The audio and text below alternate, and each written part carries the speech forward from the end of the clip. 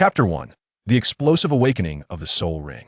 Awakening, his martial soul is a coin, possessing innate soul power at level 3, the tender age of 12. He stands as a level 19 soul master, the sole heir of a wealthy merchant in the Heaven Do Empire. His rapid advancement can be attributed to his adult-like mindset, which fosters a level of self-discipline far surpassing that of his peers, alongside a relatively robust soul. The coin martial soul, a legacy of the Su family, may lack formidable combat prowess, yet it is a harbinger of wealth. The Su family has ascended to affluence within the Heaven Do Empire through the synergy of their coin martial soul and astute business acumen. Additionally, Su Xing harbors another identity, that of a transmigrator. In his past life, he was an academic prodigy, yet the reasons for his unexpected arrival in the Douluo continent remain a mystery even to him. Over the years, he has come to terms with the reality of his transmigration. However, he grapples with the limitations imposed by his martial soul and innate soul power level. At the age of 6, upon realizing the weakness of his awakened martial soul, Su Xing sought out the master at the Nodding Academy, inquiring how one might cultivate to the rank of title Douluo. After discerning Su Xing's identity in martial soul, the master unequivocally declared that it was impossible for him to reach such heights, with even the rank of soul sage being a lofty aspiration. Disheartened, Su Xing hoped to forge a connection with Tang San by becoming the master's disciple, aspiring to gain favor and potential benefits from Tang San in the future. However, his request was met with a firm rejection in that moment. Su Xing recognized that the master's selection of disciples was predicated upon innate talent. Despite the master's own modest abilities, he clung to an air of theoretical superiority, unwilling to instruct someone of Su Xing's average aptitude. Prideful by nature, Su Xing, feeling the master's the disdain of Yu Zhigang, abandoned his aspirations of apprenticeship. Consequently, he also relinquished the desire to befriend Tang San. It was indeed a case of hating the house along with the eaves. However, this sentiment transcended mere resentment. Su Xing sensed a similar aloofness and indifference emanating from both Tang San and Xiao Wu. He could perceive the polite yet distant demeanor of Tang San, while Xiao Wu's attitude was overtly perfunctory. Although referring to her as big sister was acceptable, any attempt to foster a closer relationship was met with her utter disregard. Thus, Su Xing realized that when one's talents and strength are lacking, the prodigies like Tang San and Xiao Wu would hardly pay him any heed. Perhaps, with the passage of time, he could gradually bridge the gap with them. Yet, as an academic elite in his past life, Su Xing held his own pride and dignity. Who would he look down upon? Relying on others is less desirable than relying on oneself. Even though he harbored resentment towards Yu Xiaojing, Su Xing understood that if he followed the conventional path of Soul Master, his outcome would likely not deviate significantly from the Master's predictions. Hence, he resolved to rely on his own efforts. Now, 6 years have swiftly passed. In a laboratory uniquely belonging to Su Xing, he held a record sheet in his hand.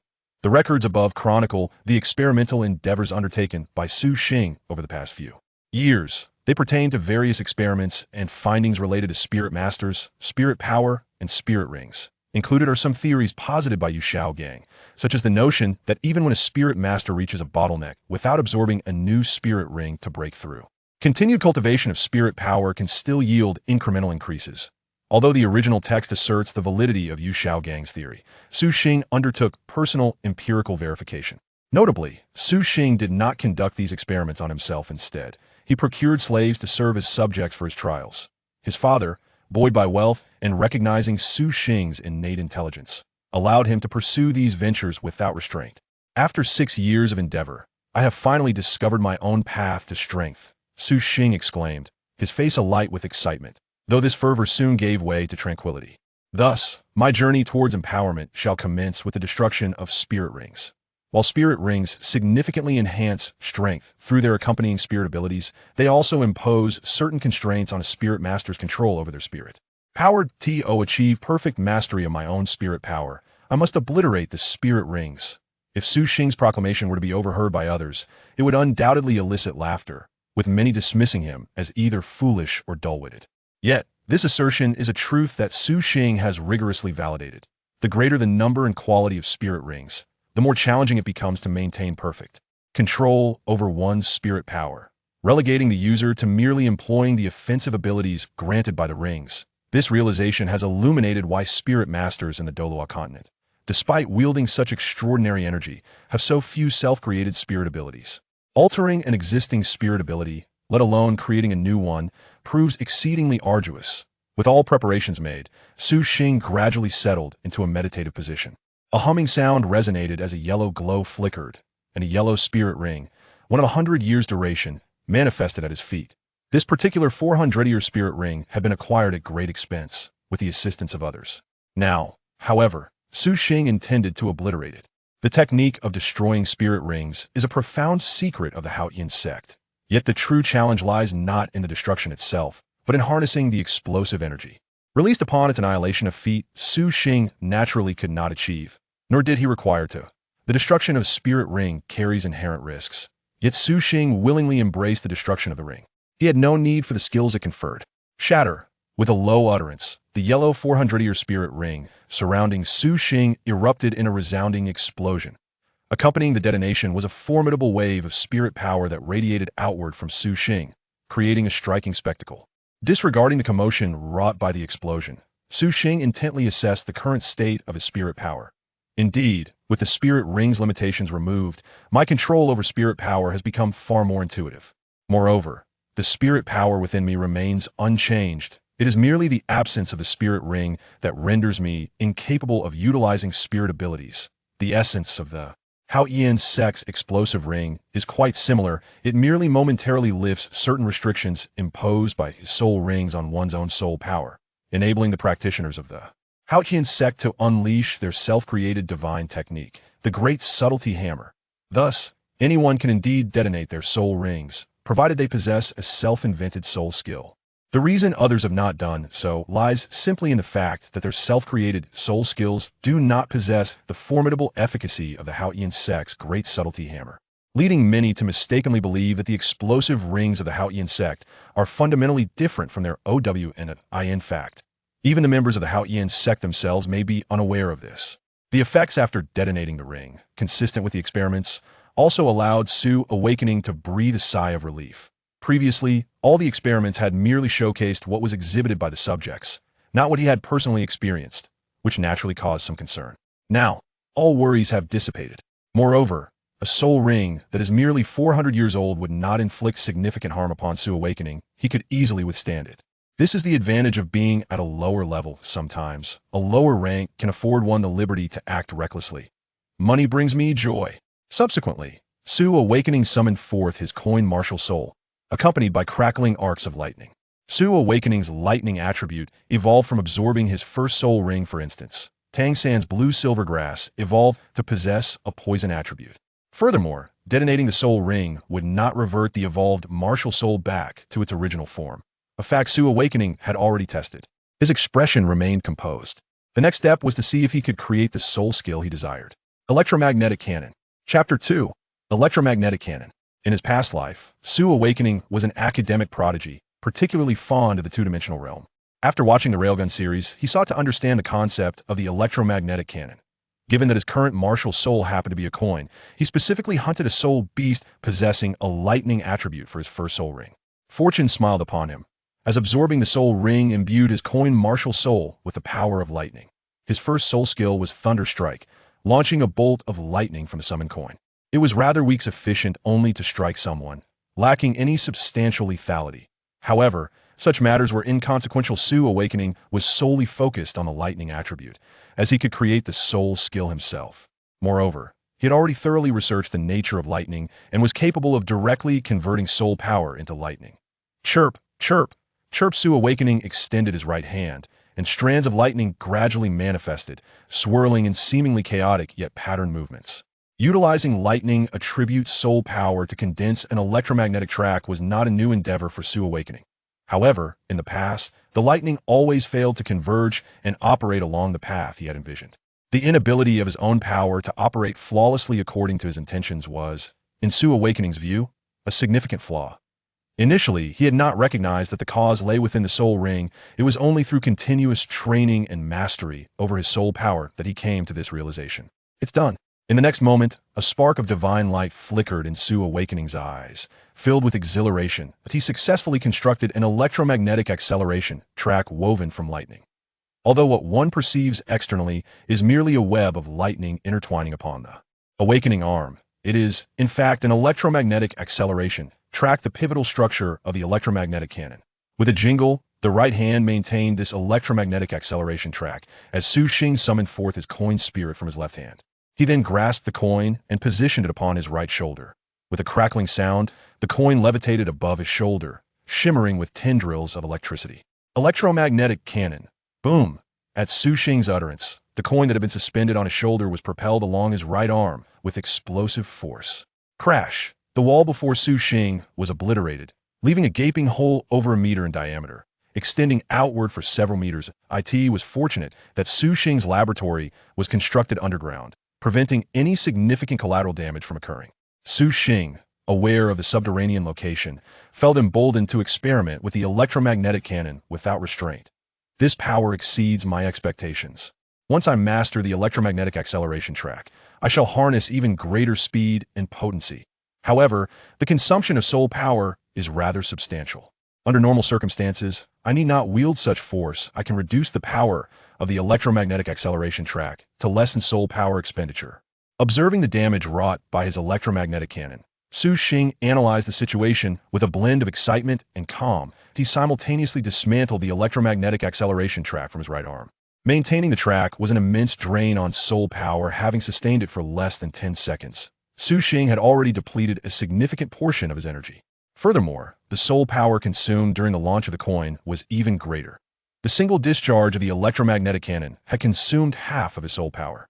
Moreover, the launching method lacks flair. The coin rests on my shoulder, unlike the more dramatic style of the cannon sister.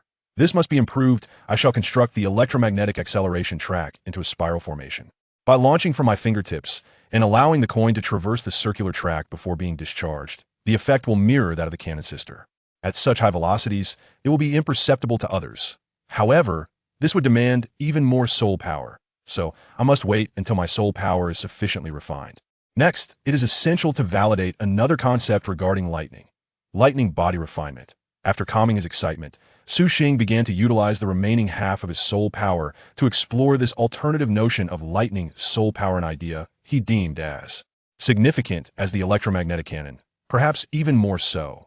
The electromagnetic cannon merely bestowed upon him formidable offensive capability, while lightning body refinement represented the crucial element in his pursuit of strength. Lightning body refinement has been referenced in various cultivation novels and can also be explained through scientific principles, appearing in numerous superhero narratives. Thus, Su Xing pondered whether he could develop this concept. For a soul master to attain greatness, both physical strength and soul power are of equal importance indeed. The body forms the very foundation of all power. Without a robust physique, one cannot harbor potent soul power. Similar to the electromagnetic cannon, prior to the detonation of the explosive ring, Su Xing had endeavored countless times without success, enduring numerous injuries along the way. As Su Xing exerted control, strands of lightning swiftly entwined around him. His brow furrowed momentarily as the electrical power surged slightly. However, upon making a slight adjustment, his expression relaxed. There is hope. A surge of exhilaration filled Su Xing's heart. Although he had not yet achieved success, he could perceive a substantial promise on the horizon. He could distinctly sense his command over the soul power, deftly fine-tuning the intensity of a lightning. Unlike before when it fluctuated between being excessively strong and too weak, and even when he found the right sensation, he could not maintain it in this manner. Success was merely a matter of time. As Su Xing continued his experiments, the entire Su family trembled due to the commotion caused by his earlier electromagnetic cannon. The tremor rippled through the household as if an earthquake had struck, leaving the members of the Su family startled. What on earth has happened? The head of the family, Su Jinlong, who is also Su Xing's father, hastily sought answers. Master, it seems to be a tremor originating from underground. The man responded promptly. Underground? This is troubling, my son. Upon hearing this, Su Jinlong's expression changed dramatically. He immediately rushed towards Su Xing's underground laboratory. Xiao Xing, a beautiful woman by his side, Lin Xianyue, Su Xing's mother, also changed her expression upon hearing this and quickly followed suit. Su Jinlong, if anything happens to Xiao Xing, I will not spare you. It is because of your indulgence that Xiao Xing is recklessly experimenting. I've always said that a coin martial soul is utterly unsuitable for becoming a battle soul master. It is all your indulgence. After catching up with Su Jinlong, Lin Xianyue expressed her concerns for Su Xing while reproaching her husband with an unfriendly tone. Su Jinlong felt a slight twitch at the corner of his eye. Indeed, he had been indulgent, but as a mother, she was not much better. However, he dared not voice too much at that moment, the primary concern being Su Xing's safety. Bang! The two soon arrived at Su Xing's underground chamber and pushed open the door. Xiao Xing. Initially anxious, the pair relaxed upon seeing Su Xing still meditating and experimenting. Yet their expressions turned to shock as they beheld the devastation wrought by Su Xing's electromagnetic cannon. What is this? Chapter 3. The Shock Parents. Su Xing's parents stood in stunned silence. Gazing at the destruction caused by the electromagnetic cannon, they could scarcely fathom such terrifying destructive power. Surely, even a Grand Soul Master could not inflict such havoc.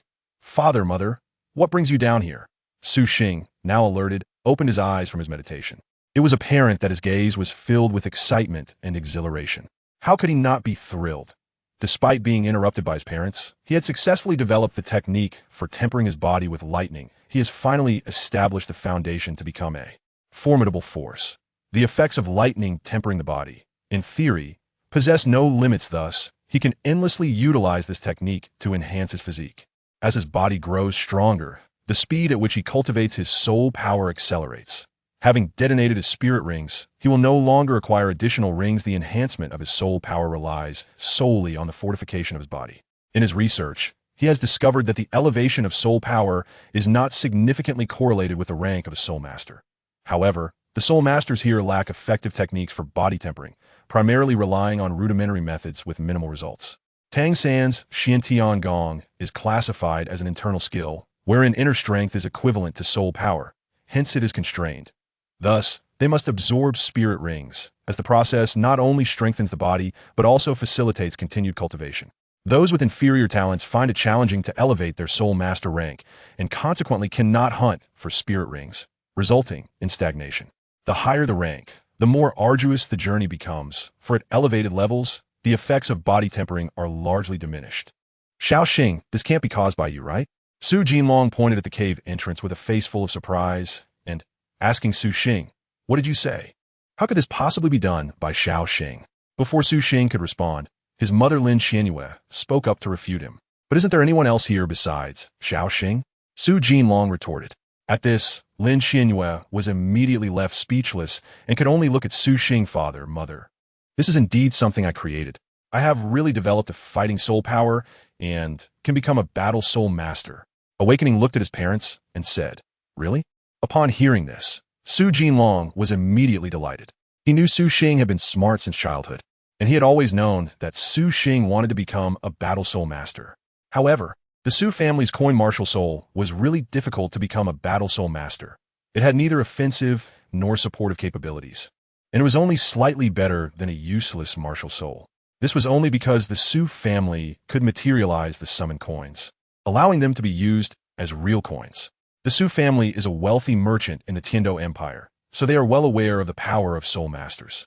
If Su Xing could become a battle soul master, he would be more than happy. That's why over the years, he has indulged Su Xing in those so-called researches. However, Su Jinlong did not hold out too much hope. Yet unexpectedly, Su Xing actually succeeded? Really? Su Xing naturally understood Su Jinlong's excitement and nodded, saying, okay. Quickly tell father how you did it. What soul skill did you create? Its power is actually so great. Su Jinlong was instantly excited upon hearing this, looking at Su Xing with pride in his eyes, thinking to himself, my son is really amazing. Xiao Xing is awesome. The awakened mother was also extremely excited. Since Su Xing didn't like being disturbed, Su Jinlong and the others did not bring any servants inside. Su Xing is very fond of his parents in this life, and there is nothing he cannot say to them. However, there are some things he cannot explain, or even if he did, his parents would not understand. So he can only say that this is a soul skill he created.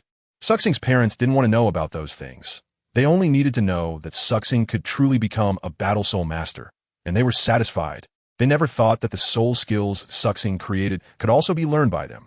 So they had no interest in how the super electromagnetic cannon was formed. They only needed to know the power it could unleash. From that day on, Suxing's parents were even less likely to oppose whatever Suxing wanted to do, fearing only that they wouldn't support him enough. However, for the time being, Suxing no longer needed to conduct any experiments. The remaining task of self-developing the use of his soul power could only be done by him. Additionally, Suxing wanted to verify whether the soul bone would interfere with his control over his soul power. For now, it was certain that it wouldn't. Soul bones were too precious, something the Su family couldn't obtain. Soon, another 6 months passed. By now, Suxing, through daily lightning body tempering, had increased his physical strength several times compared to before. With a stronger body, the speed of cultivating his soul power naturally increased. Now, Suxing's soul power level had reached level 27. In half a year, he had risen a full 8 levels, and no one would believe it if he told them. Moreover, generally speaking, when a person has not broken through the rank of Soul Master, they wouldn't even know the exact level of their soul power while continuing to cultivate. Su woke up because he blew up the soul ring, completely freeing himself from its restrictions, allowing him to accurately sense his soul power level. Additionally, Su did not blow up the soul ring all at once. After blowing it up, the soul ring would condense again after a few days, and Su would blow it up once more. It wasn't until he blew it up a total of 3 times that the soul ring completely dissipated. Naturally, this made it easier for him to control his soul power. In a few days, it will be time for all the advanced Soul Master Academies to recruit students. And Tang San and Xiao Wu will also be entering Shrek. Should I look for a school too? My father is right. Although there isn't much that a school can teach me, the important thing is the connections. After Shrek, it will be under Yu Xiaojiang's guidance, which I definitely won't attend. Since you treated me with indifference back then, I will make sure you can't reach me in the future. Su Xing walked in the city, contemplating whether to go to school and which school to attend. In fact, every adult reminisces about their youth in school, and Su Xing was no exception. After being rejected by Yu Xiaojiang, he didn't enroll in any other junior schools simply because he had no interest in playing with a bunch of little kids. Senior schools were different. Just look at those girls in the anime. Come on, keep up. That little girl is definitely one of a kind. We must be lucky. While Su Xing was lost in thought, he suddenly heard a voice coming from beside him. Although the other party was speaking in a low voice, Su Xing still caught it. A quick glance revealed that the speaker was a scar-faced man, clearly not a good person. Next to him was someone who looked honest but was clearly no good either, given that he was with the scar-faced man, who was being targeted. As the two passed by Su Xing, he couldn't help but look ahead into the distance. Just in time, he caught sight of a figure leaving through the city gate. He vaguely noticed that the person seemed to be dragging a tail behind them. That felt somewhat familiar.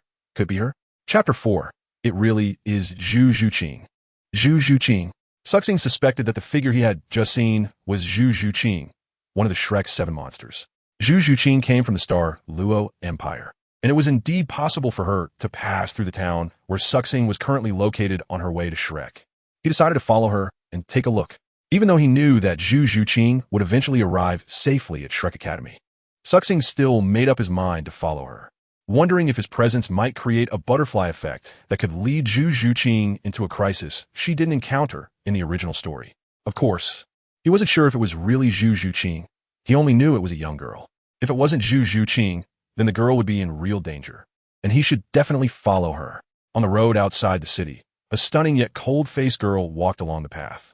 If Su Xing saw her, he would be able to confirm that he wasn't mistaken. This stunning and cold young girl was indeed Zhu Zhuqing. That bastard Dai Mubai ran so far. Have you really given up? Zhu Zhuqing maintained a cold expression. Thinking of Dai Mubai's actions of abandoning everything and fleeing, she felt angry and looked down on him. She was not someone who would choose to evade. It was just that Dai Mubai had run away, making all her persistence and efforts in vain. Continuing to stay in the star Luo Empire, she might even be killed by her sister. This time, she had no choice but to run. After finding Dai Mubai, she wanted to see if he was just temporarily avoiding her, or if he had truly given up. Deep down, she hoped that Dai Mubai had not really given up, and it was this belief that brought her here. However, even if Dai Mubai did choose to temporarily escape, she would not easily forgive him. Dai Mubai leaving her alone and running away had truly hurt her. Suddenly, Zhu Zhuqing's expression changed slightly. Another chase? Remembering her sister's previous attempt to kill her, Zhu Zhuqing's expression grew colder. Oh, it seems they have discovered us.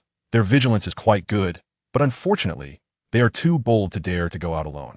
Seeing that Zhu Zhuqing seemed to have noticed, the scar-faced man and another person immediately revealed themselves, surrounding Zhu Zhuqing from both the front and back. Are you sent by my sister to hunt me down?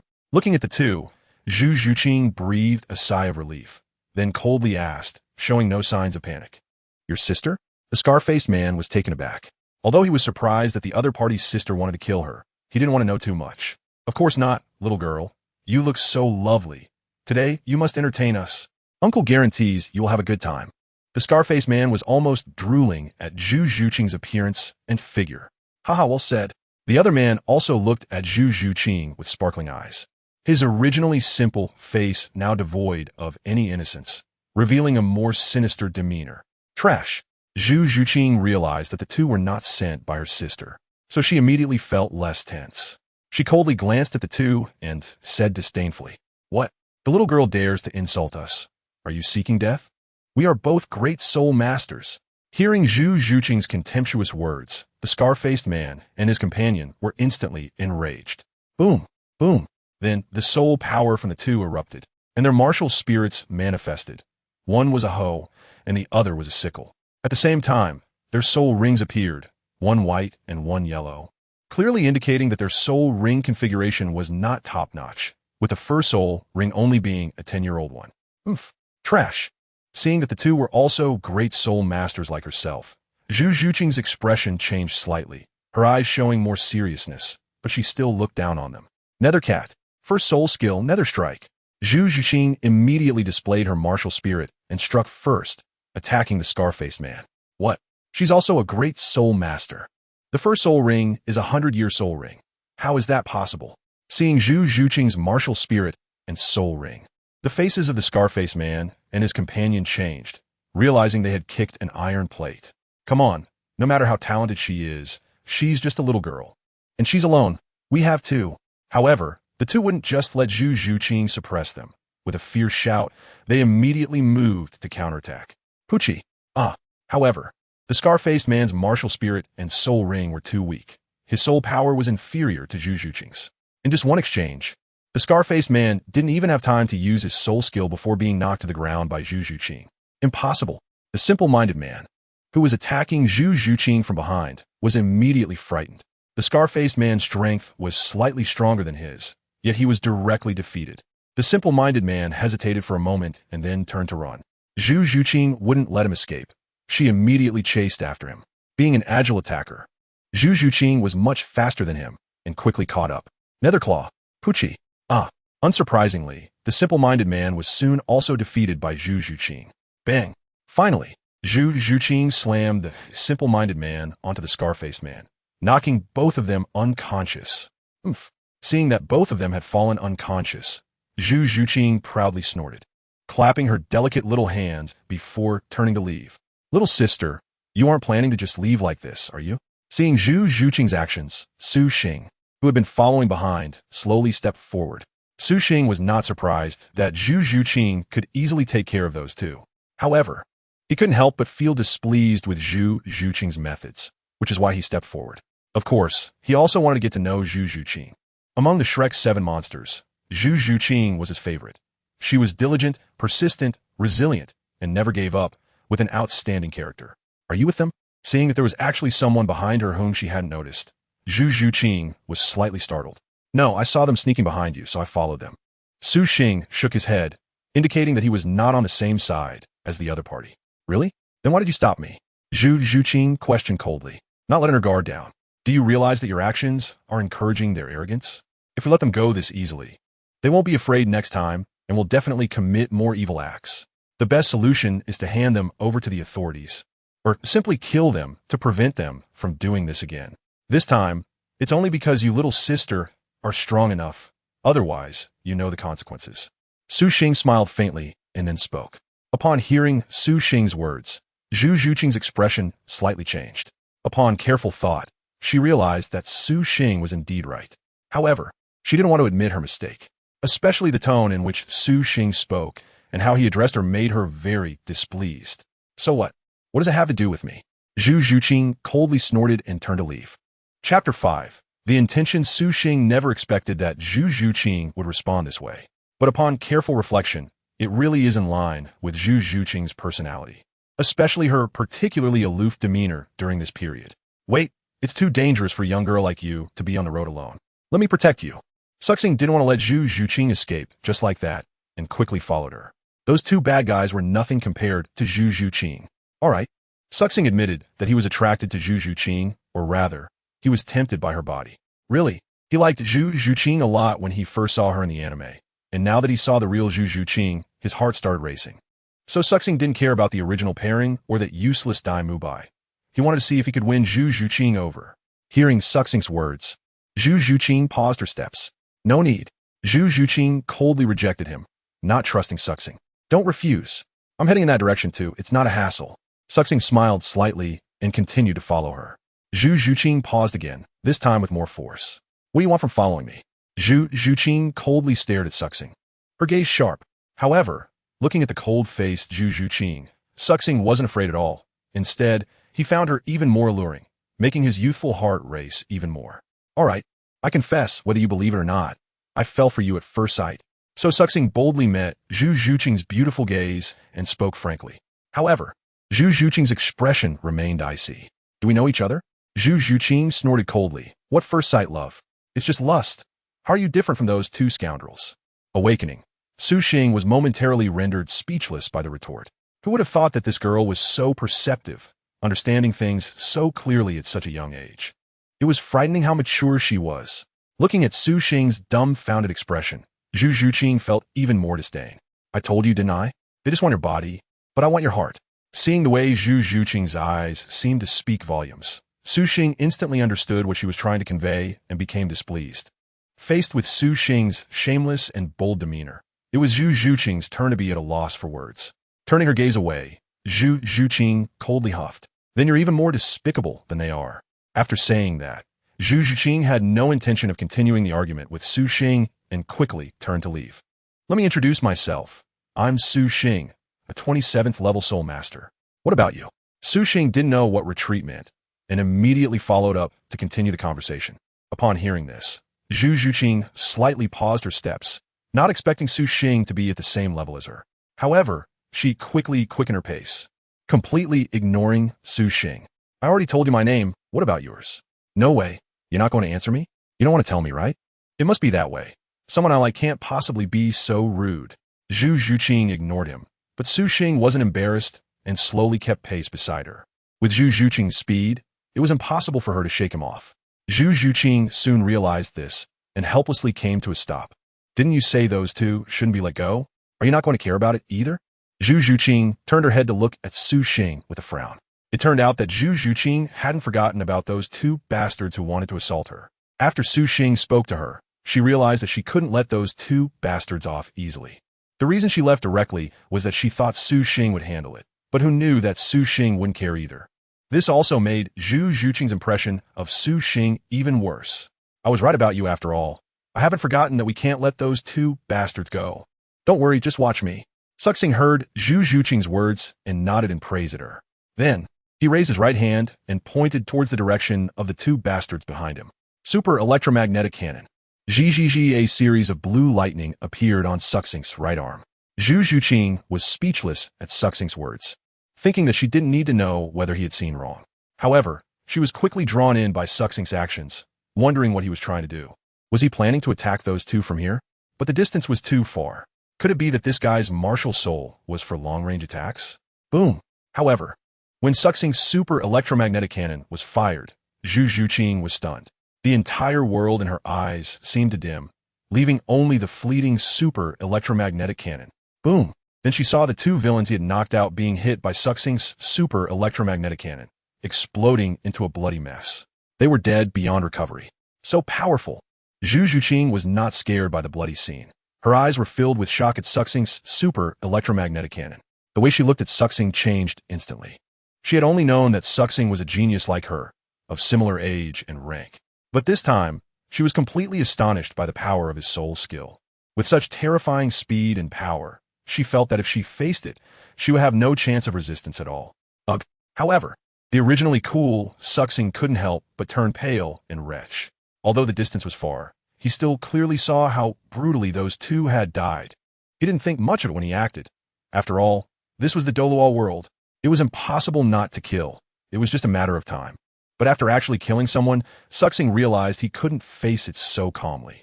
After all, he was also a person with a proper worldview. Zhu Zhuqing immediately jumped away from Suxing, looking at him speechlessly. She had just thought Suxing was incredibly strong, but now she felt he was just ordinary. It even seemed a bit funny. This is your first time killing someone, right? It's okay. Just vomit it out and you'll get used to it. Although she had never killed anyone herself, Zhu Zhuqing understood what Suxing was going through and tried to comfort him while holding back her laughter. After the fact that those two were killed, she didn't think Suxing had gone too far. Ahem, those two bastards didn't even spare a little girl like you. They must have harmed many people and deserve to die. After Su Xing vomited for a while, he began to list the other party's crimes to feel better about himself. It really worked. After saying that, Su Xing felt much better. You're not doing much better yourself. Zhu Zhuqing snorted coldly. Don't compare me to them. I'm much more handsome than they are. Chapter 6. I have a fiancé now.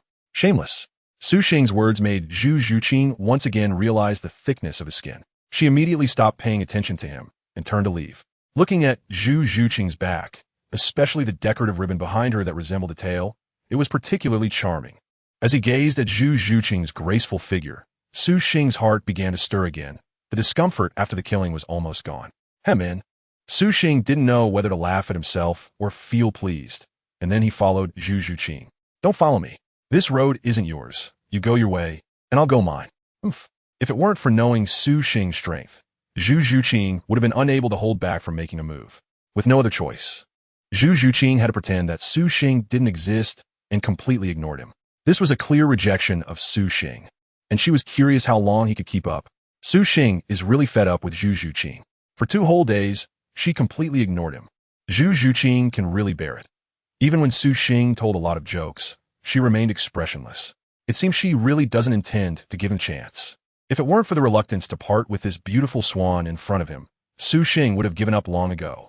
Persisting is just a tactic. He doesn't want to be a simp. If he truly sees no hope, he will definitely give up decisively, leaving without reason. Su Xing has already informed his parents through his own shop. Within the Dou Empire, in several major kingdoms, almost every town has a Su family shop. Even in Wuhuan City and the opposing Luo Empire, there are some branches of the Su family. Of course, these are all small businesses, just widely distributed.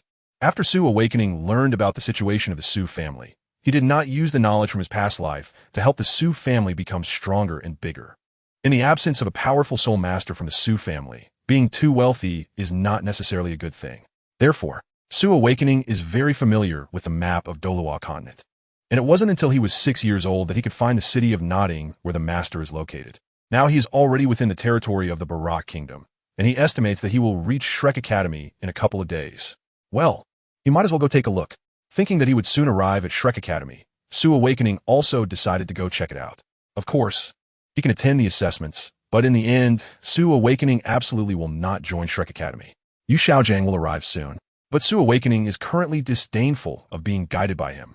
Before thoroughly exploring the Soul Master system, Su Awakening thought that Yu Xiaojiang's theories were quite strong due to his impressions from the anime.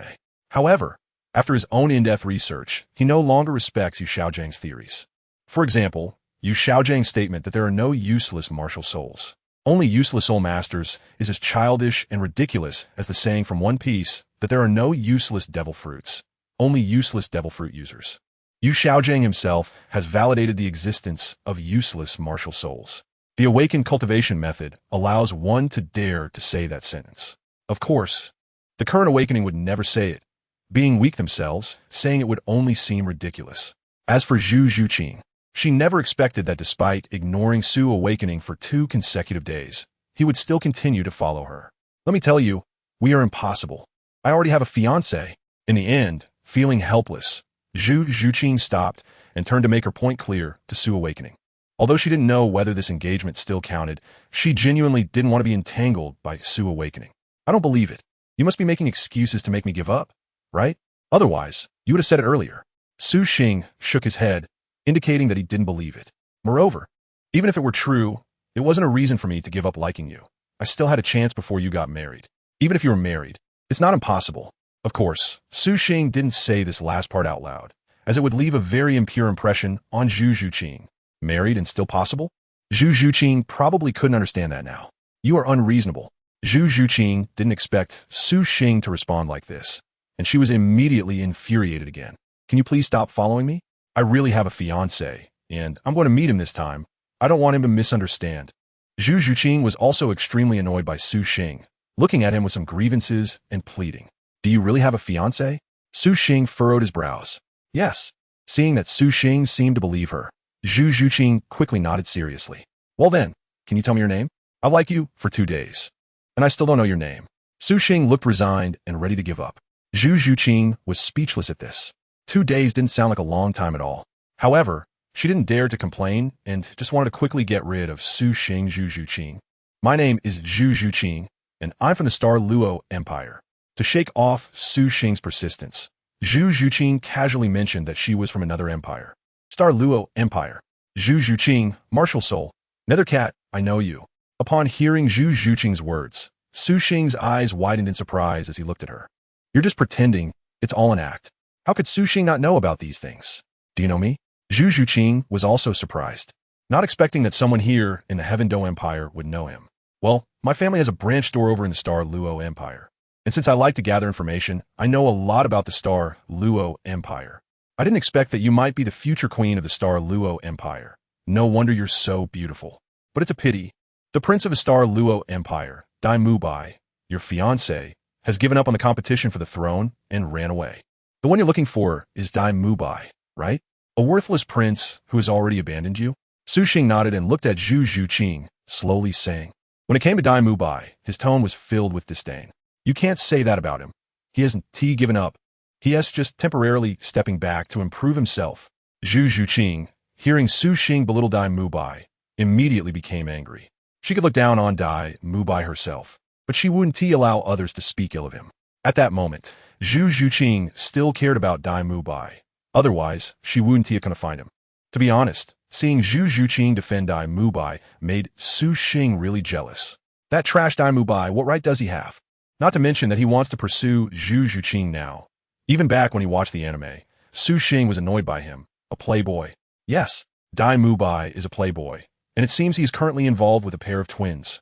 In the original story, Zhu Zhuqing hadn't forgiven Dai Mubai for a long time after discovering his behavior. Perhaps something could be done about this. All right, I won't speak of him anymore, but I don't believe that he is just stepping back to improve himself. How about this? I'll go with you to take a look. If he is really as you say, then I'll give up. If not, then he doesn't deserve you. So first, let Zhu Zhuqing see Dai Mubai's true colors. Chapter 7. The Rose Hotel, with only one room, forever. Oh, so you're going to Shrek Academy? I know about Shrek Academy. It said to only accept monsters. Ordinary genius students aren't admitted. However, with your talent, it shouldn't be hard to get in. Zhu Zhuqing walked ahead, listening to the voice beside her, feeling somewhat helpless. In the end, she still couldn't shake off Su Xing. And after they talked, she didn't feel comfortable continuing to ignore him. So she thought of him as just another companion. Why? Hearing Su Xing give up on going to Shrek Academy, Zhu Zhuqing, even though she was impatient, was still a bit curious. Because no one can teach me. I'm better off teaching others. Su Xing smiled proudly and said with great confidence, your Nether Spirit Cat is a top-tier agility-type martial soul. Just continue on the path of agility. In this world of soul skills, only speed is unbreakable. Zhu Zhuqing, hearing this, was at a loss for words and didn't believe Su Xing at all, only feeling that he was being overly arrogant. Is that so? Then how do you think I should best cultivate my martial soul? Zhu Zhuqing then asked, wanting to see what this overly confident Su Xing would say. Suxing woke up with a confident smile and then spoke. He said it simply, without elaborating too much on the specifics, knowing that Zhu Zhuqing wouldn't accept his words anyway. In the world of soul skills, only speed is unbreakable. Upon hearing Suxing's words, Zhu Zhuqing's beautiful eyes suddenly lit up. She felt that this statement was very powerful and matched the description of agility attack types well. Beyond that, she didn't think much of it. Wasn't this just the theory of the ultimate sect in the Soul Master world? Suxing was merely talking about speed. Did he need to say that? Our family's martial soul has always been cultivated this way. Zhu Zhuqing snorted, further doubting Suxing's words. What I said is not the same as your understanding. Suxing didn't say this out loud. He wouldn't blurt out everything that should or shouldn't be said just to impress a girl. Moreover, his theory didn't quite fit into the Soul Master system of absorbing soul rings for training. The current Soul Master system has its advantages as well. It allows for rapid strength improvement, doesn't require the creation of soul skills, and directly obtains them by absorbing soul rings, with various soul skills being incredibly diverse, making it difficult to create one's own. Suxing's innate soul power level is too low, and the normal Soul Master system is not suitable for him unless he wants to become mediocre. The Kingdom of Balak, Rose City, is the largest city in the Kingdom of Balak aside from the capital, and the most famous place here is the Rose Hotel, which has facilitated countless couples. Suxing knows very well the secret to the hotel's success. When a couple arrives to stay at the hotel, there will only be one room left. I'm sorry, we only have one room left, you see? After Suxing and Zhu Zhuqing arrive at the Rose Hotel, they encounter the front desk saying just that. Is there really no extra room? Su Xing pretended not to know and asked, Yes, sir. Why don't you stay in the same room? The front desk attendant nodded. Zhu Zhuqing, what do you think? Su Xing certainly wanted to agree, but it still depended on Zhu Zhuqing. Let's go. Since there are no extra rooms, we can go to another hotel, or you can stay here, and I'll find another place myself. Zhu Zhuqing coldly rejected. She had strong principles and valued herself. Since Su Xing was not her boyfriend, she absolutely would not share a room with him. Wait. Seeing Zhu Zhuqing turn around and leave decisively, Su Xing hurriedly called out to her. Then, with regret, he said to the front desk staff, Please book me 2 rooms. I know there are some available. I like that girl, but I don't need your hotel to facilitate it. While speaking, he took out 2 gold soul coins and placed them on the front desk. All right, sir, please wait a moment. I'll take care of that for you. The front desk staff smiled and bent down to collect the coins, then respectfully said, Of course, whether the staff secretly criticized Su Xing was unknown. Shameless. Anyway, Zhu Zhuqing directly exposed Su Xing's true nature. How could she not know that if she hadn't rejected him, Su Xing would definitely have tried to take the opportunity to share a room with her? However, Zhu Zhuqing wasn't angry. She had long been aware of Su Xing's thick skin and shamelessness. If Su Xing doesn't do this, it would be strange. Here's your money. After entering the hotel, in the corridor leading to the room, Zhu Zhuqing took out a gold coin and handed it to Su Xing. Got it. Suxing sighed helplessly and didn't insist on reaching out to take it. If he didn't put it away, Zhu Zhuqing would definitely turn around and leave. Let's make it clear first. We're not far from Shrek Academy now. In order to truly see what Dai Mubai is like, you must not reveal yourself and let him know you are here. We need to observe him in secret so that we can truly understand what he is doing by running away here. The 2 rooms were adjacent, and before entering his own room, Suxing stopped Zhu Zhuqing and said, No need for you to remind me. Zhu Zhuqing snorted. She had already planned to secretly observe Dai Mubai. As long as she restrained her soul power aura, Dai Mubai would not be able to detect her. On the contrary, since Dai Mubai didn't know she was looking for him, he definitely wouldn't restrain his own soul power aura. Her family's martial soul had a certain connection to Dai Mubai's family martial soul, so as long as he appeared near her, she would definitely know. This way, she could avoid him in time and observe him secretly. He has coming. Zhu Zhuqing's expression changed immediately.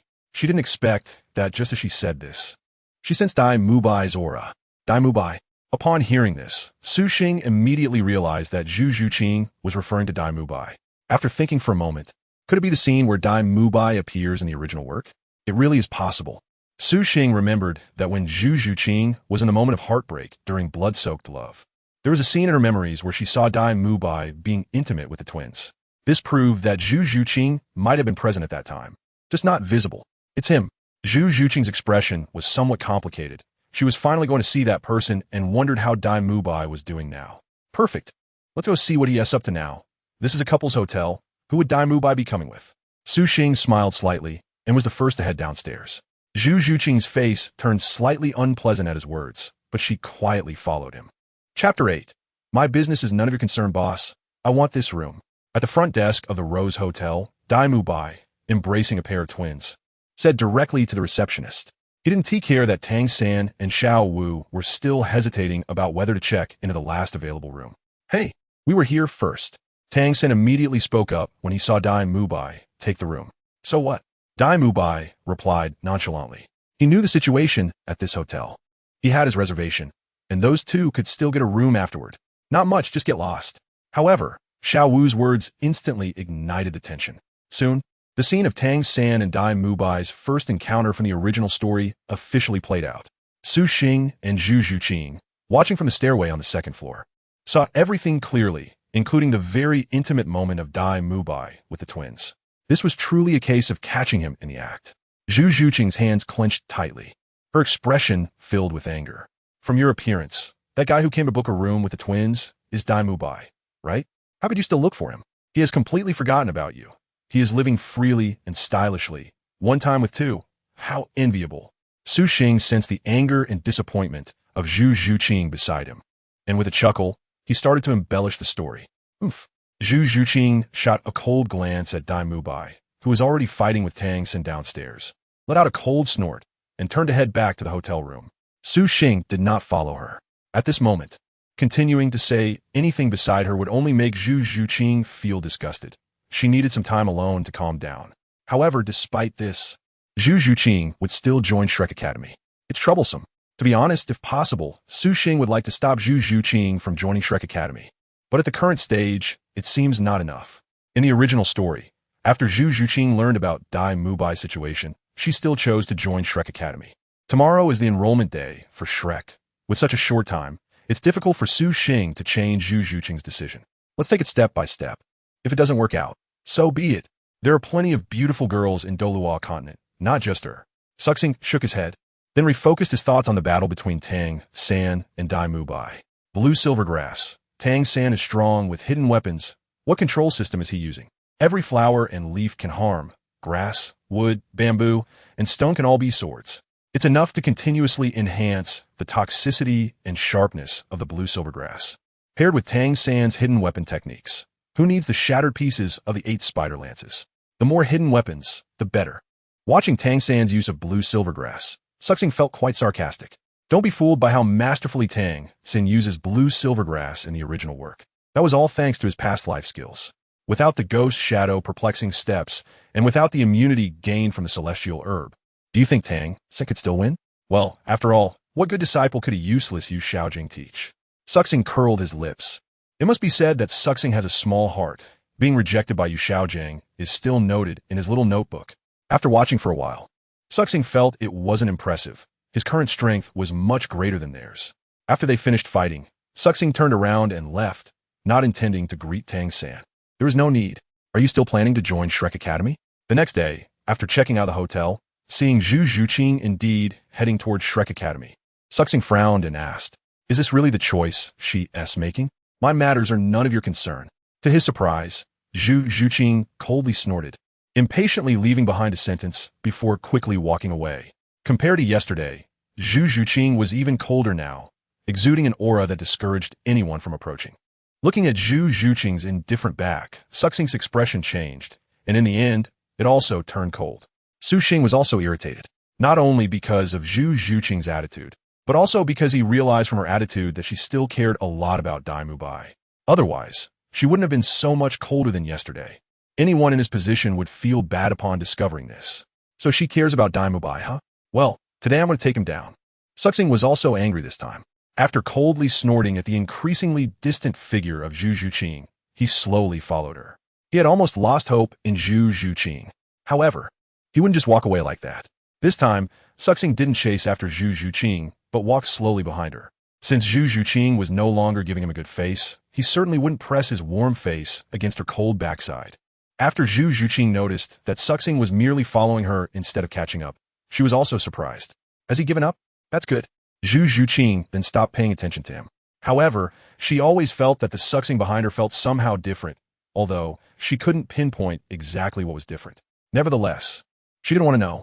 Soon, Suxing followed Zhu Zhuqing to what looked like the rundown Shrek Academy, resembling a rural area. They happened to encounter a soul emperor teacher from Shrek Academy, demonstrating his martial soul and soul rings to impress the crowd. Many parents and children were stunned, and those causing trouble quickly left with their children. Su Xing also saw Dai Mubai standing next to that teacher. At the same time, he noticed that Dai Mubai had discovered Zhu Zhuqing's presence. Suxing smiled slightly as he quickly walked up to Zhu Zhuqing, who was about to pay. "Teacher, this is the registration fee for both of us. We are together." Su Xing was saying this as he handed over the registration fees for both of them to the teacher. He couldn't remember the teacher's name and didn't care to know. Meanwhile, Dai Mubai's expression changed immediately upon seeing this scene, and he looked at Zhu Zhuqing with a questioning gaze. Zhu Zhuqing originally wanted to tell the teacher that she had paid, but seeing Dai Mubai's questioning look, she simply fell silent and accepted it. Compared to Su Xing's actions, she was more annoyed by Dai Mubai's behavior. "All right, come over and show me your bone age and martial soul," said the teacher, Li Yusong, who was collecting the money, without paying much attention. "Did you do that on purpose?" Zhu Zhuqing quietly questioned Su Xing. "That's right, I wanted to see if he still cares about you." As a result, You saw that he was angry. I would rather he not be angry. Su Xing shrugged and replied calmly, yet regretfully. Oomph. Zhu Zhuqing snorted coldly, said nothing more, and walked up to Li Yusong. Your bone age is suitable. Show me your martial soul. After checking Zhu Zhuqing's hand bones, Li Yusong nodded and said, In Ming Spirit Cat. Zhu Zhuqing promptly released her martial soul. Top-tier martial soul. Good, not bad. Upon seeing Zhu Zhuqing's martial soul and spirit rings, Li Yusong's eyes lit up, and he praised her repeatedly. Then it was Su Xing's turn. Bone age qualified. Release your martial soul and spirit rings for me to see. Li Yusong quickly passed Su Xing's bone age test. Teacher, I only have a martial soul, no spirit rings. Chapter 9. The spirit rings were blown up by me. Teacher, I only have a martial soul, no spirit rings. Su Xing spoke while showcasing his martial soul. It's him, the person who wanted to become Master S disciple back then. The moment Tang San and Xiao Wu saw Su Xing's martial soul, they, who already felt like they had seen him somewhere before, immediately recognized him. However, while they remembered Su Xing's martial soul and being rejected for apprenticeship, they couldn't recall his name. A coin martial soul? Without a soul ring, I'm sorry, but you can't join our Shrek Academy. Li Yusong shook his head in regret upon hearing Su Xing's words. Although I don't have a soul ring, I'm not a soul master, but a level 27 great soul master. So can I pass through? Su Xing did not feel lost or angry. He simply smiled faintly while releasing his soul power pressure. How is this possible? Upon sensing the soul power erupting from Su Xing, Li Yusong, despite not knowing if it was specifically level 27, could tell it had definitely reached the level of a great soul master, and his face was filled with disbelief. Level 27? With no soul rings? That can't be possible. His innate soul power level seemed to be only level 3. How could he level up so quickly? Tang San and Xiao Wu were also shocked and found it hard to comprehend. Not just them, but Dai Mubai and the others nearby were equally astonished, all staring at Su Xing in surprise. This included Ning Rongrong. He actually has no soul rings? How is that possible? The most shocked of all was Zhu Zhuqing, who had been traveling alongside Su Xing. She knew Su Xing's strength, especially that soul skill, the super electromagnetic cannon, which was incredibly powerful. But now, she was being told that Su Xing had no soul rings. Where did his soul skills come from? Did he create them himself?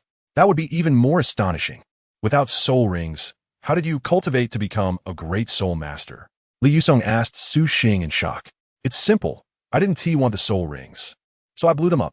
Su Xing shrugged, showing an indifferent attitude. Blew them up, blew them up, blew them up, blew them up. Upon hearing this, everyone felt as if they were in a dream. Is there really someone who, because they didn't want them, blew up the soul rings that are the most important to a soul master? How crazy and willful is that? For a moment, everyone was at a loss for words. Give us an answer. Can you pass? Seeing everyone's astonished expressions, Su Xing was very satisfied and then said to Li Yusong, Well, I'll pass you here. Whether you can pass the next part depends on yourself. Li Yusong looked at Su Xing with a complicated expression and nodded. In fact, he had many more questions he wanted to ask Su Xing. Without soul rings, how will you continue to cultivate? Without soul rings, how will you fight? Without soul skills, how will you pass the subsequent assessments? However, in the end, Li Yusong still suppressed his curiosity and did not continue to ask. He still had to continue enrolling students. Mubai, take them for the next test. Li Yusong then instructed Dai Mubai. I understand, teacher. Dai Mubai glanced deeply at Su Xing before saying to all those who had just passed, Come with me. Dai Mubai found Su Xing displeasing, and Su Xing felt the same about him. Seeing Dai Mubai's gaze, he immediately returned a contemptuous sneer. Then, Su Xing walked directly next to Zhu Zhuqing. You didn't expect that I have no soul rings, did you? Zhu Zhuqing quickly moved away a bit from Su Xing's approach. I didn't expect it. If you have no soul rings, is that soul skill of yours self-created? She hadn't intended to engage with Su Xing, but she was indeed curious about his question. You guess. Su Xing chuckled, not telling Zhu Zhuqing, and turned to stare at Ning Rongrong beside him. It's a pity. She is beautiful, but too plain for his taste. Zhu Zhuqing was speechless. She had already realized that Su Xing's attitude towards her had changed. He was actually watching other girls as if she didn't exist. Logically, she should be happy that Su Xing was no longer entangled with her. However, she felt a bit unhappy, not out of jealousy, impossible. It was just that the person who had always focused only on her suddenly shifted his gaze, making her feel abandoned. Anyone would feel unpleasant about that. Damn it. Although Su Xing and Zhu Zhuqing did not continue, the scene they just witnessed was enough to make Dai Mubai, who was in front, extremely angry, his fists clenched tightly. Dai Mubai, are you okay? Tang San, who was following behind, noticed that Dai Mubai seemed a bit off and couldn't help but ask. I'm fine. Dai Mubai gritted his teeth secretly, forcing himself to calm down, shaking his head to indicate he was okay. However, he didn't look fine at all, but since they had just met yesterday, Tang San didn't press further. Brother, can soul rings be blown up? Do you know how he leveled up so quickly? Xiao Wu, not caring about Dai Mubai, quietly asked Tang San. Xiao Wu didn't specify who she was talking about, but Tang San knew she meant Su Xing. I don't know. As far as I know, this has never happened before. Probably only he knows what's going on. Tang San shook his head, curious but unable to figure it out. Maybe the teacher might know. Tang San added, thinking that if you Xiaojing were here, he should know. Yes, the master definitely knows. Xiao Wu agreed with a smile. Soon, they arrived at the second round, where they were instructed to line up and come one by one to test their soul power levels. Dai Mubai quickly led Su Xing and the others to the second round, where a few students were still waiting in line for testing.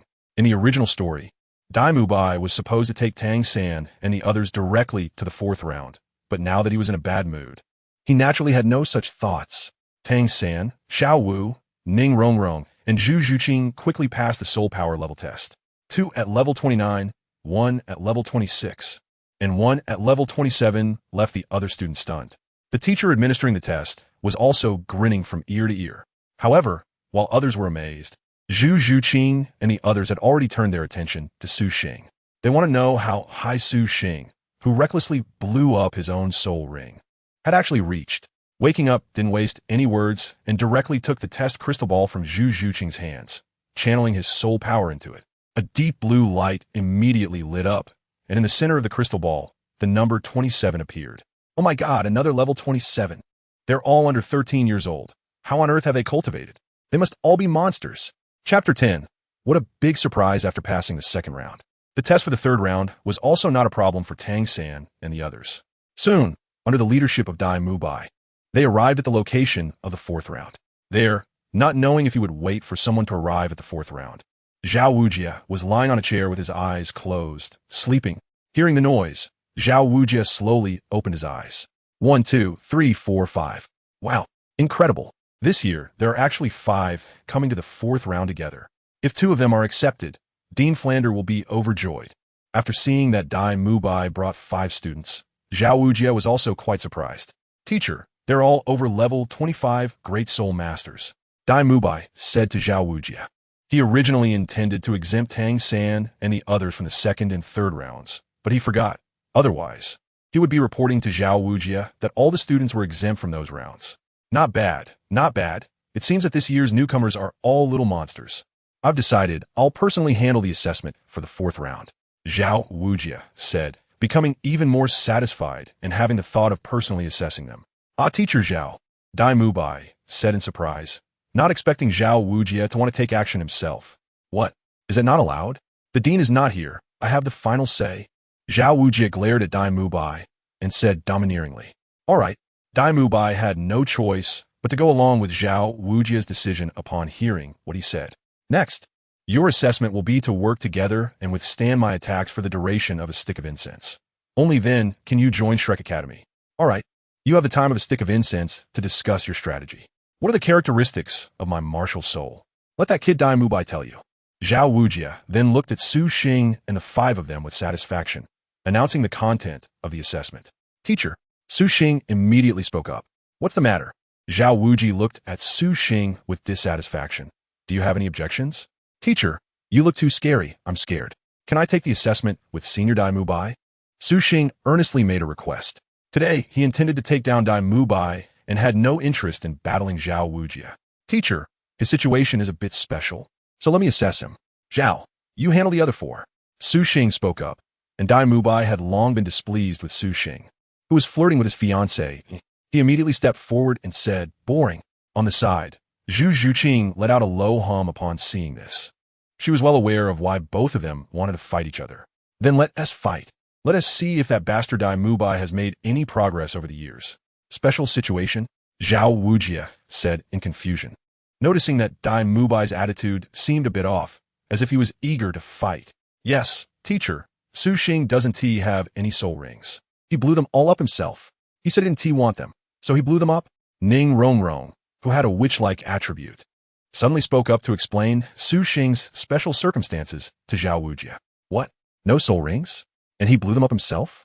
Upon hearing this, Zhao Wujia widened his eyes in shock, staring at Su Xing in disbelief. Seeing Zhao Wujia's reaction, Ning Rongrong's lips curled into a slight smile, feeling pleased inside. Indeed. The teacher was also surprised. That's right, the soul rings were blown up by me. Su Xing nodded in acknowledgement. Without a soul ring, wouldn't that mean there are no soul skills? Isn't that just useless? Well then, you can take the assessment with Daimu Bai. No wonder you didn't want to assess with me. At least you have some self-awareness. Daimu Bai, I'll leave this kid to you. Eliminate him. Our academy doesn't need useless people without soul rings. Seeing Su Xing admit this, Zhao Wujia's surprise turned into a loss of interest in Su Xing. He wanted to personally assess the little monsters to see their martial souls and soul rings. But since Su Xing didn't even have a soul ring, he lost interest. Without a soul ring, where would the combat power come from? He even blew up his own soul ring? He can't be that foolish. Young people just want to show off. What a pity. Teacher Zhao, is it really okay to call someone useless to their face? Upon hearing this, Su Xing immediately shot a cold glance at Zhao Wujia. If it weren't for his greater desire to take care of Daimu Bai, Su Xing would have liked to play with Zhao Wujia and show him who the real waste is. Ahem. Then let us see if he can pass the assessment through Daimu Bai. Zhao Wujia seemed to realize he had spoken too freely and coughed a couple of times before saying, Teacher Zhao, leave it to me. Daimu Bai eagerly stepped forward. Eliminating Su Xing from Shrek Academy suits me just fine. My martial soul is the evil white tiger, a level 37 soul master. You just need to last a stick of incense in my hands to pass the assessment. Otherwise, you'll be eliminated from Shrek. Daimu Bai introduced the content of the assessment as he stood in front of Su Xing. While speaking, Daimu Bai stretched his arms and legs, clearly not planning to hold back. Be careful. If you can't handle it, just admit defeat, or you might get hurt. Daimu Bai pretended to care for Su Xing. Stop the nonsense. Seeing me cling to your fiancée, you must have been itching to teach me a lesson, right? Just right. I also want to see if you are worthy of her. Su Xing coldly snorted and directly stated what? Fiancé? The others were taken aback, looking towards Zhu Zhuqing. Although Su Xing didn't mention her name, they all knew he was referring to Zhu Zhuqing. No wonder the atmosphere between them had been off. This was quite a revelation. Zhu Zhuqing felt somewhat uncomfortable under everyone's gaze and turned her head away with a cold snort. She felt a bit embarrassed and angry about Su Xing's public declaration. It was too disrespectful to her. First spirit skill, White Tiger Shield. Then let me show you whether I am worthy. Su Xing's public declaration also infuriated Daimu Bai, who coldly snorted and directly unleashed his first spirit skill. Boom! A phantom of a white tiger appeared, protecting Daimu Bai and making his figure appear more intimidating. Right now, my attack, defense, and speed have all increased by 50%. Without a spirit ring, will you have to counter me? Zhu Zhuqing is not someone you can covet. Daimu Bai then looked at Su Xing with a cold smile and charged toward him. At this time, Tang San and the others had already retreated to the side, giving enough space for the two to fight. Are you an idiot for telling your opponent the effects of your spirit skill? Facing the fierce Daimu Bai, Su Xing remained unfazed and instead mocked him. Daimu Bai's face turned red from Su Xing's retort, filled with anger. I was just being considerate, afraid you might accidentally get defeated by me. Boom!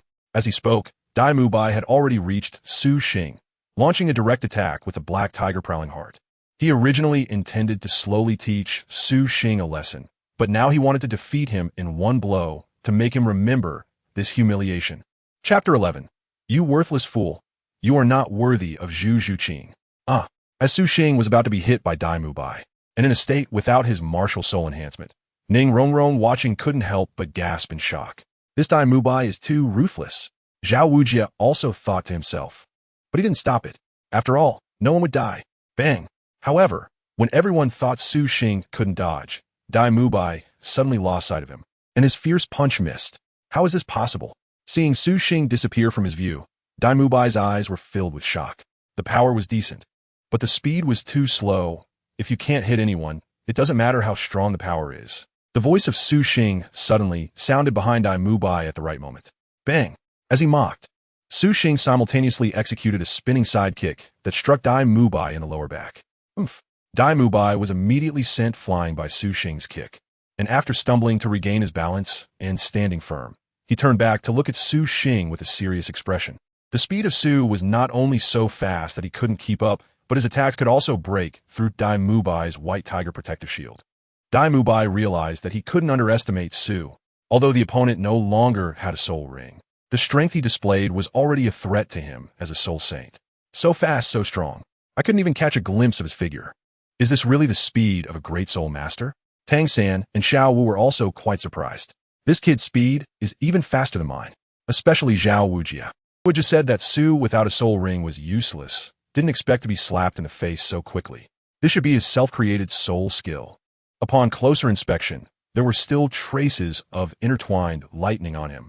In the end, it was Tang San who was sharp-eyed and noticed the details. Everyone looked over and indeed found the remnants of lightning on Su. Self-created soul skill? At this moment, Dai Mubai also noticed and coldly snorted with an ugly expression. He realized he had been too careless, thinking that Su had no soul skills just because he lost his soul ring. It's just a self-created soul skill. There's no need to make such a big fuss about it, right? If I didn't have some ability, do you think I would have casually blown up the soul ring? Su Xing sneered coldly and said proudly, "The cultivation system of awakening cannot be exposed, but it is also quite simple to conceal. Awakening only needs to turn themselves into a genius who creates their own soul skills.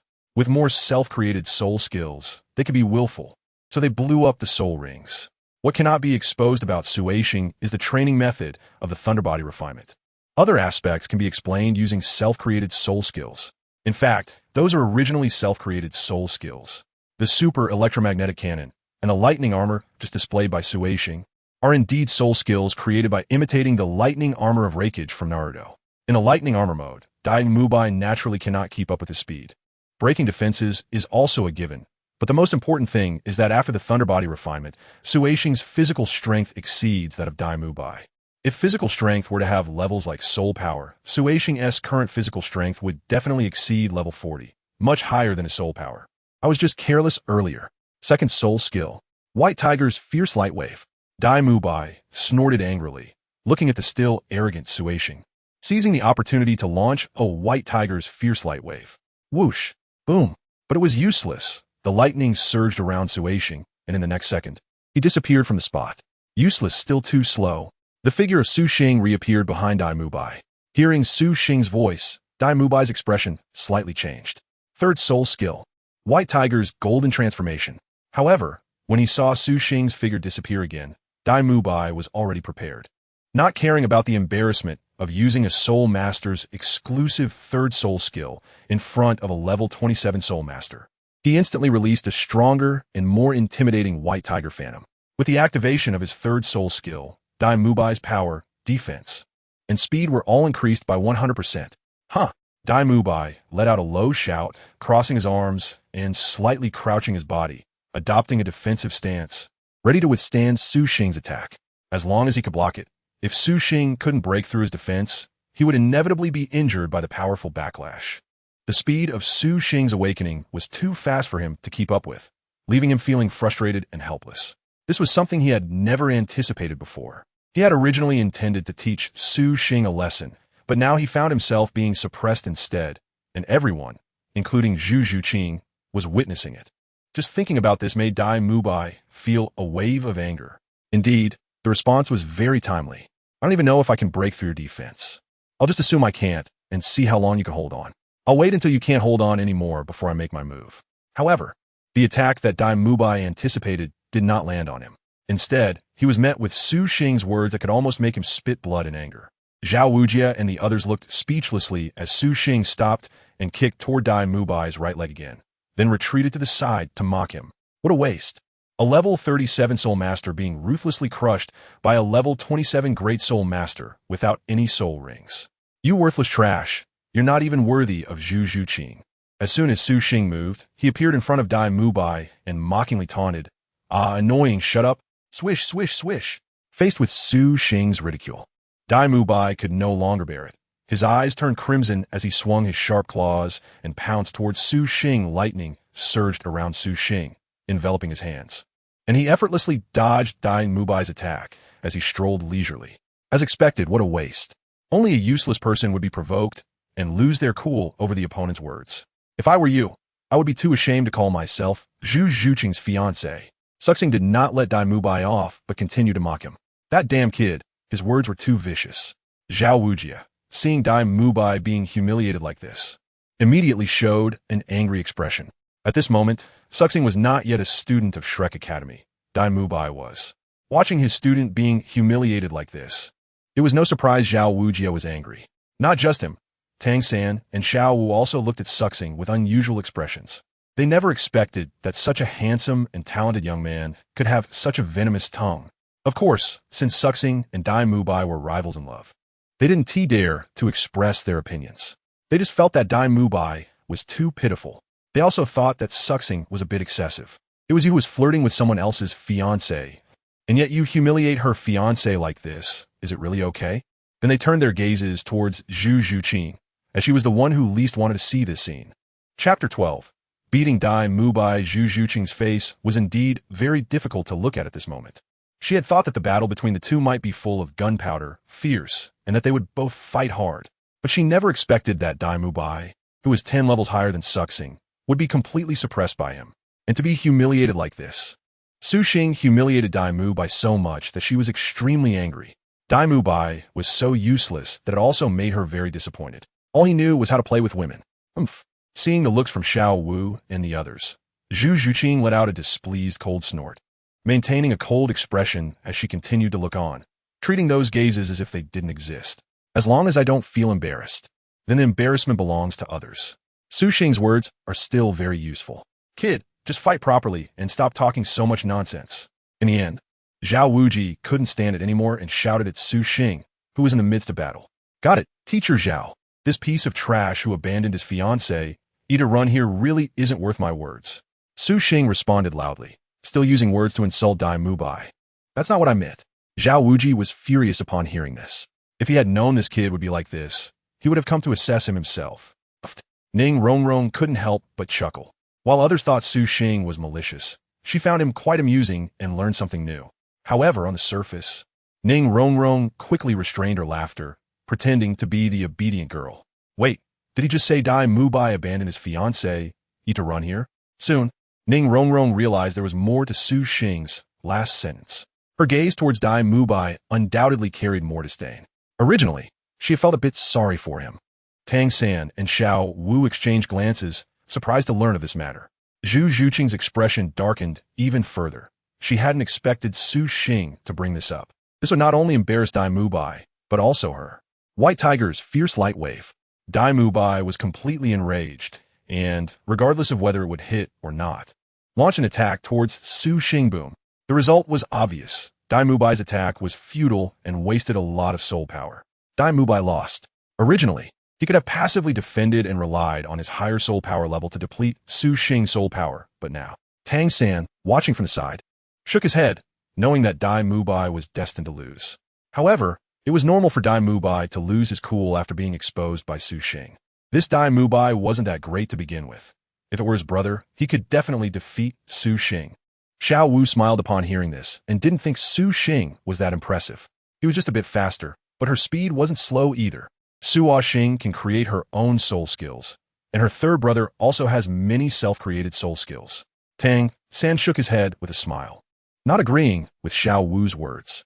Waking up is still very strong, especially with his speed so fast that even his blue silvergrass would have difficulty catching him.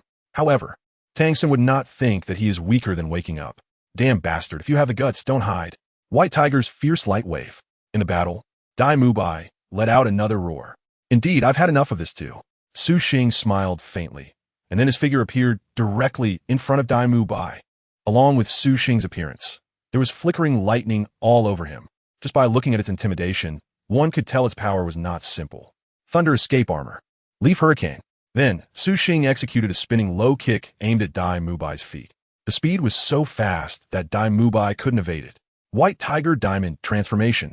Dai Mubai's expression changed, and he could only quickly activate his third soul skill, White Tiger Diamond transformation, while crouching down to stabilize his center of gravity. Bang! Then, Dai Mubai felt as if the sky had fallen. Of course, this was an illusion. Tang San and the others could see that. Despite Dai Mubai activating his third soul skill, Su Xing forcibly broke through his defense and knocked him down. Thunder escape armor. Lion's roar. Losing his balance. Dai Mubai was immediately hit by a series of attacks from Su Xing, and finally, with a hook kick, he was slammed hard into the ground. Boom. A huge pit was created under Dai Mubai's body. Wow. Dai Mubai spat out a mouthful of blood, his limbs twitching slightly, completely losing his combat ability. You. Dai Mubai looked at Su Xing with fear and hatred, unable to accept such a result. He felt as if several bones in his body had broken, and it would take months to recover. Stop. Seeing Dai Mubai being beaten so badly and losing his combat ability, Zhao Wujie quickly spoke up. Whoosh. Then, Zhao Wujie's figure appeared in front of Dai Mubai, crouching down to check on his injuries. Hiss. Upon checking, Zhao Wujie realized that Dai Mubai was injured quite severely, much more serious than he had anticipated.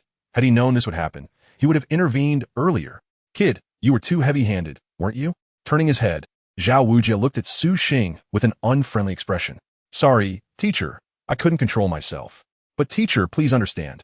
Losing to such a waste in front of the woman I just couldn't hold back. Su Xing directly apologized, but his words lacked sincerity. He didn't even think he was wrong. Zhao Wujie opened his mouth, but didn't know how to teach him a lesson. After all, he didn't understand anything about women's emotions. Anyway, you will be classmates in the future, so you shouldn't be so harsh. Zhao Wujie shook his head and said no more. I'm sorry, teacher, but I don't plan to join Shrek Academy. Su Xing heard Zhao Wujie's words and immediately spoke up. What? Why? Zhao Wujie was taken aback. Although he felt some dissatisfaction with Su Xing, he was nonetheless very pleased with his talent. Not keeping such a genius would undoubtedly be a loss for Shrek Academy. Tang San and the others were also surprised, not understanding why Su Xing suddenly made such a decision. Only Zhu Zhuqing was not surprised. She knew that Su Xing never intended to join Shrek Academy, and had even advised her not to join. He came along this time just to beat up Dai Mubai and vent his frustrations, right?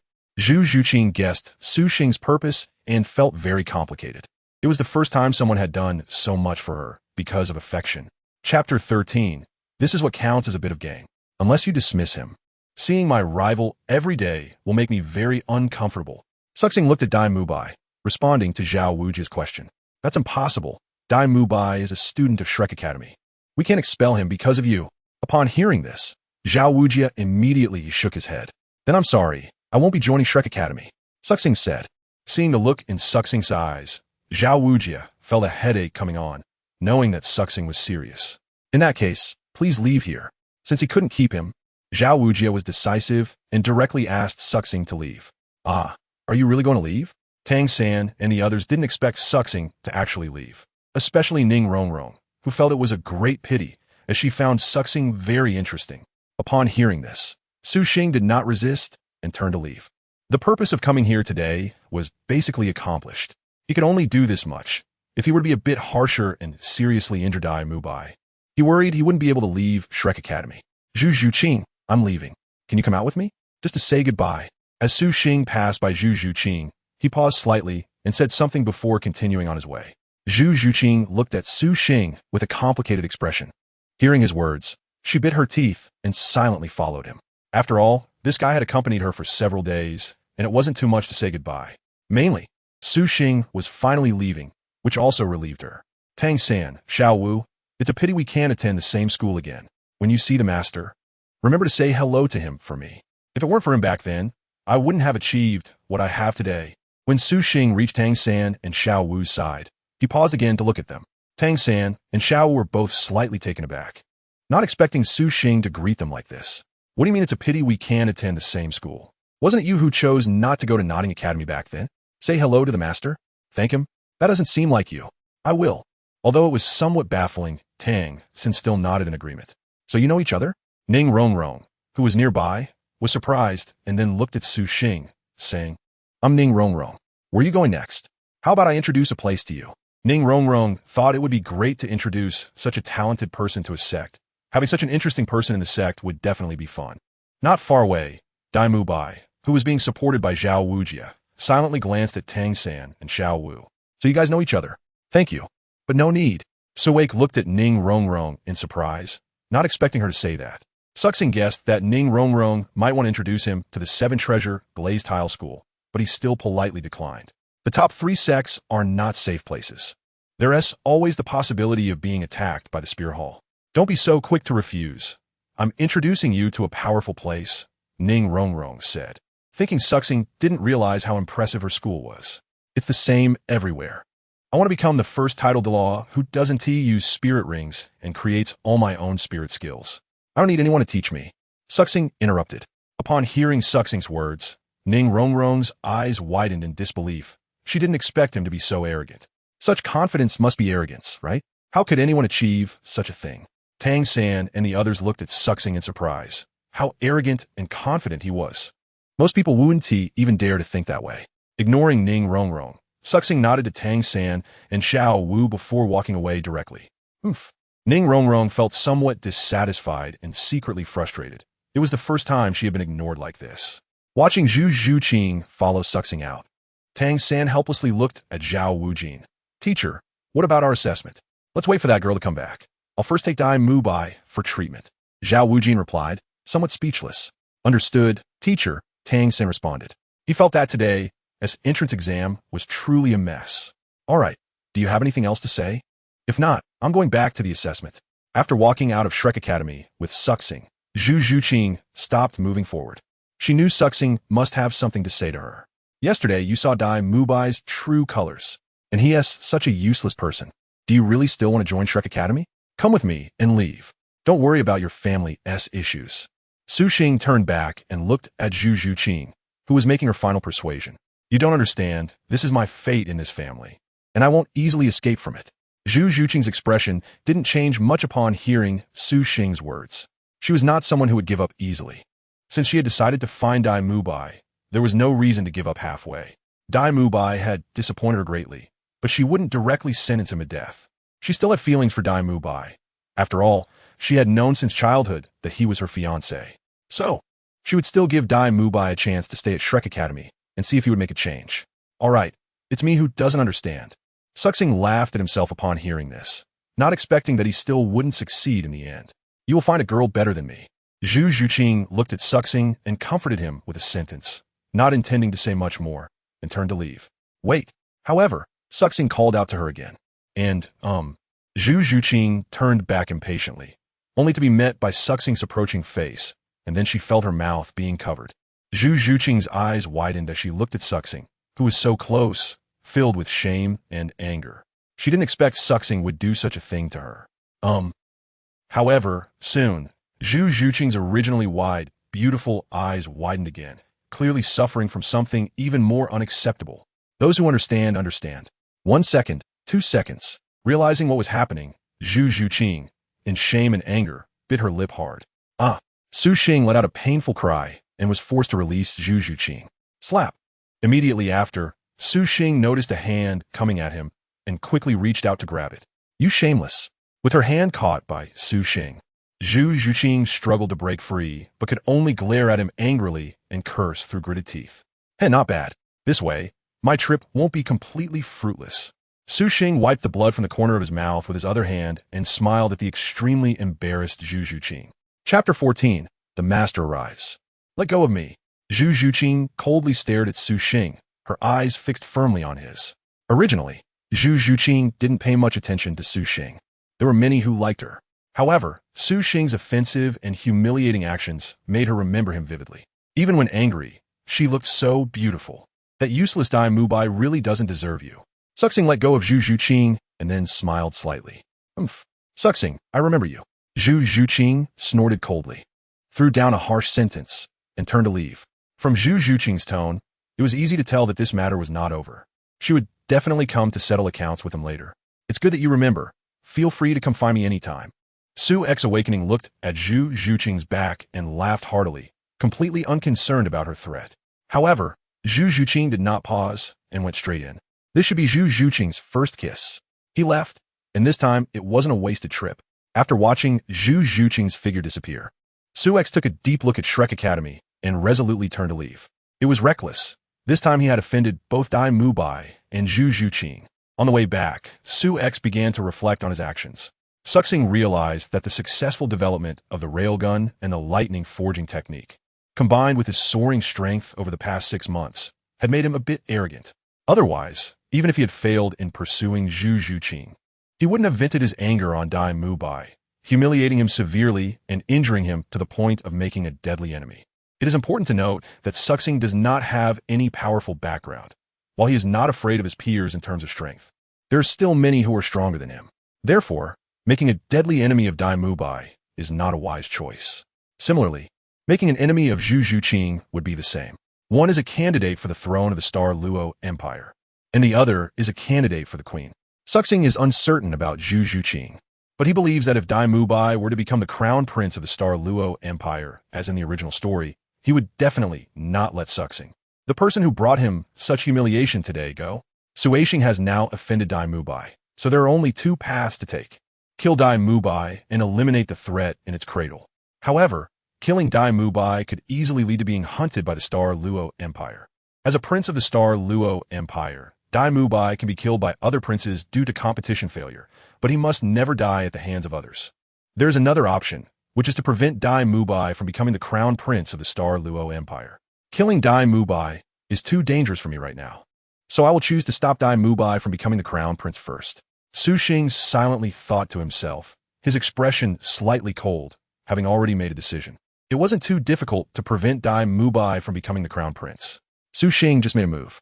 He greeted Tang San and Xiao Wu to show closeness, creating some distance between Dai Mubai and them. The reason Dai Mubai was able to stand out in the competition for the crown prince position undoubtedly relied on the support of the other members of the Shrek 7 monsters, especially Tang San.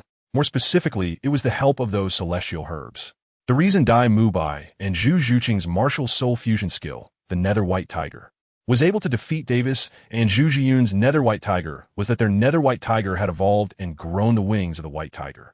Suixing concluded that their Nether White Tiger's ability to evolve wings was due to the celestial herbs they had consumed, which improved and evolved their martial souls. Therefore, it was essential to prevent Dai Mubai from obtaining the celestial herbs. Moreover, those celestial herbs are valuable, and there is no reason to leave them for Tang San and the others. Regardless of whether they are useful to me, I'll grab them first. Then I will have a direction for which school to attend, the Tiando Royal Academy. After some contemplation, Suixing chose a different direction to leave. That direction was towards the capital of the Heaven-Do Empire. He had no idea where the ice and fire Yangyin Eye, which contained the fairy herbs, was located, nor did he remember which soul beast forest it was in. Therefore, the only way to find the ice and fire Yangyin Eye was through the poison Douluo. To get in touch with Douluo, he could only go through his granddaughter, Douluo. However, Suixing did not intend to follow Tang San's strategy. After truly arriving in this world, Suixing clearly realized that people are different. Yu Xiaojiang and Xiao Wu could view Tang San differently, but he could not. So he couldn't assume that the personality traits exhibited by those characters in the original work represented their entirety. Moreover, Tang San was also recognized by the Poison Douluo because of his mastery of poison, which Suixing did not possess. In the original work, when the Poison Douluo tested Tang San, he had poisoned him, and Suixing did not have the ability to detoxify those poisons. However, I don't have much time left.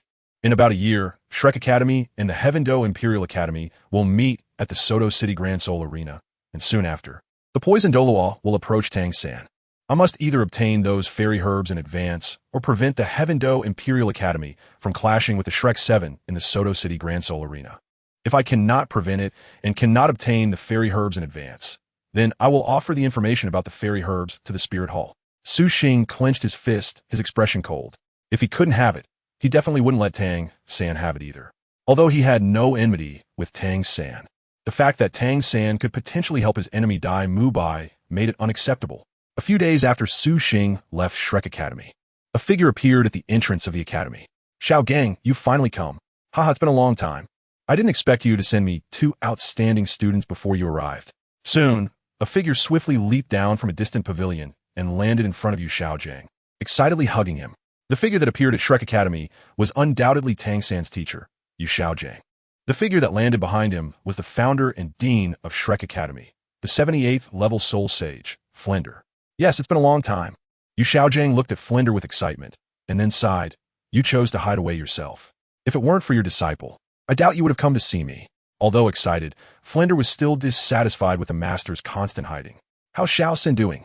Upon hearing about his disciple, Yu Xiaojiang's face once again showed a smile. He's doing great. I don't know how you managed to teach such a little monster. Even Zhao Wujin suffered a loss at his hands. Flinders said with a smile. Xiao San is indeed very outstanding. Yu Xiaojing nodded proudly and with relief. Chapter 15. The excited master indeed. Your disciple is truly excellent. Flinder admitted.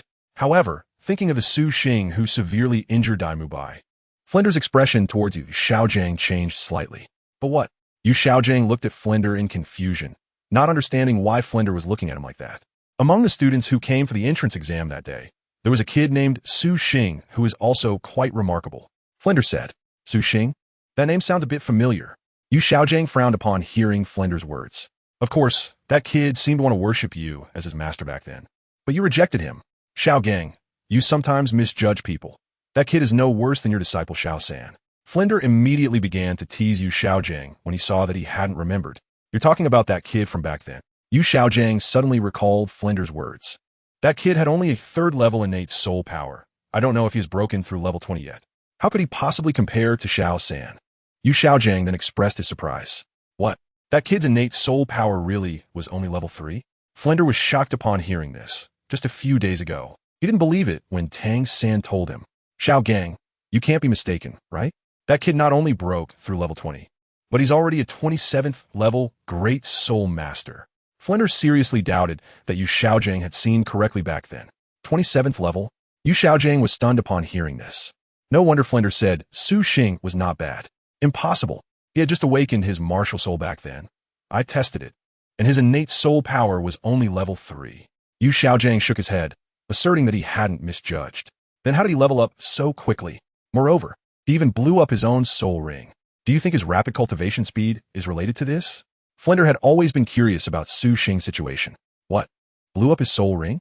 Why did he blow up his own soul ring? Yu Xiaojing was completely dumbfounded. He had never heard of anyone blowing up their own soul ring. Where is Su Xing now? Yu Xiaojing then became very curious about Su Xing and hurriedly asked where he was. It's a pity. For some reason, he didn't join Shrek Academy and has already left. Flinder sighed with some regret upon hearing this. Already left? Yu Xiaojing felt disappointed and said regretfully, if I had known, I would have come earlier. 6 years ago, he wanted to worship me as his master. If he had known I would come to guide Shrek students, he wouldn't have left. Yu Xiaojing still thought of Su Xing as the one who wanted to worship him back then. Tell me in detail about his situation. His level has increased so quickly, and it might really be related to him blowing up his soul ring. Unable to inquire directly from Su Xing, he could only ask Flinder. For a moment, Yu Xiaojing became very interested, feeling as if he had encountered a very rare topic, eager to understand it thoroughly.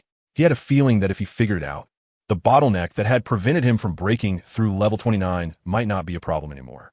Flinder naturally wouldn't refuse, but he also mentioned, I wasn't present that day. If you want to know more accurately, you should ask Zhao Wujin or your disciple Tang San. At this time, Tang San and the others had returned from the Stardow Forest. Although they were missing Dai Mubai, the outcome hadn't changed much. Oscar had still obtained the flying mushroom, and Xiao had been taken away by Air Ming. Tang San encountered the spider demon and obtained the external spirit bone, the 8 spider lances. What? Su Xing defeated a 37th level soul venerable, and it was a soul venerable with the top martial soul, the evil eye white tiger. He even created a soul skill. After Yu Xiaojing learned detailed information about Su Xing from his disciple Tang San, he was once again shocked. He never expected that the Su Xing he had rejected back then would become so powerful in just a few short years. He was even stronger than himself, and even stronger than his proud disciple Tang San. He knew how powerful Tang San was, but he didn't think Tang San could defeat a 37th level Dai Mubai. My personally taught disciple is actually not as good as the Su Xing I look down upon. Teacher, can you tell how he cultivated so quickly? Is it related to him blowing up his soul ring? Tang San understood his teacher Yu Xiaojing's surprise. He was also very shocked that day. Tang San was not foolish. He also thought that Su Xing's rapid upgrade with his innate soul power of only level 3 might be related to blowing up his soul ring. You're very perceptive to realize this. Yu Xiaojing nodded appreciatively at Tang San and then said, it's very likely. We all know that soul rings are condensed from soul power. Every time a soul master absorbs a soul ring, their soul power increases significantly. I used to think that soul masters absorbed all the soul power from the soul ring at that time, but now it seems that may not be the case. Perhaps there is still a lot of soul power left in the soul ring. Su Xing blowing up his soul ring might have allowed him to absorb the soul power from the soul ring. which is why he improved so quickly. If this is true, this is truly a genius idea. Although he sacrificed his soul ring and lost his soul skills. If sacrificing a soul ring can lead to an increase in soul power, then this will change the entire Douluo continent. Facing his valued disciple, Yu Xiaojiang openly shared his speculation. For example, if a teacher like me is stuck at level 29 and can't progress, if blowing up a soul ring can help me break through to level 30, then I can enter the realm of Soul Venerable. Seeing that Tang Sen seemed to still be unclear, Yu Xiaojiang suppressed his excitement and whispered, if Su Xing were here at this moment, even if he looked down on Yu Xiaojiang, he would have to admire Yu Xiaojiang's intellect. Su Xing could confidently say this. He had already verified these things. He just didn't know if absorbing a soul ring again, even if it exploded, would reduce his control over soul power. That's why he didn't absorb another soul ring after reaching level 20. Yu Xiaojiang misunderstood, thinking that Su Xing had raised his level by blowing up 2 soul rings. In fact, he didn't know that Su Xing relied on lightning to temper his body, and then used his strong physical qualities to enhance his soul power training speed. The way to awaken is to continuously strengthen the body's intensity, allowing for constant breakthroughs. As Yu Xiaojiang said, it can only break through 1 or 2 levels, and then there will be no further path. This is only useful for soul masters who are stuck at their rank thresholds. And that is already quite astonishing. Yu Xiaojiang could foresee that if he confirmed this hypothesis and published it, it would definitely cause a sensation across the entire Douluo continent. Chapter 16. Slapping faces is sometimes so sudden, of course, even if the verification is successful. Yu Xiaojiang did not have the thought of stealing someone else's idea to make it his own. If he were to publish it, he would specify that this idea comes from awakening. He is merely perfecting the theory and validating it. Really? The teacher can use this to break through? Tang San was also pleasantly surprised upon hearing this. Yes, it still needs to be verified, but for the teacher, it's worth a try. Yu Xiaojing nodded, his tone resolute. Even if it's just to validate this hypothesis, he would attempt it, especially since there is a chance to help him break through a long-standing bottleneck. Xiao San, don't think too much about this method. It only works for us ordinary talent soul masters. You have top-tier talent, and using this method could actually be harmful. Yu Xiaojiang then cautiously advised Tang San. Blowing up soul rings is only a last resort. That awakening should be a genius in creating soul skills, which is why he can still have such strong power after blowing up his soul rings. Generally, if someone blows up all their soul rings, they would completely lose their soul skills. If someone uses this method to increase their soul power and then blows up all their rings without breaking through the rank bottleneck, they will be finished. Yu Xiaojiang seriously stated the drawbacks of blowing up soul rings to increase soul power. The consequences can be quite severe. If he were to publish this, he would definitely emphasize this point. I understand now, teacher. Tang Sen nodded seriously, grasping Yu Xiaojiang's meaning. Good, as long as you understand. If the situation is really as the teacher hypothesizes, that awakening, although leveling up quickly now, based on his talent, will at most reach the soul saint level. And he needs to keep up with his self-created soul skills. Otherwise, Yu Xiaojiang shook his head, not finishing his sentence. But it was clear he did not have high hopes for awakening's future. However, thinking back to his previous conclusion that awakening could never reach the soul saint level, now it seems somewhat possible through his ideas, he felt a bit slapped in the face. Cough, cough. Anyway, Xiao San, just know that your talent is much stronger than his. The teacher cannot see where your endpoint is. Just follow the pace and work hard. After reminiscing with Tang San and learning the information he wanted, under Flinder's notice, Yu Xiaojiang officially took on the role of guiding teacher for the Shrek Academy students. To become my students, you must first remember one thing. There are no useless martial souls, only useless soul masters. I can't say I'm strong in other areas, but in the research of martial souls, there are very few who are better than me.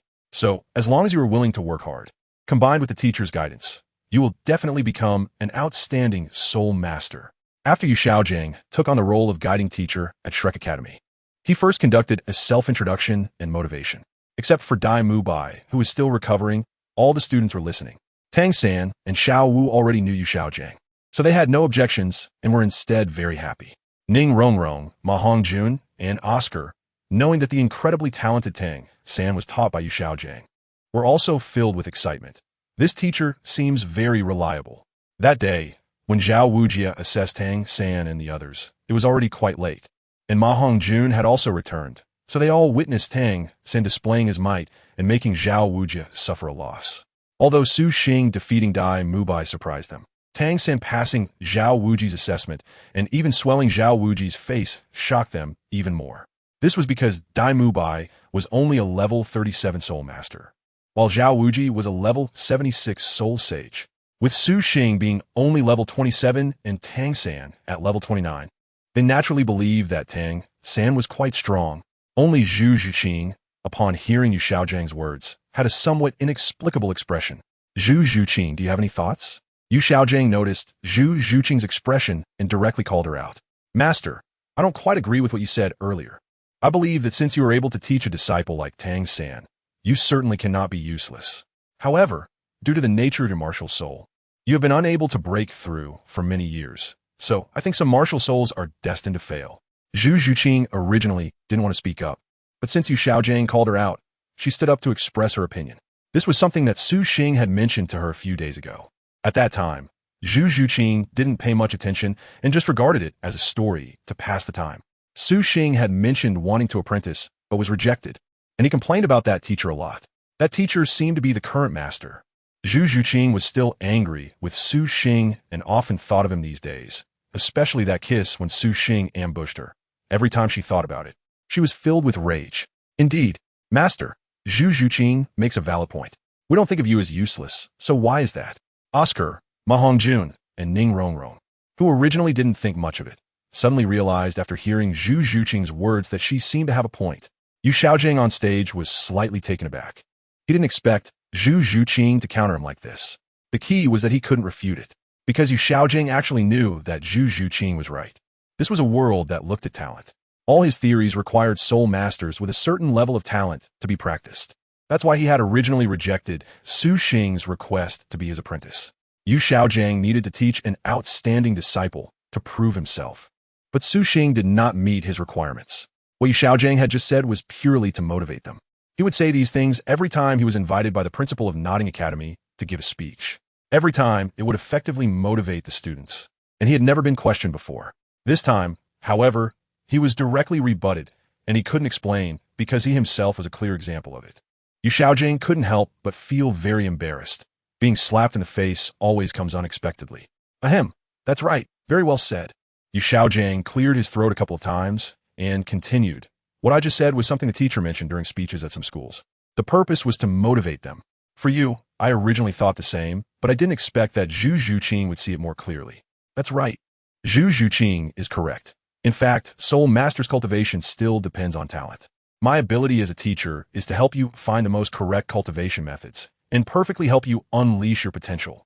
Phew! Yu Xiaojiang secretly breathed a sigh of relief. He finally managed to turn it around.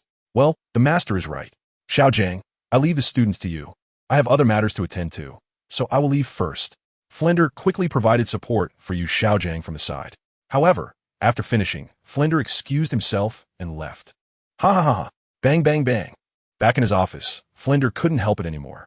He held his stomach with one hand and pounded the table with the other while laughing heartily. He really didn't expect Yu Xiaojiang to have a moment when he was so rebutted that he couldn't respond. Chapter 17. Blocked from entering the school, Su Xing was unaware of whether Yu Xiaojiang was slapped in the face and didn't know that through his appearance. Yu Xiaojiang had found the opportunity for a breakthrough. At this moment, Su Xing had already arrived at the Tiando Royal Academy. Looking at the luxurious and spacious Tiando Royal Academy, compared to Shrek Academy, Su Xing couldn't help but complain that the environment of Shrek Academy was really too poor. If it weren't for Tang San and the others being extraordinarily gifted, how could they cultivate any outstanding soul masters in Shrek Academy without resources or a good environment? Shrek Academy's enrollment was earlier, while Tiando Royal Academy just started enrolling today. This was also because the enrollment conditions at Shrek Academy were too harsh, so they enrolled early. Otherwise, those who couldn't get into Shrek Academy wouldn't have time to look for other martial soul academies. Teacher, I am here to enroll. Okay, please show your noble identification. All right, go to the side to register, and just pass the assessment. The queue in front was proceeding in an orderly manner, just as Su Xing had just lined up. His expression suddenly changed. Oh no, I forgot that I'm not a noble.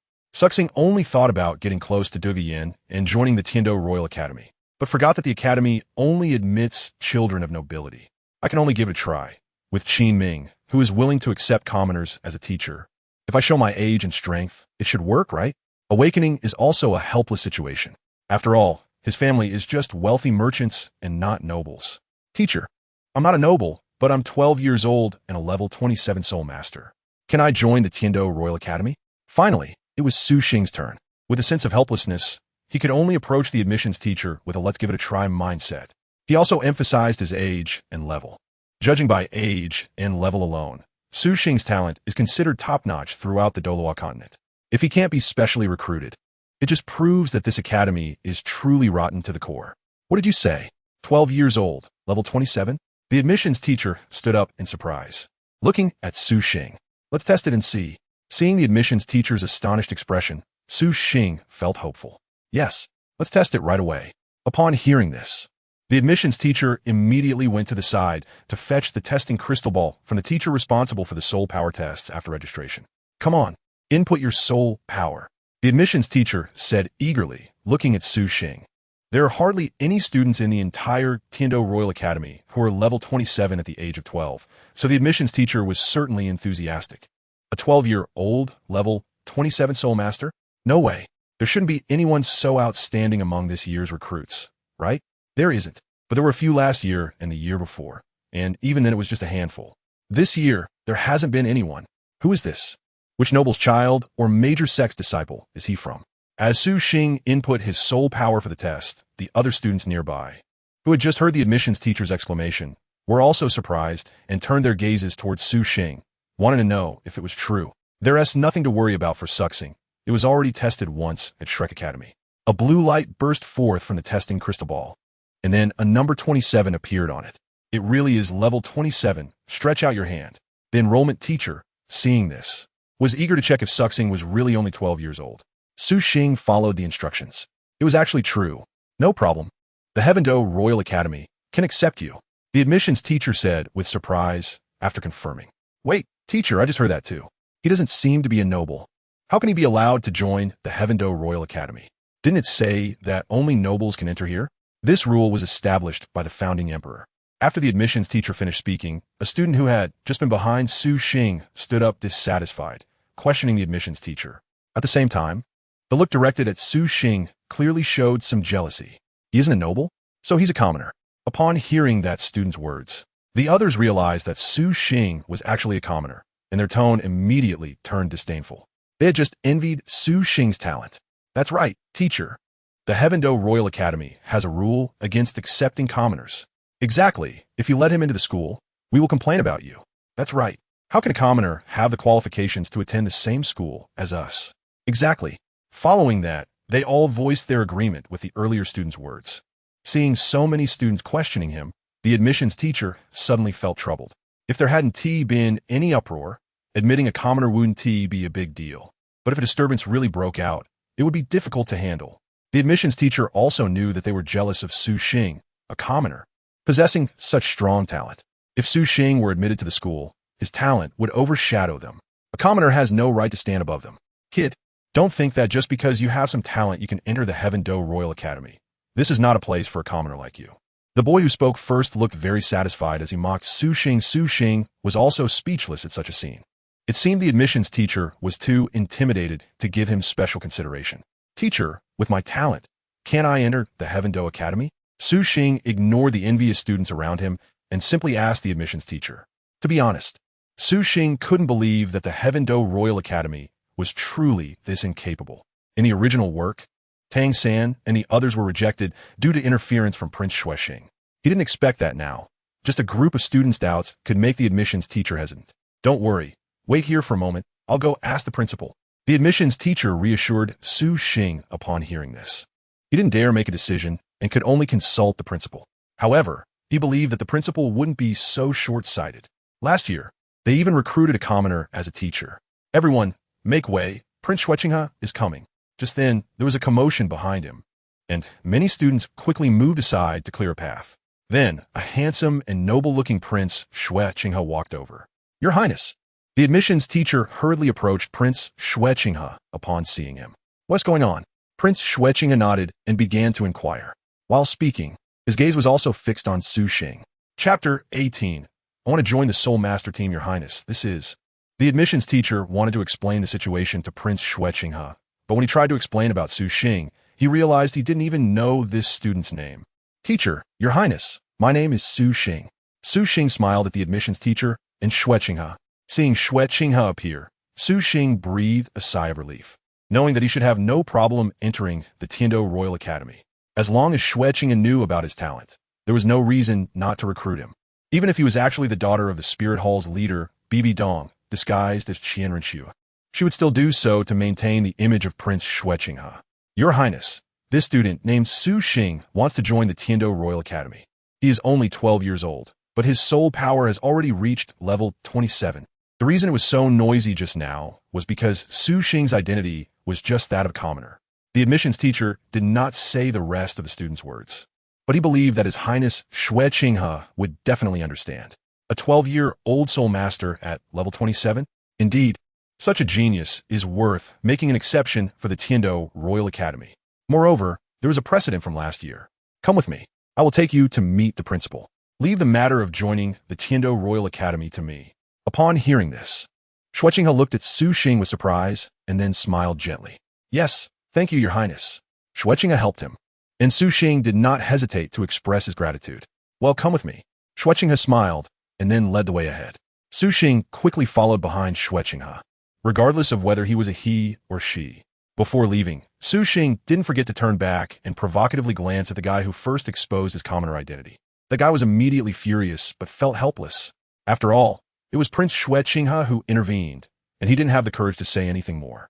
Naturally, the others were the same, only able to obediently keep quiet while looking at Su Xing's figure with jealousy.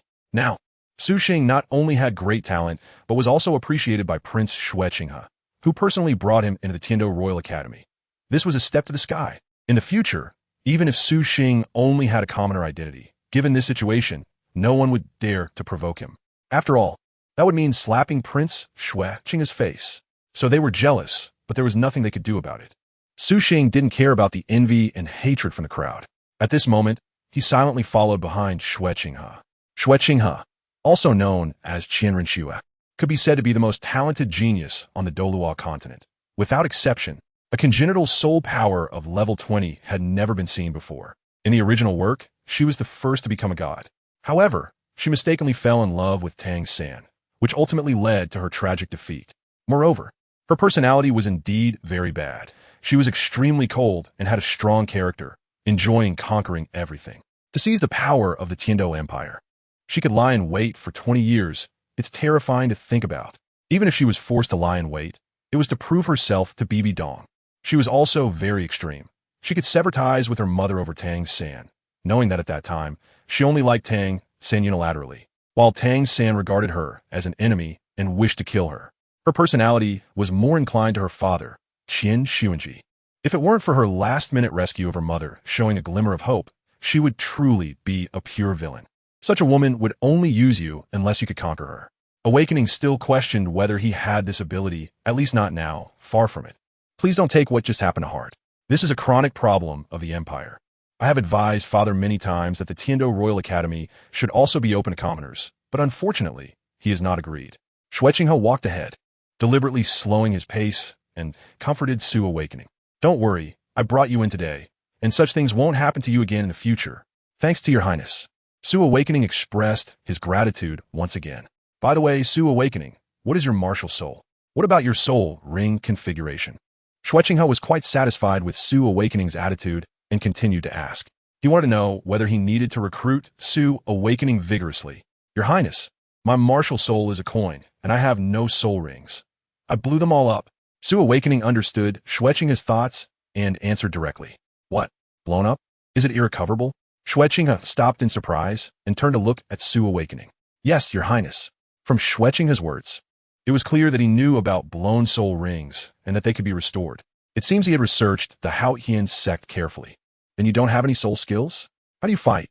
Xue Qinghe pressed on, his tone noticeably colder than before. "Your Highness, I will create my own soul skills. My dream is to become a titled Douluo who uses only self-created soul skills without any soul rings." Su Awakening explained. "Indeed, that is a great dream." Xue Qinghe was somewhat speechless, and during the conversation, he had already lost interest in Su Awakening. "Haha, I think so too." Su Awakening laughed. Keep it up, I believe in you." Xue Qinghe responded perfunctorily and then quickly walked ahead of Su Awakening, no longer interested in recruiting him. Hee. Su Xing could clearly perceive the change in Xue Qinghe's attitude and couldn't help but chuckle to himself. He didn't mind too much, after all. He wasn't trying to cling to the powerful figure of Qian Renxue. If he were to join the Wuhuan Hall, he would prefer to rely on Bibi Dong instead. Xue Qinghe quickly took Su Xing to meet the principal of the Tiando Royal Academy. With Xue Qinghe's introduction, the principal was naturally accommodating, especially after learning that Su Xing was only 12 years old and already had a soul power level of 27. He couldn't wait to process Su Xing's enrollment. After handing Su Xing over to the principal, Xue Qinghe soon left. Principal, I want to join the Wuhuan battle team representing the Tiando Royal Academy. Is that possible? After Xue Qinghe left, seeing that the principal was easy to talk to, Su Xing boldly made his request to join the Wuhuan battle team. You want to join the Wuhuan battle team? It seems you are quite confident in your own strength, which is a good thing. However, even as the principal, I can't just arrange this for you. You'll need to earn the qualification yourself. The principal smiled upon hearing Su Xing's words. So how can I join the Wuhuan battle team in the shortest time possible? Su Xing didn't expect the principal to agree directly. There's a way to join in the shortest time. Directly challenge the team members. As long as you defeat 3 of them in a row, you can join the team.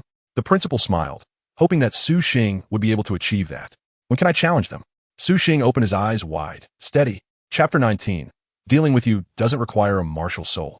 Although Su Xing wanted to directly challenge the members of the martial soul team of the Tiando Royal Academy to join the team, he couldn't do so that day. This is because the Tiando Royal Academy only starts school tomorrow, and the members of the martial soul team have not yet arrived. Su Xing had no choice but to stay at the school for now. The Tiando Royal Academy was somewhat luxurious, as every student had their own individual dormitory, not having to share a room with others. He is Su Xing, the commoner valued by the crown prince. It's just luck. If I had his talent, I would also be valued by the prince. Besides, he's just a commoner. No matter how good his talent is, what's the use? Will he become strong? It would just be to serve us nobles. That's right, he's just a commoner after all, and in the end, he will still be serving us nobles. Just thinking about being in the same school as a commoner makes me really unhappy. Su Xing walked around the campus and was quickly recognized. It was clear that the fact that Su Xing, as a commoner, was valued by Prince Xue Qinghe had already spread throughout the school, and they even knew what Su Xing looked like. Although they didn't dare to openly trouble Su Xing because of Xue Qinghe's influence, they still felt bold enough to make sarcastic remarks behind his back. One by one, they scrutinized Su Xing with unusual gazes, some with jealousy, some with disdain, and some with contempt. Su Xing's originally good mood turned sour after hearing those voices. No one wants to be seen as an outlier. But as a commoner appearing in a noble school like the Tiando Royal Academy, he inherently stood out. Qin Ming, the leader of the Tiando Royal Academy's Soul Master Team, was also a commoner, and Su Xing couldn't understand how he managed to stay there. To be honest, if it weren't for wanting to get closer to Douluo Yin, Su Xing would have turned around and left. He always knew that there were nobles and commoners in the Douluo continent, but he didn't realize how much commoners were rejected by nobles. Such a lack of status. This made Su Xing feel repulsed by the Tiando Royal Academy and reluctant to integrate into it. He thought that by joining the school, he could relive the youth of his past life. He could relive the innocence and beauty of his school days. But now, teacher, this year someone actually wants to join our team through a challenge? I heard about it. And just like Brother Tianyang back then, they're directly challenging the first team. This shows that the challenger is very confident and must have great talent. But we don't know if they really have the strength. Let's hope they're not just arrogant. The next day, all members of the Tiando Royal Academy's Soul Master Team gathered, and those in the first team learned that someone would challenge to join them that day. Some were interested, some didn't care, some were optimistic, and some were sarcastic. Those in the team who were strong and not afraid of being replaced naturally welcomed the newcomer, hoping their team could become stronger. However, Osro and Yufeng, who had only joined the team last year, were less welcoming to Su Xing. Both of them entered the Tiando Royal Academy last year and were selected as team members due to their outstanding talent and strength. They were considered the best freshmen of last year. However, they were also weaker, as the other members of the team had been in the Tiando Royal Academy for several years. They lacked the confidence to join the Soul Master Team through a challenge. So if someone could join through a challenge, their strength would definitely not be inferior to theirs, and they could be replaced, dropping down to the second team. Yes, but besides him, this year, there is another freshman who will directly join our first team without a challenge, said Qin Ming, the guidance teacher and leader of the Tiando Royal Academy's Soul Master Team. What? Directly joining? The newcomer must be a support-type soul master, right? Upon hearing this, Tian, Douluo, and the others were all taken aback. If they were going to join directly, that meant they would replace one of the original members of their team. Those who could join without a challenge were most likely support-type soul masters. Therefore, the support-type soul master in the team had the worst expression. Yes, Dylan, starting today, you will be moved to the second team. Qin Ming sighed and looked apologetically at a male student in the team. Although this support soul master was decent, he paled in comparison to the one who would be joining today. I understand, teacher. Dylan gritted his teeth and said gloomily. He was also a bit unwilling. Can you tell me who the newcomer is? Tian and the others also looked curiously at Qin Ming. It's this year's freshman, Yi Lingling, 12 years old, level 28 soul power, with a top-tier healing soul, 9 heart begonia. Qin Ming said, 12 years old and level 28, still a top-tier soul. Upon hearing teacher Qin Ming's words, Tian and the others were surprised, but it was also expected. If the talent wasn't strong, how could they directly replace Dylan? Although Dylan was at a higher level of 29, his soul was not top-tier, and he was also a few years older, so being replaced was normal. Yi Lingling, finally a girl? Douluo's focus was somewhat different. They're here. Qin Ming smiled, seeing the principal lead 2 people into their soul master team's area. Everyone looked over and recognized that the cute girl who seemed somewhat aloof was Yi Lingling. The other boy, who also had an outstanding aura, was the one who wanted to join their team through a challenge. Principal. Qin Ming took the lead and hurried forward to greet the principal's arrival. These 2 are the new students I mentioned to you yesterday, Su Xing and Yi Lingling. The principal smiled and then introduced Su Xing and Yi Lingling behind him. I understand, principal. However, while I agree to let Yi Lingling join the first team directly, if I find her unsuitable later, I will remove her from the first team. As for Su Xing, it all depends on his performance later. Qin Ming nodded and then spoke. He had actually discussed this with the principal yesterday, and now he was deliberately reiterating it for Yi Lingling to hear. Upon hearing this, Yi Lingling's cold expression didn't change much. At this moment, her attention was focused on Su Xing, realizing that the person she was brought in with by the principal was the one challenging to join the Soul Master team. Hello, teachers. My name is Yi Lingling. I hope to receive your guidance in the future. Although Yi Lingling appeared aloof, she was still very polite. Qin Ming nodded and then began to arrange Su Xing's challenge. Principal, let Su Xing challenge Ostro first. After looking at the team members, Qin Ming said to the principal, Of course, you can arrange this. The principal nodded.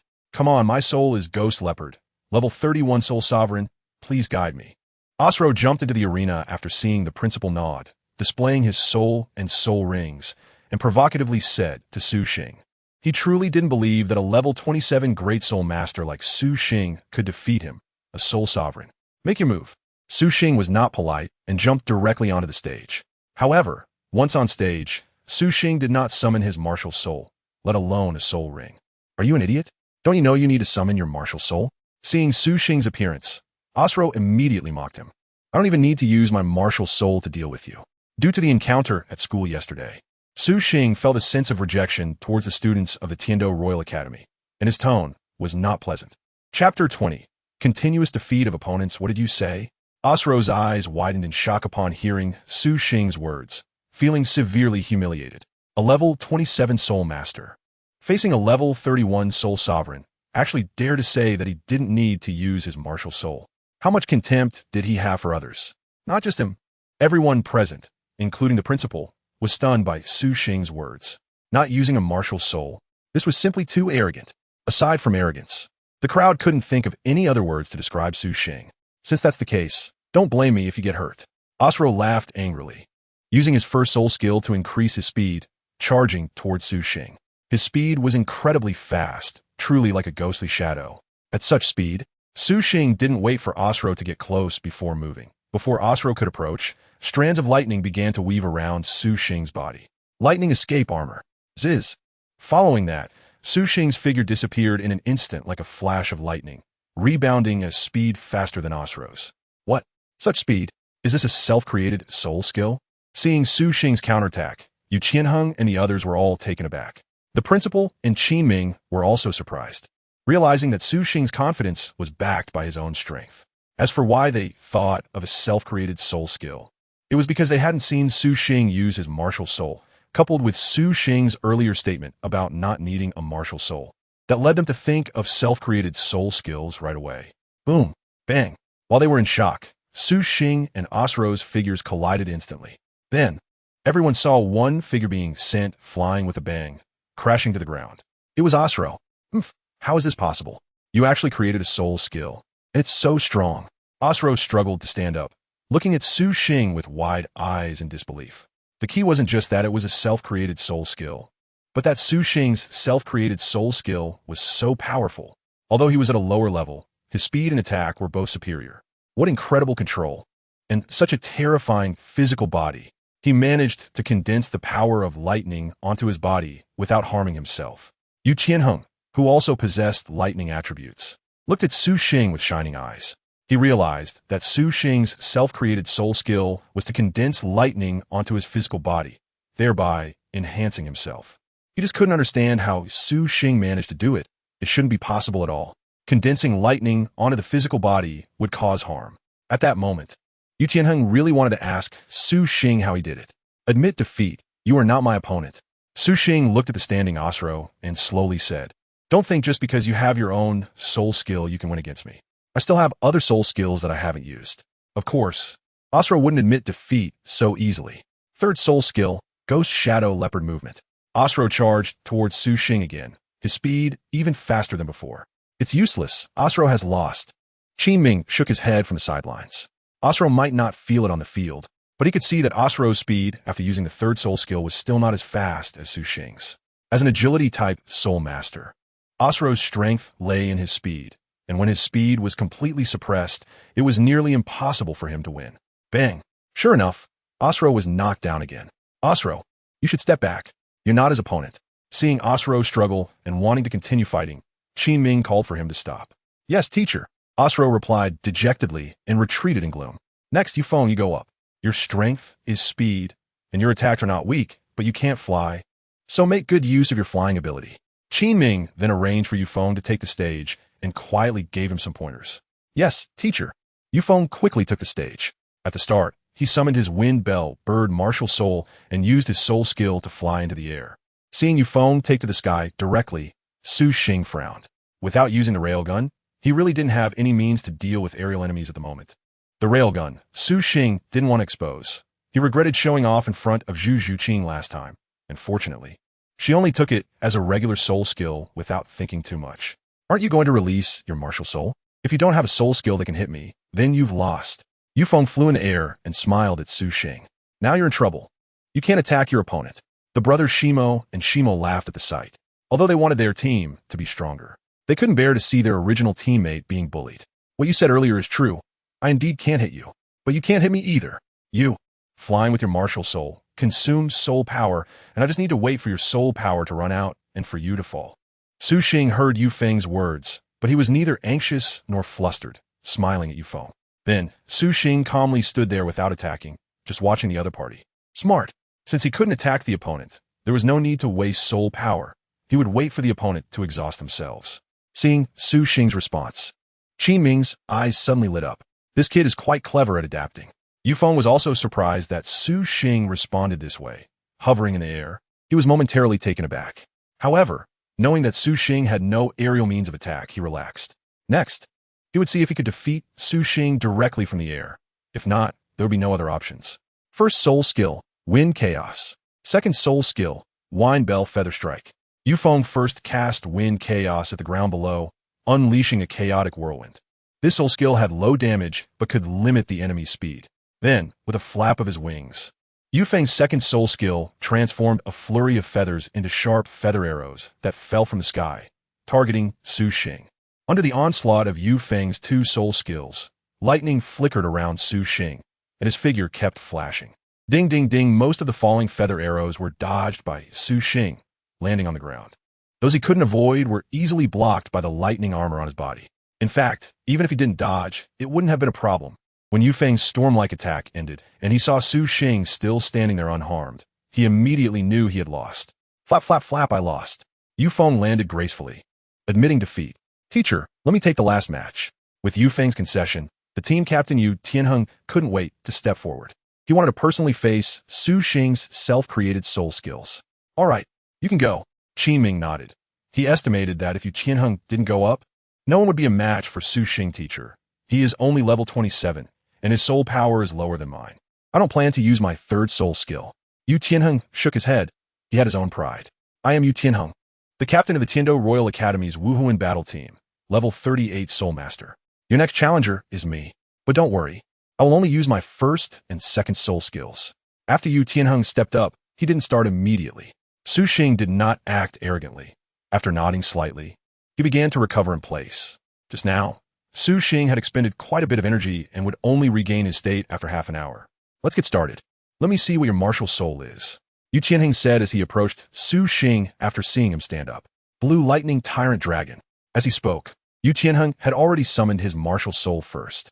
Everyone, including the principal, was looking forward to seeing what Su Xing's martial soul would be. You might be disappointed. Su Xing smiled faintly, extended his right hand, and slowly summoned his martial soul. A coin appeared, shimmering with intertwining blue lightning. What? Is this really his martial soul? A coin? It can't be. Why do I feel that this martial soul is weak instead of strong? It's definitely not a top-tier martial soul, not even a high-level one. Generally, when a person's martial soul is revealed, its quality can be felt. The higher the quality of the martial soul, the more oppressive it feels. But they didn't sense even a hint of intimidation from Su Xing's martial soul. This is seriously inconsistent with the strength Su Xing displayed. It doesn't resemble a martial soul belonging to someone who can defeat opponents of a higher level. This is your martial soul? Yu Qianheng looked at Su Xing's martial soul, still unable to believe it. That's right, my martial soul is just a low-quality one, and I don't have a soul ring because I blew them all up. Su Xing didn't care at all about the low quality of his martial soul and generously spoke it out loud. What? You actually blew up a soul ring? Why? Upon hearing Su Xing's words, Yu Qianheng was once again shocked, and so were Qin Ming and the others. The situation of awakening has truly exceeded their expectations time and again. Because I don't need any more soul skills, I can create my own. Su Xing has always had this attitude towards such questions. I am a genius, and I am willful. In response to Su Xing's answer, everyone was dumbfounded and speechless. Just like the people from Shrek Academy back then. Let me see just how strong your self-created soul skill really is. After being speechless, Yu Qianheng stopped talking nonsense and went straight into action. First soul skill, Thunder Dragon Claw. Crackle.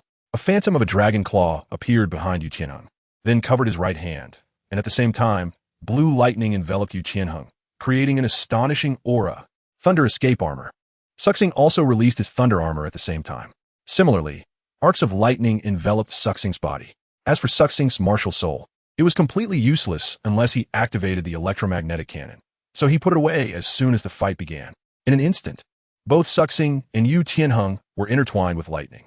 They seemed to have similar postures, but upon closer inspection, one could see that the lightning on Su Xing was woven into his flesh, while Yu Qianheng's was woven around his body on the surface.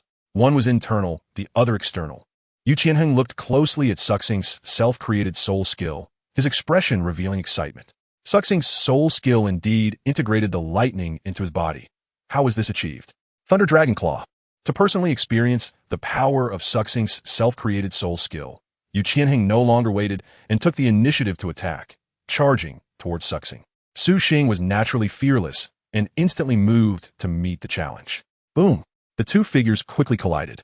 Then, they both retreated. Yu Qianheng stepped back 3 paces, while Su Xing retreated 4.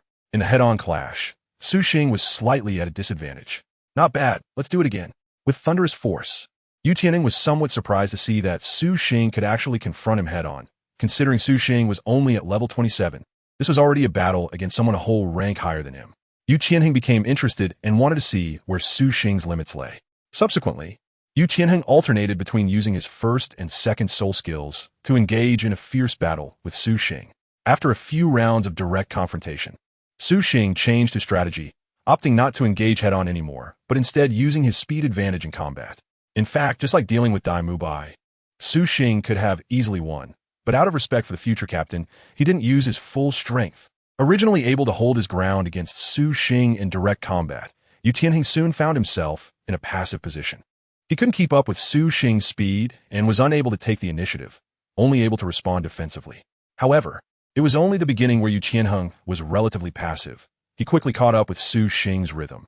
Although his speed wasn't on par with Su Xing's, his reaction speed was not slow, and his combat experience far exceeded Su Xing's, allowing him to block every attack from Su Xing. Every time Su Xing was blocked, he quickly retreated. For a moment, neither side could do anything to the other, falling into a stalemate. Yu Qianheng didn't expect it to turn out this way. Su Xing's fighting style was too clever. After realizing he couldn't win head-on, he decisively changed his strategy. However, his first and second soul skills couldn't effectively attack Su Xing, unless he used his third soul skill, Thunder Dragon's Fury, which had a wide area of lightning bombardment. But he had already stated that he wouldn't use his third soul skill. Little did he know, Su Xing had not been using his full strength. Alright, you two can consider it a draw. Continuing to fight would only lead to a prolonged stalemate. In the end, Qin Ming stepped forward and announced the end of the challenge. So does that mean I passed the challenge? Su Xing asked straightforwardly whether it was important to defeat Yu Qianheng directly. What mattered was joining the Spear Hall battle team.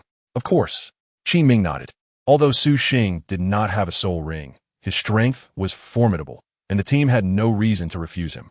Thus, Su Xing successfully joined the first team of the Spirit Hall battle team at the Tiando Royal Academy.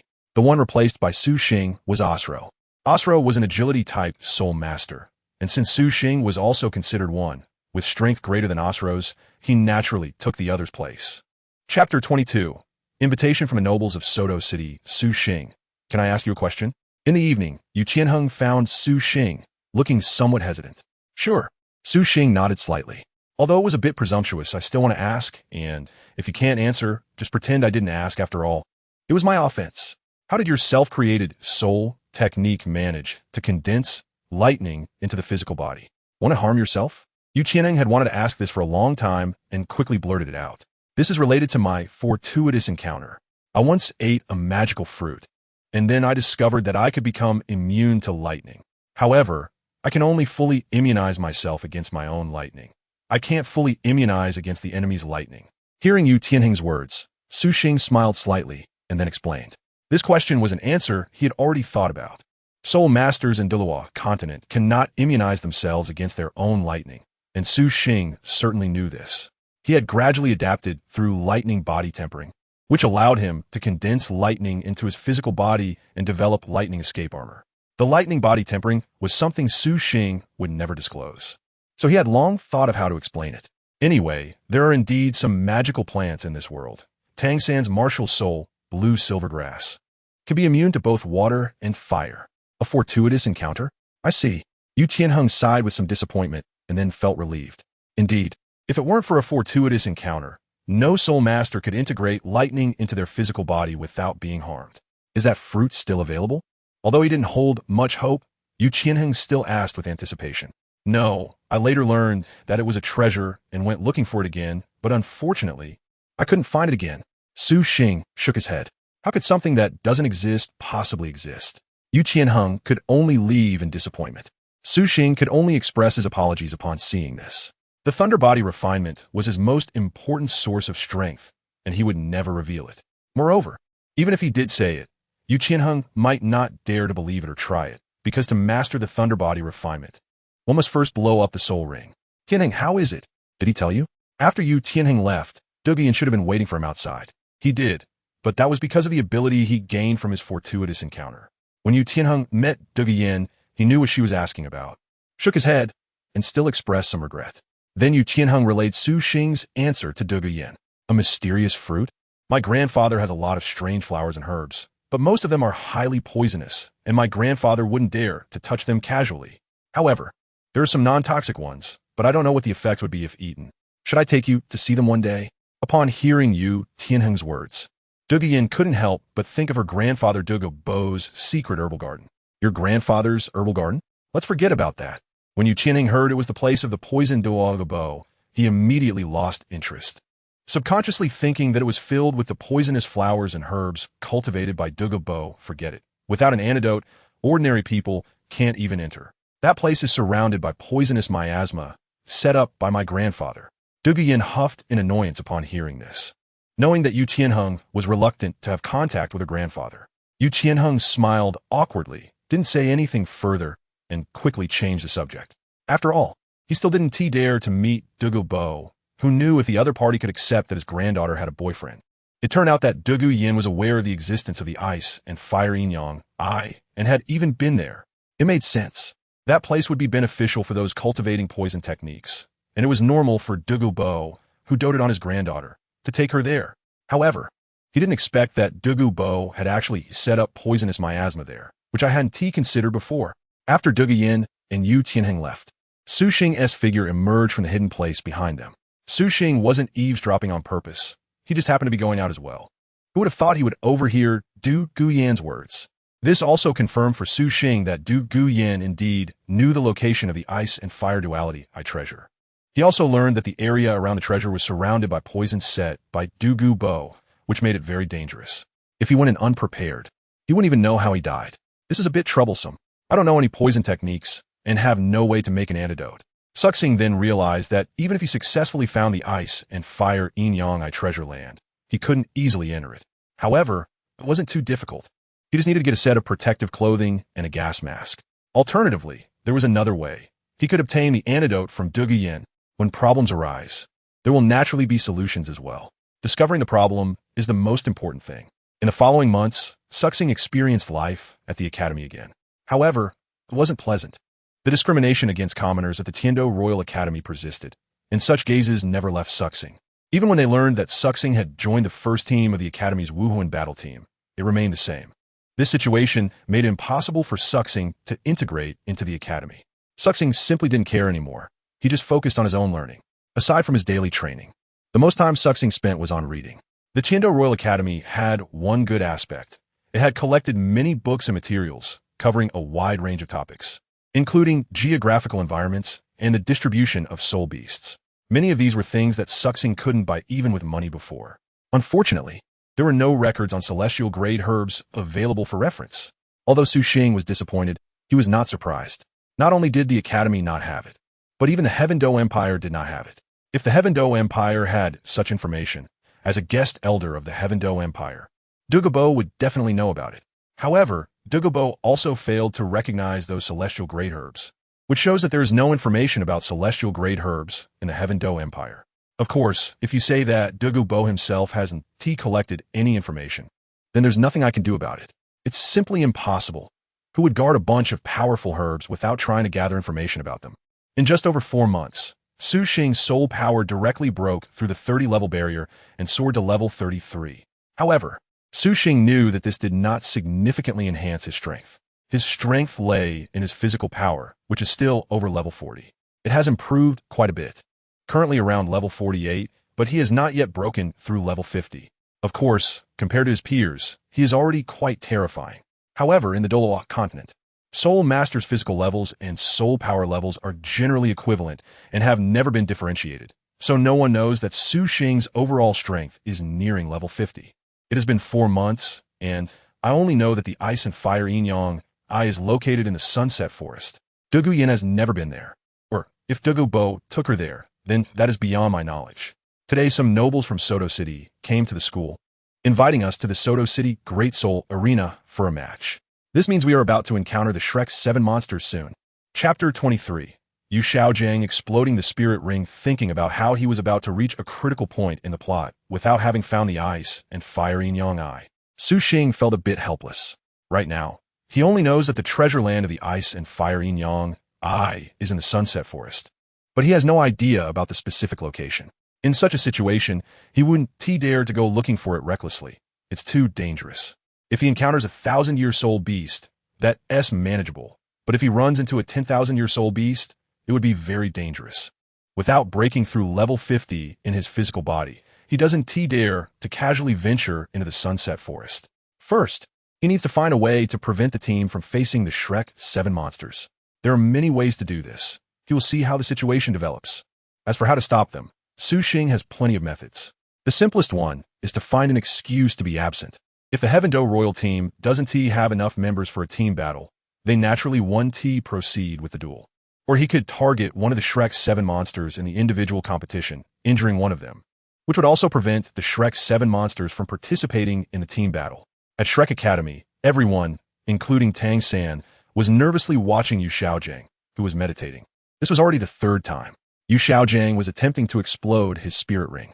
After extensive research and calculations, Yu Xiaojiang decided to attempt a spirit ring explosion. However, exploding a spirit ring is not so easy. After multiple attempts, Yu Xiaojiang finally grasped the essentials of it. After successfully exploding his first spirit ring, Yu Xiaojiang did not achieve the desired result. He felt that his soul power had increased, but he did not manage to break through level 30. When it came to the remaining spirit ring, Yu Xiaojiang suddenly didn't dare to continue the explosion. Heaven knows how desperate Yu Xiaojiang felt at that moment. Not only did he fail to break through, but he also lost the spirit ring. It wasn't until a few days later that the spirit ring recondensed that Yu Xiaojiang discovered that his spirit ring hadn't been completely destroyed after all. At first, Yu Xiaojiang was also confused, not understanding why his spirit ring exploded and then reappeared. It was until he gathered more information about spirit ring explosions that he realized that one explosion cannot completely destroy a spirit ring. Boom! Under everyone's watchful eyes, Yu Xiaojiang's first spirit ring exploded, sending a powerful wave of soul power radiating from his body. Oscar and the others merely raised their hands to shield themselves slightly. They had experienced this before. Do you think the master can completely destroy the spirit ring this time? Oscar asked curiously, looking at Yu Xiaojiang, who had exploded the spirit ring again. He should be able to. The master has calculated that it won't exceed 3 times. Ma Hongjun interjected. I just want to know if the master really can absorb the soul power from the spirit ring after completely destroying it to break through levels. Ning Rongrong was curious about whether Yu Xiaojiang could level up through this. As the little princess of the 7 treasure glazed tile school, she had some knowledge and understood what this conclusion would mean for the Douluo continent. It meant a revolution in the soul master world. Many soul masters stuck at level thresholds will be able to break through because of this. For lower level ones, it might not matter much.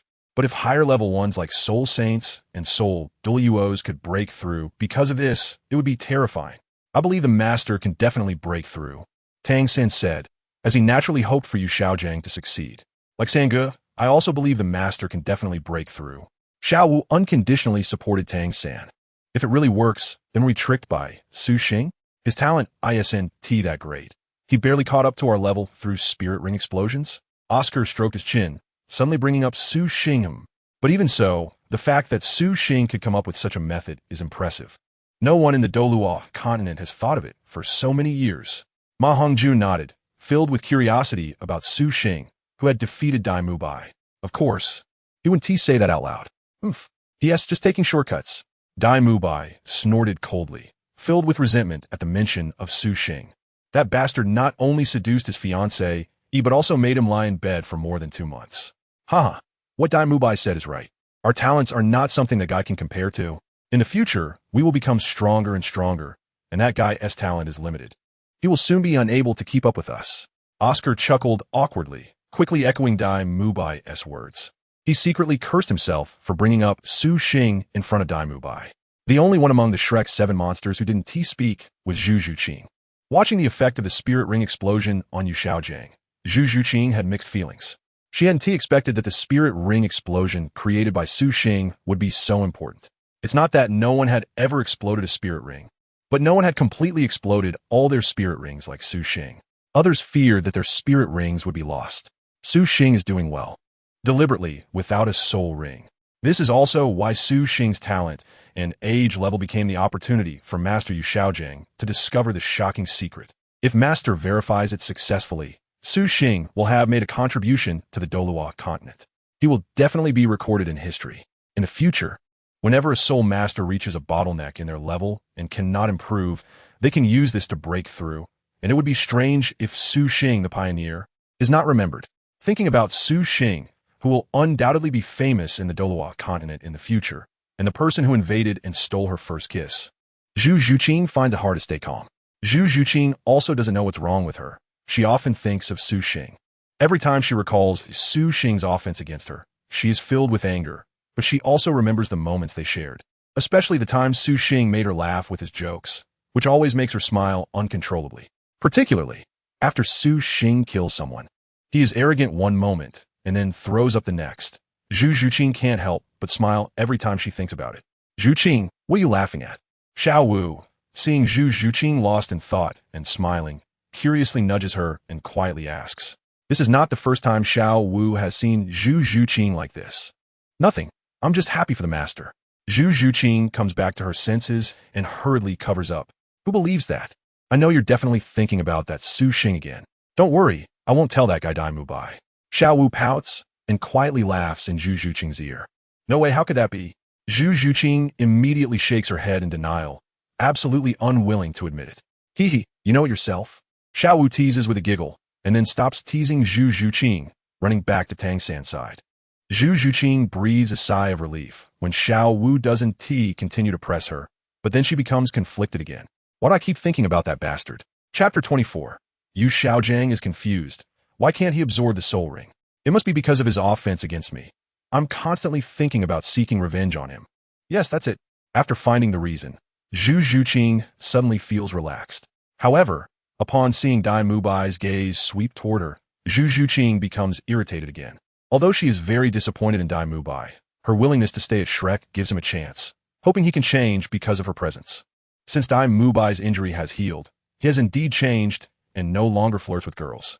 But Zhu Zhuqing finds that after seeing Dai Mubai change as she hoped, she doesn't feel happy at all, or rather, she has no intention of forgiving him. She should be very pleased to see Dai Mubai change. Buzz. The fluctuation of soul power.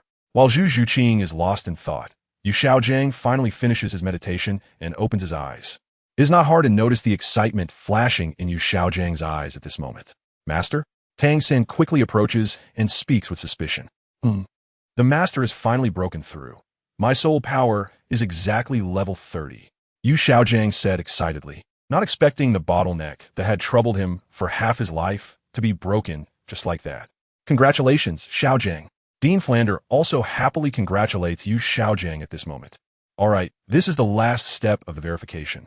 Yu Xiaojiang nods, not refusing. He is also eager to complete the final step of the verification. Yes, although he has successfully broken through to level 30 and is now a soul ancestor, the verification is not yet completely done. He still needs to hunt a soul beast to obtain a soul ring for the verification to be considered complete. Su Xing was unaware that because of his appearance, Yu Xiaojiang had already broken through to level 30. He also didn't know that Yu Xiaojiang was on his way to hunt soul beasts to obtain soul rings. At this moment, Su Xing, under the guidance of Qin Ming, had arrived in Soto City with Yu Qianheng and others. Upon arriving in Soto City, Su Xing and the others naturally did not rush to participate in the duels at the Soto City Great Soul Arena. Some nobles of Soto City had invited them, so they naturally received Su Xing and his group with great hospitality. After enjoying a good meal, Su Xing returned to his room. After his routine of using lightning to temper his body for an hour and 15 minutes, Su Xing stopped the lightning tempering, feeling a delightful tingling sensation throughout his body. Unfortunately, he could only use lightning to temper his body for an hour and 15 minutes each day. Any more than that would be too much for his body to handle. There is a limit to how long the cells in his body can endure each day. However, as Su Xing's strength increased, the time he could spend on this practice gradually increased as well. Previously, he could only temper his body with lightning for almost an hour, but now he could do it for an hour and 15 minutes. After finishing the lightning tempering, he would practice his soul power, which is a slow and steady process, continuously absorbing external energy and refining it into his own soul power. In this aspect, a person's talent plays a very important role. The higher the innate soul power, the faster the absorption of soul power, which is the most crucial factor determining the speed of soul power cultivation. Additionally, physical strength can also enhance the speed of soul power cultivation to some extent. Many soul masters have actually discovered this, including Yu Xiaojiang, which is why Shrek Academy places so much emphasis on physical training. Unfortunately, they only know how to train blindly, and once their levels increase, it becomes less effective. The speed of Su Xing's soul power cultivation can keep up with Tang San and the others, thanks to the powerful physical strength he gained from the Thunder Body refinement. Of course, Su Xing's ability to match their soul power growth is also inseparable from his own efforts, compared to the enjoyable experience of Thunder Body refinement. Cultivating soul power is a very tedious and monotonous task. The solution for Su Xing is to stop and develop soul skills when he can no longer bear it. Currently, Su Xing has developed quite a few soul skills related to lightning, both strong and weak. There's also a cool soul skill that is about to be developed by him. Lightning Escape, 1,000 Birds. With a series of chirps, Su Xing's right palm was interwoven with lightning, with a large amount of lightning being condensed in the palm of his right hand. Ultimately, the seemingly violent lightning was completely controlled by Su Xing, its power relatively concentrated, no longer wildly spilling out. It's done. Looking at the 1,000 birds in his hand, Su Xing smiled with satisfaction. This soul skill is not as powerful as the electromagnetic cannon, but it is even harder to develop. Of course, this is only for Su Xing. Others who do not understand the principles of the electromagnetic cannon would not be able to develop it at all. Su Xing treats the electromagnetic cannon as a trump card, and usually does not prepare to use it, which is why he developed the 1,000 birds. With this, combined with the lightning escape armor, his attack power would be even stronger. If he were to confront Yu Tianheng head-on, Su Xing is confident he could prevail. Boom! Just as Su Xing successfully developed the 1,000 birds, Yu Xiaojiang, with the help of Flandre, finally succeeded in hunting a Millennium Soul Beast that satisfied him. A purple soul ring floated up from the Soul Beast, waiting for someone to absorb it. All right, Xiaojiang, are you sure this old beast's age won't exceed your limit? Flandre asked, looking at Yu Xiaojiang with some concern after finishing his work. He couldn't tell the exact age of the Soul Beast, but he felt it was close to 2,000 years, which would exceed Yu Xiaojiang's theoretical limit. No, this dragonhorn wolf is just over 1,700 years old, but it hasn't exceeded 1,760 years, just within my limit, Yu Xiaojiang said excitedly, his eyes sparkling as he looked at the fallen dragon-horned wolf soul beast. According to his theory, the limit for the third soul ring is 1,760 years, and this soul beast is just right, very perfect. The most important thing is that this soul beast carries a trace of dragon blood, making it very suitable for his martial soul to absorb. In that case, let's hurry up and absorb it. Hearing Yu Xiaojiang's confirmation, Flandre no longer worried and urged him to absorb the soul ring quickly. If he didn't absorb it soon, the soul ring would dissipate on its own. Yu Xiaojiang didn't dare to delay, sitting cross-legged in front of the dragon-horned wolf's corpse, looking at the purple soul ring in front of him, ready to absorb it. Absorbing it is also very simple. Whoever killed the soul beast can just will it to happen. Yu Xiaojiang was initially full of confidence, but as his will moved, the soul ring that appeared before him showed no response. Yu Xiaojiang's expression changed instantly. In disbelief, he tried to absorb the soul ring again with a serious expression. This is impossible, but no matter how he tried to absorb it, the soul ring that seemed within reach just remained so distant, giving no reaction at all. Xiaojiang, what's wrong? Flandre hurriedly asked with concern. The thing I was most worried about has happened. Once the soul ring is blown up, it cannot be absorbed again. That kid Su Xing did not want the soul ring. It's just that it exploded and he can't absorb it anymore. Yu Xiaojiang's face was filled with bitterness. Chapter 25. He can't break through level 30. How could this be? Flandre was dumbfounded upon hearing this. He didn't want to believe it. Yu Xiaojiang didn't want to believe it either, but the fact was indeed so. I thought it was just the blown soul ring that couldn't be absorbed again. I didn't expect that even the subsequent ones couldn't be absorbed. Yu Xiaojiang said with a bitter smile. He had found out from the information on the Haotian sect that once a soul ring is blown, it cannot be absorbed again. Otherwise, he wouldn't have mentioned that a short interval between explosions could destroy the soul ring. The people of the Haotian sect must have lost soul rings due to explosions before, and they wouldn't have thought about absorbing them again. It's because they couldn't absorb them again that the loss of the soul ring was a thing. The absorption of soul rings should be one ring after another, without any gaps. I should have thought of this earlier. I was just being overly optimistic. Yu Xiaojiang sighed, feeling utterly dejected. He had originally thought this would be a shocking discovery for the entire Douluo continent, but it turned out to be a joke.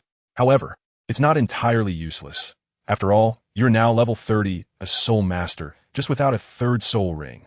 Seeing Yu Xiaojiang's despondent appearance, Flandre quickly comforted him. And without a soul ring, that kid Su Xing was still able to create such powerful soul skills.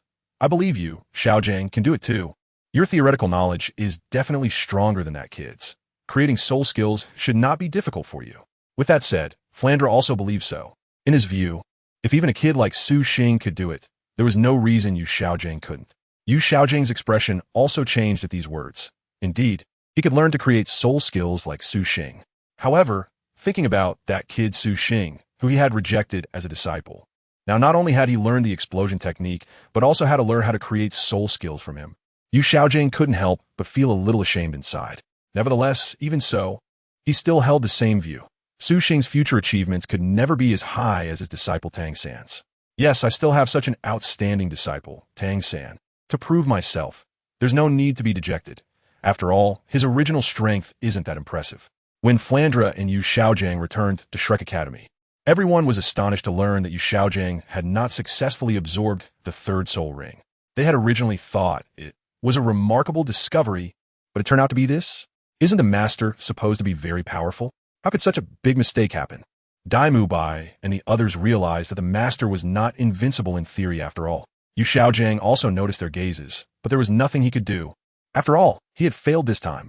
Although the teacher failed, it also proves that soul masters cannot take shortcuts. You all have this talent, so you should definitely not think about taking shortcuts. The teacher believes that each of you can become an amazing soul master in the future because your talents are the most top-notch the teacher has ever seen. Helpless, Yu Xiaojiang had no choice but to use himself as a negative example to teach everyone. Teacher, what is going on with Su Xing's strength? Can we really surpass him in the future? Ning Rongrong couldn't help but raise her hand to ask when she thought of Su Xing hearing Su Xing's name. Yu Xiaojiang's expression stiffened slightly. The reason he was so embarrassed today was also related to Su Xing. The teacher already said last time that he is just more talented in creating soul skills. His soul power level is not higher than yours. By now, you all have basically broken through level 30. Su Xing definitely hasn't. No, it should be said that even if he reached level 30 after blowing up the soul ring, he would be just like the teacher today, unable to absorb the soul ring to break through. He will never be able to break through level 30 in his life. This is the consequence of taking shortcuts. Otherwise, with his talent, even if not outstanding, he would have had a hope of reaching Soul King, but now it's impossible. In terms of strength, he was able to defeat Dai Mubai back then. You are not weaker than you are now, but all of this is temporary. Soon, you will be able to surpass him, Yu Xiaojiang said decisively. After the explosion of the soul rings, he concluded that Su Xing's rapid improvement in soul power level was achieved through the explosion of the soul rings. He also determined that Su Xing, like him, would be unable to absorb soul rings and could not continue to break through. Deservedly so. This is the consequence of taking shortcuts. If Dai Mubai weren't concerned about Yu Xiaojiang being present, he would have been unable to hold back his cheers upon hearing Yu Xiaojiang's words. What a pity. Ning Rongrong thought to herself that it was a pity. She still found Su Xing very interesting, but unexpectedly, the other party was just a fleeting moment, destined to never become a strong person in the future. On the other hand, Zhu Zhuqing, who originally thought she should gloat over Yu Xiaojiang's words, was now slightly clenching her fists, feeling not too happy. Instead, watching Yu Xiaojiang speak confidently about Su Xing's fate made her feel somewhat hard to accept. After all, she had heard about Su Xing being rejected by Yu Xiaojiang as a disciple. It was Yu Xiaojiang who looked down on Su Xing's talent and refused to accept him back then. Awakening thus decided to rely on himself, even if using shortcuts to quickly become stronger. However, Yu Xiaojiang not only felt no guilt, but repeatedly belittled Awakening. Yes, Awakening's talent isn't impressive, but at least he knows how to change his fate through his own efforts, even if he fails. And what about Yu Xiaojiang? Instead of striving to improve himself due to his lack of talent, he only thinks about accepting a talented disciple to prove himself. But is that useful? It doesn't change the fact that he is a useless person. The better his disciple's talent, doesn't that just prove his own uselessness? If he wants to prove himself, shouldn't he cultivate an average talented disciple into a strong one? Of course, these arguments were not thought of by the original Zhu Zhuqing. They were summarized by Zhu Zhuqing based on Awakening's previous complaints and sarcasm towards Yu Xiaojiang. I'm tired. I'm going back first. Not wanting to hear Yu Xiaojiang's nonsense anymore. Zhu Zhuqing found an excuse and left. What happened to Zhuqing? She seems a bit unhappy. Ning Rongrong looked at Zhu Zhuqing's departing figure with some confusion. After all, that awakening came with Zhuqing and likes her. Hearing the master talk about him like that, Zhu Zhuqing would certainly have feelings about it. Even if she doesn't like him, no one wants the one they like to be a useless person.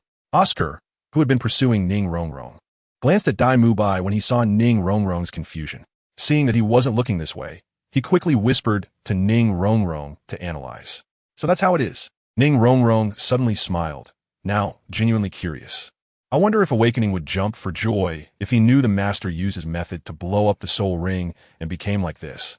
Chapter 26. Training Combat Experience. Please have both sides come to the stage. On my right is the 35th level soul master, the Violent Diamond, who has currently achieved a record of 7 consecutive victories. On my left is a newcomer, the 33rd level soul master. This contestant's title is quite interesting. Awakening the Thunder.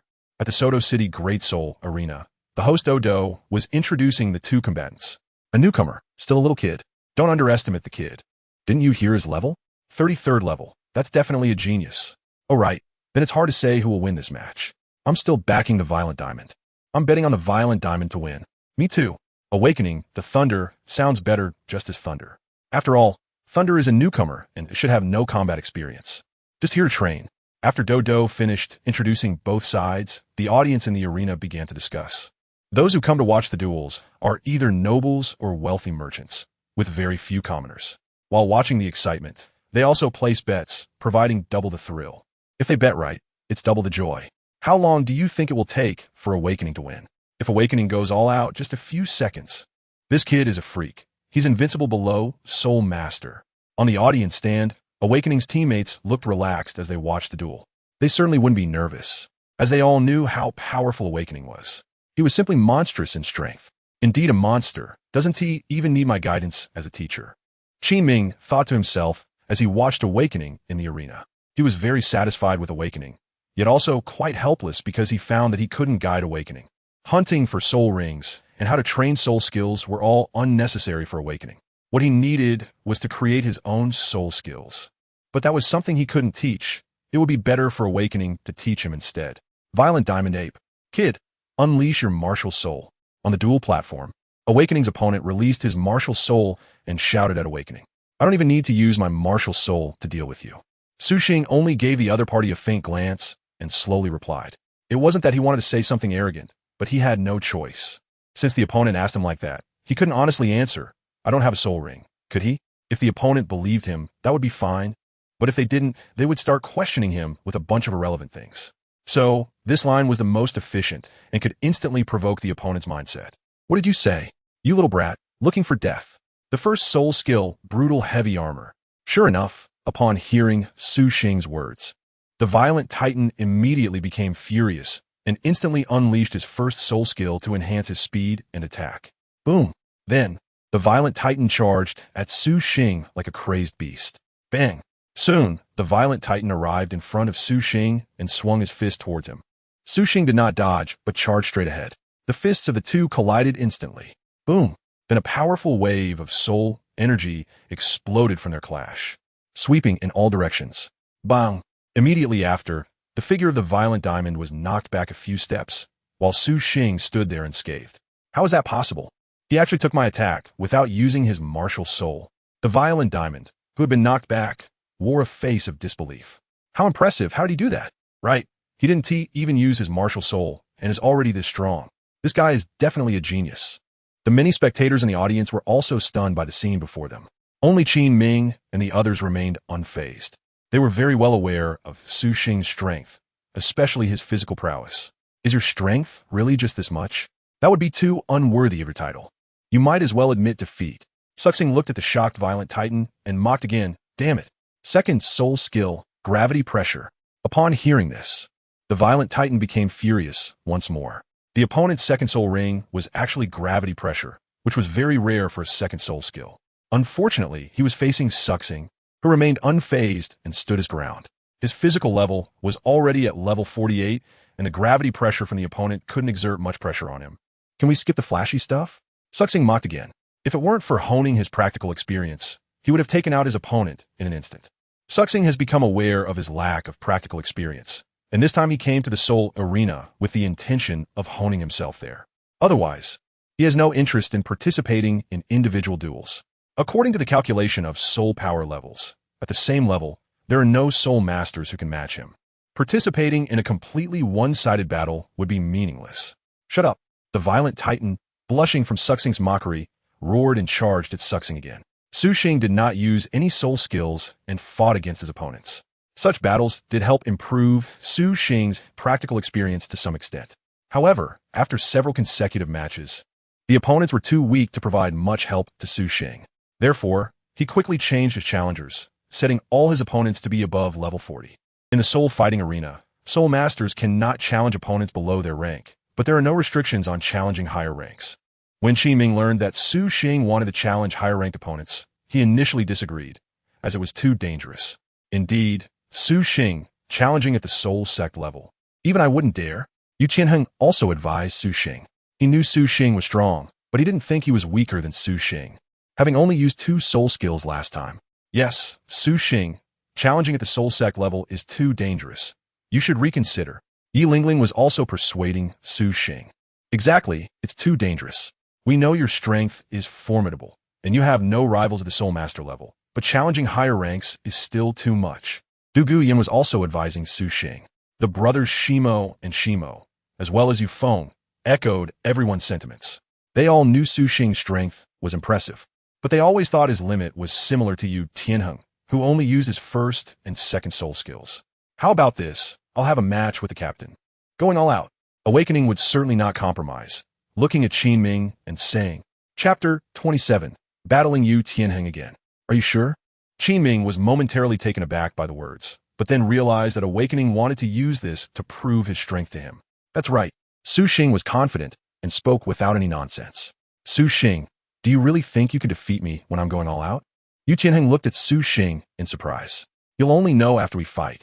Su Xing smiled slightly, exuding immense confidence. Last time, he was just holding back against Yu Tianheng. All right, let's do it this way. Qin Ming agreed, looking at the confident Su Xing. He wanted to see just how strong Su Xing really was. Moreover, if he lost to Yu Tianheng, the worst he would face would be injury, without any life-threatening danger. In the soul fighting arena, it wouldn't necessarily be the same. Su Xing is determined to challenge beyond his level, and he can't be stopped. However, if Su Xing loses to Yu Tianheng, he'll have a reason to intervene. If Su Xing really manages to defeat Yu Tianheng, he might truly be able to challenge beyond his level. Yu Tianheng himself is also capable, but not many can win against him. If Su Xing can defeat Yu Tianheng, then he can indeed challenge at a higher level. But that's impossible, right? Yu Tianheng possesses a top-tier beast martial soul and is already at level 39, much higher than Su Xing. Qin Ming thought to himself, but he also understood Su Xing quite well. Su Xing is a very confident person, and since he said so, it shows he has some level of assurance. After returning to the luxurious residence arranged for them by the nobles in Soto City, Su Xing and Yu Tianheng quickly stood facing each other in an open area. Su Xing can't really be confident about defeating the captain, right? That's impossible. I know Su Xing is strong. We have never been opponents, but this time he's facing the captain who is going all out. The Shimo brothers and Yufeng watched the two about to battle and speculated. Is there even a need to guess? Tianheng is definitely stronger. As Yu Tianheng's lover, Du Guyan naturally supports him unconditionally. Of course, she truly believes this, not just because Tianheng is her boyfriend. Captain, go ahead. You know I don't have a soul ring. Su Xing looked at Yu Tianheng and said with a smile. All right then, I want to hold back today.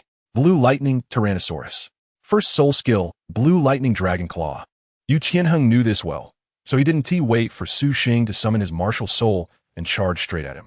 Come at me, lightning armor. Boom. Soon, Su Xing and Yu Tianheng were engaged in battle. At first, everyone thought that Su Xing would be suppressed by Yu Tianheng in a direct confrontation, but after a while, they realized that Su Xing was not being overwhelmed by Yu Tianheng at all. The captain actually couldn't suppress Su Xing in a frontal battle.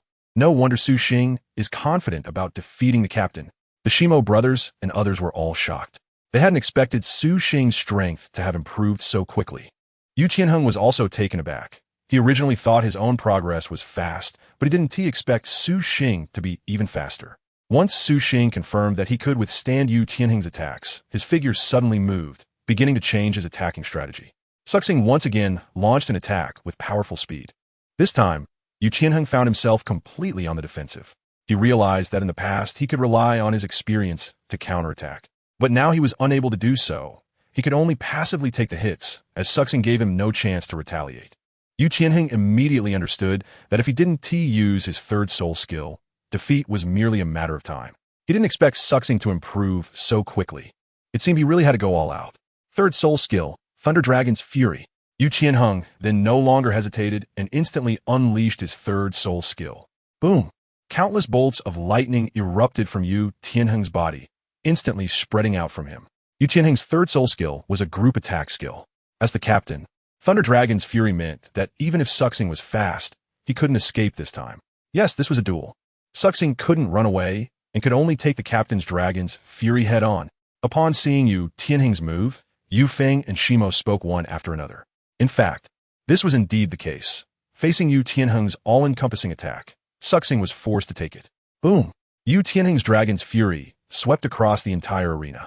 And Suxing's figure was hit, retreating several steps. Squeak, squeak, squeak. The ground around Su and Yu Tianheng is still constantly intertwined with the remnants of lightning. Indeed, this is the first time I've encountered an unavoidable soul skill. Su Xing raised his head and looked at Yu Tianheng with a grin of praise. Under Yu Tianheng's attack, he was injured, but it wasn't too serious. You can still stand? Seeing that Su Xing didn't seem to be badly hurt, Yu Tianheng was shocked. In his expectation, after Su Xing took this hit, even if he didn't completely lose his combat ability, he should have been severely injured. However, looking at Su Xing now, he was just a bit out of breath and disheveled, without any significant injuries. You haven't forgotten that I have a strong immunity to lightning, right? With such a level of attack, don't even think about taking me down without at least a dozen or 20 hits. The question is, how many times can you release it, Captain? Su Xing smiled and reminded Yu Tianheng, lightning immunity. Upon hearing this, Yu Tianheng's expression changed instantly, almost forgetting. Now, Yu Tianheng really felt a bit of a headache. His third soul skill was a group attack skill that consumed a lot of soul power, and he simply couldn't use it too many times. Captain, be careful. Su Xing smiled slightly, preparing to defeat Yu Tianheng. Boom. Then, Su Xing's figure disappeared from the spot and launched continuous attacks on Yu Tianheng again. Su Xing's figure seemed to transform into lightning, constantly wrapping around Yu Tianheng, attacking relentlessly, forcing Yu Tianheng to only defend passively, unable to resist at all. So strong. How is this possible? Is Su Xing really only level 33? Yu Tianheng, completely suppressed by Su Xing, was already shocked to the point of questioning his life. Chapter 28. The Shrek 7 monsters are here. The power of Su Xing was something that Sure Mo and the others had never anticipated. They were all stunned by the strength Su Xing displayed. Watching Su Xing completely suppress Yu Tianheng, Qin Ming was equally shocked. He never expected that Su Xing could actually defeat Yu Tianheng. Qin Ming could already foresee Yu Tianheng's defeat because he couldn't see any opportunity for a comeback. As long as Su Xing didn't give him a chance, Yu Tianheng wouldn't have any opportunity to turn the tables. And he believed that, given Su Xing's personality, he would definitely not give Yu Tianheng a chance. And indeed, no matter how unwilling Yu Tianheng was, under Su Xing's relentless attack, he ultimately fell to the ground, completely losing his combat ability. Defeated. The captain really lost. Su Xing. This monster is just too strong. Sure Mo and the others were all in shock. Only Du Guiying glared at Su Xing with anger. She knew that Yu Tianheng was a very proud person, and being defeated by Su Xing worried her, because she feared he wouldn't be able to accept it. Just moments ago, she had seen Yu Tianheng going mad. Teacher Qin Ming, can I challenge them at a higher level now? Su Xing ignored Du Guiyin's angry gaze and smiled at Qin Ming. Sure, but be careful. At this point, Qin Ming naturally could no longer stop Su Xing and could only helplessly say. Thus, the next day, Su Xing began his level-up challenges at the Soul Arena in Soto City. The opponents he faced were all Soul Masters above level 40, and Su Xing could no longer win easily. The Soul Masters here had rich battle experience. Although they only used Soul skills, they could apply them with remarkable proficiency, which was not simple at all. However, in the end, they were all defeated by Su Xing Awaken. The name of Thunder is beginning to resonate in Soto City. Of course, everyone prefers to call him the Thunder War God, undefeated in battle. It is known that a monstrous genius has arrived at the Soto City Arena. A Soul Master with only 33 levels of soul power, yet he could defeat opponents one rank higher than him every time. But that's not the most astonishing part. The most astonishing thing is that Su Xing has never revealed his martial soul, and no one even knows what it is. I guess his martial soul must be a top-tier one. Obviously, if it weren't a top-tier martial soul, how could the Thunder War God be so strong? Could it be the top beast martial soul, the blue lightning Tyrannosaurus? It's possible. Maybe it's the Thunder Kirin? Anything is possible. But as long as the Thunder War God doesn't reveal it, no one will know what his martial soul truly is. No matter what his martial soul is. All I know is that the Thunder War God is amazing. The Thunder War God has already broken the record for the fastest to become a Silver Soul Master. I wonder if he will also become the fastest to reach Gold Soul Master. It seems impossible for a Soul Emperor to upgrade to Gold Soul Master. When the group from Shrek Academy arrived at the Soto City Arena, they quickly heard the legend of Su Xing. Of course, at this time, they still didn't know that the highly discussed Thunder War God would be Su Xing. It's no wonder everyone has changed Su Xing's title to Thunder War God. Otherwise, if they were still calling him Su Xing, they might have guessed it was him. Is it true what they're saying? That someone can challenge at a higher level and maintain a winning streak? Ma Ongjun exclaimed. feeling it was impossible. It should be true. The arena wouldn't fake it, and with so many spectators watching, they couldn't fake it. Yu Xiaojiang said, while also feeling curious about the other party. Thunder War God, what a powerful title. Ning Rongrong also exclaimed, but her focus was slightly different. To defeat a Soul Master at level 33 is truly monstrous. Here only Xiao San could achieve that. Oscar was also amazed, not expecting such a powerful Soul Master to appear at the Soto City Arena. Third brother, you can defeat a Soul Master too, right? Xiao would directly turn to Tang San and asked. You should be able to. Tang San was quite modest and did not guarantee it. However, deep down, he didn't believe he would be weaker than this Thunder War God. If the Thunder War God could do this at level 33, he was already at level 32, and if he gave it his all, he felt he could definitely do it. If he used hidden weapons, he would dare to fight against a level 50 Soul King. I knew third brother would be fine. Xiao Wu immediately smiled happily upon hearing this. I still don't know who this Thunder War God is. Being able to achieve all this at level 33 is really terrifying. Flender sighed. Yes, this is my first time hearing about him, but I wonder how old he is. If he is the same age as Xiao San and the others, that would be even more amazing. Yu Xiaojiang also exclaimed. Let us hurry. There's another match with the Thunder War God. Really? We can't miss that. Of course it's true. I still want to keep betting on the Thunder War God. Yes, me too. It's been right to follow the Thunder War God for betting during this time. While Yu Xiaojiang and the others were discussing Su Xing, another voice came from the side. It was then that they realized there was another battle for Su Xing. Tang San and the others' eyes lit up, all wanting to see what abilities this Thunder War God had. Let us go in and take a look. We should just stand here. The headmaster Flender was the first to speak, looking eager to go inside. However, those who knew Flender well, like Ning Rongrong, understood that he was actually eager to go in to place bets. Let's go and see. Yu Xiaojiang nodded calmly, not exposing Flender, and led the way inside. He speculated that this Thunder War God was most likely from the Blue Lightning Tyrannosaurus clan. Chapter 29. It really is him. Su Xing. He hasn't used his martial soul. All soul skills are self-created. They're all lightning. Is it him? Impossible. He couldn't have leveled up that quickly. Following everyone quietly, Zhu Zhuqing, who hadn't spoken, felt that the Thunder War God looked very familiar. But she also thought that Su Xing couldn't have leveled up so fast. Previously, he leveled up quickly because he detonated 2 soul rings. But now he couldn't absorb soul rings anymore. There were no soul rings to explode. So it couldn't be him. Zhu Zhuqing analyzed in her heart. But despite her analysis, she felt a strange sensation deep down. Perhaps the Thunder War God really was Su Xing, regardless of whether it was or not. It had nothing to do with me. Realizing she was thinking about Su Xing again, Zhu Zhuqing immediately snorted coldly in her heart, shaking her head to dismiss these inappropriate thoughts. Yet her steps quickened slightly. After Yu Xiaojiang and the others entered, they found that the arena was particularly lively today, with almost all the seats filled. Thunder War God! Thunder War God! Many spectators in the audience were still cheering. Tang San and the others thought the Thunder War God had already appeared and quickly looked down at the duel platform. But there was no one. In fact, they couldn't see anything at all. Bang, bang, bang. At that moment, in the dim duel arena, beams of light shot down. All the beams alternated, finally focusing on a graceful figure. It was the host Douluo, who was hosting again today. I am Douluo. Welcome everyone back to the Soto City Arena. The next duel is a highly anticipated match. Although everyone might already know the participants, Douluo will briefly introduce the 2 fighters. The Lightning Dominator, a level 48 Soul Master, has 17 consecutive wins as a Silver Soul Master, with a martial soul of the Lightning Leopard. Awaken, the Thunder, a level 33 Soul Master, currently has 21 consecutive wins, making him the fastest to become a Silver Soul Master in the history of the Soto City Arena. Not only that, he is also the youngest. No one knows what his martial soul is, as no one has ever forced him to use it, because of his terrifying record. He is called the Thunder War God by everyone. Now, let us welcome our 2 contestants.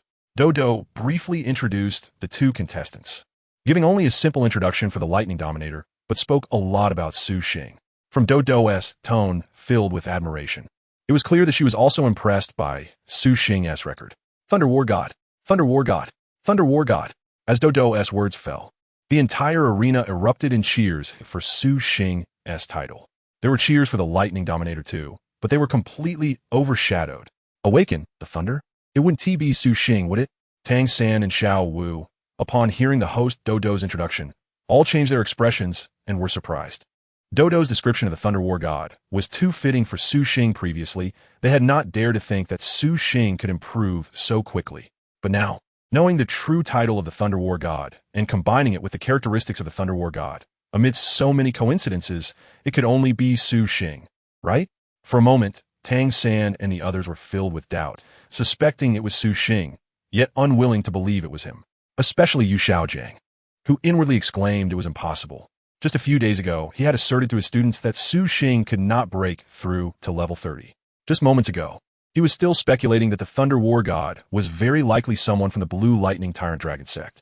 Impossible. He had already lost the ability to absorb spirit rings. He could not have broken through to level 30. Yu Xiaojiang comforted himself in his heart.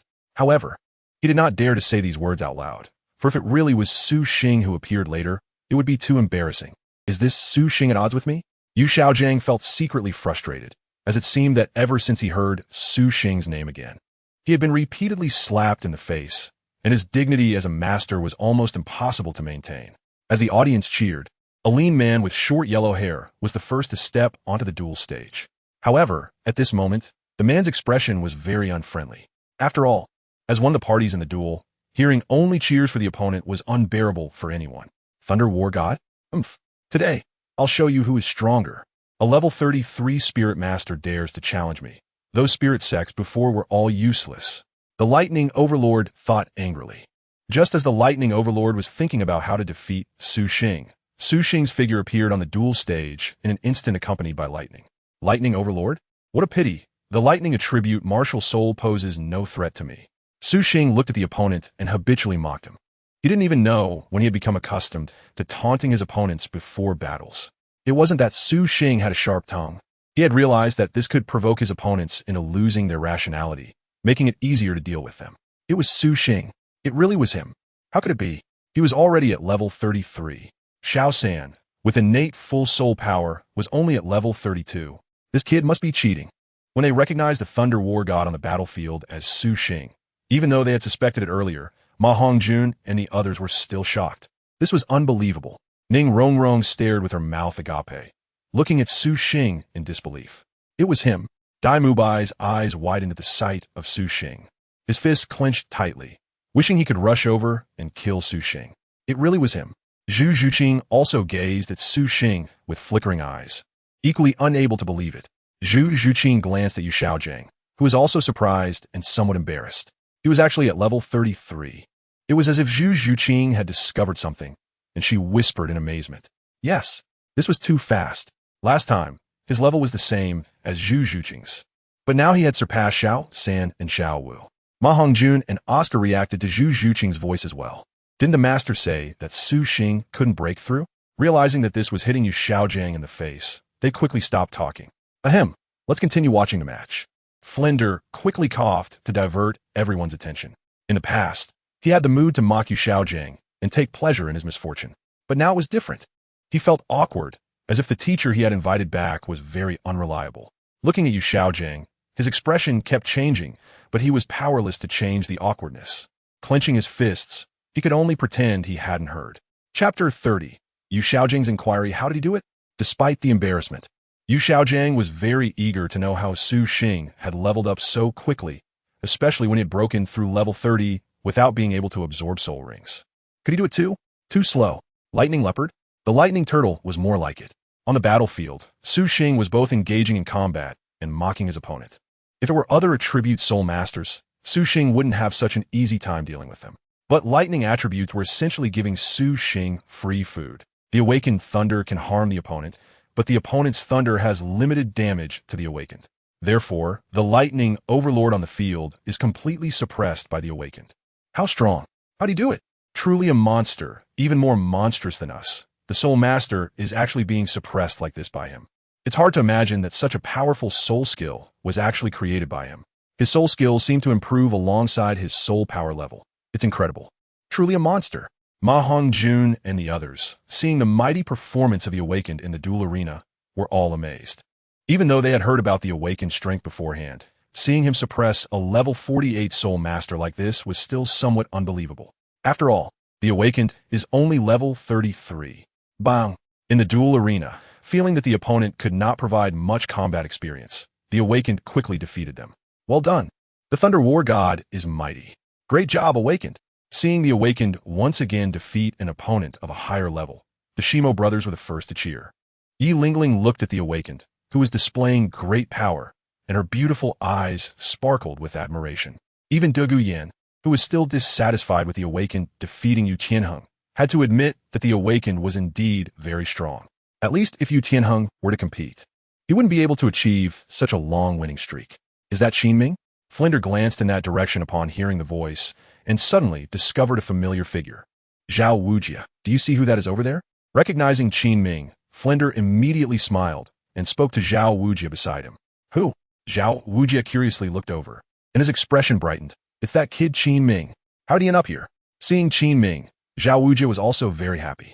He was the most outstanding disciple to graduate from Shrek Academy. Principal, who are you talking about? Tang San and the others became curious, as if they had encountered someone familiar. It's your senior, the most outstanding among the graduated students. He was once the youngest soul master on the Douluo continent. Speaking of Qin Ming, Flinder's face inevitably showed pride. This is a student from our Shrek Academy. That's amazing. So it's our senior. Oscar and the others were surprised. Come on, let me introduce you to your senior. Flinder laughed heartily and was the first to walk over in that direction. Let's go, keep up. I haven't seen that kid in a long time. Zhao Wujia followed suit.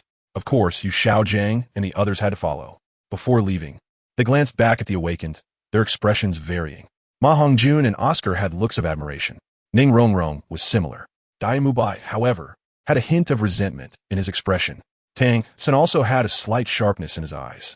He was eager to know who was stronger between him and the Awakened. Tang San was never a competitive person because no one among his peers was stronger than him. However, the Awakened's performance had truly ignited his competitive spirit. Third brother, stop looking, let's hurry over. Xiao Wu pulled Tang San's hand. She only cared about Tang San and didn't care about the Awakened. Tang San retracted his gaze and walked together with Xiao Wu towards the direction of the Tiando Royal Academy's Wuhuan battle team. The last one was Zhu Zhuqing. Zhu Zhuqing coldly glanced at the Awakened before turning to leave. However, soon, Tang San and the others noticed that the victorious Awakened was actually walking in the same direction as them. Awakened, great job!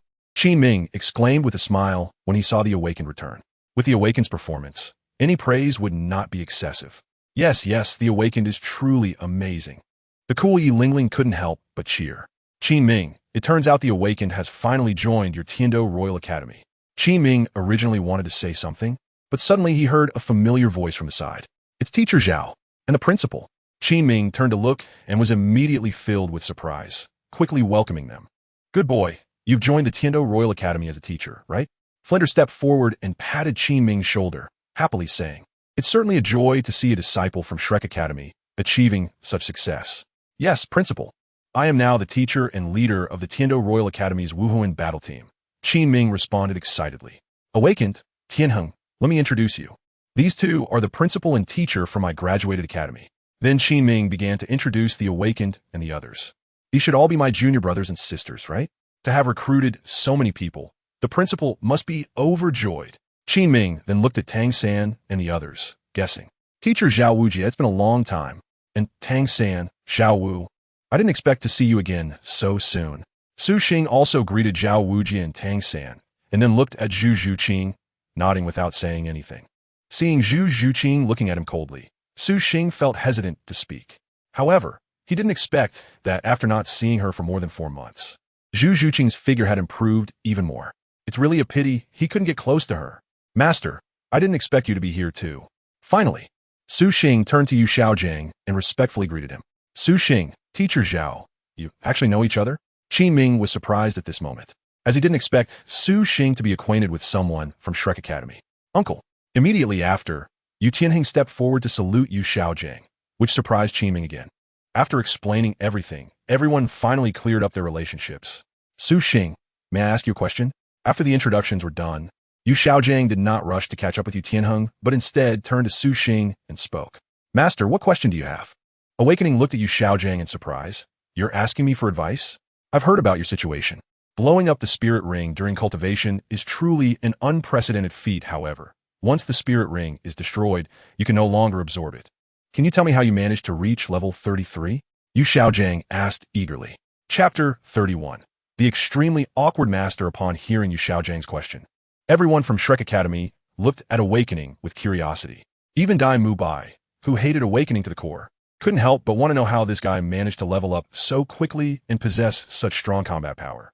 After witnessing Awakening's recent battle, Dai Mubai realized that even though he had broken through level 40, he still seemed to be no match for Awakening. This left him feeling quite frustrated. Now, if he could understand why Awakening was so strong, it would be beneficial for him to better strategize against him in the future.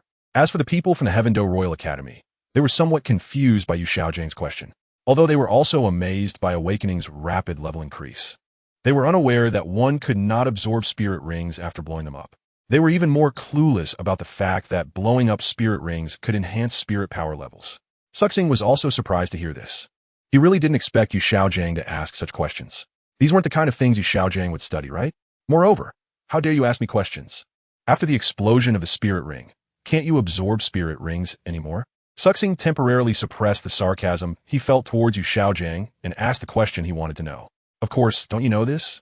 Can you still absorb spirit rings later? Upon hearing Suxing's words, Yu Xiaojiang was also taken aback, then excitedly asked, can Suxing do it? I don't know. I'm not planning to absorb spirit rings anymore. Suxing shrugged, indicating that he didn't know. After the initial surprise, Suxing guessed why Yu Xiaojiang was asking him these questions. It must be that Yu Xiaojiang went to Shrek Academy, learned about his situation, and did some research before following up with these questions. However, the fact that he couldn't absorb spirit rings after the explosion was something Suxing didn't expect. He always thought it was possible, just that he didn't want to. So whether it was at level 20 or level 30, he had never absorbed a spirit ring, mainly because he was afraid that absorbing a spirit ring, even if it exploded, would still limit his control over spirit power. So, it turns out that even if he wanted to absorb it, he couldn't. You actually didn't plan to absorb it again. Yu Xiaojiang was shocked upon hearing this, not expecting that Suxing hadn't absorbed his spirit ring again. From Suxing's tone, it seemed he really didn't intend to take a spirit ring. Then how could your spirit power level keep increasing? However, Yu Xiaojiang didn't care about that anymore and immediately focused on the key question. So refreshing. Looking at Yu Xiaojiang, who once refused to accept me as a disciple, now eagerly asking me questions, Suxing felt completely at ease. At this moment, Suxing actually wanted to say one thing. Why should I answer your questions? Aren't you supposed to be theoretically invincible? But Suxing didn't impulsively say it out loud. That would really ruin his relationship with Shrek Academy. Up to now, he hadn't considered being enemies with Shrek Academy. Not joining Shrek Academy was due to his pride. He didn't want to be guided by Yu Xiaojiang anymore. He wanted to seize the fairy herbs also because he had previously offended Dai Mubai badly. He couldn't afford to mess up again. Even if he was unhappy with Yu Xiaojiang, he couldn't openly offend him. Yu Xiaojiang's backing not only included the Blue Lightning Tyrant Dragon sect, but also Bibi Dong. However, thinking about Yu Xiaojiang's question, Suxing realized he didn't need to resort to sarcasm to slap Yu Xiaojiang's face. Master, are you testing me? Even though I couldn't become your disciple back then, I have studied your theories seriously. This question is actually covered in the Master's theories. Spirit Masters can continue to cultivate and their spirit power will keep increasing without obtaining a spirit ring breakthrough. The Master truly deserves his title. I didn't believe it much before, but now after cultivating, I found it indeed to be true. Su Xing thought that Yu Xiaojiang was testing him and responded respectfully. After Yu Xiaojiang rejected Su Xing, he indeed asked Su Xing to look more into the content he had published. Boom! Upon hearing Su Xing's words, Yu Xiaojiang felt as if his head exploded and he was momentarily stunned. Yes, this seemed to be something mentioned in the teacher's theory. Teacher Tang San was also taken aback, quickly recalling that there was indeed such a thing in Yu Xiaojiang's theory. However, not only had the master forgotten, but he had also forgotten. At this moment, Tang San could understand just how awkward Yu Xiaojiang must feel. The question he had always wanted to ask actually had the answer right in his hands. However, Tang San also felt that he couldn't blame the master. Although the master's theory mentioned it, without absorbing soul rings to continue improving soul power, one wouldn't know the specific level, while Su Xing clearly knew his own level. Not just Tang San, but Dai Mubai and the others could also sense the master's awkwardness. Each of them had a strange expression on their faces. Even Flender and the others felt embarrassed, and Yu Xiaojiang himself, at that moment, truly felt a sense of shame. The answer he had always wanted to know was actually in his own hands. What a huge irony. Well, it seems you have taken my words to heart. Yu Xiaojiang barely maintained his expression, responding to Su Xing with a slightly stiff demeanor. As for why Su Xing's improvement speed was so fast, Yu Xiaojing didn't have the face to ask that anymore. Right now, Yu Xiaojing just wanted to find a crack in the ground to hide in. Dean, teacher Zhao Wujia, you came here to help train the younger students through practical combat, right? Although Qin Ming was unclear about the specific situation, he noticed that the atmosphere was a bit off and quickly spoke up to change the subject. Yes. We just wanted to let Xiao San and the others gain some practical experience here. Flender quickly took over the conversation. Then he chatted with Qin Ming about this and that, preventing everyone from continuing to focus on Yu Xiaojing. That would be too awkward. As for Su Xing, it was the first time Flender saw him today. After witnessing Su Xing's performance in the duel arena, Flender truly regretted not being at the academy back then. Otherwise, he definitely wouldn't have let Su Xing go. This is a true monster, even more so than those little monsters at Shrek Academy. Just now, Flender had actually thought about whether he could bring Su Xing back to Shrek Academy. Now, he didn't dare to think about it anymore. Flender believed Yu Xiaojing definitely wouldn't want that either, as he had been slapped in the face too hard this time. Flender even doubted whether Yu Xiaojing could still keep the little monsters at Shrek Academy in check. Chapter 32. Uncle and nephew chat. After reminiscing with Qin Ming for a while, Flender made an excuse to part ways with the Heaven Do Royal Academy's Wuhuan battle team. It wasn't really an excuse. The Shrek 7 monsters still had to engage in soul fighting. After slapping Yu Xiaojing in the face, Su Xing focused more on Zhu Zhuqing. Although he had already given up, Su Xing still wanted to know if Zhu Zhuqing had forgiven Dai Mubai and whether they were walking together now. However, from the beginning to the end, Su Xing did not see any interaction between Zhu Zhuqing and Dai Mubai, and Zhu Zhuqing was deliberately avoiding Dai Mubai. On the contrary, Dai Mubai occasionally tried to get closer to Zhu Zhuqing, especially after seeing Su Xing looking at her. Unfortunately, Zhu Zhuqing did not allow Dai Mubai to come near. When parting, Zhu Zhuqing shot a cold glance at Su Xing, as if to tell him, "I still remember you." Su Xing only responded with a smacking motion, which made Zhu Zhuqing turn her head in anger. This bastard. Zhu Zhuqing scolded Su Xing in her heart. Others might not be clear, but she was very aware of Su Xing's attitude towards Yu Xiaojing. So just now, Su Xing had deliberately embarrassed Yu Xiaojing. It was just that others couldn't see it. However, Zhu Zhuqing had no intention of exposing him. In fact, she felt very pleased to see such a scene. Yu Xiaojing had belittled Su Xing multiple times at Shrek Academy, and she had long been displeased with him. No, it's not because of him that I have an opinion about the master. It's because there are problems with the master's theories that I have an opinion about him. Uncle, where are you now? In the evening, Yu Xiaojing and his nephew Yu Tianheng met in a quiet place. I'm currently teaching at Shrek Academy. Yu Xiaojing responded.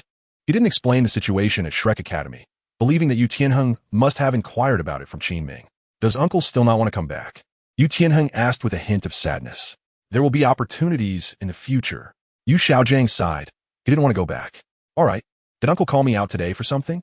Yu Tianheng sighed, knowing that he couldn't persuade him and stopped trying. Can you tell me in detail about Su Xing's situation? Yu Xiaojing didn't know what Su Xing was thinking. Anyway, he felt ashamed to ask Su Xing himself. But Yu Xiaojing really wanted to know about Su Xing's situation. So he came to ask Yu Tianheng. Su Xing's words reminded him that the improvement of soul power is indeed not limited by soul rings. However, this still doesn't explain why Su Xing levels up so quickly. Speaking of Su Xing, Yu Tianheng's expression stiffened slightly. He still hasn't fully accepted losing to Su Xing. If it weren't for the fact that the person asking was Yu Xiaojing, he wouldn't want to talk about Su Xing at all. But since it was his uncle Yu Xiaojing asking, Yu Tianheng had no choice but to share what he knew with him. Uncle, I think his rapid increase in soul power level might be related to that fruit he ate. Yu Tianheng even mentioned that Su Xing had eaten an exotic fruit. He never considered that revealing this information could be seen as betraying Su Xing. An exotic fruit? Yes, only legendary materials can explain Su Xing's situation. I wonder what kind of legendary treasure he actually consumed. It's a pity that his soul ring exploded. He won't be able to absorb soul rings in the future. Wasting that exotic fruit. This exotic fruit allowed Su Xing, who only had innate soul power level 3, to level up so quickly, and that was without absorbing a soul ring. It must be extremely precious. What a waste. After hearing this, Yu Xiaojing suddenly realized and felt that it made sense. Once he understood, Yu Xiaojing's expression was filled with regret, feeling that it was a pure waste for Su Xing to eat the exotic fruit that caused his soul ring to explode. Not entirely, though. Su Xing's self-created soul skills are still very impressive. Yu Tianheng felt he needed to defend Su Xing otherwise. having been defeated by Su Xing. Wouldn't he be even more embarrassed? That's only true for now. Reaching level 70 is a turning point. Only soul masters who have absorbed soul rings can use their martial soul true form, and he won't be able to. Without the martial soul true form, even if he levels up to 70, he would still struggle against opponents with their martial soul true form. Moreover, his self-created soul skills may not keep up with his soul power level. Lower level soul skills are easier to create, but higher level ones are definitely not that simple. Yu Xiaojiang shook his head. Knowing Su Xing's situation allowed him to analyze it thoroughly. Does Uncle think his progress will slow down? Yu Qianheng frowned upon hearing this. Although he felt a bit pleased inside, thinking about the upcoming Advanced Martial Soul Academy competition across the continent, he didn't want Su Xing to lag behind. I can't guarantee his soul power level will improve, but his soul skills are very likely to fall behind. Soul skills for soul masters become increasingly powerful. His soul skills rely entirely on his own creation. Do you think his self-created soul skills can keep up? Yu Xiaojiang replied. For some reason, he wanted to negate Su Xing, not wanting to see him succeed. Perhaps because the more successful Su Xing became, the more it proved how blind he was to reject Su Xing as a disciple back then. Zhu Zhuqing, how can you ever forgive me? Just tell me and Dai Mubai promised to do it. At Zhu Zhuqing's door, Dai Mubai looked at the cold Zhu Zhuqing and spoke in a compromising tone. He cared for Zhu Zhuqing. Ever since she came, he had reformed, but Zhu Zhuqing had always ignored him. This made Dai Mubai very angry. But he also knew it was his fault and that Zhu Zhuqing coming was also giving him a chance. However, Dai Mubai found that no matter what he did, it was useless and he could only sulk. Today, after seeing Su Xing again, it awakened his hatred towards Su Xing and made him truly nervous. Because he knew that Su Xing also liked Zhu Zhuqing. So, for the first time, Dai Mubai lowered his noble head and directly begged Zhu Zhuqing for forgiveness. Seeing the submissive Dai Mubai, Zhu Zhuqing's beautiful eyes flickered. In her plan, Dai Mubai's attitude was already enough for her to forgive him. However, now she couldn't bring herself to say the words of forgiveness. Instead, she wondered if such a submissive Dai Mubai could stand up again. Moreover, Zhu Zhuqing inexplicably thought of Su Xing again, comparing him with Dai Mubai. Damn it! Realizing this, Zhu Zhuqing suddenly felt irritated. Although she was reluctant to admit it, she sadly discovered that Su Xing's last domineering kiss not only made her hate him, but also left an imprint of his figure in her heart. Zhu Zhuqing clearly knew she shouldn't feel this way. Chapter 33. Night meeting with Zhu Zhuqing. The day you defeat Su Xing, I will forgive you. After taking a deep breath, Zhu Zhuqing coldly said. Zhu Zhuqing was still giving Dai Mubai a chance, believing that if he defeated Su Xing, it should remove the imprint of Su Xing in her heart. All right, I will defeat him and prove to you that only I am worthy of you. Upon hearing Zhu Zhuqing's condition, Dai Mubai immediately agreed. At this moment, anger burned fiercely in Dai Mubai's eyes. He was furious that Zhu Zhuqing actually compared him to Su Xing, otherwise she wouldn't have said such a thing. Bang! After saying this, Dai Mubai turned and left. He feared that if he stayed any longer, he would say something unpleasant to Zhu Zhuqing. I hope he can do it, Zhu Zhuqing silently said, then went to the balcony of her hotel room. Zhu Zhuqing wanted to cool off and calm her emotions. However, when her gaze fell on a man and a woman on the distant street below, her expression suddenly turned cold. Bastard looks just like Dai Mubai. Su Xing, brother. Do you think this looks good? On the brightly lit street, in front of a stall, Yi Lingling held a pair of exquisite earrings, comparing them to her earlobe and looking back at Su Xing to ask, they suit you very well. Su Xing took a look and nodded. It was indeed good. I'll take it, boss, I want this one. Upon hearing this, Yi Lingling became happy and immediately turned to buy it from the boss. Su Xing silently watched. In fact, he didn't really want to go shopping with Yi Lingling. He had already noticed that Yi Lingling had feelings for him. Yi Lingling was also very beautiful, but she didn't give Su Xing the feeling of a heart flutter. There was no strong impulse to want to have her. Moreover, Su Xing had a premonition that he might leave the Tiando Royal Academy soon, so he didn't want to tease Yi Lingling. If he didn't have to take responsibility, he would have dragged her to a hotel long ago. Don't laugh. In the Douluo continent, 10 years old is considered an adult. Ma Hongjun had already been taken to such places by Flanders early on. This time, accompanying Yi Lingling was really because he couldn't withstand her cute and pleading demeanor, usually cold and distant. Even Su Xing couldn't resist Yi Lingling when she acted spoiled. Thinking about how Yi Lingling looked when she was being cute, Su Xing hesitated, wondering if he should really take Yi Lingling to a hotel tonight.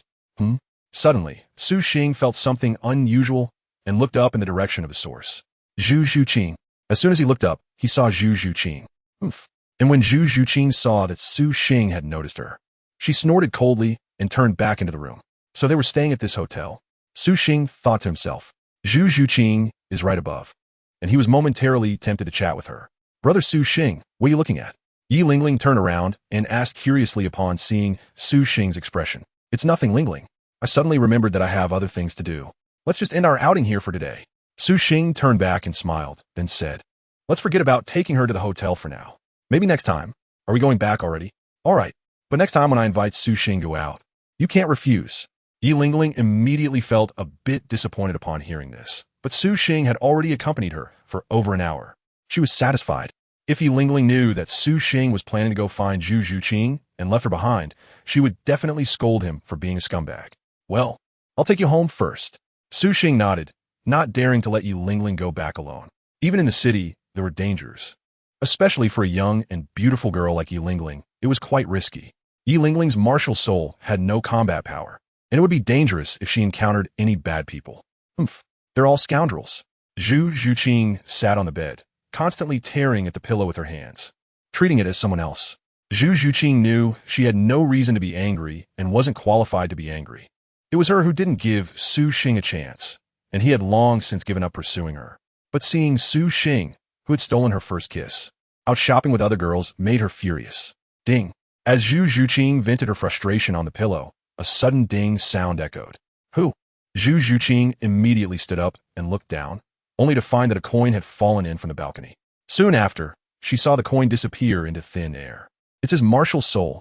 Zhu Zhuqing's expression turned cold as she guessed that the coin was Su Xing's martial soul. In other words, Su Xing was outside? Zhu Zhuqing snorted coldly, put on her shoes, and slowly walked to the balcony. Sure enough, there was a person standing on her balcony. It was that scoundrel Su Xing. What are you doing here? Trespassing into private territory? I can inform the guards of Suodo City to arrest you. Zhu Zhuqing looked at Su Xing coldly and questioned him. Is it really necessary to be so harsh? I just came to see you and wanted to ask you some questions. Su Xing smiled and was not afraid of Zhu Zhuqing's threats. They were all invited by the nobles of Suodo City, and as long as it wasn't a serious crime, those nobles would handle it. Aren't you spending time with your girlfriend? Aren't you afraid she'll misunderstand if you come find me? Zhu Zhuqing didn't continue to dwell on that issue and coldly retorted. Don't say that. She's not my girlfriend yet. Su Xing retorted. Not yet? So that means it will be soon? Zhu Zhuqing huffed. After saying that, Zhu Zhuqing realized that her tone seemed off.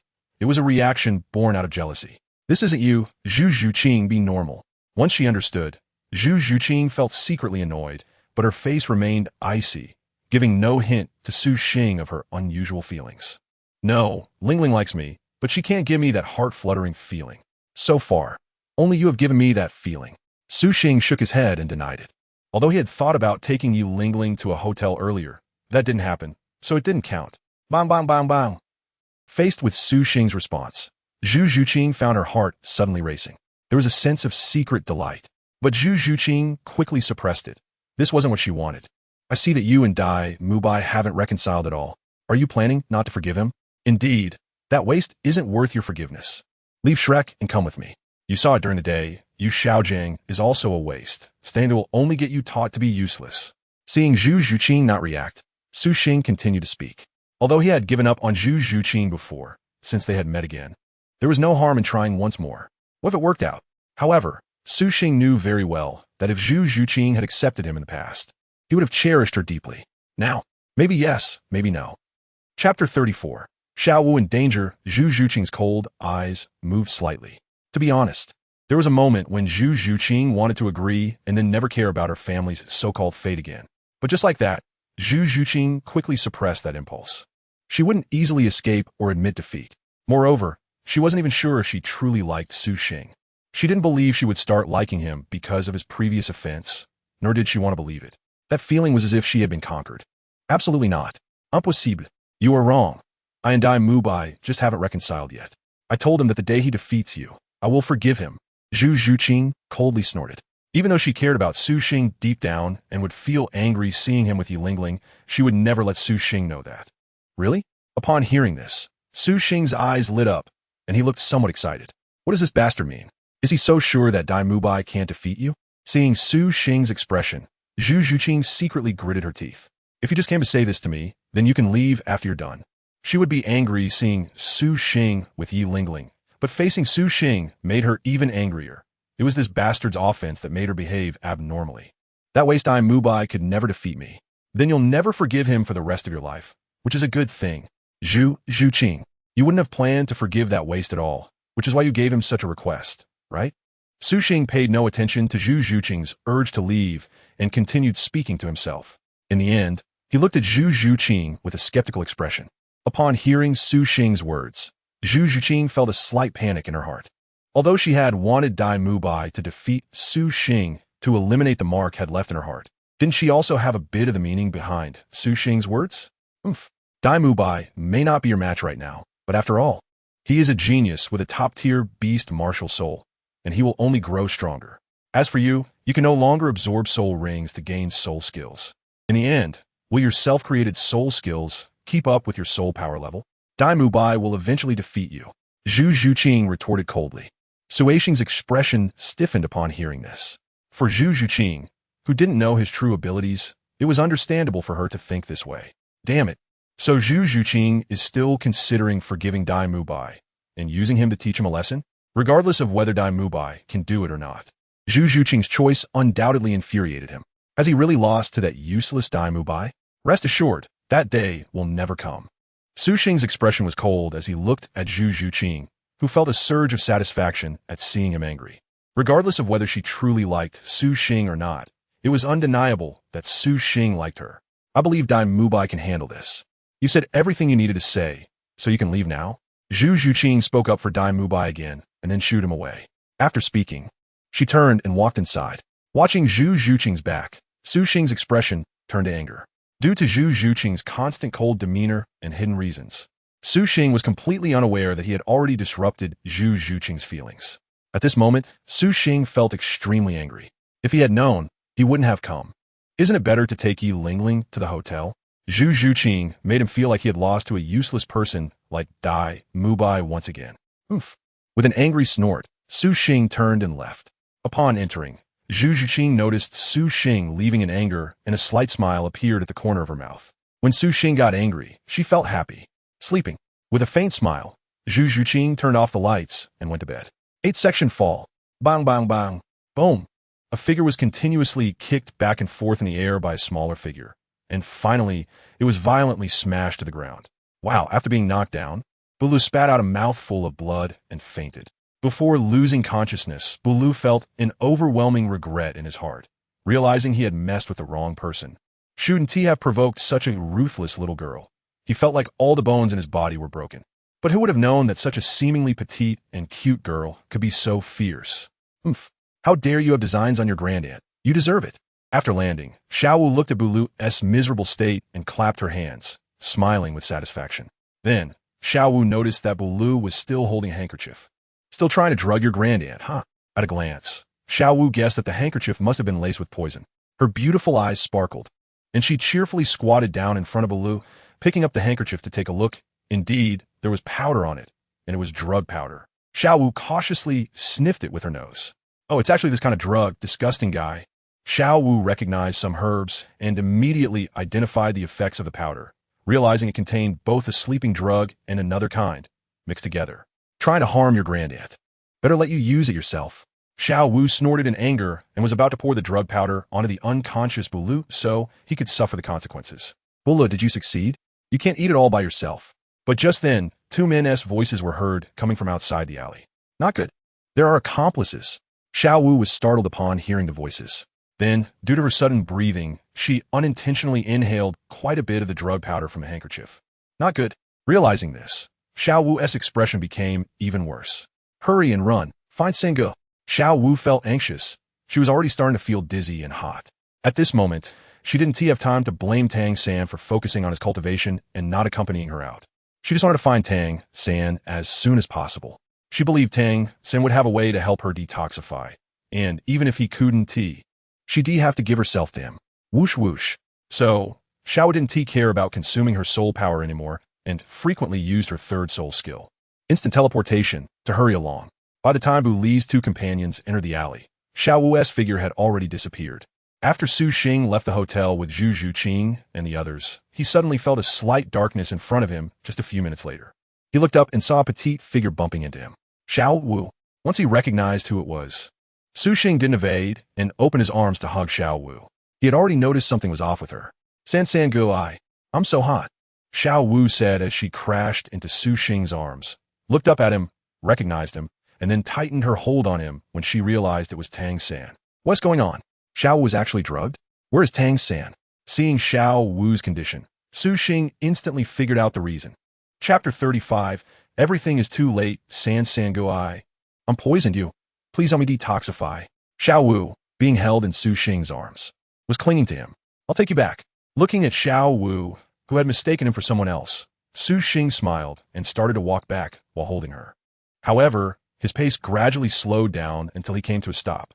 Suxing's first reaction was indeed to send Xiao Wu back to Tang San. He believed that with Tang San's skills in poison, it should be no problem for him to cure Xiao Wu.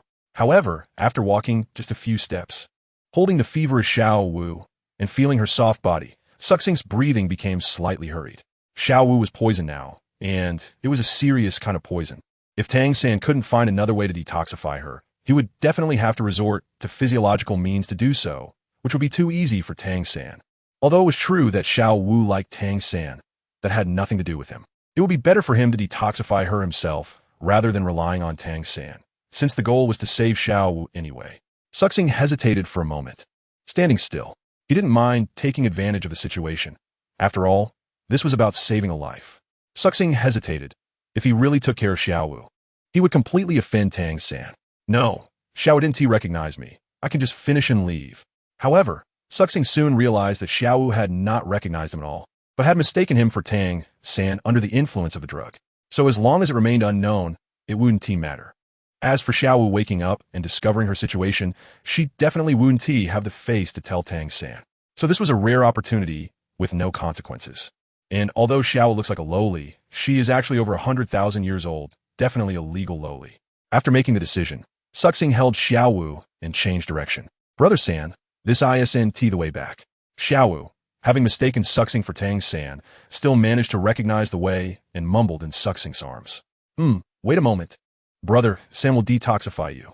It won't be quiet, so we'll change hotels, so we want to disturb the dean and the others. Su Xing smiled and casually explained. Xiao Wu responded and had no objections. Su Xing didn't waste any more words, hastily holding Xiao Wu and rushing towards the nearest hotel. At the hotel where Tang San and the others were staying, stimulated by Su Xing's actions, Tang San, who was diligently cultivating, suddenly stopped. What's going on? He suddenly felt a bit flustered, as if something bad was about to happen. Xiao Wu.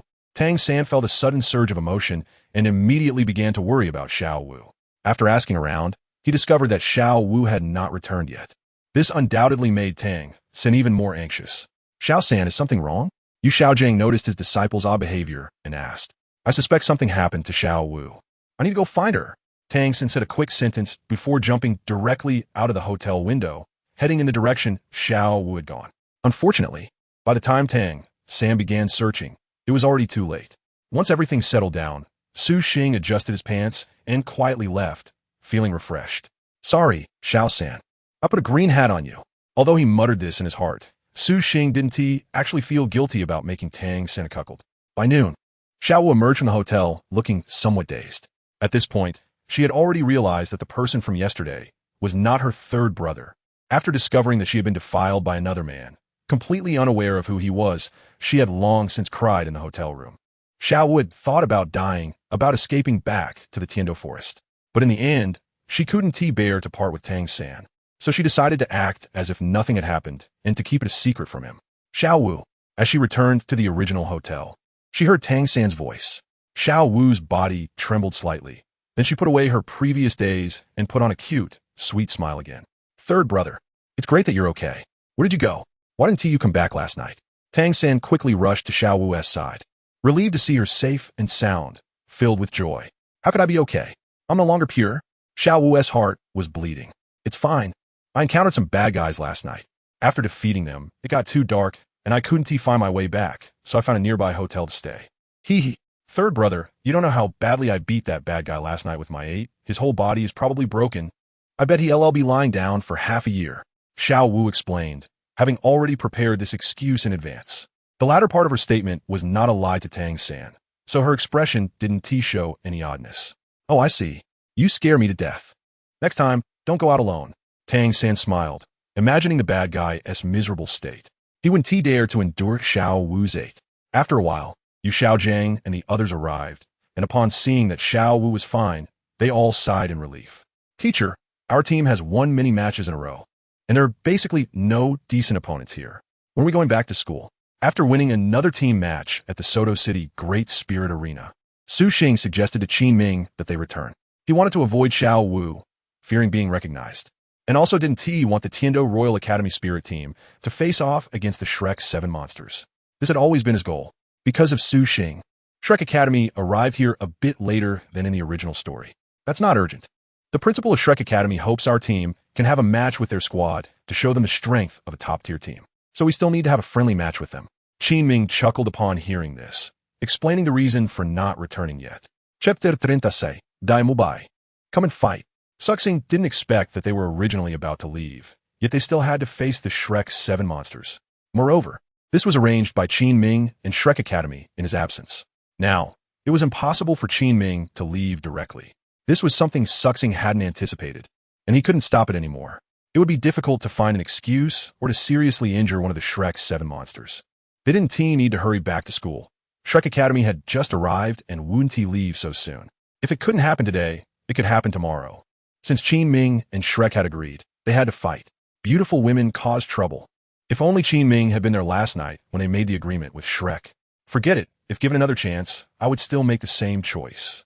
Unable to stop it, Suxing simply chose not to intervene. Dugian would notice Tang San and mention him to Dugabo, mainly because her snake poison was cleverly resolved by Tang San using strong liquor and realgar. As long as this scene didn't happen, everything would be fine. By the way, I could also teach Dai Mubai a lesson again, to show Zhu Zhuqing that a useless person will always be useless. The two teams wanted to compete in the Soul Arena. Finding the person in charge of the Soul Arena could still be arranged. Especially after hearing that the Tiando Royal Academy's Wuhan Battle team would leave after this match, they immediately went to make arrangements. During this time, they had really suffered a lot of defeats and couldn't wait for the Tiando Royal Academy to leave quickly. Everyone was aware of the situation of the Shrek 7 monsters. To be honest, their overall talent was stronger than yours. So, don't be careless in today's match, especially with this Tang San. You must pay attention. Also, Dugian, in today's match, don't use poison. Just enhance everyone's status to avoid casualties. Qin Ming reminded Suxing and the others about today's battle. Being told that their talent was not as good as Shrek's, the group inevitably felt indignant, but they couldn't refute it either, as the overall age of the Shrek 7 monsters was a few years younger than them. When they were at that age, they were not as good as the Shrek 7 monsters, except for Yu Tianheng and Suxing. Yi Lingling was on the same level as Zhu Zhuqing, the weakest among the Shrek 7 monsters. I understand, teacher. Dugian nodded. She was a control-type soul master and could limit enemies through her poison circle. However, the toxicity was quite strong, and if not careful, it could really harm the opponent. Knowing that the Shrek 7 monsters were Qin Ming's juniors, Dugian felt there was no harm in giving way. She could also assist by using stimulating poison to enhance her teammates' conditions. Moreover, with Suxing around, she didn't think there would be any major issues. Although she was quite displeased that Suxing defeated Yu Tianheng as a teammate, Suxing was still very reliable. Throughout the team matches so far, Suxing had never used his full strength. Not just Dugian, but the Shimo brothers and others also didn't take Qin Ming's words too seriously. In their team, Yu Tianheng could sometimes single-handedly take on the entire opposing team. And with Suxing having defeated Yu Tianheng, they didn't think it would be a big problem. They acknowledged that the Shrek 7 monsters had outstanding talent. But that was just talent. Currently, the levels of the Shrek 7 monsters were lower than theirs. Forget it, just be careful and don't let them lose too embarrassingly. Seeing this, Qin Ming sighed. He himself didn't actually feel that the Shrek 7 monsters posed a significant threat to Suxing and the others. Su Xing stood by without saying a word. Originally, he intended to suggest that Dugian not use snake venom, but since Qin Ming mentioned it, he felt there was no need for him to say anything. Qin Ming and the others were making pre-battle preparations, and the Shrek Academy was doing the same. In this confrontation, the teachers hope you will fight with the purpose of training. It will be very difficult for you to win.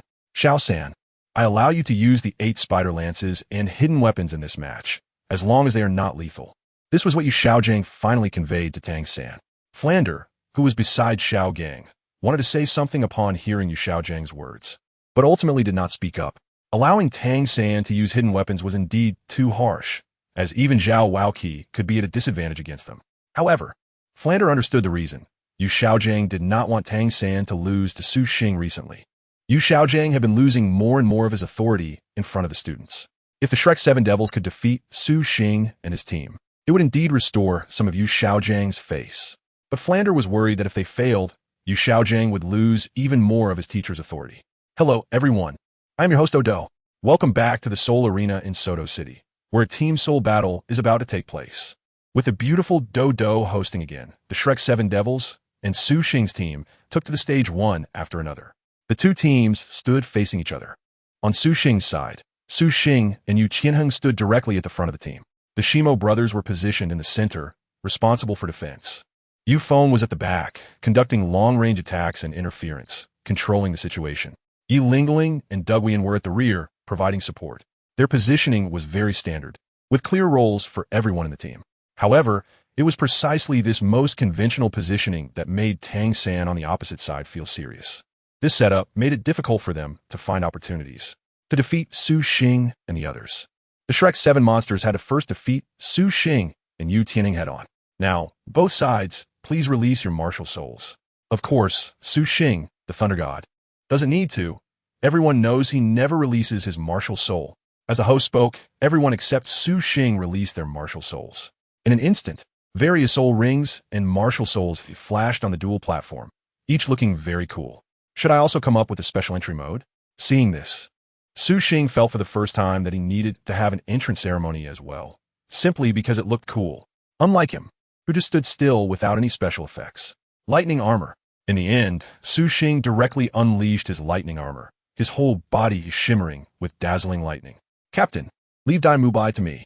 Then Su Xing looked at Dai Mubai and said to Yu Tianheng beside him, all right, although Yu Tianheng didn't quite understand. He had no objections. Among the Shrek 7 monsters, Dai Mubai had the highest rank. Su Xing is willing to tackle the toughest challenges, and he finds it easier. Dai Mubai, come and fight. Su Xing was not polite, taking a step forward and looking domineeringly at Dai Mubai opposite him as he spoke. Chapter 37, Xiao Wu, it's you. After speaking, Su Xing also glanced at Zhu Zhuqing and Xiao Wu. Zhu Zhuqing still had a cold expression, making it hard to read anything. Xiao Wu appeared just like usual, showing no signs of the impact from last night at all. Su Xing noticed that she looked at him without any unusual expression, and he immediately felt relieved. What's there to be afraid of? Even if she knows it's me, she wouldn't dare to say anything. It's even more impossible to call them Ming and Air Ming. Daring to leave the starry forest is simply courting death. Su Xing silently cursed a couple of times in his heart, and completely stopped paying attention to Xiao Wu. Third soul skill, White Tiger Transformation. In response to Su Xing's provocation, Dai Mubai also shouted angrily and charged at Su Xing. Tang San was controlling the situation, and apart from him, no one else in the team could pose a threat to Su Xing. First soul skill, Blue Lightning Dragon Claw. After Su Xing and Dai Mubai started fighting, Yu Tianheng also charged forward. Bang! As soon as it began, Su Xing directly flashed to Dai Mubai's front and knocked him back. Dai Mubai, who had been lying in bed for several months recovering from injuries, was now only at level 38 and was no match for Su Xing. A soul master under level 40 had no power to resist in front of Su Xing. How is this possible? Dai Mubai, who was instantly knocked away by Su Xing, was filled with disbelief. A few months ago, he could still hold his ground against Su Xing, but now he couldn't even take one of Su Xing's moves? Although he had seen Su Xing dominating in the previous level-up challenges, Dai Mubai never expected the gap between him and Su Xing to be so large. This left Dai Mubai, who was still thinking about defeating Su Xing for revenge and obtaining Zhu Zhuqing's forgiveness, a bit dazed. Boss Dai.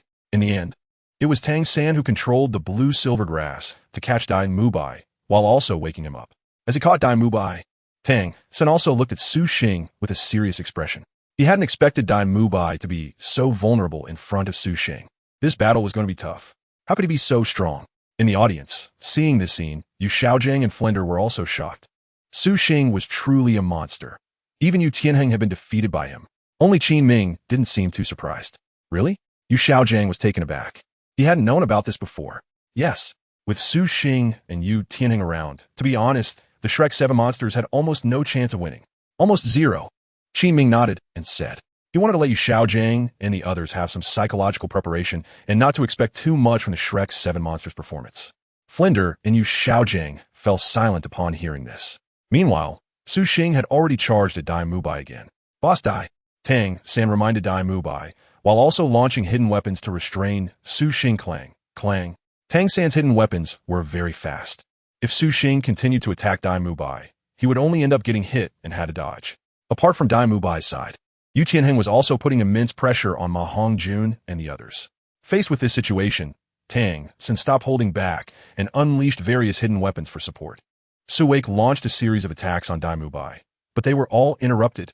Since that's the case, I'll deal with you first. Su Xing was a bit impatient, snorting coldly, and turned to attack Tang San. Third brother, third spirit skill, teleport. Seeing Tang San in danger, Xiao Wu immediately flashed in front of Su Xing. Second spirit skill, charm. After appearing in front of Su Xing, Xiao Wu quickly used her second spirit skill, charm. Xiao Wu, it's up to you. Tang San thought to himself. He had long known that Su Xing's strength was formidable, but Su Xing's spirit power was only at level 33. Just 2 levels higher than Xiao Wu, which wasn't a big difference. So Tang San wanted to see if Xiao Wu's second spirit skill, charm, could make a difference. He knows the characteristics of awakening, which is incredibly fast, and his blue-silver grass can't keep up. However, as long as Xiao Wu's soul power can affect the awakening, he can immediately use blue-silver grass to bind it. Is it charming? Looking at Xiao Wu, who is casting charm in front of him, the corners of Su Xing's mouth slightly curled up. His Thunder Escape armor constantly stimulates his spirit, making charm-type skills less effective against him. Moreover, Su Xing had enjoyed every part of Xiao Wu last night. How could he be enchanted by her gaze now? Not good, Xiao Wu, come back quickly. Seeing Su Xing's expression, Tang San immediately urged Xiao Wu to retreat. Unfortunately, it was already too late. Su Xing's figure instantly closed in on Xiao Wu. The injuries from last night haven't healed yet, so don't jump around. Go rest. With that thought in mind, Su Xing directly punched Xiao Wu in the abdomen. ZZ. At the same time, a large amount of lightning gathered, spreading from Su Xing's fist to envelop Xiao Wu's entire body. Su Xing is not an overly heartless person. His moves may seem terrifying, but in reality, they don't cause much harm. They just happen to paralyze Xiao Wu, making her lose her combat ability. Oof. Xiao Wu let out a muffled groan and then collapsed. It was still Su Xing's conscience that kicked in as he gently laid Xiao Wu down on the ground. Xiao Wu. In the distance, Tang San, seeing Xiao Wu injured, immediately shouted in anger and rushed over, simultaneously throwing a large number of hidden weapons aimed at Su Xing. Don't worry, she just lost her combat ability. Su Xing jumped back and calmly said, it's you. However, what Su Xing didn't expect was that the fallen Xiao Wu was now glaring at him with anger in her eyes. She recognized him as the man who had violated her last night. Although she couldn't remember Su Xing's appearance and had always mistaken him for Tang San, she was a soul beast with a keen sense of smell, and she remembered Su Xing's scent. If he hadn't gotten so close, she wouldn't have been able to detect it, but since Su Xing had just approached her, Xiao Wu naturally recognized him. Xiao Wu stared at Su Xing fiercely, not expecting it to be him. What? Su Xing felt a bit confused at first and didn't understand what Xiao Wu was saying. However, after seeing the look in Xiao Wu's eyes, Su Xing suddenly felt a jolt, realizing that Xiao Wu had figured it out. How did she recognize him so suddenly? Su Xing silently cursed his bad luck, but he wasn't too nervous. Before he saw Xiao Wu again, he had already anticipated that she would recognize him. It was no big deal.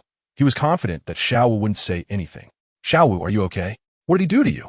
Tang San rushed over, quickly checking Xiao Wu's injuries. I'm fine, Brother San.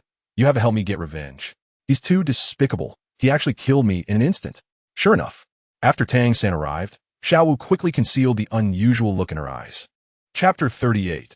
All use of hidden weapons. Hearing that Xiao Wu indeed did not dare to speak out, Su Xing let out another sigh of relief. The real complaint you want to make is not that I killed you in an instant, but that I repeatedly killed you for half a day, leading you to abandon your armor, right? Su Xing couldn't help but find Xiao Wu's complaint amusing. Don't worry, I will avenge you. Seeing that Xiao Wu had only lost her fighting ability and was otherwise okay, Tang San finally relaxed. However, he would still heed Xiao Wu's request. As he spoke, Tang Xin used blue silver grass to wrap Xiao Wu up and took her out of the arena as she had been defeated. Before leaving, when Xiao Wu looked back at Su Xing, her eyes were fixed on him. There was anger, shame, and a hint of pleading in her gaze. She hoped that Su Xing would keep last night's event a secret. At that moment, she felt a bit regretful. If she had known better, she wouldn't have let Su Xing know that she recognized him. It would have been better to act as if she knew nothing. Su Xing, you hurt Xiao Wu. Be careful, I won't hold back. Tang Xin looked at Su Xing, his voice filled with anger. As if you could defeat me. Su Xin smiled disdainfully.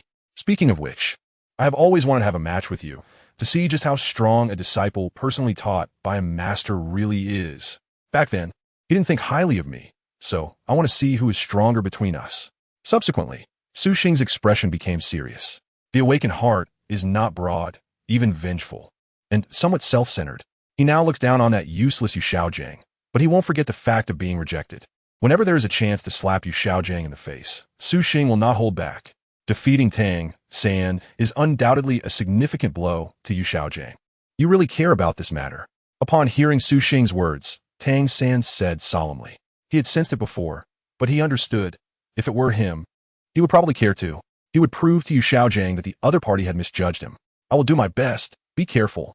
8 spider lances. Tang San said no more, and the external soul bone 8 spider lances was directly released. The purple-black 8 spider lances appeared on Tang San's back, making him look like a spider spirit. First soul skill bind. Then, Tang San pressed one hand on the ground, and several strands of blue-silver grass rose from around Su Xing, reaching out to grab him. Facing Tang San's attack, Su Xing easily dodged and kept flashing closer to Tang San. Purple extreme magic eyes. Watching Su Xing's ghostly speed, Tang San quickly opened his purple extreme magic eyes to see Su Xing's movements clearly.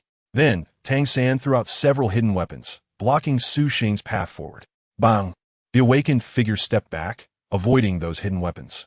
Good. As expected of Tang San. In the audience, Yu Xiaojiang saw that Tang San had actually managed to restrain Su Xing, and his expression immediately brightened, filled with satisfaction. His Tang San had indeed not let him down. Unfortunately, it didn't matter much. Dai Mubai and the others were about to collapse. Flanders side nearby. Although Tang San had restrained Su Xing, he was also unable to assist the others due to being occupied. With Tang San's control lost, Yu Qianheng, under Yi Lingling's continuous healing, could suppress Dai Mubai and the others all by himself. With Yu Feng providing long-range support from behind, Yu Qianheng could unleash a frenzied attack, putting Dai Mubai and the others in a precarious situation. Hearing this, Yu Xiaojiang looked over and indeed, the joy on his face quickly faded, replaced by a heavy expression. Whether Tang San could defeat Su Xing was still uncertain, but the team was bound to lose. If the others were defeated, it was only a matter of time before Tang San fell as well. Using hidden weapons, after being pushed back by Yu Tianheng once again, Dai Mubai let out an angry roar. Hearing Dai Mubai's words, Oscar and the others did not hesitate, and all took out their hidden weapons. Whoosh, whoosh, whoosh, whoosh. It must be said that the Tang sect hidden weapons that Tang San brought from his past life truly felt like cheating. They could easily challenge opponents beyond their level. Yu Qianheng was instantly forced back, and he was hit by several hidden weapons. If those hidden weapons were poisonous, Yu Qianheng would probably be done for. Damn it, what kind of weapons are these? Injured, Yu Qianheng couldn't help but curse, feeling that the rhythm of the battle was completely different from usual. Su Wake didn't expect that Yu Xiaojiang would actually make the Shrek 7 monsters all use hidden weapons. No wonder he dared to fight them. If they all used hidden weapons, they could really be defeated if they weren't careful. Tianheng, the support player, Duge Yin, saw Yu Qianheng get injured, and it was a sneak attack by a group of people using inexplicable weapons, which made her furious. Angry, Duge Yin stepped forward. Are you going to use the poison of the Bailin snake? Fatty, get ready. Tang San noticed and quickly reminded Ma Hongjun. He had already thought of a way to deal with Duge Yan's snake poison. Strong liquor mixed with realgar, then ignited by Ma Hongjun's phoenix flame, could neutralize all snake poison. Duge Yan, stop. Lingling will heal the captain, and then the captain doesn't need to worry about consumption. You can entangle Tang San while I clear the others. Seeing Duge Yan about to use the snake poison, Su Wake immediately spoke up to stop her. His biggest goal today was to prevent Tang San from resolving Duge Yan's snake poison, even if it meant losing the duel. So Su Wake spoke out to stop her. Hearing Su Wake's words, Duge Yan hesitated for a moment before retreating. Third soul skill, Thunder Dragon's Fury. Yu Qianheng did not oppose Su Wake's arrangement. After standing up with Yi Lingling's healing, He directly unleashed his ultimate move towards Tang San. Roar! A dragon shadow made of thunder roared and surged towards Tang San, its momentum astonishing. Not good. Feeling himself being locked on, Tang San thought it was bad and quickly used blue silvergrass to wrap himself up. The 8 spider lances on his back also protected him in front. Xiao San, third brother. Ning Rongrong and Xiao Wu exclaimed in alarm upon seeing Tang San in danger. Ning Rongrong quickly cast a buff on Tang San. Xiao Wu, from the sidelines, could only feel anxious. You should worry about yourselves at this time. Just as Ning Rongrong had just cast a buff on Tang San, Su Wake appeared in front of her. He didn't know if Yu Qianheng's ultimate move could directly defeat Tang San. Probably not, but he didn't care. What he needed to do now was to take advantage of Tang San's distraction to eliminate everyone else. Otherwise, while he could dodge the hidden weapons, Yi Lingling and the others couldn't, and in the end, they would anger Duge Yin and force her to use the snake poison. Ning Rongrong just realized Su Wake had come in front of her and was shocked. Rongrong! Oscar exclaimed, rushing over to save Ning Rongrong. Bang! But Oscar was too slow. Su Wake directly, just like Xiao Wu had done earlier, knocked Ning Rongrong down. Chapter 39, One-on-One. Let's all go down together. After Su knocked down Ning Rongrong, he saw Oscar and casually knocked him down with a punch as well. Bang! Wow! However, Oscar did not receive the same treatment as Xiao Wu and Ning Rongrong. He had to control his strength and the intensity of the lightning. Oscar directly took Su's powerful punch, spat out blood, and then fainted. Bang! Even after Oscar fell to the ground, Su did not lend a hand. This made Ning Rongrong, who was watching nearby, feel a sense of fear. Fortunately, she didn't end up as badly as that. This guy is really powerful. At the same time, he is also very gentle. Ning Rongrong sighed in her heart, feeling the strength of Su for the first time. Luckily, Ning Rongrong's inner thoughts were not heard by Oscar. Otherwise, he would definitely tease her about her misunderstanding of the word gentle. Then there were Ma Hongjun and Dai Mubai, who were also knocked down by Su one after another. In response to Su's attack, they tried to use hidden weapons to force him back. Unfortunately, they were not Tang San. The same hidden weapons in Tang San's hands were completely different from theirs. Tang San could observe his movement trajectory with a purple extreme magic eye, and his hidden weapon techniques were extraordinary and fluid, able to seal Su's movements, which Ma Hongjun and the others could not do. They couldn't even see Su's figure clearly. Therefore, they were easily knocked down by Su. Ma Hongjun ended up fainting just like Oscar. Dai Mubai had it worse, with a few ribs broken. Finally, it was Zhu Zhuqing's turn. I admit defeat. Zhu Zhuqing didn't give Su a chance to get close. After seeing Su knock Dai Mubai down and turning his gaze towards her, she directly admitted defeat. She has a personality that doesn't easily concede. But it also depends on the situation. Knowing full well that she was no match, and since it wasn't a life-and-death battle, it would be foolish to fight any harder. Boom! Su Waking has dealt with all of Dai Mubai and the others, and Yu Tianheng's attacks have also stopped. Su Xing turned to look at Tang San, and found that the other party was indeed not so easily defeated. Aside from retreating a few meters in a somewhat embarrassed manner, Tang San did not suffer any significant injuries. The greatest credit still belonged to Tang San's external soul bone, the 8 spider lances. How is this possible? Yu Qianheng was somewhat shocked to see that Tang San had actually taken his attack without any harm at all. Tang San, you lost. The Shrek 7 Devils are down to just you. However, despite the shock, when Yu Qianheng glanced around and saw that Dai Mubai and the others had all been eliminated by Su Xing, he immediately smiled. They had won. Brother Su Xing is amazing. Yi Lingling looked at Su Xing with admiration from behind. So we won. The Graphite Stone brothers awkwardly scratched their heads. They had contributed nothing and had only simply released their martial spirits without doing anything else. We lost. Yu Xiaogong, seeing that all the Shrek 7 devils, except for Tang San, had been eliminated, felt a bit lost. It's okay. Letting them experience stronger opponents is a good thing. Flender was mentally prepared, so he was not too upset. Instead, he smiled openly.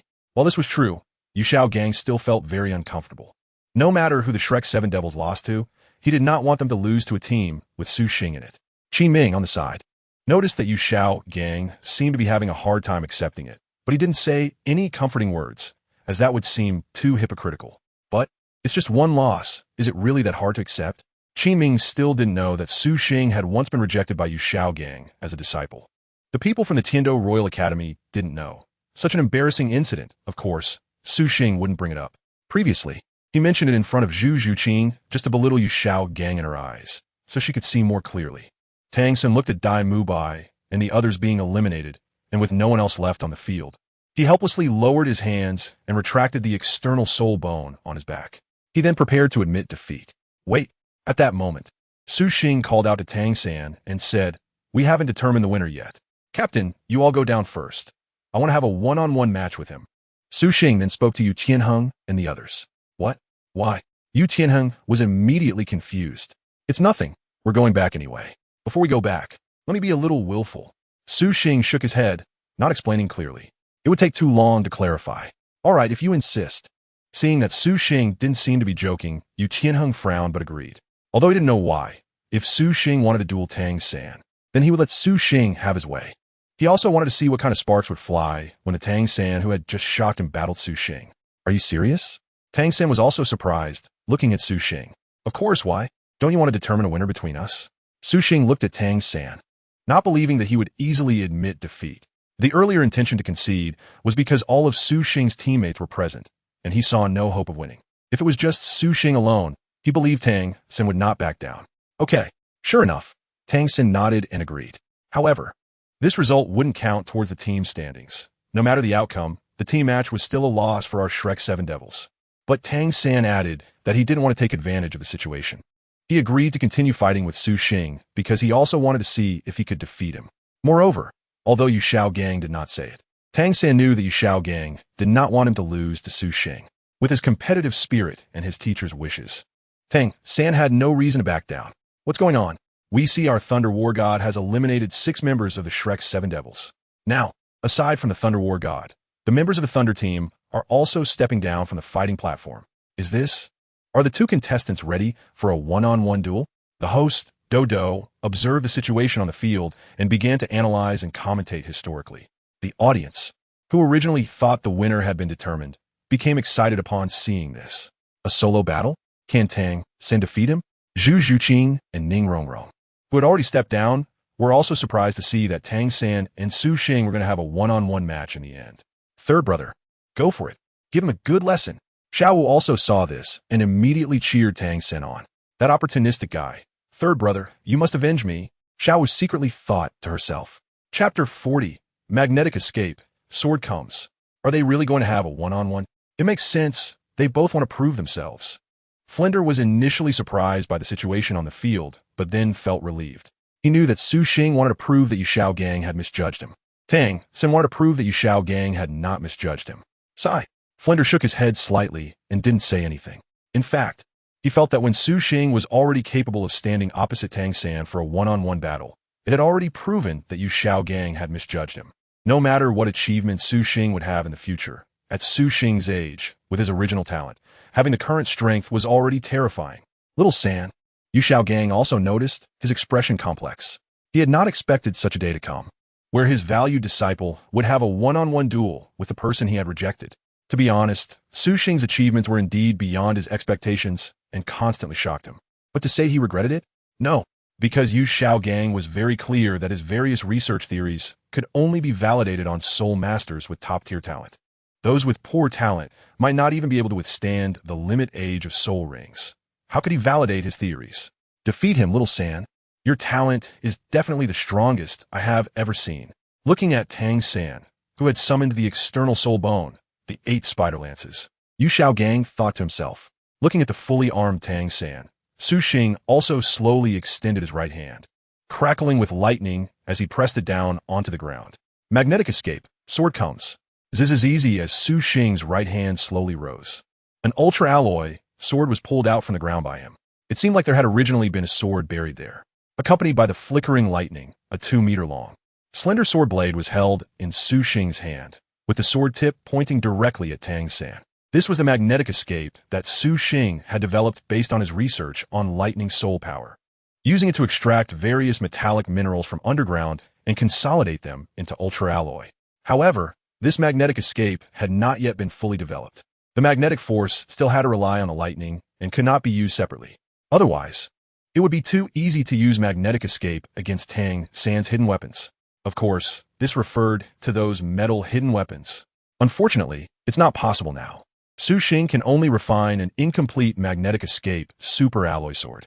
This is also because, without a weapon in hand, it's difficult for Su Xing to approach Tang San, who possesses the 8 spider lances. Su Xing knows how domineering the poison of the 8 spider lances is. With his current physical strength, he is still unable to be immune to it.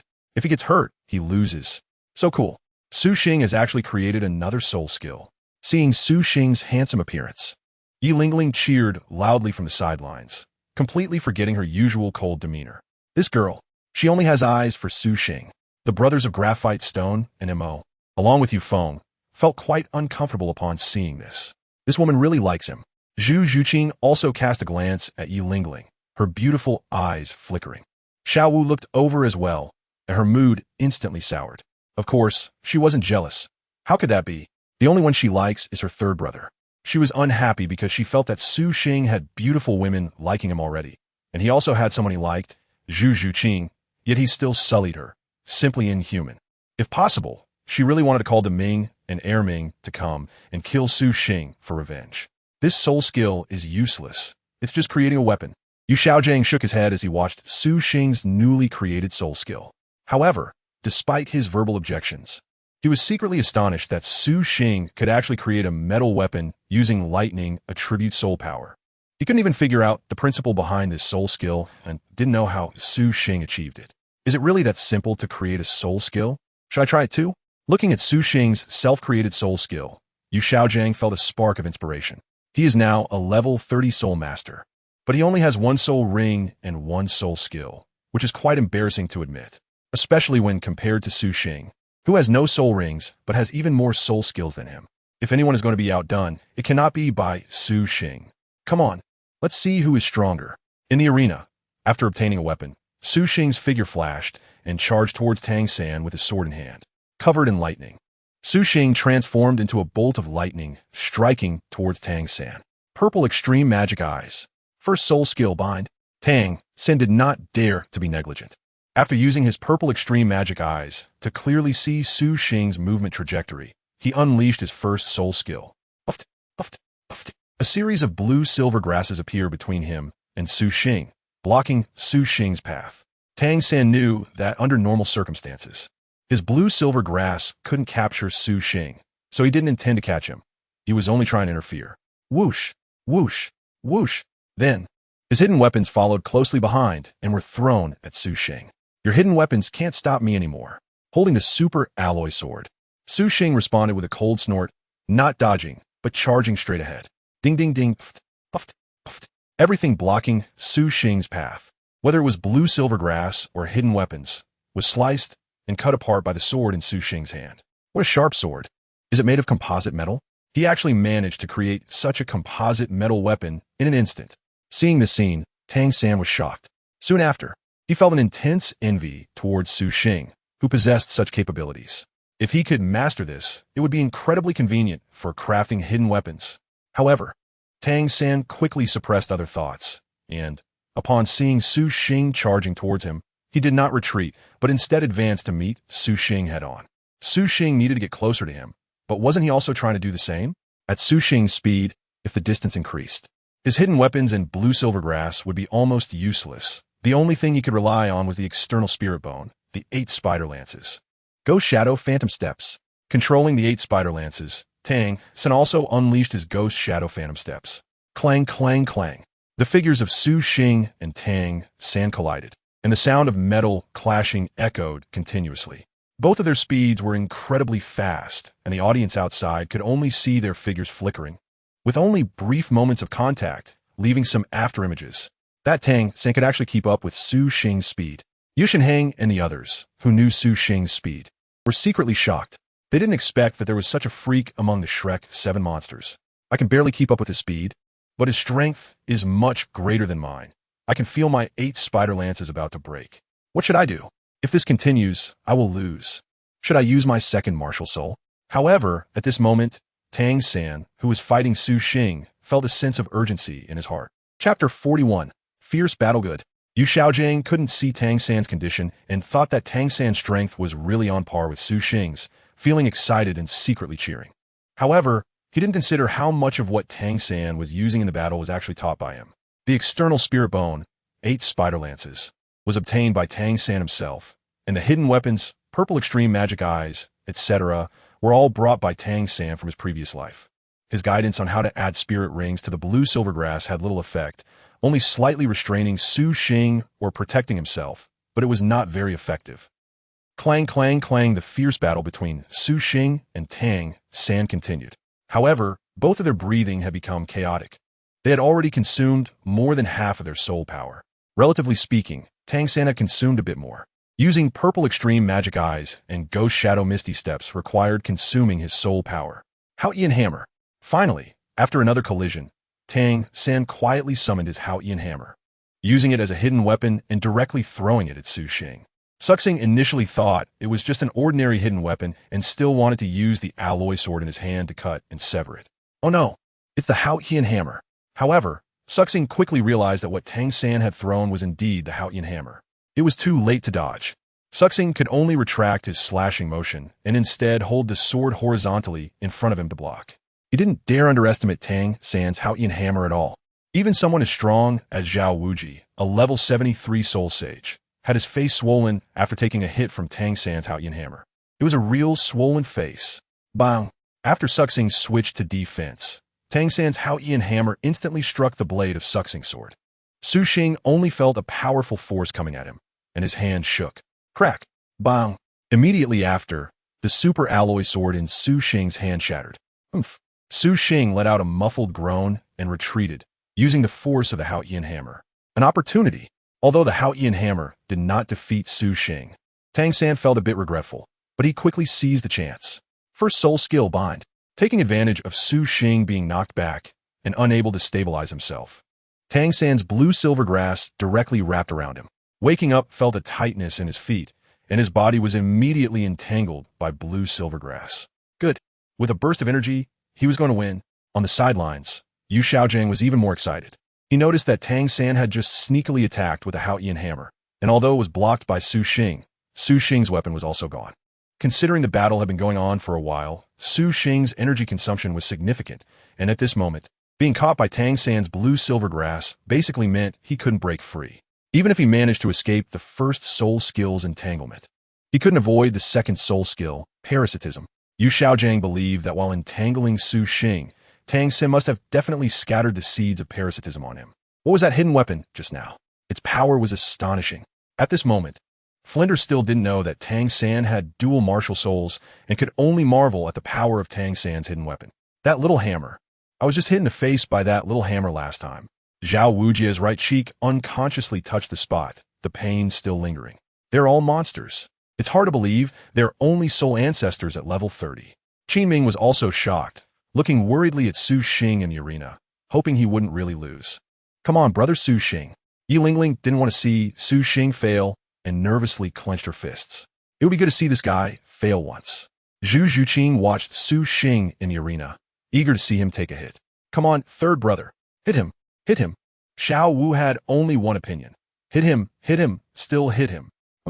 Unfortunately, Su Xing in the arena wouldn't let them have their way. Suddenly, a more intense burst of lightning erupted from Su Xing's body, and he broke free from the entanglement of the blue silvergrass. Seeing this, Tang San calmly prepared to release the blue silvergrass seeds he had already planted. However, halfway through casting the soul skill, Tang San stopped, because he couldn't sense the aura of the blue silvergrass seeds on Su Xing at all. They were all eliminated by the previous lightning. Tang San sighed inwardly, not expecting Su Xing to actually anticipate his second soul skill and effectively clear those blue silvergrass seeds in time. He had originally planned to use both the second and third soul skills together, but now he could only give up. Without the second soul skill to restrain him, he had no confidence in using the third soul skill, web, to trap Su Xing. No wonder he was noticed by the master. You are indeed very strong. However, your soul power is almost gone, right? Su Xing stepped back a bit and smiled at Tang San. At this moment, Su Xing's breathing was also a bit rapid, as his soul power and physical strength had been severely consumed. This was much more strenuous than any previous battle he had fought against the Soul Scholar. Tang San, who was using all his strength, was indeed terrifying. No wonder he could leave Zhao Wuqi bruised and battered at level 29. If he were to go all out, Tang San could even kill Zhao Wuqi. Of course, this was considering that Tang San had powerful poison at level 29. Therefore, Su Xing was not surprised by Tang San's strength. You too, Tang San replied breathlessly. Next, it should come to an end. Su Xing didn't say anything more, not wanting to give Tang San a chance to recover. His Xiantian skill allowed his soul power to flow endlessly, continuously recovering. If this dragged on, it was uncertain whose soul power would be exhausted first. Magnetic escape sword come. Saying this, Su Xing once again used magnetic escape. Zzz. However, this time Su Xing did not extract superalloy from the ground. Instead, he retrieved the previously broken superalloy sword through the spread of lightning. Magnetic escape shatter. Immediately after, Su Xing did not reforge them, but instead shattered them directly, turning them into a sky full of superalloy metal dust. Bang! Countless dust particles instantly exploded, centering around Su Xing and covering the entire duel arena. Tang San did not know what Su Xing intended to do and wanted to dispel it, but found that he couldn't remove it in time, so he could only remain cautiously on guard, waiting for Su Xing to make a move. Lightning escape, thunder moves in all directions. Su Xing would not disappoint. With a sudden tremor, an astonishing surge of lightning erupted from his body. Not good. The moment Su Xing unleashed the lightning, Tang San immediately sensed the danger. Metal conducts electricity, and there was nowhere for him to hide.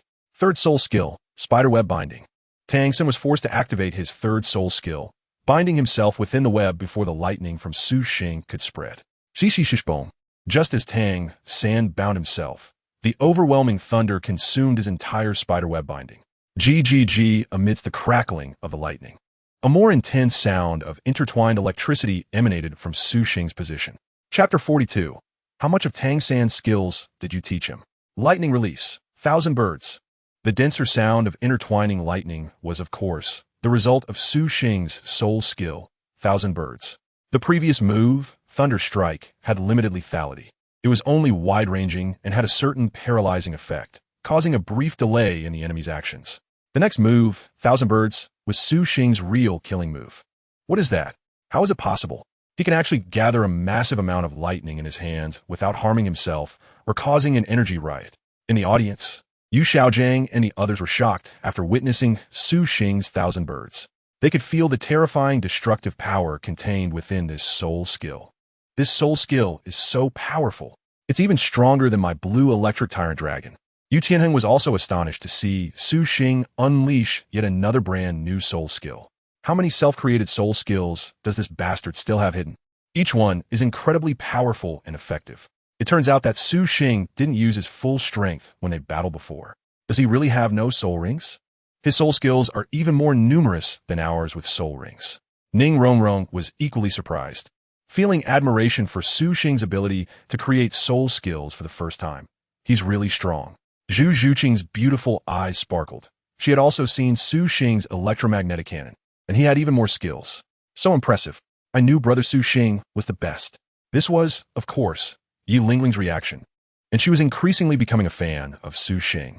The graphite brothers beside them expressed their envy, not only because Su Xing was admired by Yi Lingling, but also because he had more soul skills than they did. Only Xiao Wu looked at Tang San, who had just been swept by the thunder, with a worried expression, feeling that it would be extremely dangerous if Tang San were hit by Su Xing's move. So strong, his body is paralyzed, and there's no way to dodge. 8 Spider Lance, it's all up to you now. At that moment, through the thin gap in the blue silver grass, Tang San saw Su Xing charging towards him with 1,000 birds in hand, his expression extremely grave. Boom! Su Chong would not give Tang San any time to relieve his paralysis. The 1,000 birds in his hand quickly arrived in front of Tang San and struck fiercely. Bang! The blue-silver grass outside of Tang San was the first to be shattered by Su Chong's 1,000 birds, exploding apart. ZZ, accompanied by the ear-piercing sound of thunder. After breaking the blue-silver grass, the 1,000 birds in Su Chong's hand continued unabated and struck again at Tang San's 8 spider lances. GG. Tang San's 8 spider lances came together to withstand Su Chong's 1,000 birds. An astonishing lightning exploded between the two. After a brief stalemate, accompanied by a crisp cracking sound, Tang San's 8 spider lances gradually shattered one by one. Boom! Ultimately, it was Tang San's weapon that was shattered by Su Chong. This was also due to the many scars on Tang San's 8 spider lances from previous collisions with Su Chong. Otherwise, Su Chong might not have been able to break it. The 1,000 birds in Su Xing's hands have already consumed most of their power by this time. It's over. However, what's left is enough for Su Xing to defeat Tang San. Boom! The awakened 1,000 birds shattered Tang San's blue silver grass and 8 spider lances one after another, finally landing on him. Bang! At that moment, Tang San didn't have the strength to use his mystic jade hand to block again and was directly hit by the awakened force, his figure flying backwards. Xiao San, Tang San, third brother, seeing Tang San being knocked off the dual platform. Yu Xiaojiang and the others exclaimed in surprise and hurriedly ran towards the place where Tang San had fallen. Don't worry, I control my strength at the end. He won't die. Su Xing smiled calmly when he saw their expressions. If he could, Su Xing really had the thought of directly eliminating Tang San. After he had a relationship with Tang San, Su Xing knew that he and Tang San would no longer be on the same path. He understood that Xiao Wu would conceal that matter, but he couldn't guarantee that Xiao Wu would never reveal it one day. Unfortunately, he didn't dare to, and he didn't even dare to severely injure Tang San, as Tang Hao might be lurking somewhere in the shadows. In fact, after he had a relationship with Tang San, Su Xing was filled with regret afterward. He had forgotten that Tang Hao was actually protecting Tang San in secret, and Tang Hao was also the first to know Xiao Wu's identity. After being with Xiao Wu last night, he was unsure whether Tang Hao knew. Logically, he shouldn't know. If he was secretly protecting Xiao Wu, he might have already been eliminated by Tang Hao by now. However, Su Xing also didn't dare to fully bet that Tang Hao wasn't in the shadows. It was possible that Tang Hao already knew he had a relationship with Xiao Wu. The reason he didn't come out to stop him could be that he didn't have high hopes for his son's future with a soul beast and didn't want Tang San to end up like him. So he simply used Su Xing's hand to destroy the relationship between Tang San and Xiao Wu. Regardless of the reason, Su Xing temporarily didn't dare to act against Tang San. After Yu Xiaojiang and the others checked Tang San's injuries, they found that Tang San was indeed only unconscious, and his injuries weren't even as severe as Dai Mubai's, which relieved everyone. Su Xing, you win. Yu Xiaojiang looked up at Su Xing, his expression complex as he sighed. I know, and I don't need your acknowledgement. In fact, I'm more curious about one thing, Master. How much of Tang San's abilities did you teach him? Perhaps it was because he had just defeated Tang San. Su Xing, in his excitement, couldn't help but question Yu Xiaojiang. What do you mean? Are you trying to say that Xiao San's abilities have nothing to do with me? Facing Su Xing's doubt, Yu Xiaojiang suddenly clenched his fists in anger to refute. However, in the end, Yu Xiaojiang couldn't continue and looked ashamed, because he suddenly realized that many of Tang San's skills really seemed to have nothing to do with him. After realizing that he couldn't refute, Yu Xiaojiang felt extremely ashamed, his face turning pale and flushed. He had never experienced such humiliation. Xiao Gang, the kids are injured. Let's take them back first. Flinder quickly spoke up upon seeing this. He couldn't say anything about the matter between Yu Xiaojiang and Su Xing, but he couldn't let Yu Xiaojiang be humiliated. Su Xing, the master is our Shrek Academy's instructor, so I hope you won't casually question our school's teachers. It was my recklessness. I apologize. Also, regarding their injuries, I tried to hold back during the match, so I hope Dean Flinder won't take offense. Seeing Flinder step in, Su Xing readily admitted his fault. Humiliating Yu Xiaojiang was enough, and there was no need to offend Flinder and the others as well. Even if they might be enemies in the future, it was the same. Saying a few more words was enjoyable, but being beaten would not be good. It's fine. You can't blame yourself for this. As soon as Su Xing admitted defeat, Flander had nothing more to say. He was just about to lecture Su Xing, but it felt like hitting a cotton ball, powerless and frustrating. Chapter 43. Hand in hand with Yi Lingling. Thus, this confrontation came to an end. Su Xing has proven with strength that his path is the right one. The performances of Su Xing and Tang San left everyone in shock. This didn't seem like a battle of soul lords. It could even be considered a battle of soul kings. The Tianshou Royal Academy's spirit fighting team had successfully completed their mission, not only helping the nobles of Soto City make money, but also achieving their training goals. Afterwards, Qin Ming instructed Yi Lingling to heal all the injured, waking up the unconscious Oscar and the others. Yi Lingling's Wuhuan, 9-heart begonia, truly lived up to its reputation as a top-tier Wuhuan, and everyone was quickly revived. Even Dai Mubai's broken ribs had mostly healed under Yi Lingling's treatment, allowing him to move normally again. Su Xing couldn't object to this. After all, Qin Ming came from Shrek Academy, and Yi Lingling couldn't disobey his orders. Once everyone was fine, Qin Ming suggested treating everyone to a meal. Flinder readily agreed, and through the conversation between Flinder and Qin Ming, the two teams quickly became familiar with each other again. Yu Xiaojiang had many questions for Su Xing, but after Su Xing's recent questioning, he felt embarrassed to ask anything further. It was at this moment he realized that Su Xing had always had issues with him. He had previously thought that if he arrived early at Shrek Academy, Su Xing would stay once he knew he was there. Su Xing, Ningrong. Do you remember me? Can you tell me how many soul skills you have? Without soul rings. You have so many soul skills. It's really impressive. Ning Rongrong approached Su Xing directly, somewhat familiar. Hearing Ning Rongrong's words, the others were also curious. Rongrong, that's someone else's secret. How can you casually inquire about it? Although Flinder was also curious, he knew Ning Rongrong had overstepped and quickly stopped her. Oh, Ning Rongrong replied softly, realizing she had been presumptuous, so she didn't continue to ask. It's nothing.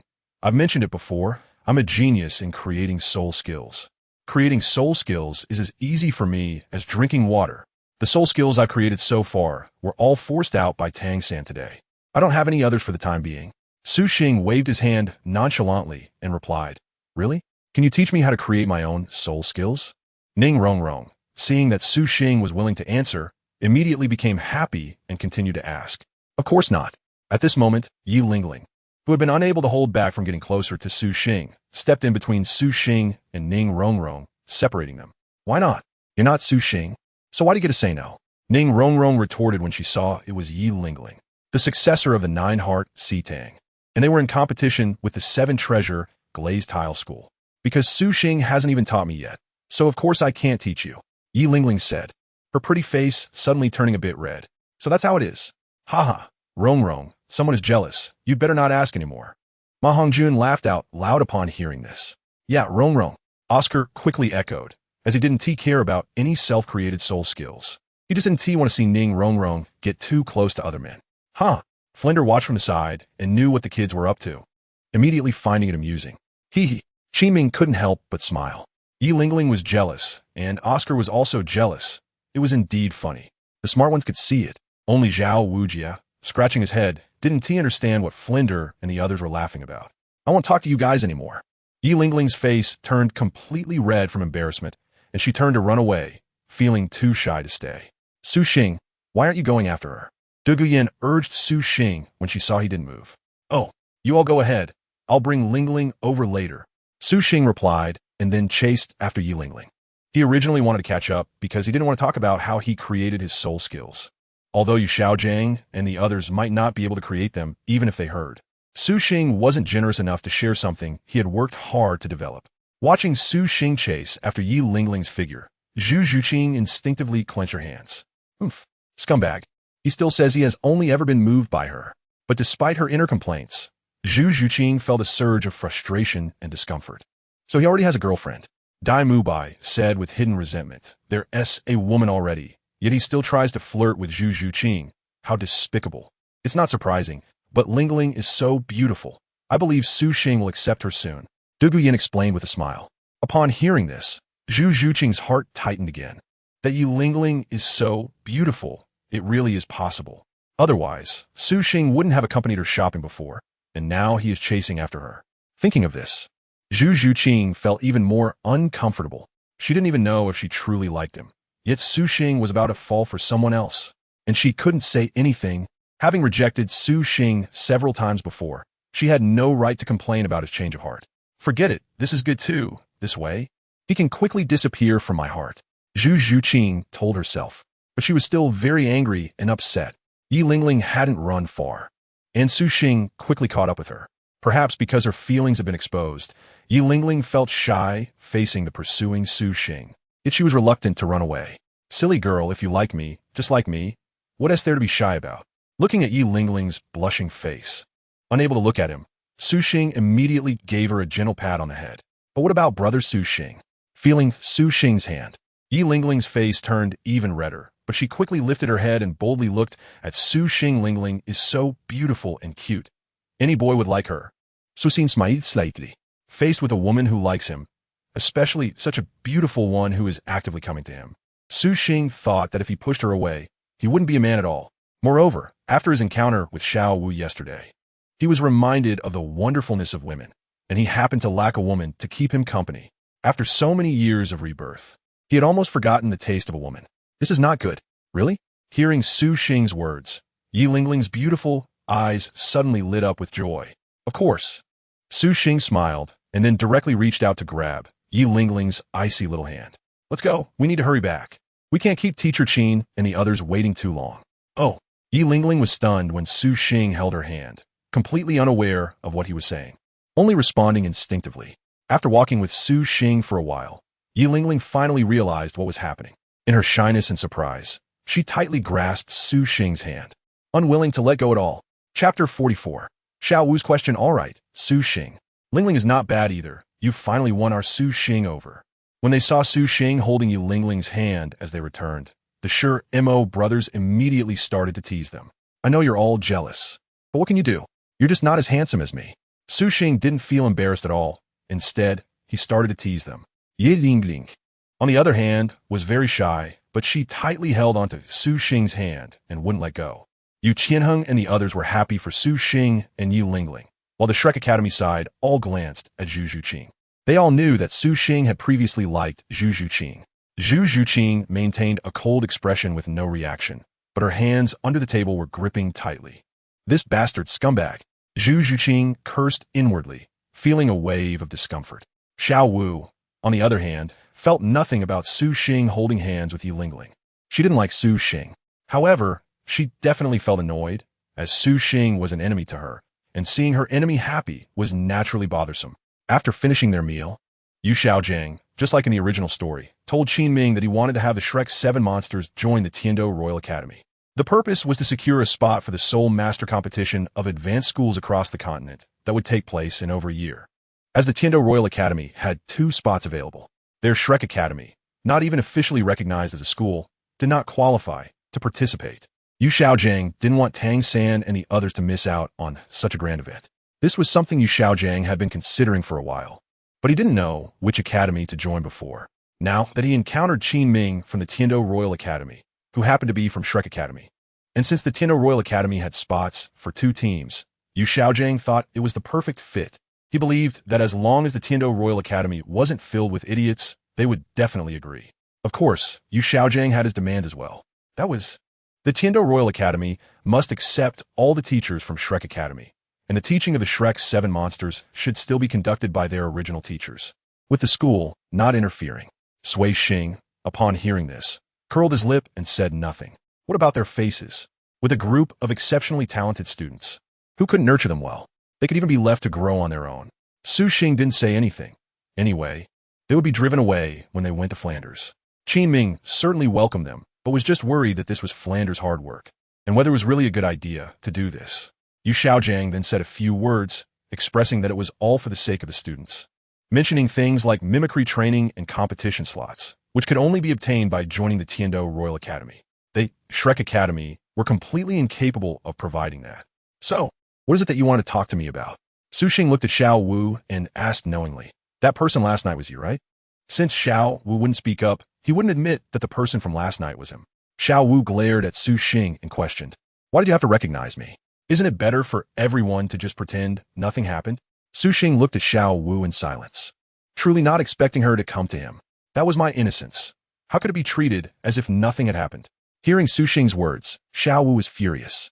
You clearly like Zhu Zhuqing, and Yi Lingling likes you too. Why do you have to treat me this way? You need to understand that it was I who saved you last night. Su Xing spoke up, saying that if it hadn't been for him last night, it would have been someone else, or even more than one person. I don't think you should hate me. Of course, there's no need for gratitude either. Upon hearing Su Xing's words, Xiao Wu was taken aback. She had been so preoccupied with hating the one who took away her innocence that, if she thought about it carefully, what Su Xing said was indeed true. However, she would absolutely never be grateful to Su Xing. Then why didn't you take me back to Sangge? Even though Xiao Wu knew that Su Xing was speaking the truth, she couldn't let go of her hatred for him. Her innocence could only belong to her Sangge. I don't know where your hotel is. Suxing shrugged and then looked at Xiao Wu, asking, are you looking for me because you want me to take responsibility? Hearing Suxing's words, Xiao Wu was momentarily speechless. According to Suxing, it seemed that last night's events really couldn't be blamed on him. So whose fault was it? It was her own carelessness. Realizing this, Xiao Wu felt dejected and regretful. It was all her fault. No, I don't want you to take responsibility. Just as you said, let us pretend nothing happened between us. Xiao Wu then looked at Suxing and refused. She was only questioning Suxing out of hatred for being sullied by him, and she never intended to make him responsible. Now that she realized she couldn't blame Suxing, all she could do was ask him to keep it a secret. I just need you to promise that what happened yesterday absolutely cannot be known by anyone else. Xiao looked at Suxing with red eyes, unable to hide the hatred in her gaze. No problem. Suxing smiled and agreed. He would be foolish to reveal anything. Remember what you said, or I won't let you off. Xiao still couldn't vent her anger, but knowing she really couldn't blame Suxing, she could only huff in frustration, warn Suxing, and then turn to leave. In a moment, Xiao's figure disappeared from Suxing's sight. Does that mean if I keep it a secret, you'll let me go? Suxing smiled and didn't mind. After all, he would definitely not go to the Stardow Forest, especially if Xiao might be there. Who keeps the tightest lips? Who can keep secrets the best? Dead people. Looking at Xiao Wu's expression, one could tell she hadn't completely let go and still hated Suxing. Previously, it was because of Dai Mu Bai, and now, with the matter, Xiao Wu added, I absolutely cannot let Tang San get those celestial herbs. After going back, I must go to the Sunset Forest to take a look. No, wait. Soon, Suxing realized that something seemed off. After thinking carefully, he finally understood what was wrong. Tang San and the others would arrive at the Heaven Do Royal Academy months later. The timeline was completely different from the original story. It was uncertain whether they would still be driven away by Prince Xuexing. If Prince Xuexing didn't chase them away, the Heaven Do Royal Academy would definitely accept the teachers and students of Shrek Academy. Then the two teams would eventually clash again, and it wouldn't be a few times. Tang San's liquor and realgar to detoxify snake poison would eventually be known by Duga Yin. Once she knew, Duga Bo would quickly learn about it, and things would revert to their original course. Damn it, I must find the ice and fire yin yang as soon as possible. Even if I can't get those celestial herbs, they must all be destroyed. After figuring all this out, Suxing's expression turned a bit gloomy. Chapter 45, The Undying Sect. Yi Lingling the next day, Qin Ming took them back to the Heaven Do Royal Academy. The Shrek 7 monsters had just begun their training at the Soto City Great Soul Arena, and it would take at least a month. Su-X's awakening has also been a month of training. After that, he will rest before heading to the Heaven Do Royal Academy. Upon returning to the Heaven Do Royal Academy, Su-X did not rush to depart for the Sunset Forest. After a month at the Soto City Great Spirit Arena, his physical level has already reached level 49, and Su-X plans to wait until his physical level reaches 50 before setting off, maximizing his safety.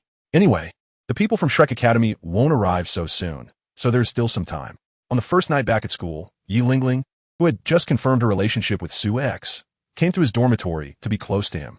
Lying in Su-X's arms, she chatted for a while, talking about her own matters. Brother Su-X, are you afraid of the Spirit Hall? Yi Lingling suddenly changed her tone to one of unease. The Spirit Hall? What do I have to be afraid of them for? Upon hearing this, Su Xing instinctively replied. Then, he felt a slight stir in his heart as he remembered something. He recalled that Yi Lingling seemed to be the inheritor of the Undying Sect from the so-called Three Earth Sects, a sect that the Spirit Hall wanted to eliminate quickly. The three sects were the Battle Soul, the Undying, and the Blazing Sect. The Three Earth Sects were three very special sects, as each sect had only one inheritor, leading to a sparse population.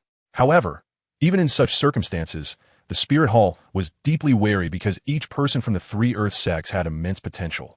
And once they grew, the Spirit Hall would not be able to eradicate them. Ma Hongjun, one of the Shrek 7 monsters, belonged to the Blazing Sect and possessed the Nine Heavens Phoenix martial soul. Before he turned 10, his father was already hunted down and killed by the Spirit Hall. By the time Ma Hongjun was undergoing trials on Sea God Island, he still thought that his family had inferior martial souls, which was a lie fabricated by Dean Flander to protect him. As for the Battle Soul Sect, it had only one remaining inheritor, who was the Sword Douluo Chan Xian within the 7 Treasure Glazed Tile Sect. The Sword Douluo possessed the 7-killing Sword Martial Soul, a martial soul referred to as a battle soul, and he was the only one who had it. His father was also killed by Qian Daolu of the Spirit Hall.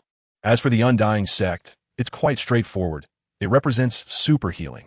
As long as there's a breath left, healing is possible. This is the Undying Sect within the Three Earth Sects, and the only one who fits this specific criterion is Yi Lingling from the Imperial Fighting Team. Yi Lingling possesses the 9-heart Begonia martial soul, which, regardless of how many soul rings it has, ultimately has only one soul skill, healing. However, this seems to be an original creation from the comic version of Douluo Dalu, or it can be said to be a supplement to the original work. Su Xing does not know for sure. He only knows that he has crossed into the animated version of Douluo Dalu. So, When Yi Lingling asked this, was it because the spirit hall was indeed her enemy?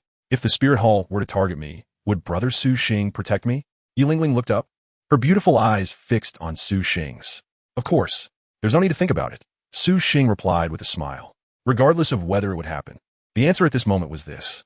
If it really came to that, Su Xing would definitely protect her as long as he could ensure his own safety. Therefore, Su Xing was not lying. He answered very sincerely. I knew Brother Su Xing would definitely protect me. Feeling the unwavering sincerity in Su Xing's words, Yi Lingling immediately smiled happily, burying her face in Su Xing's embrace and joyfully twisting around. Do you have a grudge against the spirit hall? Su Xing became curious about whether Yi Lingling was indeed the heir of the undying sect. Upon hearing Su Xing's words, Yi Lingling's delicate body trembled slightly, as if she were very scared, her voice shaking. Yes, my parents were killed by people from the spirit hall.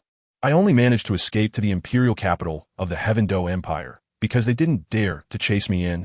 Subsequently, Yi Lingling revealed her background to Su Xing. Indeed, Yi Lingling was the heir of the undying sect. Apart from her escape to the imperial capital, everyone else had died. The reason she was safe was that the spirit hall did not dare to act openly in the imperial capital. However, as long as the spirit hall found an opportunity, they would definitely come after her. When discussing this, Su Xing could feel Yi Lingling trembling out of fear. The spirit hall is too despicable. Once I become strong, I will definitely avenge you. Su Xing said angrily while holding Yi Lingling tightly. No. Hearing Su Xing's words, Yi Lingling panicked. No, Brother Su Xing. I don't need you to avenge me. We just need to hide from the spirit hall. My parents also warned me never to think about revenge.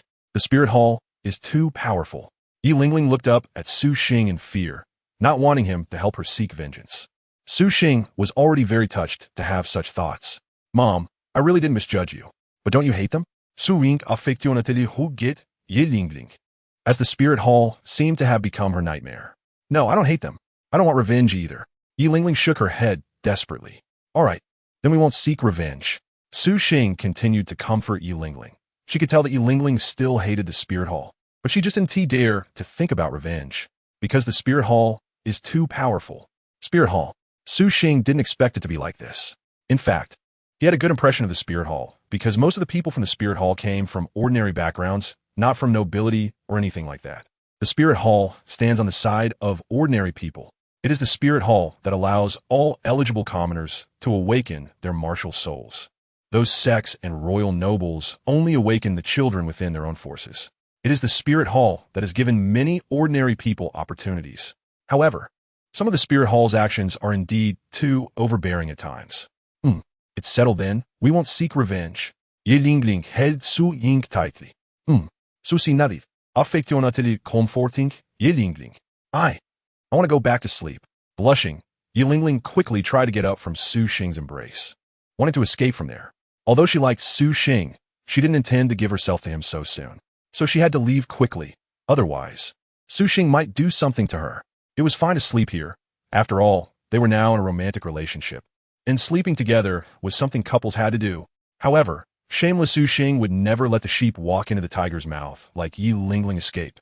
Chapter 46. Yu Xiaojing's self-acknowledgement of inferiority the next day. When Yu Qianheng and the others saw Yi Lingling, they could feel that she seemed to have changed a bit, but they couldn't figure out exactly how. Lingling seemed to have become more beautiful. Was it just my illusion? No, it seems a bit different. But it also seems like nothing has changed. However, she indeed feels a bit more beautiful. Lingling is so pretty. It's really unfair for that guy, Su Xing, to get her favor. Yeah, if you were as impressive as Su Xing, Lingling might just like you. Then forget it. I can't compare. The brothers Shi Mo and Yu Feng were secretly discussing on the side. Lingling, you two are developing too quickly, aren't you? Enjoying the sweetness of love so soon. Only De Guyan noticed and couldn't help but pull Yi Lingling aside to tease her in a low voice. No, Yan Jia, don't say that. Hearing De Guyan's teasing, Yi Lingling quickly denied with a flushed face. Thinking about what Su Xing did to her last night made her shy. Just remembering it now felt embarrassing. Okay, if you say there's nothing, then there's nothing. De Guyan smiled, seeing Yi Lingling's shyness, and stopped teasing her. However, Yi Lingling's reaction had already confirmed her guess. I really didn't expect that guy Su Xing, usually so quiet, would act so quickly after confirming the relationship with you. De Guyan secretly chuckled. After returning to school, Su Xing resumed his daily training and researching soul skills. However, there was one more thing added to his routine. That was to accompany Yi Lingling every night to review matters between men and women. Learning made him happy. Speaking of which, wouldn't it accidentally lead to a life being created? Su Xing also thought of Xiaowu and couldn't help but feel a bit worried. If something really happened, Xiaowu would definitely not be able to hide it. Please no, I don't want to become a father unexpectedly. Su Xing secretly prayed in his heart, hoping that no one would lose their life. After a month and a half, Su Xing's physical strength finally broke through to level 50. His soul power level also broke through to level 34. Crackling sounds echoed as Su Xing stood up after the breakthrough, his body flickering with bolts of lightning. Su Xing clenched his fist, clearly feeling that after his physical body broke through level 50, he had made a qualitative leap. Now, if he were to fight Tang San again, he could definitely win more easily. It was time to go to the sunset forest. Su Xing released his hands, retracting the intertwining lightning on his body, and looked towards the direction of the sunset forest outside the dormitory. He had asked Qin Ming, and there was a letter from Shrek Academy. In less than a month, they would collectively arrive at the Tiando Royal Academy. He didn't have much time left. Half a month ago, Tang San and the others had completed the second phase of training set by Yu Xiaojing, which was the experience in the Soto City Great Spirit Arena, where both the team and individuals received Silver Spirit badges. After returning to Shrek Academy, Yu Xiaojing allowed them to rest for a month before heading to the Tiando Royal Academy. However, after experiencing the failure against Su Xing last time, Tang San and the others didn't want to waste any time. Without needing Yu Xiaojing's instructions, they trained independently every day. It seemed that the previous failure was not a bad thing for them. When Flanders saw the children working so hard, he couldn't help but feel gratified. Well, let them train by themselves. During this time, they should absorb and digest the gains from the Soto City Great Spirit Arena. Yu Xiaojing also nodded in satisfaction. By the way, how is your self-created soul skill progressing? Suddenly, Flander asked Yu Xiaojing about his own matters. A month ago, Flander learned that Yu Xiaojing was secretly developing his own soul skill. Now, after a month, he hadn't seen any news from Yu Xiaojing, so he couldn't help but ask out of curiosity. He thought that with Yu Xiaojing's intelligence, creating a soul skill shouldn't be a difficult task. Upon hearing Flander's words, Yu Xiaojing's expression stiffened. No way. Xiaojing, you haven't created a single soul skill, have you? Seeing Yu Xiaojing's expression, Flander was also shocked, his eyes wide open in disbelief. Looking at how Su Xing was creating his self-made soul skills, it seemed as easy as drinking water. Of course, he wouldn't mention that he had secretly tried creating his own skills, but ended up with nothing. Well, not entirely. I did manage to develop my second soul skill after blowing up my soul ring. However, apart from restoring my second soul skill, I really couldn't come up with anything else. You know, my martial soul, it only has one type of attack. No matter how I think, I can't figure out how to create a new soul skill. Yu Xiaojing sighed, although he was reluctant to admit it. He had to acknowledge that he couldn't create other soul skills. It was only after hands-on research that Yu Xiaojing realized the difficulty of developing a self-created soul skill. He was good at thinking about how to combine and match existing soul skills to create composite skills. But when it came to creating soul skills based on the characteristics of his martial soul, Yu Xiaojing really felt powerless. He couldn't think of how to develop his martial soul, the Luo San Pao, which was only good for farting. Upon hearing Yu Xiaojing's words and thinking about his martial soul, Flanders' face twitched. It really did seem difficult. Then what about that Su Xing kid? How could he create so many soul skills? Although he knew he shouldn't bring up Su Xing in front of Yu Xiaojing, Flander couldn't help but ask. It should be related to the exotic fruit he consumed, but I have to admit that he really is a genius in creating soul skills. Better than me. Upon hearing Su Xing's name, Yu Xiaojing's expression indeed became a bit awkward, but he ultimately admitted that Su Xing was indeed better than him in terms of creating soul skills. You're not wrong, but I still think Xiaojing is a bit better. His achievements today are all based on your theories, right? That kid might have a strong ability to create soul skills, but his theoretical knowledge is definitely not as good as yours. Moreover, your martial soul is just too weak. It's not that your ability is lacking. If you gave your Luo San Pao to that kid, he wouldn't be able to create any soul skills either. Seeing Yu Xiaojing's dejected look, Flander quickly encouraged him. You just have a weak martial soul. Hearing Flander's consolation, Yu Xiaojing was truly at a loss for words. Wasn't that just a little too much? All right, I'm not that fragile. I don't need your comfort. The speechless Yu Xiaojing quickly interrupted Flander. All right, huh? Seeing that Yu Xiaojing was fine, Flander naturally stopped talking. By the way, Have you noticed that Xiao Wu has been acting a bit strange these days? Then Flander brought up the matter of the students. He had noticed that Xiao Wu often seemed lost in thought and absent-minded these days. I asked Xiao Wu, and she said she missed home. Yu Xiaojing replied, not seeing any problem with it. So that's how it is. Flander felt relieved upon hearing this. However, at that moment, Xiao Wu, who was once again lost in thought, was not really fine. There was a big problem. What should I do? Xiao Wu's small hand touched her belly. A look of confusion and helplessness on her face. She didn't know what to do. Just a few days ago, she suddenly started gagging repeatedly. Xiao Wu wasn't really a girl. She was a 100,000-year soul beast. After gagging a few times and comparing it to the time she was defiled by Suishing, she realized what had happened. She was pregnant, and it was Suishing's child. Sure, here is the translation. Suishing's worries indeed came true. He became a father. Of course, at this moment, Suishing had no idea, and Xiao Wu had no intention of telling him or making him take responsibility. What Xiao Wu was struggling with was whether to terminate the baby in her womb. If she didn't, she would have to leave Shrek Academy and leave Tang San. Otherwise, it wouldn't be long before she couldn't hide her pregnancy anymore. Xiao Wu didn't want to leave Tang San, but making her terminate the life in her womb was something she couldn't bear. No matter what, she was the mother of the baby inside her. It was her child. Thinking of her own mother, Xiao Wu recalled how her mother had escaped to protect her, sacrificing herself without hesitation. Comparing her mother's actions, Xiao Wu found it even harder to make the decision to terminate the child in her womb. However, she truly didn't want to leave Tang San. So for the past few days, Xiao Wu was in deep turmoil. She had thought about telling Tang San the truth. Her third brother should be able to accept her. But if Tang San were unaware, it would be better if he knew that her purity had been taken by someone else. Xiao Wu wouldn't even have the face to stay by his side. You should leave, Xiao San. Just as Xiao Wu was in distress, a deep voice suddenly sounded in her ear. Who? Startled, Xiao Wu looked up to see a figure had appeared in front of her without her noticing. Who are you? She asked warily, feeling anxious deep down, realizing she had ventured too far out. I am Tang San's father. The newcomer lifted his hat, revealing a mature face marked by the passage of time. You are my third brother's father? Xiao Wu was taken aback, unable to believe her eyes. He didn't look at all like the ordinary blacksmith Tang San had described. To approach her without being detected, he had to be at least a soul sage. Although she had transformed into a human and lost her power, most of her spiritual energy remained. You are not. My third brother's father is just an ordinary blacksmith. Xiao Wu refused to believe it. Boom. In response to Xiao Wu's skepticism, Tang Hao didn't explain further. He slowly released his soul rings.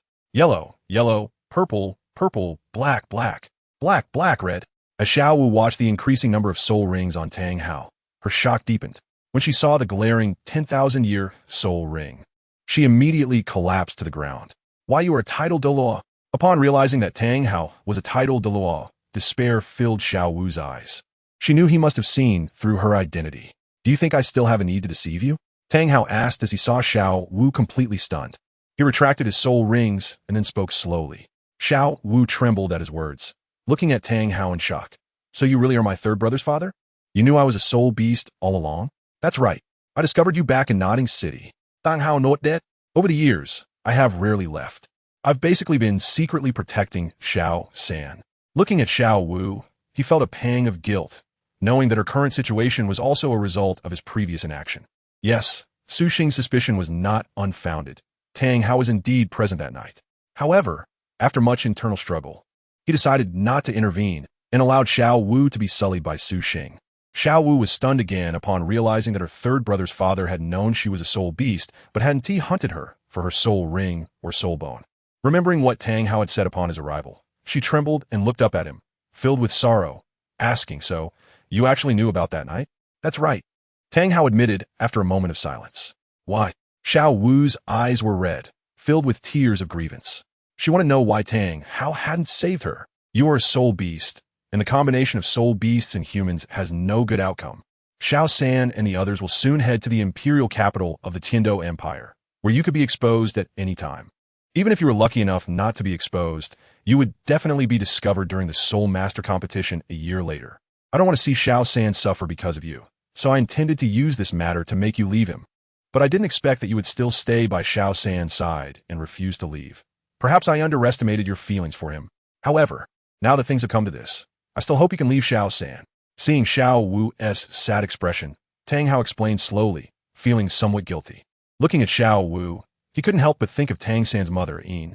He might have really made a mistake, but now that things had come to this, he could only let it be. Xiao Wu finally understood Tang Hao's intentions, but couldn't comprehend. If you don't approve of my relationship with Xiao San, why didn't you drive me away sooner? Or kill me for my soul bone? Tang Hao fell silent for a moment. He had indeed thought about it. However, considering that Tang San liked Xiao Wu very much, he didn't drive her away. He thought he could secretly protect her. But after discovering Xiao Wu's unexpected situation that day, he felt this might be a way to make her leave Tang San on her own, without having to be the villain himself. So he let it happen naturally, allowing Su Xing to sully Xiao Wu. Chapter 48. Xiao Wu leaves logically. I should have done that, but killing you worried me that Xiao San would be sad, so I decided to let you go. Write a letter to explain your reasons for leaving to Xiao San. How you write it is up to you. I will deliver the letter to Xiao San for you afterward. Tang Hao sighed, not providing too much explanation, but instead, he dropped paper and pen, directly telling Xiao Wu what to do. Okay, I agree, I will leave. Xiao Wu picked up the paper and pen on the ground with tears in her eyes. She knew she had no choice left. Tang Hao had seen through her identity. It was already a miracle that he didn't kill her. Xiao San, Xiao Wu is leaving. I'm sorry I can't go with you to the Tiando Royal Academy. Actually, Xiao Wu has been hiding a huge secret from you all. Xiao Wu is actually a 100,000-year soul beast.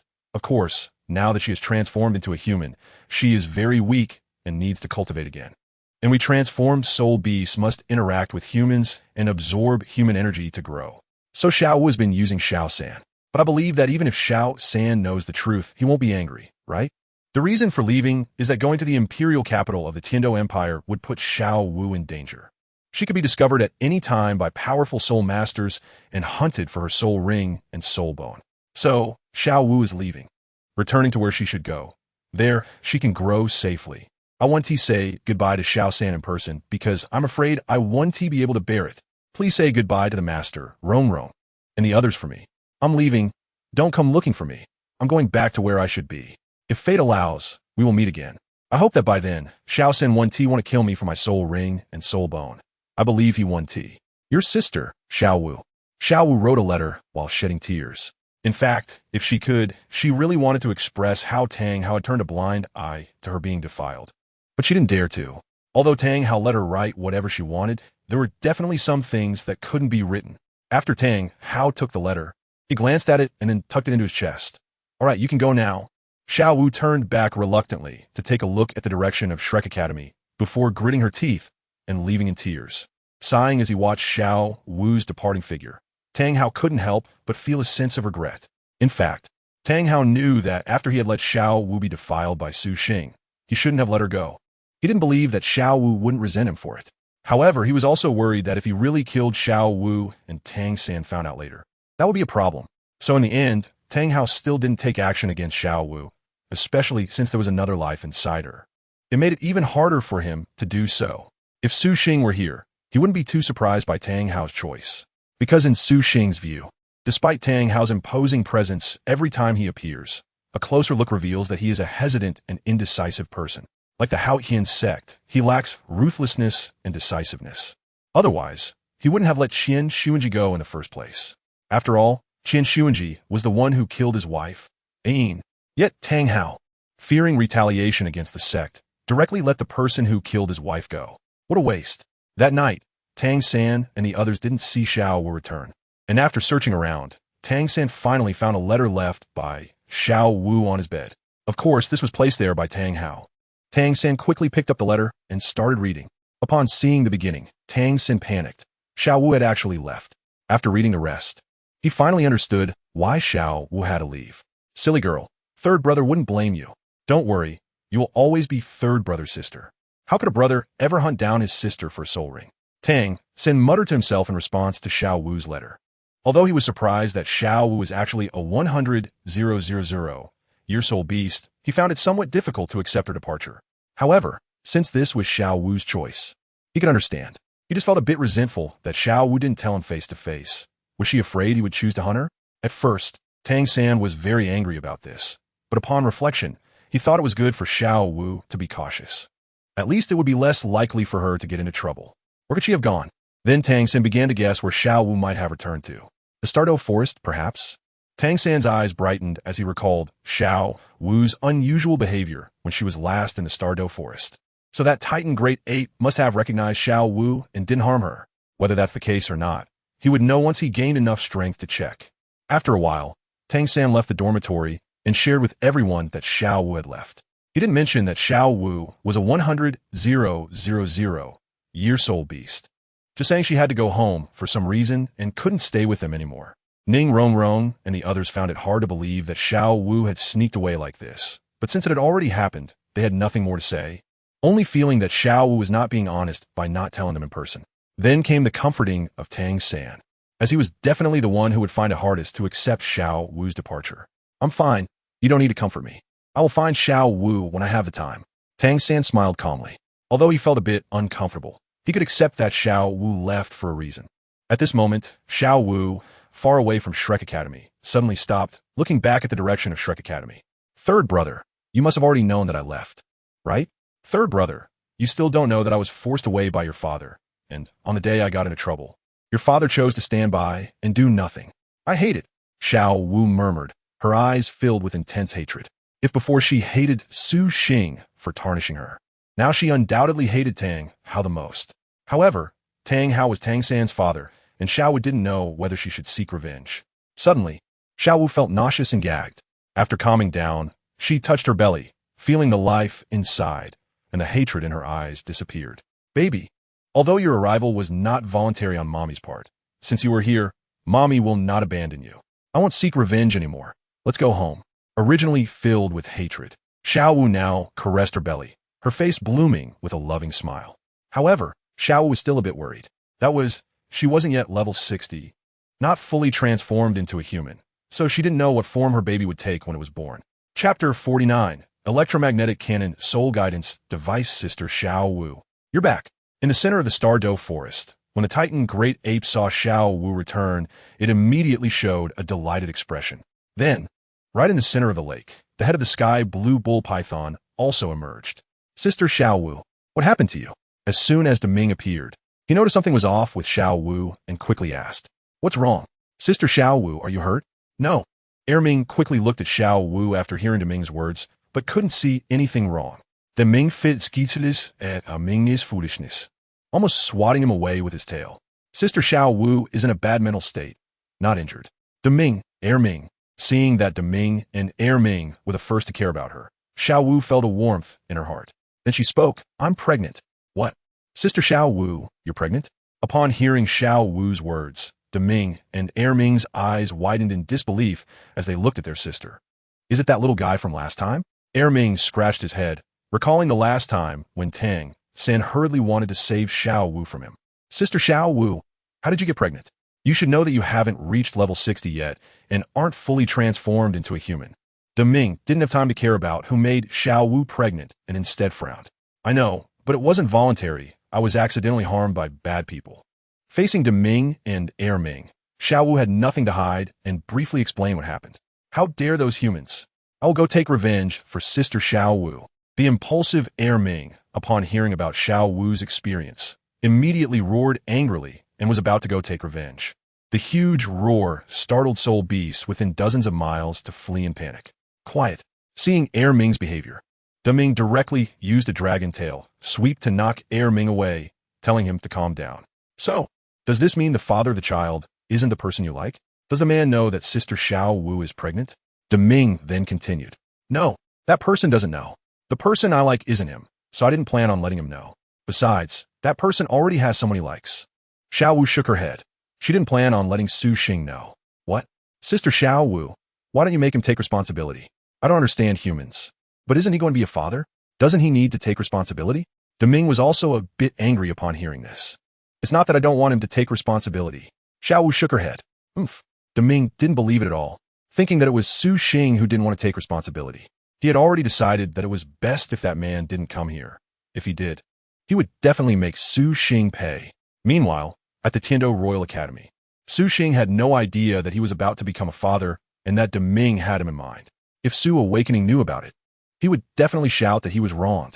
He had asked Xiao Wu whether she needed him to take responsibility. Moreover, if he had known that Xiao Wu was pregnant, he would definitely take responsibility. No matter how irresponsible he was, some responsibilities must be shouldered. Unfortunately, Su Awakening didn't know, and even if he did, at this time, he wouldn't dare to go to the Star Dough Forest to tell Xiao Wu that he would take responsibility. Who knows what Xiao Wu is thinking, and what Ming and Ming are thinking. Before he has the strength to protect himself, even if Su Awakening knew, he wouldn't go. Let's not digress. Back to Su Awakening's dormitory. He was seen assembling something, a 3-meter-long cannon tube, a mechanical long cannon filled with a futuristic metallic texture. Click. Finally completed. Cool. Suxing looked at the 3-meter-long cannon that he had assembled and lifted it with both hands. This was a soul guide that Suxing had crafted himself. It was a soul guide that only Suxing could use, as this soul guide did not rely on soul power like other soul guides. The soul guide device created by Su Xing is powered by his lightning and electromagnetic power. In other words, the long cannon in Su Xing's hand is a semi-finished electromagnetic cannon. Others cannot use it, only Su Xing himself can. Unless the other party understands the principles of the electromagnetic cannon and possesses the ability to convert their soul power into electromagnetic power, like Su Xing does. The reason Su Xing wants to create such a super electromagnetic cannon soul guide is, of course, to pursue greater destructive power. Tang San was able to kill a soul sage at less than level 50, and even sneak attack a title Douluo, relying on his hidden weapons. Now my strength is not inferior either. Even a title Douluo, without defense, would die from a hit by my super electromagnetic cannon. Moreover, Tang San's hidden weapons mainly rely on poison, while mine is real destructive power. Even under defense, killing a title Douluo is not impossible. However, although the super electromagnetic cannon soul guide has strong power, it is difficult to hit a title Douluo. The opponent just needs to avoid the cannon's muzzle in advance. Unlike the super electromagnetic cannon I use without relying on a soul guide, which can adjust direction more quickly and freely. Su Xing knows the advantages and disadvantages of the super electromagnetic cannon soul guide, but it doesn't matter. As long as the power is stronger, that's enough. Suxing plans to find the eyes of ice and fire, and if he can't obtain the celestial herb or if Douluo is inside, he will simply launch an electromagnetic cannon and destroy everything. If everything is destroyed, Tang San won't be able to produce many of his hidden weapons. Many people say it's funny that Tang San's hidden weapons can kill gods, but Suxing doesn't think so. Those tiny hidden weapons can't kill a god.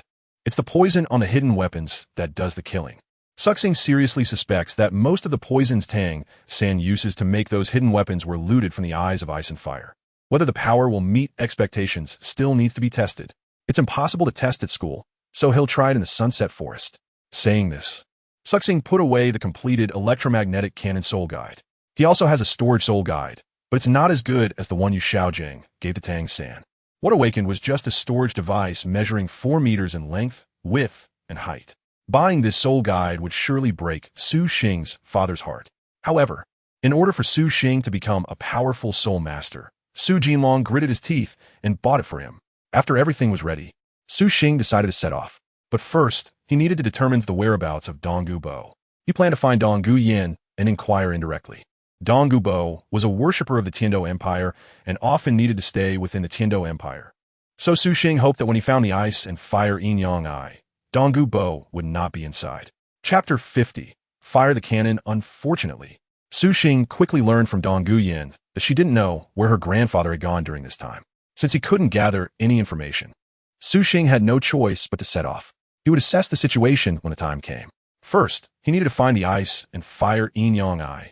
After asking Qin Ming for leave and bidding farewell to Yi Lingling, Su Xing set off. The Sunset Forest was not far from the Tiando Royal Academy, and within a day, Su Xing reached the outskirts of the Sunset Forest. This was not a soul beast forest raised by the Spirit Hall, so no formalities were needed. Su Xing entered directly. This was not Su Xing's first time entering a soul beast forest, but it was the first time he was entering alone. To be honest, Su Xing was still a bit worried. The outskirts were fine, but once inside, there would definitely be 10,000-year soul beasts roaming around, which he had never faced before. 10,000-year soul rings could generally only be absorbed by soul kings at level 50. Correspondingly, the strength of a 10,000-year soul beast was equivalent to that of a soul master at the soul king level. Su Xing is only level 34, and his physical body has just broken through to level 50, so it's impossible not to be worried. However, Su Xing also has his advantages. His speed has increased even more after his physical body reached level 50. Even if he can't win, he is confident he can escape. Moreover, he also has the electromagnetic cannon and the electromagnetic cannon soul guide. Without a certain level of self-protection, he wouldn't dare to come here. Not long after entering the Sunset Forest, Su Xing encountered a soul beast. The ones on the outskirts are relatively weak, and most of them run away upon seeing Su Xing, until a rather foolish 100-year soul beast attacked Su Xing, only to be instantly killed by him. Looking at the yellow soul ring emerging from the soul beast, Su Xing paused for a moment. After hesitating for a moment, Su Xing tried to absorb the soul ring in front of him. After hearing Xiaojing mention it last time, Su Xing had secretly bought a slave to try it out, but it really couldn't be absorbed. After verifying this, the slave was dealt with by Su Xing. When he was at home before, those slaves were all handled by his father. Su Xing didn't have any psychological burden because the slaves he purchased were all those wicked people who were captured after committing crimes and were reduced to slavery for sale. Sure enough, I couldn't absorb it. After confirming that I couldn't absorb it, Su Xing continued to move deeper into the Sunset Forest. Speaking of which, it's still a bit regrettable. Su Xing originally planned to wait until his strength was stronger and he was completely unafraid of the limitations posed by the century-old spirit ring before attempting to absorb the spirit ring to gain other attribute abilities. It seems that this is no longer possible. However, it doesn't matter. Having the lightning attribute is enough. Among all the attributes, he values lightning the most. Once he entered the outskirts of the Sunset Forest, Su Xing began a thorough search, not letting go of any place that might have the ice and fire 2E eyes. Su Xing still remembers that the ice and fire yin-yang eye was accessed through a cave hidden in a canyon. In such a place, the search isn't too difficult. Many areas are obvious and cannot hide the ice and fire yin-yang eye, so they can be skipped directly. Moreover, there's a poisonous mist circle set up by Douluo on the outskirts of that area. Knowing this information, finding it shouldn't be hard. It just depends on how long it will take. Otherwise, to find it accurately and quickly, Su Xing could have kidnapped Yin to interrogate her. However, since they were companions, Su Xing was confident he could find it, so he refrained from taking action against Yin. But after searching for 2 days, Su Xing realized he was wrong. The deeper he went, the more soul beasts appeared, making it impossible for him to concentrate on the search.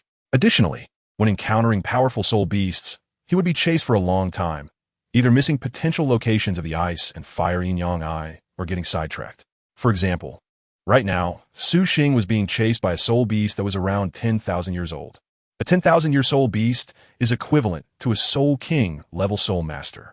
It was a fire-type explosive fire wolf, which was very fast, even under the lightning escape armor. Su Xing was only slightly faster than it. If it weren't for the restrictions of a jungle, he could have easily shaken it off.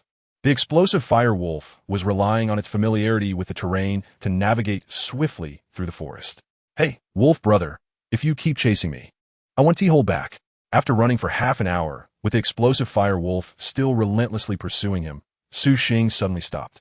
Su X Awakening prefers to avoid fighting if possible, as it not only wastes soul power, but also easily causes commotion. However, Su X now realizes that if he doesn't eliminate the opponent, this explosive firewolf will not give up. Oh well, the explosive firewolf doesn't care what Su X says. Seeing that it has finally caught up with him, it lunges directly at Su X. Boom! At the same time, a fireball filled with explosive force is spewed from its mouth, blasting towards Su X. Whoosh! Su Xing didn't take it head on, but instead dodged to the side. Boom! The fireball fell, instantly raising a sky full of flames, with trees and stones flying everywhere. Silly dog, over here. The figure of Su Xing appeared on the other side, looking at the blast firewolf provocatively. The blast firewolf turned its head and saw that Su Xing was holding a 3-meter-long electromagnetic cannon soul guide, with the barrel aimed directly at it. Of course, the blast firewolf did not know what that was. It only thought it was a human weapon or soul skill, and didn't pay much attention to it. In its eyes, this human was far inferior in rank, just a bit faster. Otherwise, it would have been eaten long ago. Perfect, let us test the power of the electromagnetic cannon soul guide on you. Seeing that the blast firewolf was completely unaware of the electromagnetic cannon's power, Su Xing's soul power erupted, and a large amount of soul power was input into the soul guide in his hand. The soul coin was also summoned directly by Su Xing to wait for launch inside the soul guide. Su Xing couldn't even remember how long it had been since he last summoned his long-forgotten martial soul. This was probably the martial soul with the lowest appearance rate. As soul power was infused, the soul guide in Su Xing's hand quickly burst forth with a brilliant blue light, with dozens of bolts of lightning intertwining on its surface. Hal, seeing the super electromagnetic cannon soul guide in Su Xing's hand light up, the explosive fire wolf, although unaware of what it was, instinctively felt a sense of threat. In an instant, the fur on the explosive fire wolf stood on end, and it retreated a few steps. From its perspective, it was wise to create some distance and see what Su Xing was up to. The super electromagnetic cannon. Aiming the super electromagnetic cannon at the explosive fire wolf, Su Xing whispered coldly with anticipation, and the soul guide in his hand instantly fired. Boom! A blinding bolt of lightning exploded across the sky, as Su Xing's coin martial soul, propelled by the super electromagnetic cannon, pierced through with unparalleled speed, directly sweeping past the explosive firewolf's figure. The explosive firewolf only felt a flash in front of its eyes, and then it knew nothing. Am I dead? Killed in an instant by a human far below my level? In the final moments of the explosive firewolf soul, it was filled with unwillingness. Chapter 51, Soul Bone. Boom! The super electromagnetic cannon not only swept past the explosive firewolf's figure, but also continued to spread for an unknown distance behind it. Anyway, Su Xing couldn't see where it ended. Roar! Howl! After the super electromagnetic cannon swept through, countless soul beasts in the affected area were in chaos, their cries mingling together. Very good, not bad. Su Xing also swallowed and praised it. The power was indeed impressive. However, Su Xing also noticed a problem. His railgun caused destruction with a linear damage radius of about 2 meters, penetrating everything. This was not explosive damage. It was impossible for him to rely on this to take out the ice and fire duality eye from a distance with a single shot, unless he hit it perfectly, directly destroying the ice and fire duality eye in one shot, which was almost impossible. Moreover, even if he got lucky and destroyed the ice and fire duality eye, the surrounding immortal herbs would still be there. So the best solution was to enter inside. After thinking for a moment, Su Xing prepared to leave. His actions had caused such a big commotion that it might attract some powerful beings. Buzz! Just as Su Xing's figure moved, he quickly stopped, because he saw a black soul ring appearing at the location where the explosive firewolf had been obliterated by his railgun. Along with the emergence of the soul ring, there was a transparent bone radiating red soul power. That bone was slowly forming from nothing. Finally, it took the shape of an arm guard-like soul bone. It actually exploded a soul bone. Seeing this, Su Xing's expression brightened, and he quickly stepped forward to collect it. Then, his figure flickered, and he instantly left the place. It wasn't until he had gone far away that Su Xing found a hidden spot to rest and took out the soul bone to examine it. Soul bone? This can't really be called a soul bone. It should be referred to as equipment instead. It doesn't even look like a bone. Defeating monsters to obtain equipment. This world truly is amazing. Su Xing looked at the soul bone, flickering with red soul power, and smiled. He had always wanted to find a soul bone to study, but never succeeded. He didn't expect that on his first solo trip into the soul beast forest, he would come across such a precious item. His luck was indeed quite good. However, it couldn't all be attributed to luck. There was also a factor of strength. Hunting soul beasts alone, especially at a higher level, made it easier to obtain soul bones the higher the level difference. With my strength, doesn't that mean I could specifically hunt for soul bones? At that moment, Su Xing felt a surge of excitement. However, he quickly calmed himself down because he only wanted to study the soul bone and didn't need too many. For now, he had no plans to integrate the soul bone. Soul bones not only came with soul skills, but could also enhance soul power. Without needing to verify, Su Xing knew that its impact on his control over soul power would be significant. It might even be more serious than soul rings. The essence of awakening is the absolute control over one's own soul power, so the awakening will not merge with the soul bone. As for studying it, that is for research purposes, the awakening wants to explore whether it can create a soul bone on its own. Based on the fact that the explosive fire wolf's body was completely gone, yet it could still produce a soul bone. It appears that soul bones are not really bones, but rather a condensation of energy after a soul beast's death. Is it purely soul power? Or has it been infused with other energies? It should not just be pure soul power, as soul bones come with soul skills, which is what makes them precious. However, this seems to be of no use to me. I can create as many soul skills as I want over time. The other function is for protection, similar to wearing equipment. I still need to study it further. After thinking for a while, Su Xing put away the soul bone. This is not a place for studying soul bones. In any case, finding a soul bone is a pleasant surprise. Even if he can't use it himself, he can sell it or give it to Yi Lingling. Su Xing, despite being a scoundrel, still thinks about the girls he has wronged when things are good. This should be the right place. It wasn't until a week later that Su Xing arrived at the location suspected to be the Eye of Ice and Fire. It looks like a mountain, but it could also be a canyon inside. Outside, Su Xing also spotted a cave entrance. Moreover, outside the cave entrance, he noticed a poisonous miasma spreading. Additionally, there were no signs of soul beasts in the vicinity. Su Xing hid himself far away, controlling his soul power to prevent it from leaking. This was still quite simple for Su Xing. After all, his strength lay in his control over soul power, which he had gained by blowing up soul rings. Then, what Su Xing had to do was to wait to see if Douluo would come out or go in. Of course, Su Xing did not dare to wait here. He couldn't guarantee that he wouldn't be discovered by Douluo. At this moment, Su Xing took out another item, a surveillance camera. In this world, technology was actually quite advanced, with display screens and computers already available. However, such technology was rarely seen, not widely spread, and was hard to come by in the homes of common people, mainly appearing in the hands of nobles. In the Soto City Great Soul Arena, there existed quite a bit of high technology. After Su Xing purchased the materials he needed, he managed to create a surveillance system by himself. Unfortunately, Su Xing could only set up a wired connection, not a wireless one. After installing the camera, Su Xing connected the wires and then hid everything well. Su Xing carefully buried the wires, only stopping after using up several hundred meters of line, a process that took him a whole day. Once everything was set up, all Su Xing had to do was hide himself and wait. Human eyes might be sensed by someone like Douluo, a titled Douluo, but cameras shouldn't be able to detect him. Anyway, Su Xing had tried it himself and felt nothing at all. Just wait. Being cautious has no major faults. As long as he doesn't touch Douluo inside, he will be fine. It has only been 10 days. Su Xing can wait. However, during this waiting period, Su Xing cannot cultivate, or it would create noise.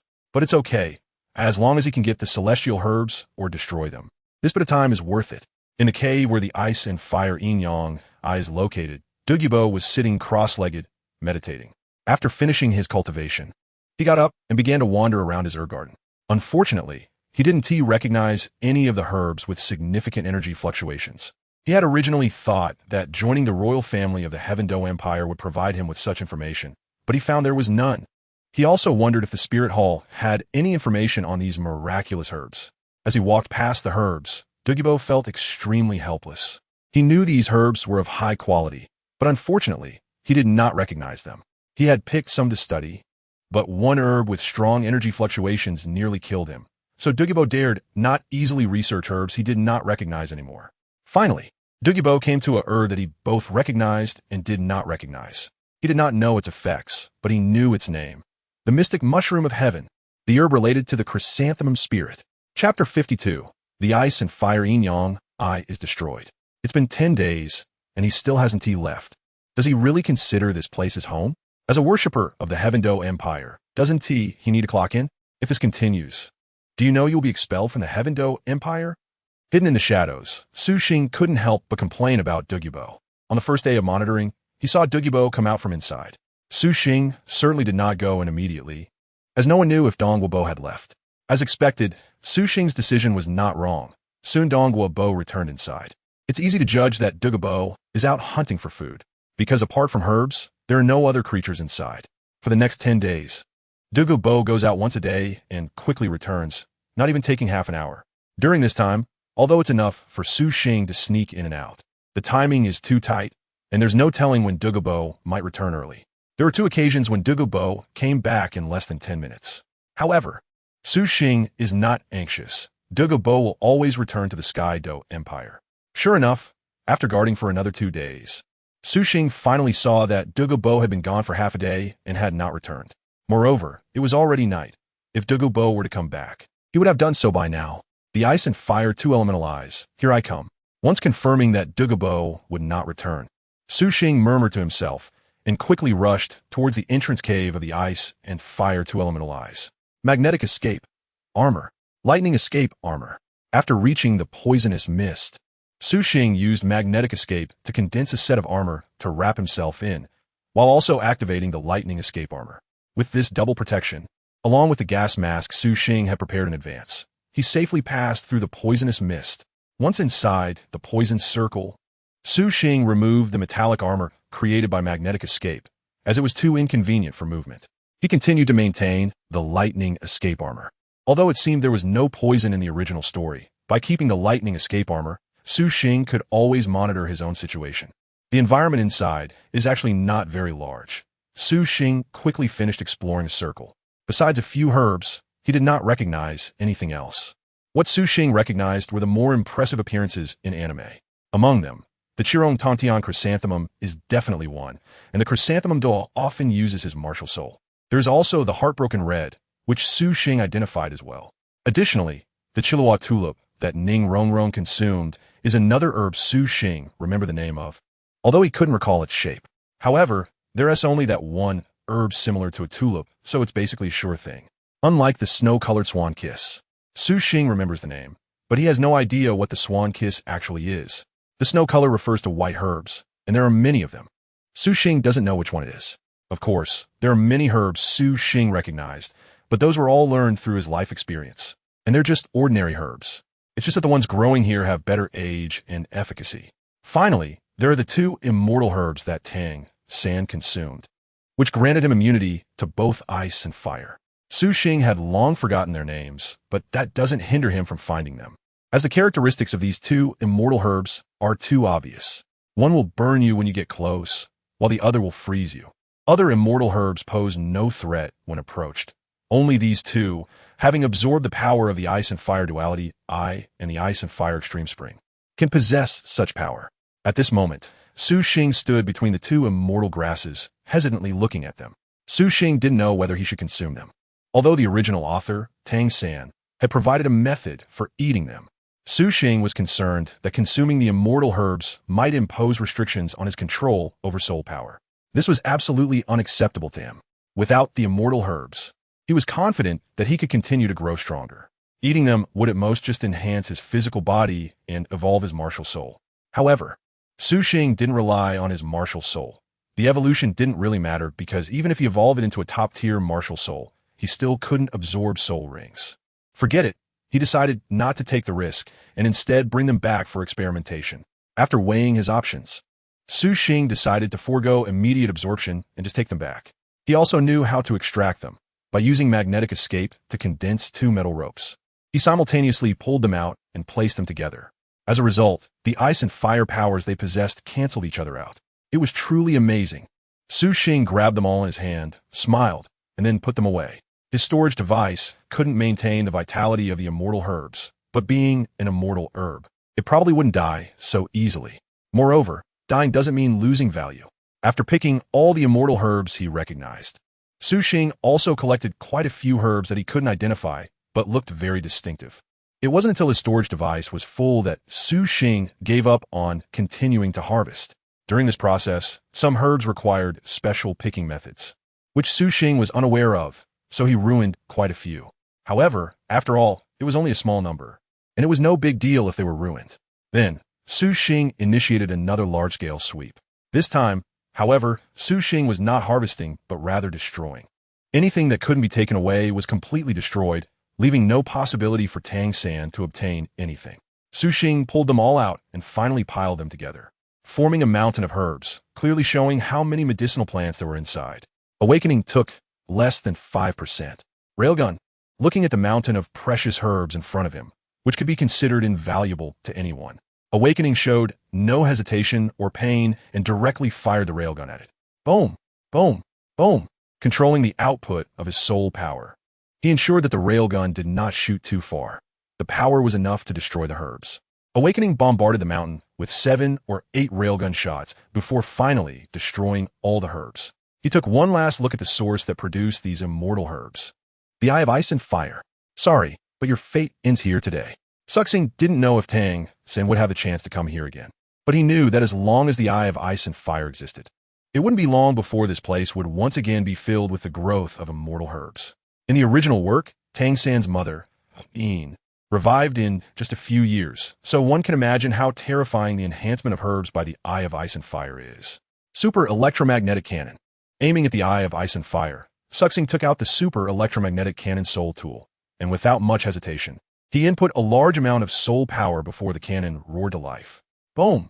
The awakened railgun shot down from above, as if piercing through heaven and earth, causing the entire sunset forest to tremble and startling countless soul beasts.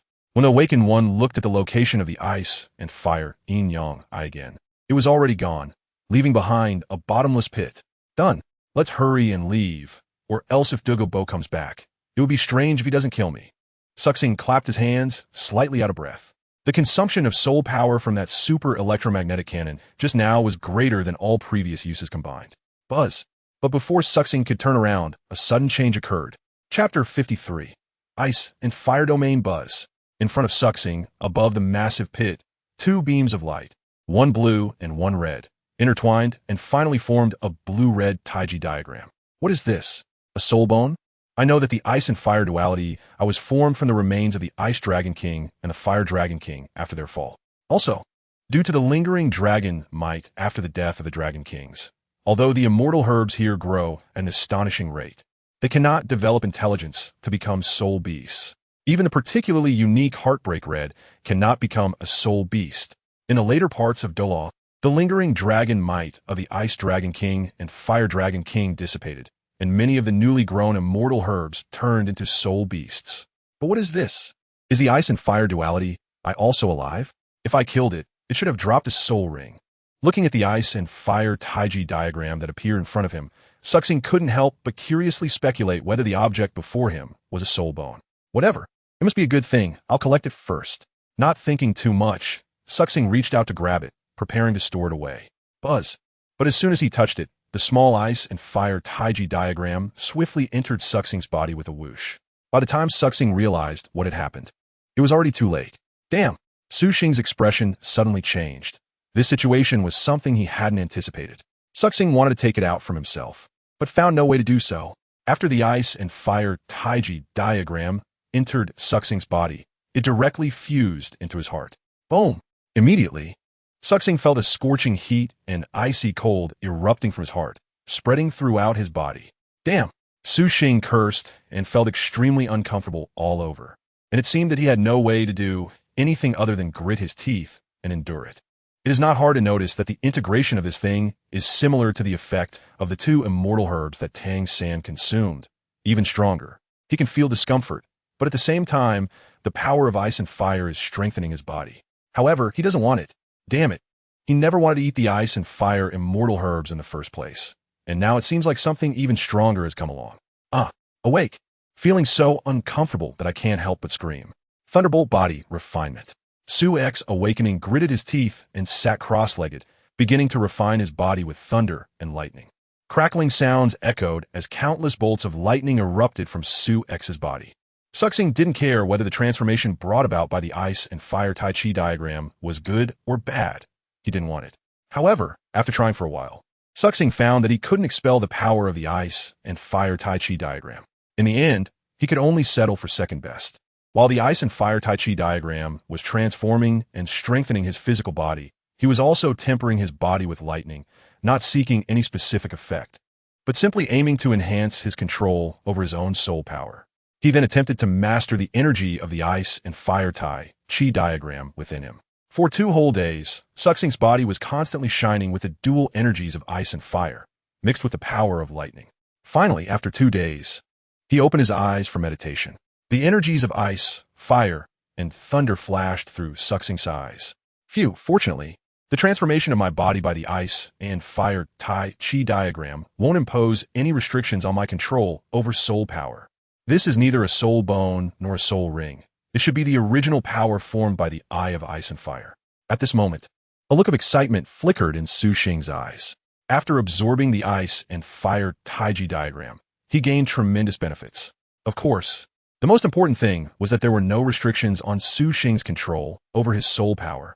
As for the benefits, his soul power only increased by 1 level, from level 34 to level 35, which could be considered negligible.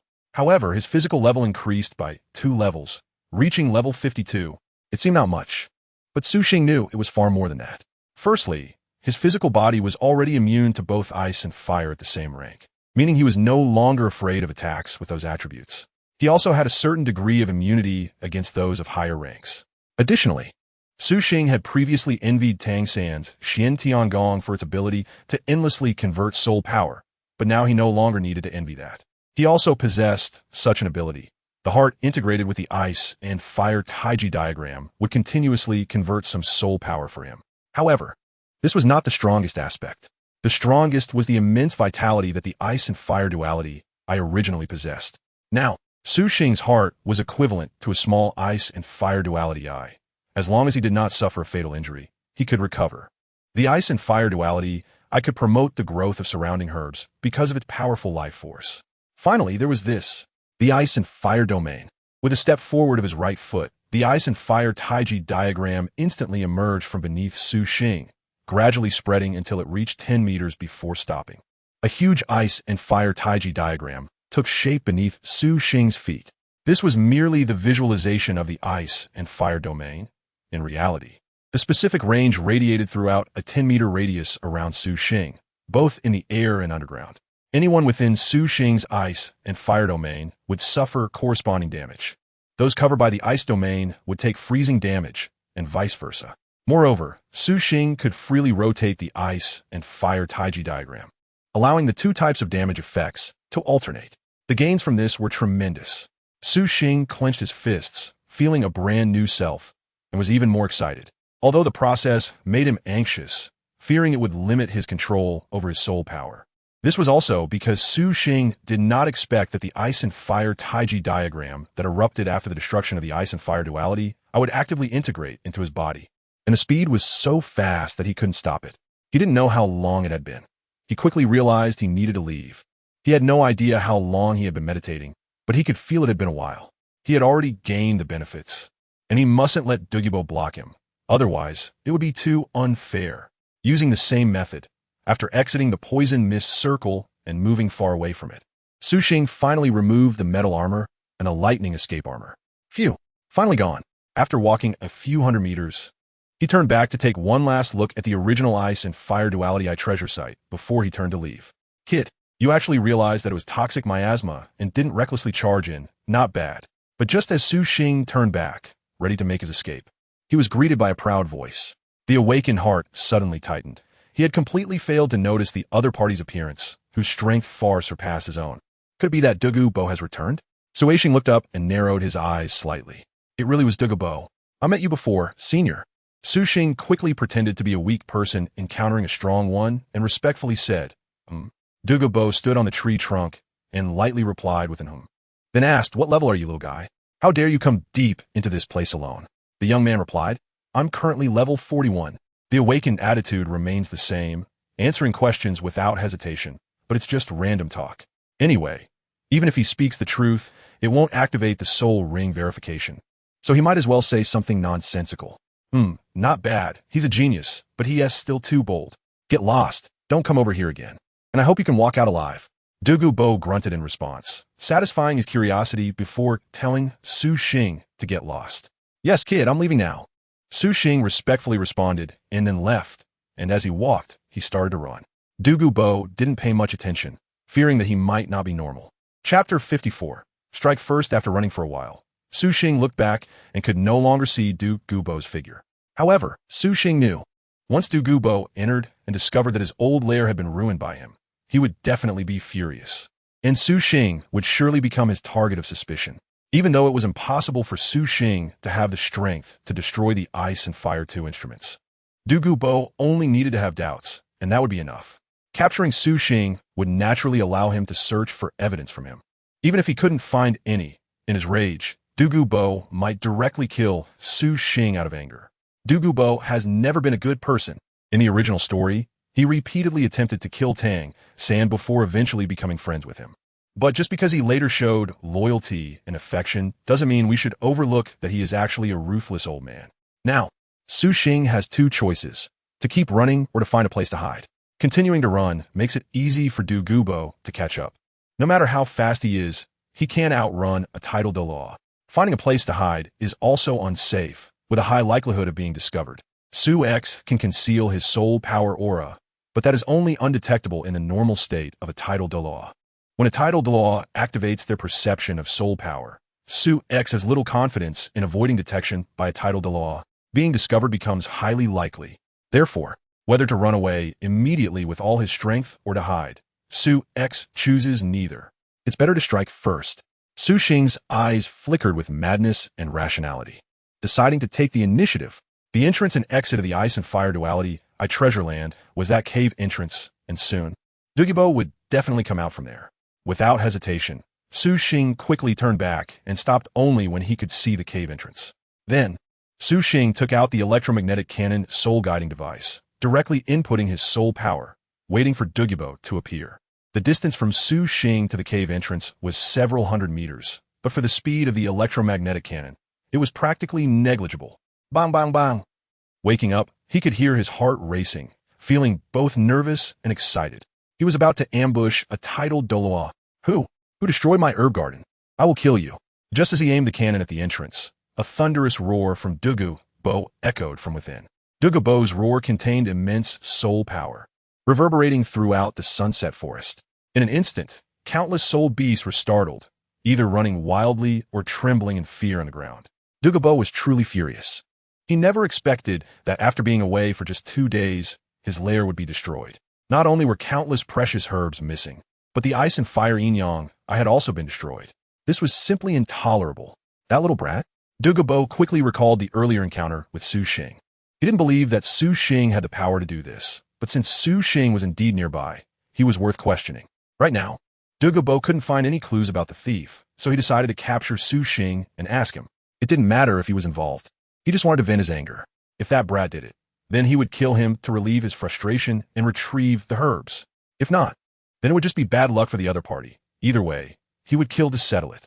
Whoosh! With this in mind, Douluo's figure quickly vanished and then appeared at the cave entrance.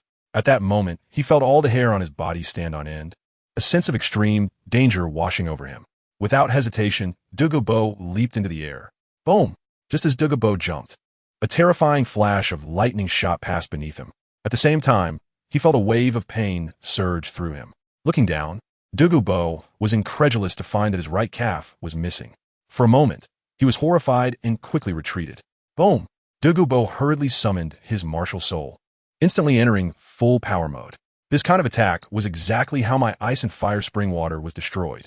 Who on earth did this? Only then did Douluo have the time to sense where the enemy was. What? How is this possible? When Douluo saw that the attacker was Su Xing, he was filled with disbelief. It really was that little brat. How could this be? Did he just injure me?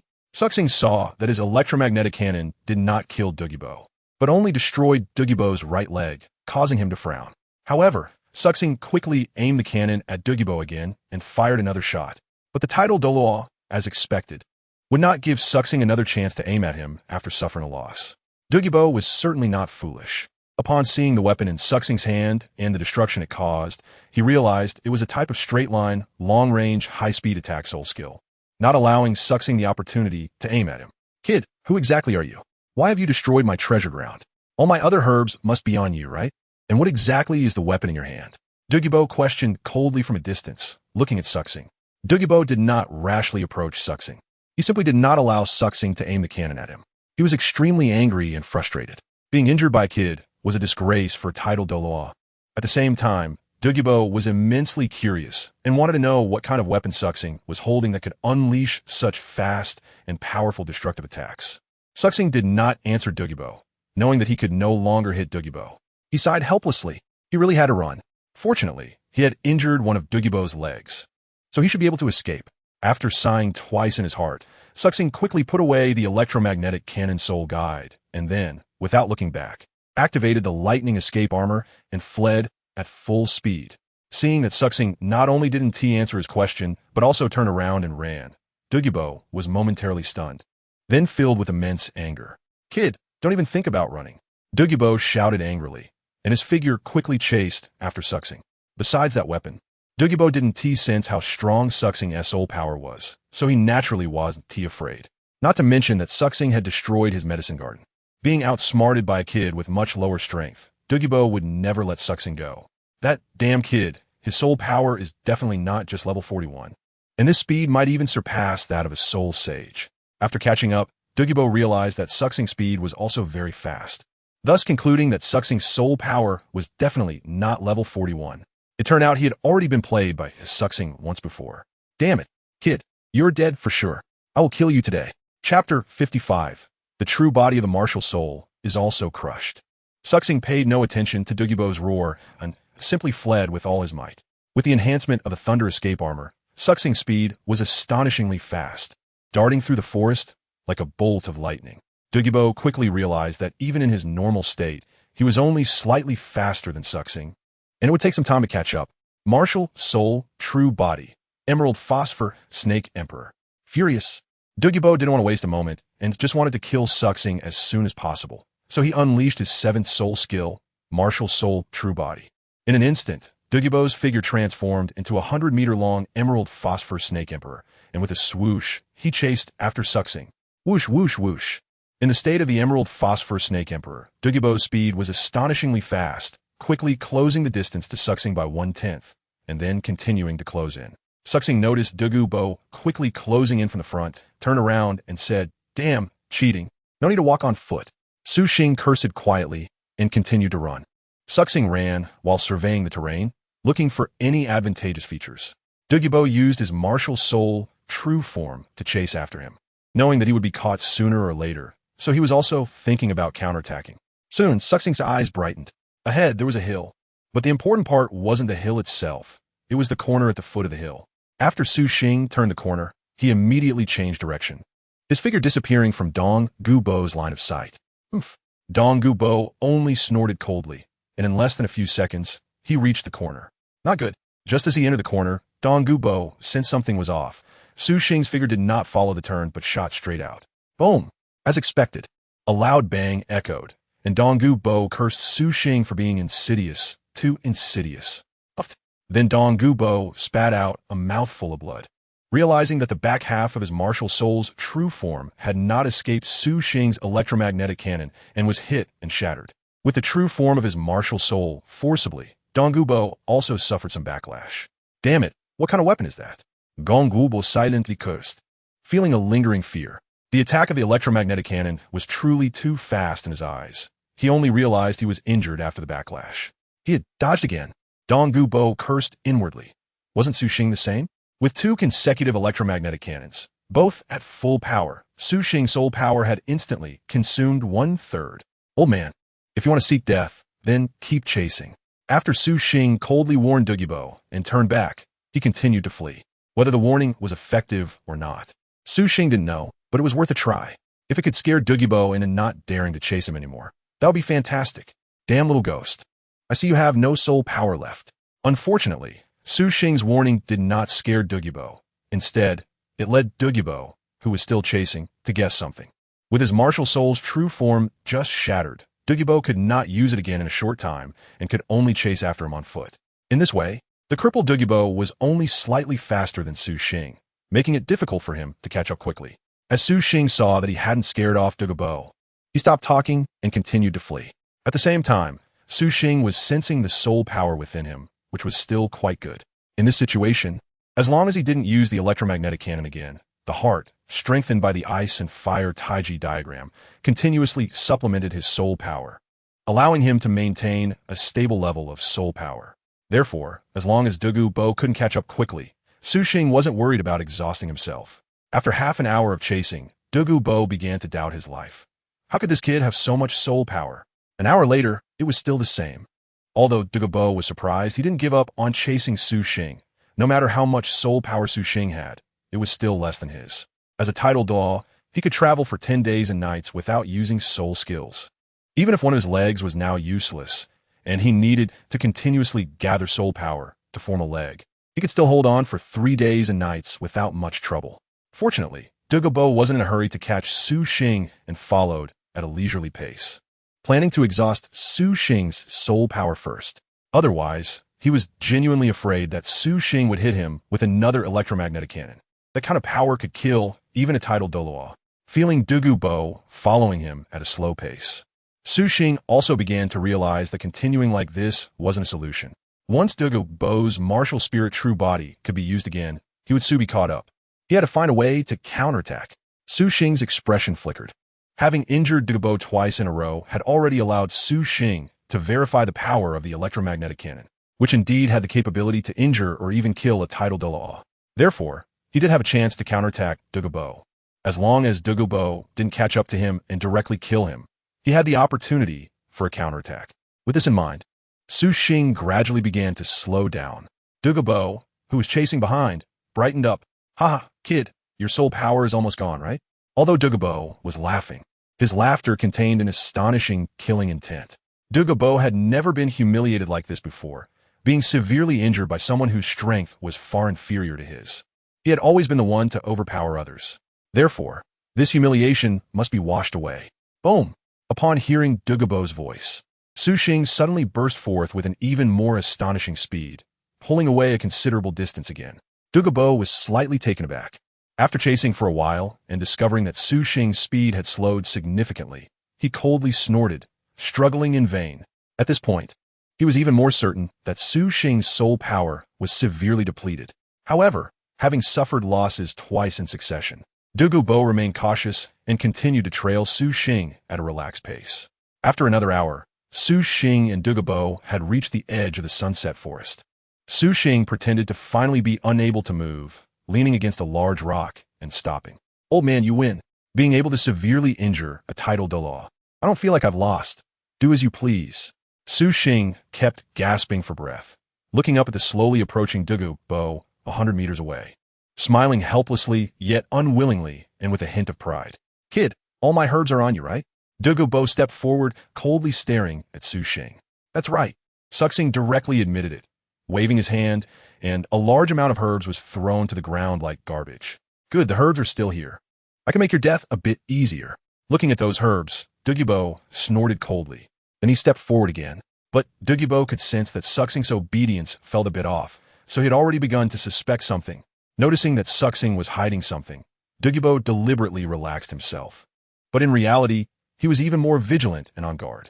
Just at the moment when Douluo seemed to have relaxed, Su Xing's eyes suddenly brightened, and the electromagnetic cannon soul guiding device was instantly taken out.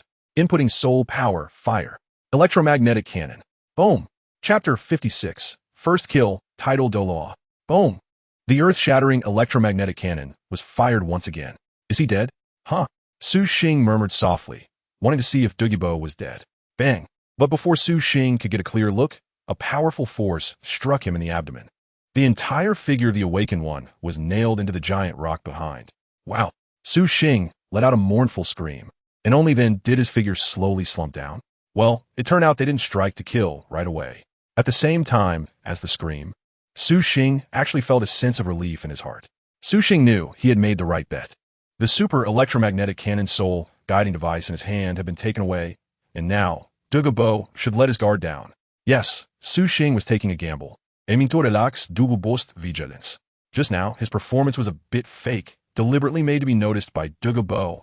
Su Xing knew that Douluo's greatest vigilance towards him stemmed from the super electromagnetic cannon soul guide in his hand.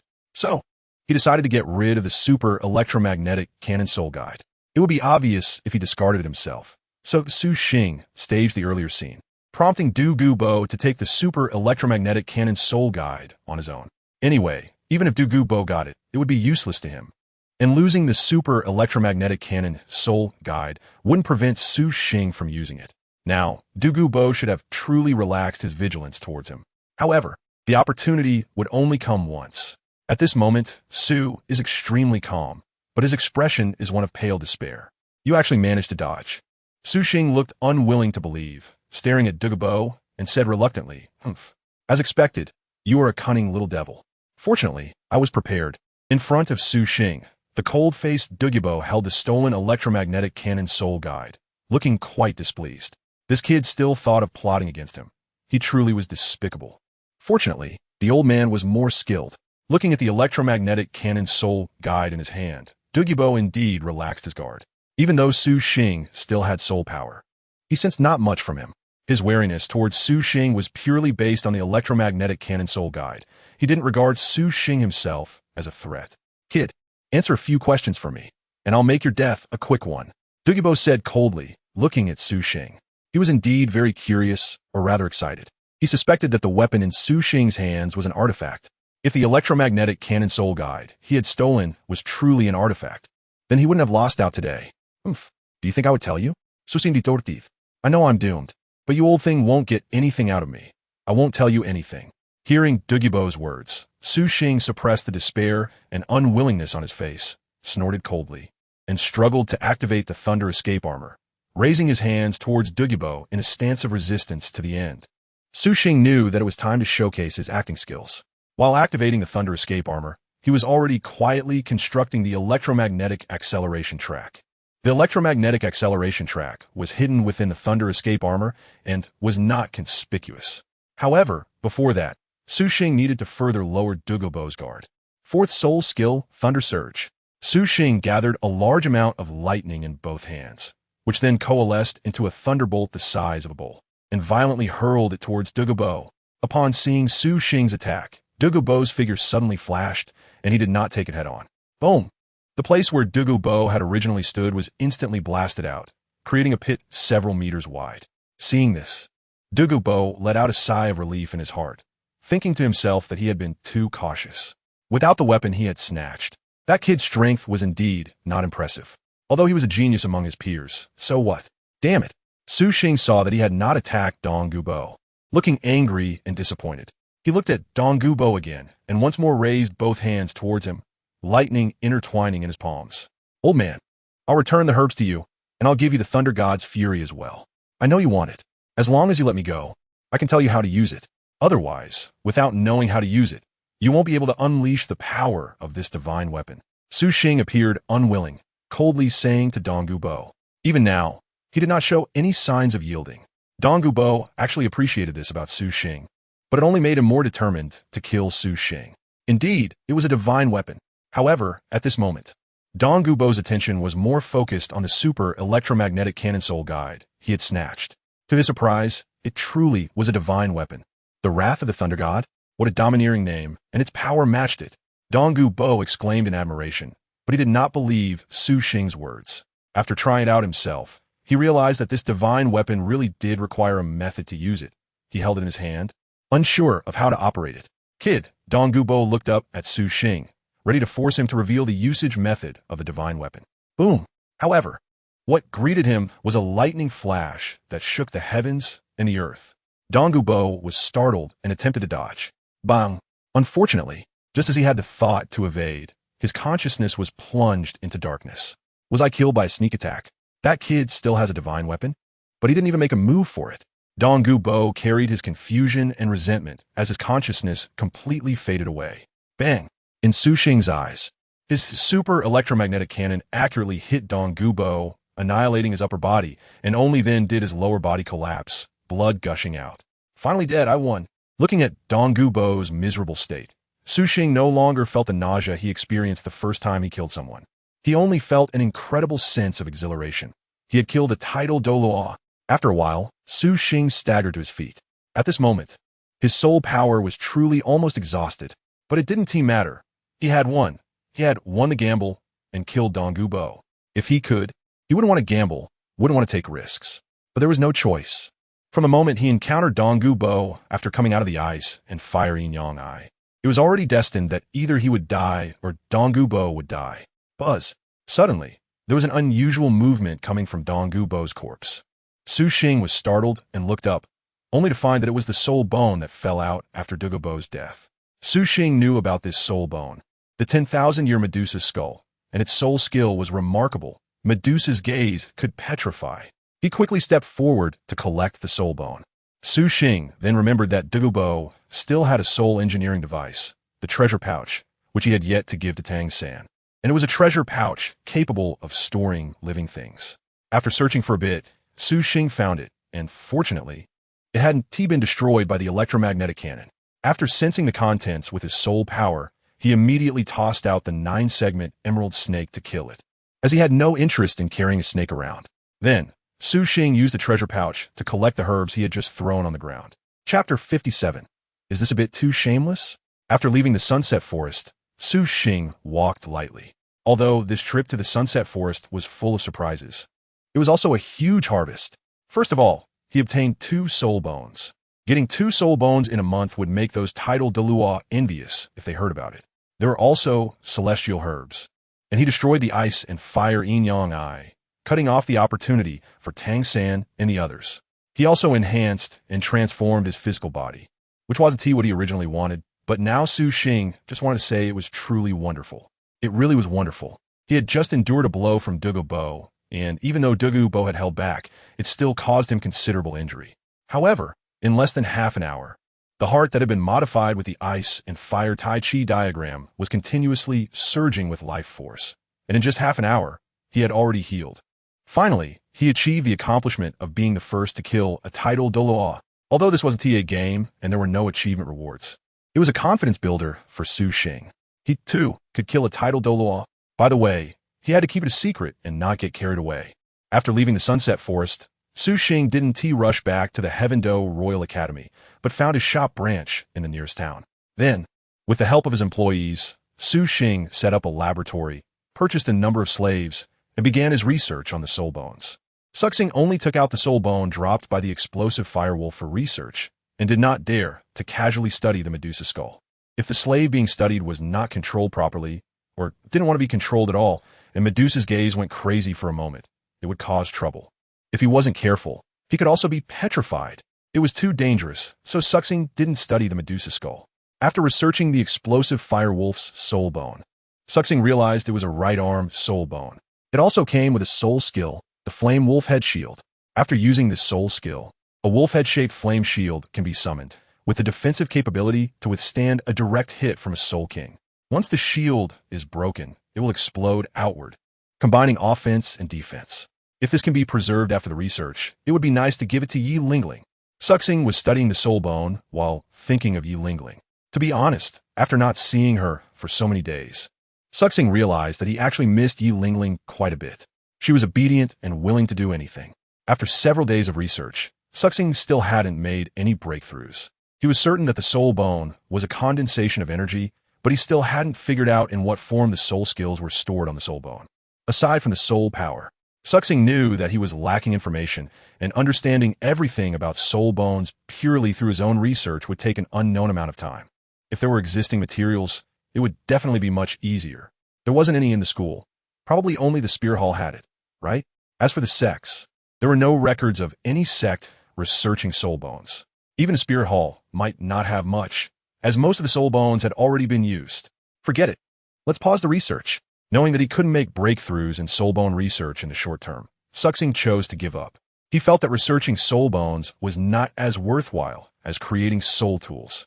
The last soul tool, the electromagnetic cannon, was destroyed when he attacked Douluo. And in the past few days, Suxing had repurchased materials and reforged another one. After successfully reforging the electromagnetic cannon and temporarily giving up on the soul bone research, Suxing originally planned to study some herbs.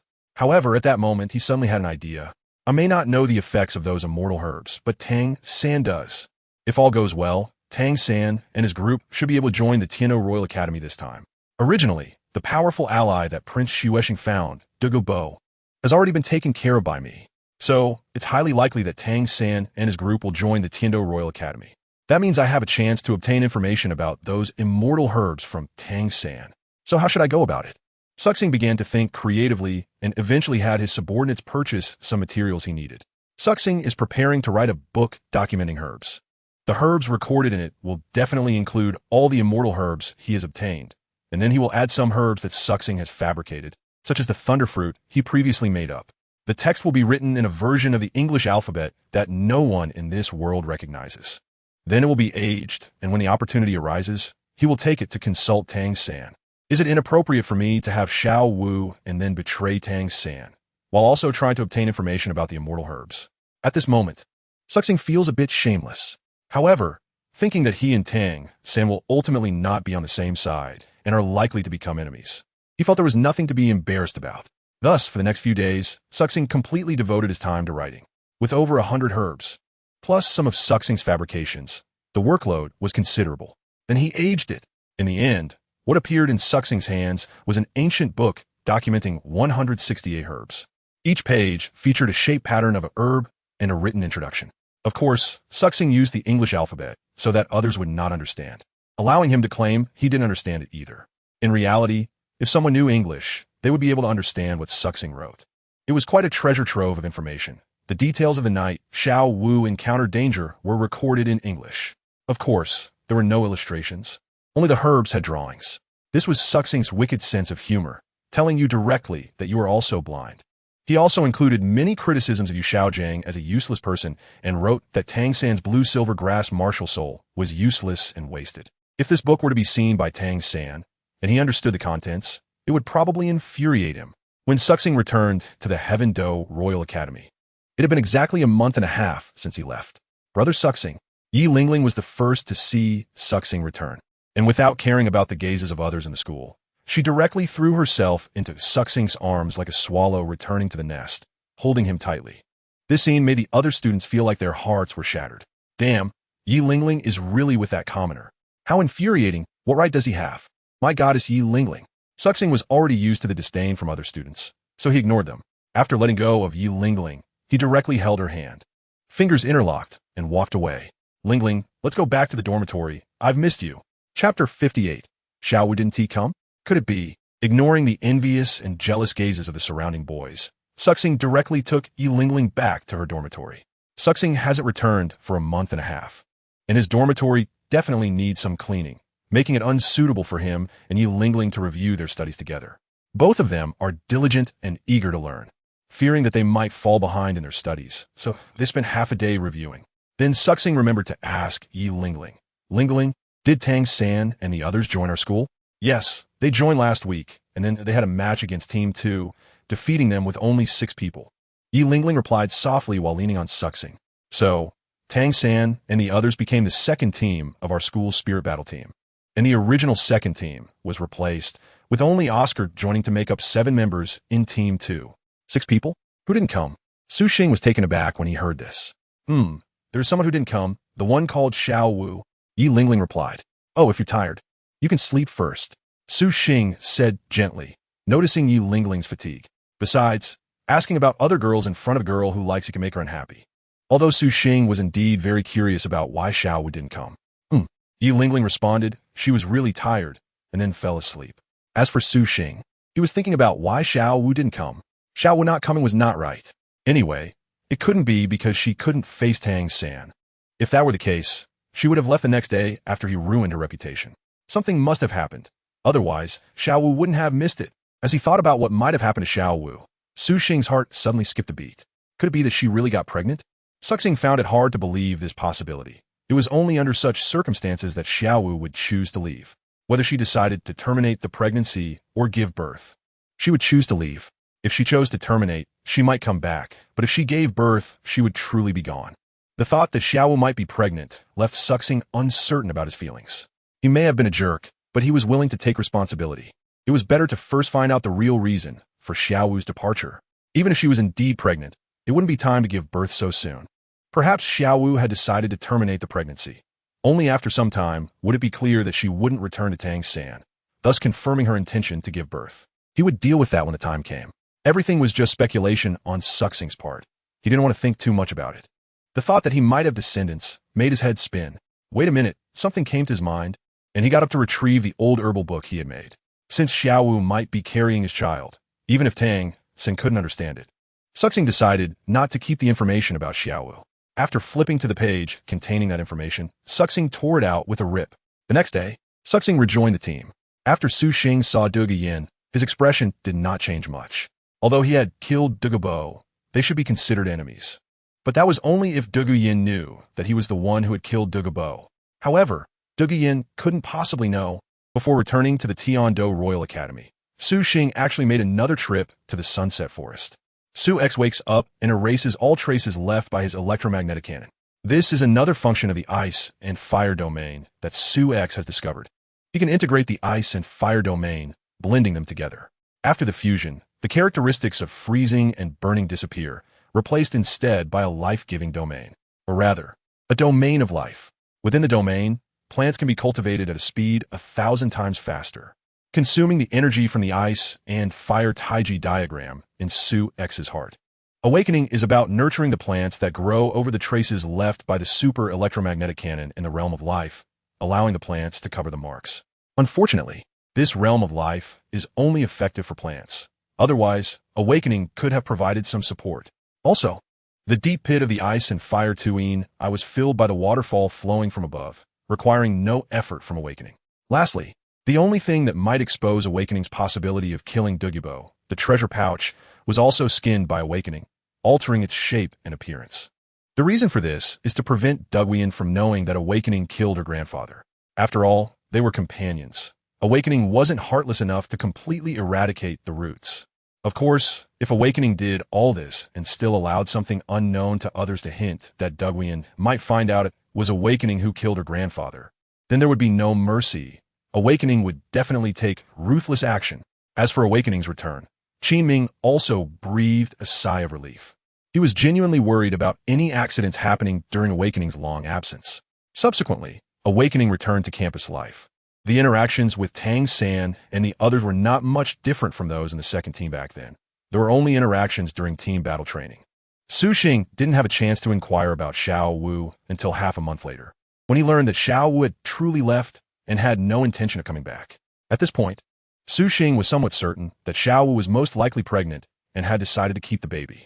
As for where Xiao Wu had gone, it was undoubtedly the Stardow Forest. Su Xing felt conflicted about whether or not to make a trip to the Stardow Forest, because honestly, it would be incredibly dangerous. Su Xing had been entangled like this for a few more months. Then finally, after Tang San demonstrated his knowledge and skills in pharmacology, Su Xing seized the opportunity to take out the herbal book he had fabricated and asked Tang San for advice. To be honest, if he weren't an enemy, Tang San would actually be quite impressive. Su Xing asked for advice, and Tang San generously shared the information he knew about the immortal herbs with Su Xing. It was only at this moment that Su Xing learned about the effects of the immortal medicinal herbs in his treasure bag. Among them, one type of immortal herb, the sun-keeping guanine lotus, is a top-grade immortal herb for pregnant women, which has effects such as stabilizing the foundation and calming the fetus, enhancing the physical condition of the pregnant woman, and promoting the development of the baby. All right, it seems that a trip to the Stardow Forest is really necessary. That night, after finding such an immortal herb, Su Xing finally decided to go to the Stardow Forest. Chapter 59. Deep into the Stardow Forest at this moment. In the central area of the Stardow Forest, Xiao Wu was sitting by the lake, bored, occasionally stirring the lake water with her bare feet. After a few months, Xiao Wu had grown a bit, especially her belly. Suddenly, Xiao Wu exclaimed, gently covering her belly with her small hand and laughingly scolding, "Naughty baby, kicking mommy again. Sister Xiao Wu, are you okay?" Soon, Deming's head popped out from in front of Xiao Wu. "I'm fine, it's the baby kicking me," Xiao Wu said with a gentle smile. Looking at Xiao Wu's gentle smile, Deming didn't say anything further, but there was always a sense of worry in his heart. He was really concerned about what the baby inside Xiao Wu would look like, fearing that Xiao Wu would not be able to accept it when the time came. He had talked to Xiao Wu about it and suggested that she terminate the pregnancy, but Xiao Wu firmly refused. Now, he could only pray that the baby in Xiao Wu's belly would develop in a positive direction. "What? You want to take leave again?" When Qingming heard that Su Xing was going out again, he immediately felt a headache. "Yes, Teacher Qingming, I need to create my own soul skill, so I must go to train. The simulated training at school is of no use to me." Su Xing nodded and said with his eyes wide open, "Telling a white lie. You want to create your own soul skill?" Upon hearing Su Xing's words, Qingming's eyes widened. "You, a soul master, already have so many soul skills, and you still want to create your own? What about the other soul masters?" "Yes, Teacher Qingming. Having more soul skills is definitely better," Su Xing continued. "I know," Qingming sighed, then advised, "However, having more soul skills is certainly a good thing. But soul power, forget it, you can go." "I approve." Thinking that Su Xing's soul power level was already 38, Qingming really felt there was nothing more to say and simply approved Su Xing's leave. Students like Su Xing are also a headache. There's no way to teach them, as there's nothing to teach. As soon as Su Xing left, Tang San and the others quickly realized that Su Xing had left the school again. The others didn't feel much, but Yu Xiaojiang felt much more comfortable and at ease. Yu Xiaojiang had been trying to avoid Su Xing at school as much as possible to prevent any awkward encounters between the two. If it weren't for Tang San and the others, he wouldn't have wanted to join the Tiando Royal Academy at all. As for Zhu Zhuqing, she only snorted coldly at Su Xing's departure. In fact, Zhu Zhuqing had been very cold lately, even colder than before she came to the Tiando Royal Academy. This was all because she often saw Su Xing and Yi Lingling being affectionate together. Zhu Zhuqing was also troubled. She had originally thought that after finding out Su Xing had a girlfriend, he would gradually fade from her heart. But that didn't happen at all. In fact, it was even worse. She was becoming increasingly indifferent to Dai Mubai. No matter how much Dai Mubai changed, she had no desire to accept him again, compared to Su Xing. Dai Mubai's performance was really too disappointing. Su Xing is completely unaware of Zhu Zhuqing's changes, only noticing that she has become colder, always wearing a cold expression whenever she sees him. With Yi Lingling by his side, Su Xing didn't bother with her. If Su Xing knew the truth about Zhu Zhuqing, he would definitely tease her for no reason. However, for now, he remains oblivious and is more focused on Xiao Wu. Xiao Wu is still not yet level 60 and hasn't fully transformed into a human, so she shouldn't be able to conceive. Given her current situation, her pregnancy shouldn't go smoothly, and my immortal herb, Xiao Wu, just happens to be useful. Deming should know a bit about herbal medicine. The original work even hints at Tang San finding certain herbs to resurrect Xiao Wu. So if I take this immortal herb to her, even if Xiao Wu hates me, she shouldn't go as far as wanting to kill me. Besides, I am a father of the child. As Su Xing set out for the Stardow Forest, he reaffirmed to himself that this journey should not pose any life-threatening danger. Yes, there would be no life-threatening danger at the Daming and Erming. It was this confirmation that gave Su Xing the courage to venture into the Stardow Forest. Otherwise, he truly wouldn't have dared to make the trip. The Stardow Forest was quite far. It took Su Xing a week to reach its outskirts. Although he had killed a tidal Douluo before, he still approached this entry into the Stardow Forest with caution, carefully delving deeper without being overly reckless. Whenever possible, Su Xing tried to avoid fighting soul beasts. Killing soul beasts brought him no benefits unless they dropped soul bones, but the chances of that were too low. Even though he had increased the drop rate of soul bones by killing soul beasts of higher levels, it was still too low. However, just like when he was in the Sunset Forest, no matter how hard he tried to avoid soul beasts, powerful ones still targeted him and relentlessly pursued him. Fortunately, dealing with a 10,000-year soul beast this time was not as difficult for Su Xing Ice and Fire Domain. As soon as Su Xing activated his Ice and Fire Domain, the Ice and Fire Taiji diagram unfolded instantly, freezing the 10,000-year soul beast, the earth-splitting beast that was pouncing on him. Then it was roasted by the Fire Domain, followed by being frozen again, and then roasted once more. Roar! The earth-splitting beast, which had initially pounced on Su Xing, was momentarily stunned. Although its injuries were not severe, the alternating cold and heat made it feel uncomfortable to the point of madness. Not only that, but its movements were also affected. Super electromagnetic cannon. By the time the earth-splitting beast adapted, what awaited it was the coin shot from Su Xing's fingertip. Boom! A flash of lightning burst through the air, and the earth-splitting beast's corpse fell to the ground with a bang, half of its body blown apart. Buzz! Subsequently, a black 10,000-year soul ring emerged from the earth-splitting beast's corpse, radiating a black halo. Why bother? I don't need soul rings. Watching yet another soul ring go to waste, Su Xing clicked his tongue and turned to leave. As long as no soul bones dropped, killing soul beasts was truly a thankless task for him. Continuing forward, Su Xing avoided any soul beasts he could. If he couldn't avoid them, he had no choice but to strike. Inside, Su Xing also encountered other teams hunting soul beasts. Those teams were quite surprised to see a young boy daring to enter the Stardow Forest alone. Some kindly warned Su Xing to leave quickly, stating that it was too dangerous here, or suggested he join them. However, more of them just watched coldly, with some even mocking him, betting on how long he could survive inside, until Su Xing came across a group of people in front of him. 3 men and 1 woman surrounded him. Kid, you dare to venture this deep alone? You must be a genius. The middle-aged man with a hooked nose in front of Su Xing smiled cruelly. What I hate most in my life are geniuses. What I enjoy the most is erasing geniuses like you.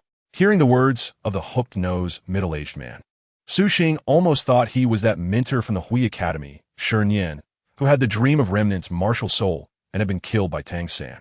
A closer look revealed that it wasn't him. So, you've killed many geniuses before? Su Xing calmly responded with a faint question. Yes, that's right. It's impressive that he can remain so calm at this moment. The middle-aged man smiled, wickedly licking the corner of his mouth. Come on, unleash your martial soul, and let me see what it is. Killing me won't be of any benefit to you, right? How about this? How much do you want? I'll give it to you. Su Xing had no soul ring and was too lazy to explain his martial soul, directly ignoring them. He could only respond calmly. Since these few people had not released their martial souls, Su Xing did not know their strength. However, he was not afraid. As long as they were not stronger than a soul sage, he was confident he could escape or even counterattack. Although he had already killed a titled Douluo, Su Xing did not really believe he was that strong. Douluo was completely outsmarted by him, having been hit by 2 super electromagnetic cannons in succession. First, he was injured, and then his martial soul avatar was shattered. When Douluo caught up, his strength was already less than half of what it usually was. Haha boy, are you scared? Do you know what my martial soul is? The middle-aged man laughed and replied, soul-devouring insect. My martial soul is the soul-devouring insect, which can absorb the martial souls of killed soul masters to enhance itself. The higher the rank, the better the effect. So kid, since you've run into me today, don't even think about leaving alive. Just obediently die and contribute your martial soul as my powerful nourishment. Martial soul, soul-devouring insect. The man did not expect Su Xing to guess it, so he directly revealed his martial soul and unleashed it. An evil-looking insect phantom appeared behind him, and then 6 soul rings of white, yellow, purple, black, and black burst forth. The middle-aged man was a soul emperor with 6 soul rings. Boom, boom, boom. As the middle-aged man released his martial soul, the other 3 also released theirs, all being soul kings with 5 soul rings. Huh, I thought you were strong, but it turns out you're just a bunch of trash. Not even a soul sage, and you dare to kill me? Upon seeing this, Su Xing let out a sigh of relief and then sneered. Ice and fire domain. Then, Su Xing instantly activated the ice and fire domain, taking the initiative. Electromagnetic cannon. Once the ice and fire domain was activated, those who entered would either be burned or frozen with negative effects. Su Xing aimed his right hand at the middle-aged man and fired directly. Su Xing did not take out the electromagnetic cannon soul guide for a sneak attack. A direct application would be more effective, and the enemy might not dodge. The electromagnetic cannon soul guide is different. Just looking at its 3-meter-long barrel, one can tell it's not simple, and anyone with sense would choose to avoid it. What is this? Indeed, while everyone was still astonished by Su Xing's ice and fire domain, the Soul Emperor with the soul-devouring insect martial soul did not take Su Xing's right-hand attack seriously.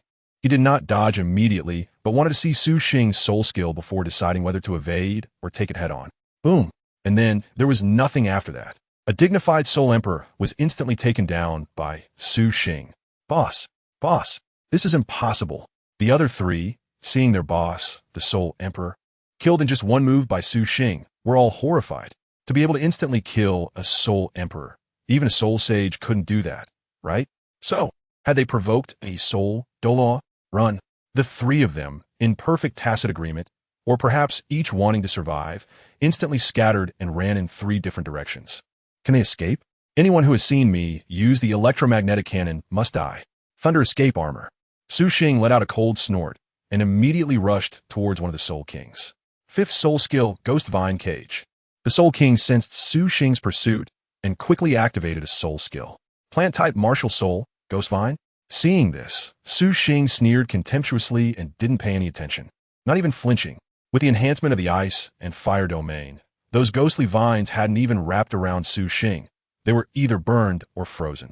The Soul King, who wasn't using soul skills, looked at this scene with disbelief and despair in his eyes.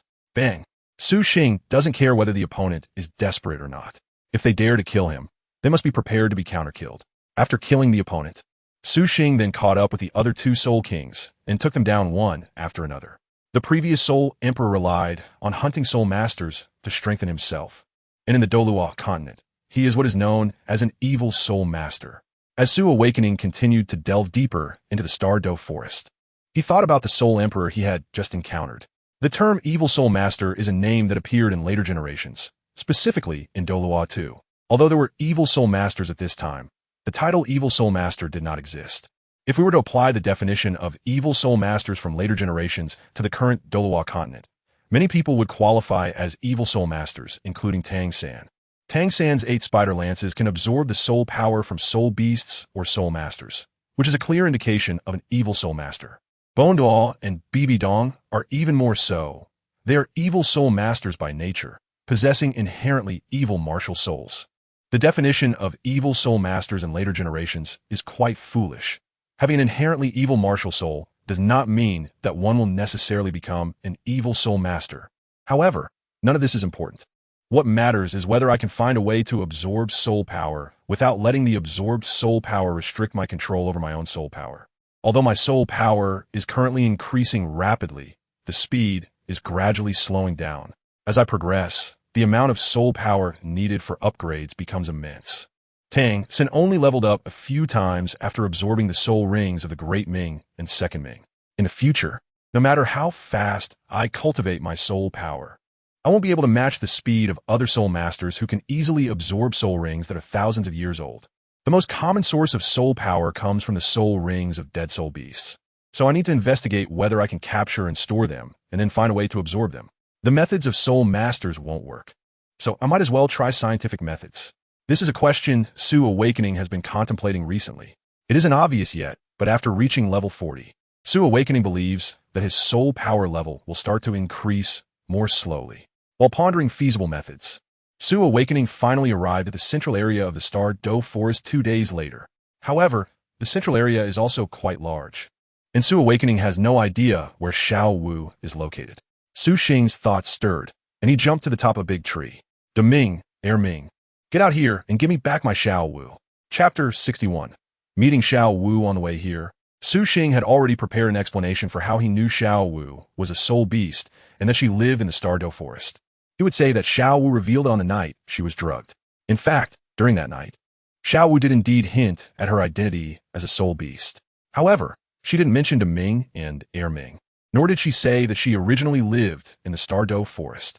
But it didn't matter. After all, Su Xing knew that Xiao Wu had no choice but to believe him, because apart from her telling Su Xing, there was no other way for him to know these secrets. Roar! As Su Xing's voice fell, a thunderous roar echoed from afar. Soon after, a powerful soul pressure surged over. Boom! A figure as large as a small mountain shot up from a hidden spot, soaring over the tall forest and directly crashing down towards Su Xing. Boom! As the mountain-like body descended, fierce gusts of wind swept through the air. Su Xing felt like he was almost blown away. Damn, it's Ming. Su Xing smiled bitterly in his heart. Ming was quite foolish, not very articulate, and rather impulsive. Su Xing was afraid that it would act without a second thought. You're a senior Ming, right? Please don't attack. I'm here to find Xiao Wu. Su Xing had completely lost his previous arrogance and directly admitted defeat, stating his purpose. Of course, at this moment, Su Xing had also activated his lightning escape armor, ready to respond at any time. Roar! Hearing Su Xing's words, a glint of light flashed in Ming's eyes. He realized he hadn't misheard. Moreover, Su Xing actually mentioned both his and Ming's names, which could only mean that Xiao Wu had told him. No doubt about it. Even if it was a mistake, he could just take Su Xing back and ask Xiao Wu. With that thought, Ming reached out with a large hand to grab Su Xing. Whoosh. But Su Xing dared not let Ming catch him. That would be too dangerous. However, he also noticed that Ming wasn't trying to attack him. So he quickly said, Senior Ming, you lead the way in front, and I'll follow behind. Roar! Ming, in anger, clearly sensed Su Xing's distrust. Whoosh! Following that, Ming slapped down, intending to knock Su Xing unconscious and take him away.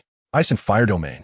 In an instant, Su Xing unleashed the Ice and Fire Domain, intending to restrict Ming's movements. However, the Ice and Fire Domain, which had been invincible for Su Xing before, had no effect on the tough-skinned and sturdy Ming, and it could not stop Ming's actions at all. Su X can only rely on speed to dodge. Roar! Ming saw that Su X still dared to evade, and even managed to escape, which made him feel a mix of embarrassment and anger, causing his soul power to erupt as he was about to strike. However, before Ming could make a move, a thunderous bovine roar came from a distance, stopping his actions.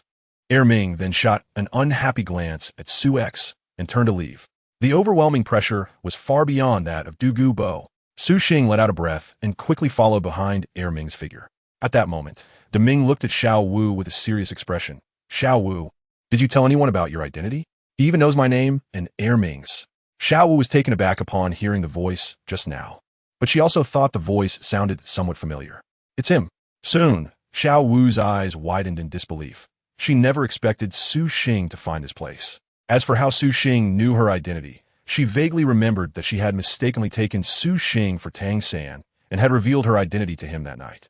However, she had always resisted recalling those fragmented memories from that evening, so she hadn't thought of it until now. Who is it? Deming quickly asked. It's the father of the child in my belly. Xiao Wu hesitated for a moment, but still spoke up. It's him? He actually found this place? You told him both your identity and where you are, and you still say you don't like him? Deming felt even more convinced that Xiao Wu's previous words were a lie. No, I mistook him for Brother Sam before, which is why I told him my identity. Xiao Wu quickly denied it. She really didn't like Su Xing. That's not important now.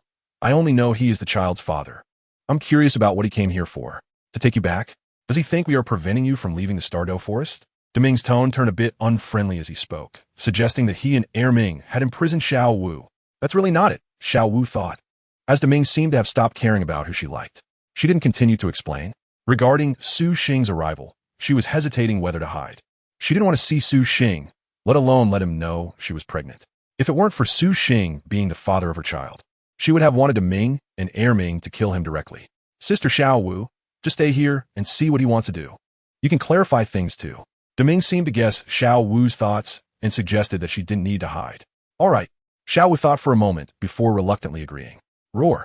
Bang. Soon, Erming's figure arrived first. Bang. The awakened figure soon followed, and then saw the much larger body of Daming. It was only then that he noticed Xiao Wu.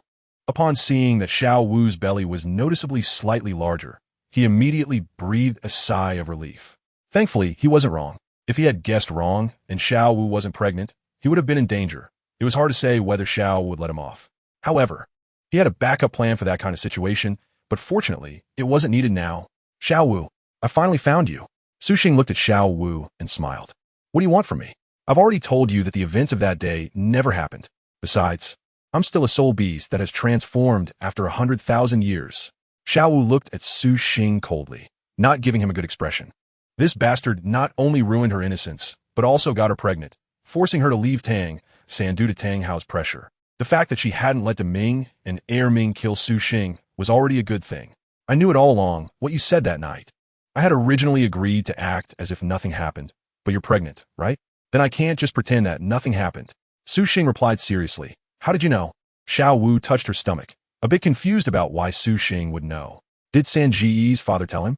What was he trying to do? Chapter 62. The Surprise of Deming. I guessed it.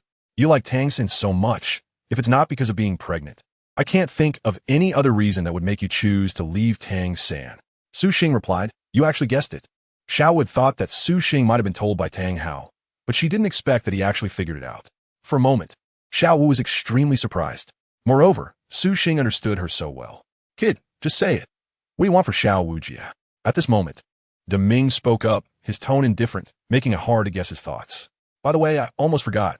Xiao Wu, you're not yet level 60, and you haven't fully transformed into a human, so you shouldn't be pregnant. It's not good for both adults and children. I brought this with me. It should be helpful to you. Su Xing said, and took out the immortal herb, the guanine lotus, from his treasure pouch.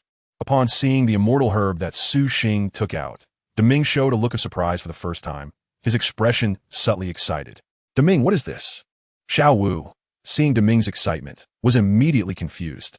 Erming scratched his head on the side, not seeing anything special about the guanine lotus in Su Xing's hand. This is a guanine lotus, a very rare treasure. Xiao Wu, I was worried that the child you give birth to might have a strange shape because you are not level 60, like having a rabbit's head with human limbs, or hands like a rabbit and feet like a human. Now that we have this immortal herb, those situations won't occur. Although it can't guarantee that the child in your belly will fully evolve into a human form, it can maximize the chances of it taking on a human shape, leaving only a few characteristics of a soul beast. If we are lucky, it might even fully evolve into a human form, and this immortal herb will also help you. Xiao Wu, it can make up for the source damage caused by your early pregnancy. Kid, what's your name? I'll take this immortal herb for Xiao Wu. Do you have any requests? Deming finally looked at Su Xing and asked, his tone undoubtedly much improved. Su Xing, I don't have any requests. Just let me stay here to guard Xiao Wu while she gives birth to the child. As for whether Xiao Wu wants to or is willing to come with me afterwards, that will be up to her to decide. Su Xing shook his head, not making any demands, just hoping to stay. Such behavior is obviously a bit like that of a sycophant. Before awakening, Su Xing hated being a sycophant, but this time, he willingly played the role of one. No, you can't stay. I've received your feelings, and this immortal herb will serve as compensation for the harm you've caused me. From now on, we owe each other nothing. Upon hearing Su Xing's words, Xiao Wu quickly refused. She didn't really like Su Xing and didn't want him to stay. Of course, she was grateful for the immortal herb he had brought her, which she urgently needed. At that moment, she no longer hated Su Xing, but she also didn't want him to get close to her. Xiao Wu, don't be so resolute. After all, I'm the father of the child. Give me a chance. It's also a chance for you and for our future child. Let me protect you until the child is born. If you still don't want me to take responsibility by then I will leave. Su Xing looked at Xiao Wu seriously and said. Xiao Wu was slightly taken aback by Su Xing's words. What he said made a lot of sense, but Xiao Wu just felt a sense of resistance. She didn't like Su Xing. For a moment, Xiao Wu was also a bit hesitant. Sister Xiao Wu, just let him stay. While Xiao Wu was in turmoil, Deming spoke up again. It had realized that it wasn't that Su Xing was unwilling to take responsibility. It was all because of its sister, Xiao Wu, not allowing it. Based on what Su Xing had just said, along with the he had specially sent, Deming's perception of Su Xing changed instantly. It thought Su Xing was quite a good human, much better than most humans it had encountered. All right, but if I don't call for you, you can't come and disturb me. After some inner conflict, Xiao Wu finally nodded in agreement. Of course, I'll find a place to settle down nearby. Su Xing smiled upon hearing this. Being willing to stay was already a chance for him. I won't disturb you anymore. Xiao Wu, let Deming and Ming keep an eye on you. You should eat the immortal herb as soon as possible. After saying this, Su Xing consciously left. Xiao Wu wasn't too happy to see him right now, so it was better to take it slow. This kid isn't bad. Why doesn't Sister Xiao Wu want him? As soon as Su Xing left, Ming couldn't help but ask. Of course, Ming couldn't speak human words. It communicated through soul beast thoughts. Why would there be a reason? He's not the one I like. Xiao Wu muttered, and that reason was enough. Xiao Wu, tell us more about Su Xing. Deming didn't rush to make a judgment. Even though he felt Su Xing was pretty good, he still wanted to learn more about him through Xiao Wu's words. All right, Xiao Wu sighed, wanting Deming and Ming to know that Su Xing wasn't really a good person, and it was normal for her not to like him. So, Xiao Wu shared what she knew about Su Xing's intentions. The first time I met him was at Nodding Academy. He came to Nodding Academy because he wanted to ask Master to be his teacher, but unfortunately, his innate soul power was only level 3, and Master didn't think highly of him, so he rejected him. Xiao Wu first talked about her first meeting with Su Xing. What did you say? His innate soul power is only level 3? Ming had no particular feelings, but Deming was extremely surprised to hear Xiao Wu's words. He knew quite a bit about human soul master's cultivation. How could someone with only level 3 innate soul power improve so quickly? The soul power he sensed from Su Xing was no weaker than Xiao Wu's. Xiao Wu was a 100,000-year soul beast transformed, equivalent to a human's full innate soul power. Awakening at the same age as Xiao Wu is surprisingly able to cultivate even faster than her, which shouldn't be the case. Of course, when Deming refers to Xiao Wu's age, he means her age after transformation. It's true. Otherwise, the master wouldn't have looked down on her. Xiao Wu nodded in confirmation. So what is his martial soul? Deming continued to curiously ask. His martial soul is just an ordinary coin, and he has never been seen using it in battle, almost forgotten about it. By the way, not only does he never use his martial soul in battle, but he also doesn't have a soul ring attached to it. Chapter 63. Starting from 3 meals a day, what? No soul ring? How did he get in here alone? I even made a move against him before, and his strength is not weak. Upon hearing Xiao Wu's words, Ming was also surprised. He knew that Ming had made a move against Awakening before. He just looked at Xiao Wu, waiting for her explanation. Awakening has only absorbed 1 soul ring, which he later blew up. He said he doesn't need a soul ring, and his dream is to become a titled Douluo without a soul ring. Xiao Wu spoke up. The situation with Su Xing is indeed special. So even though she hadn't paid much attention to him before, she was aware of some of his circumstances. Although she had always had a poor impression of Su Xing since her time at Shrek Academy, she admired his dream.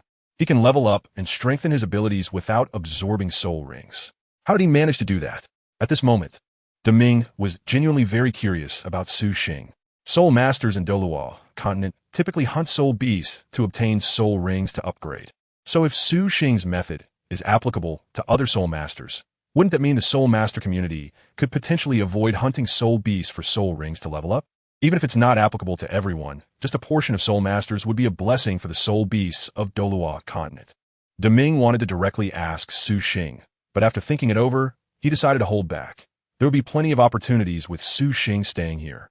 Actually, it would be best to ask Xiao Wu But Deming also noticed that Xiao Wu was currently very resistant to Su Xing, and it was already good enough that she agreed to let him stay. It was impossible to expect Xiao Wu to proactively ask about these matters. Xiao Wu shook her head, indicating that she didn't know either, suggesting it might be related to the exotic fruit Su Xing had once consumed. Deming didn't argue with her, but in his heart, he knew that wasn't possible. Su Xing's ability to continue improving without soul rings must be due to other factors.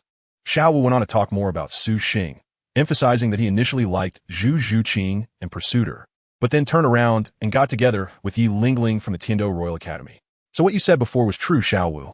It seems that guy is quite the flirt, Ming muttered. But it's not his fault. If the girls from Shrek Academy don't accept his pursuit, it's not wrong for him to pursue other girls. Deming actually spoke a good word for Su Xing. I say, Deming, why are you defending that guy? Is it because of that herb? Ming looked at Deming curiously, as this was the first time he'd seen this. What do you know? Deming snorted coldly, not wanting to say much to Ming, and quickly turned to Xiao Wu. I almost forgot, Xiao Wu. You need to hurry and eat the guanyin lotus while Ming and I protect you. This divine herb is better consumed as soon as possible for both you and the baby in your belly. Xiao Wu didn't hesitate upon hearing this. She thought not only of herself, but also of the baby in her belly. Soon, under the protection of Deming and Ming, Xiao Wu sat down and consumed the guanyin lotus that Su Xing had given her. It melted in her mouth, and a milky white radiance quickly emanated from her body, eventually enveloping her entire being. The rest was just waiting for Xiao Wu to slowly absorb the medicinal power of the divine herb. After Su Xing left Xiao Wu, he didn't go far and found a place to settle just a few hundred meters away. If he went too far, it wouldn't be safe. This area was the territory of the Great Ming and Second Ming, and other powerful soul beasts generally didn't dare to invade. Considering that he might stay here for a while, Su Xing used the life domain transformed from the ice and fire domain to construct a treehouse. It was a simple operation. He fixed the growth direction of the trees, then encouraged their growth, adjusted, and encouraged again, just like the various potted plants from his previous life. In the end, a treehouse made of dozens of giant trees branches and trunks was constructed by Su Xing. At the top, all the tree forks intertwined to form a canopy, and from a distance, the dozens of large trees looked like one single tree, with the trunk being oval-shaped, and inside was where Su Xing lived. After the treehouse was built, Su Xing could only continue his cultivation. Once he entered the Stardow forest, he hadn't been able to cultivate properly, always needing to pay attention to the sound around him. Now that he was in the territory of the Great Ming and Second Ming, he finally didn't have to worry about sudden attacks from soul beasts. The next day, Su Xing went to see Xiao Wu and even thoughtfully made breakfast to bring over. Why are you here again? Xiao Wu frowned upon seeing Su Xing, still resisting his approach. Seeing Xiao Wu again, her whole demeanor had changed. She no longer looked haggard and was radiant, clearly having taken that celestial herb. I just came to see you. If you don't want to see me, I'll leave right away. I'm relieved to see you're looking much better. This is breakfast I brought for you. From now on, I'll cover your meals. I see you have no cooking utensils here. It must just be fruit you're eating, and that won't do. You need proper nutrition. Su Xing knew that Xiao Wu still resisted him, so he didn't stay long and left after putting down the breakfast he made for her. Watching Su Xing leave directly, Xiao Wu wanted to refuse, but didn't have the chance. Remembering Su Xing's words, her pretty face turned slightly red. She had been found out for not being able to cook. With a rumble, her stomach timely growled at the delicious smell, but luckily no one saw it. Just eat it, baby. I'm eating this for you, not because I want it myself. After finding an excuse for herself, Xiao Wu felt justified in picking up the breakfast Su Xing had brought. Since she accepted breakfast, she also accepted lunch and dinner. Mainly, Su Xing was quite perceptive. He knew that Xiao Wu might still resist or feel shy, so he always left right after delivering the food, preventing her from feeling awkward.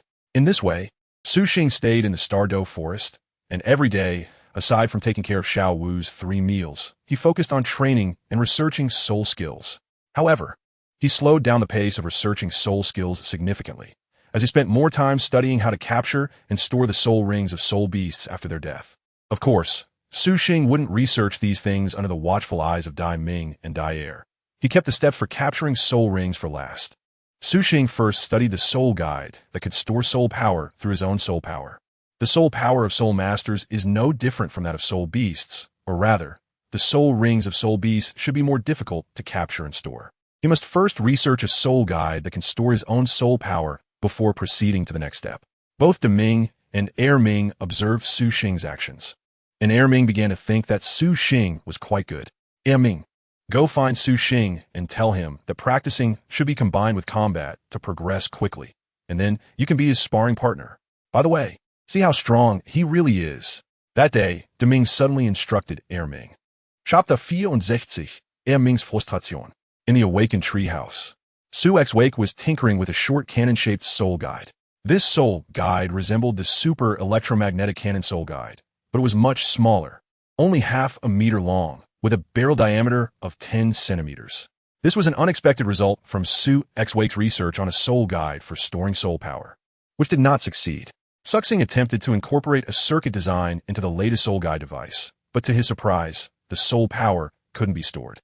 However, it exhibited other effects. That is, it condensed and compressed the soul power. Based on the characteristics of his condensed and compressed soul power, Suxing created the soul guide device in his hand, where it could be said to be a soul guide cannon. By inputting soul power, he could directly fire the soul power cannon, which, after extreme condensation and compression, had a killing power stronger than that of ordinary soul skills. Moreover, it consumed less soul power. Although its power could not be compared to that of a railgun, it was still a revolutionary development, as any soul master with soul power could use it. If the soul skills of ordinary soul masters are swords and blades, then my soul guide cannon is artillery. At the same level, using the soul guide cannon consumes less soul power, but has greater power, enough to challenge higher tiers. Compared to Tang San's hidden weapons, it is stronger, not weaker. The only thing his hidden weapons can match is their greater craftsmanship and no consumption of soul power. However, the soul guide cannon for low-level soul masters is easier to make, while for high-level ones, it's much more difficult, requiring more circuit designs and harder to find suitable materials. Nevertheless, even so, taking it out would still be an invention that would cause a sensation across the Douluo continent. Of course, I can't expose the soul guide cannon for now. This is definitely an invention that all ambitious individuals would want to seize. Playing with the soul guide cannon in his hand, Suxing felt a great sense of achievement. Roar! Suxing kid! Suddenly, a voice from outside called out, and a voice echoed in Suxing's mind. Suxing knew that it was Ming communicating with him through the spirit beast's thoughts. There was no other way. After all, Ming was too foolish to learn human language. Putting down what he had in his hands, Suxing went outside and quickly asked Ming, Senior Ming, do you need something from me? Did something happen with Xiao Wu? Roar! No, I'm here to challenge you to a fight. Ming stated his intention directly. What? Senior Ming, you can't be serious. How could I possibly be your opponent? Suxing looked at Ming in surprise, not knowing what Ming was up to. However, Suxing was also modest on the surface. For a soul beast as large as Ming, his railgun was relatively easy to hit. Of course not. It was Daming who asked me to beat you up. Hurry up, come out and fight me, or I'll tear this place down. Ming spoke again, his tone a bit impatient.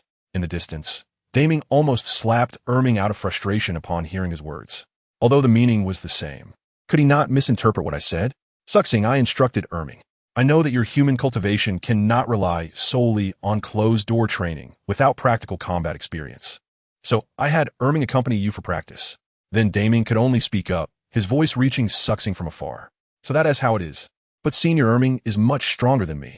I'm no match for him at all. Upon hearing this, Su Xing finally understood what was going on, and then said, That's fine. What is your level? I will have Ming suppress his soul power level to match yours. Deming replied, I see. Then there's no problem. Su Xing laughed upon hearing this, then turned to Ming and said, Senior Ming, my soul power level is 38, and you heard what Senior Deming said. Roar. Ming let out a roar, and the soul power on his body was immediately suppressed, maintaining a fluctuation similar to Su Xing's level. In an instant, the powerful pressure of Ming's soul power on Su Xing disappeared, but this didn't mean that Ming had truly become weak. His physical strength was still formidable. However, it didn't matter, as what Su Xing wanted was Ming's toughness, which was just right for testing his newly invented soul-guided cannon. Xinyo Ming, wait for me a moment. Suxing immediately went in to get the soul cannon. For some reason, when Ming saw Suxing turn around with a smile, he felt a chill run down his spine, as if he was being watched by something. Roar. Kid, make your move. If I end up beating you, you can't cry. After finding a suitable open space for battle, Ming directly provoked Suxing. Ming was also rubbing his hands together. Knowing that Suxing was the one who took away Sister Xiaowu's innocence, he had actually wanted to beat Suxing up for a long time. Besides brotherly affection, he also had feelings of love for Xiaowu.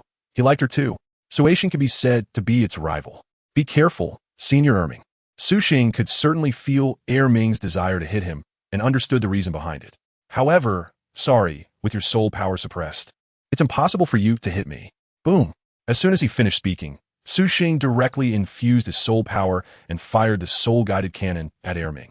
Knowing that you wanted to hit me, I have no qualms about hitting you back. Bang! Ming was startled when he saw Su Xing launch an attack in an instant, and so fast too. However, after realizing the power of the soul cannon, he didn't care anymore. Such a weak attack couldn't possibly hurt him. Boom! Roar! Then, Ming stumbled back from the impact and cried out in pain. Ming forgot that he had compressed his soul power to the same level as Su Xing's. The soul power originally contained in his body had been largely compressed. Although Su Xing's soul-guided cannon couldn't break his physical body, it still hurt. Kid, you've angered me. Roar!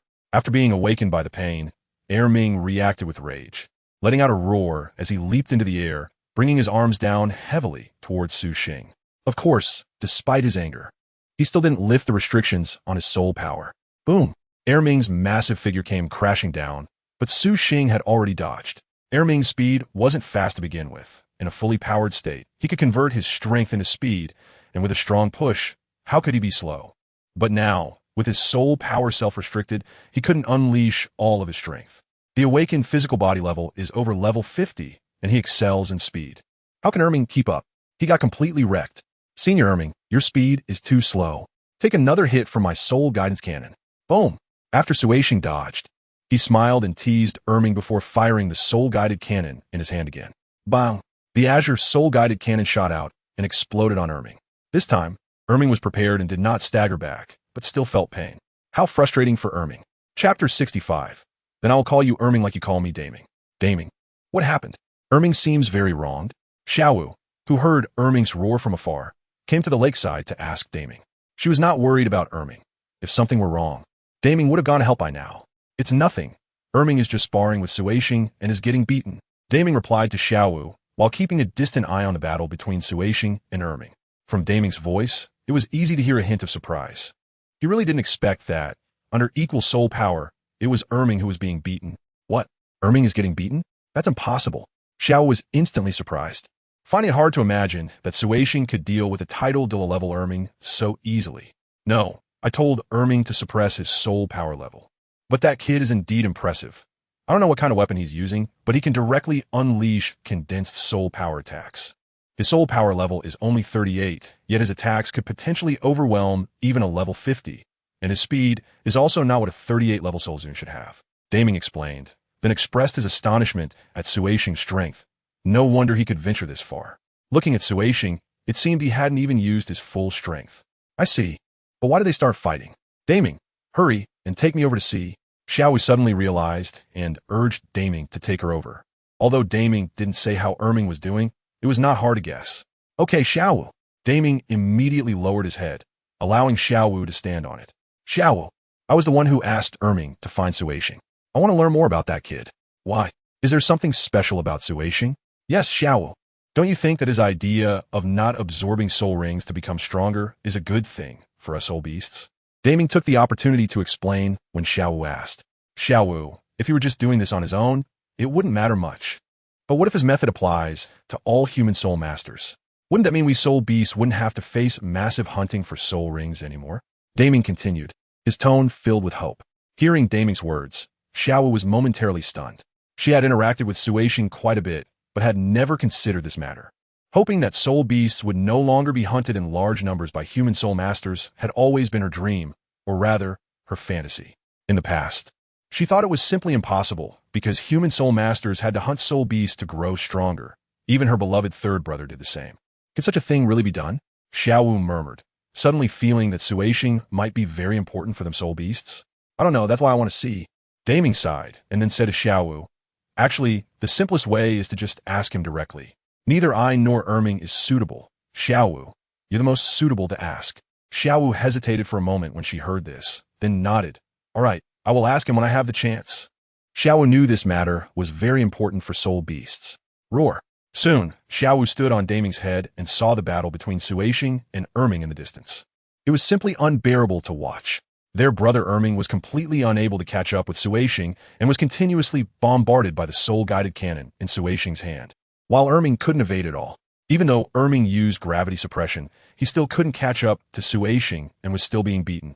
Even knowing that Erming had suppressed his soul power, Xiaowu was still shocked to see such a scene. Especially the weapon in Suishing's hand. She found it very amazing, seemingly even more powerful than the hidden weapons of her third brother. How many abilities does this guy have? Xiao was genuinely curious about Suishing for the first time. A guy with mediocre talent whom she didn't even want to pay attention to when they first met, had somehow become this strong. He had completely left her behind. After all, she was a 10,000-year soul beast transformed. Roar! And Erming, who had been bullied all this time, finally became angry. His soul power erupted. And when gravity suppression was released, he directly restrained Suishing, making him unable to move. Erming, stop! Seeing Erming going berserk, Daming immediately shouted to stop him. Hearing Daming's voice, Erming finally calmed down, but his gaze towards Suishing was still very displeased. I'm a dignified 10,000-year soul beast, yet I'm being beaten by a human kid. How embarrassing.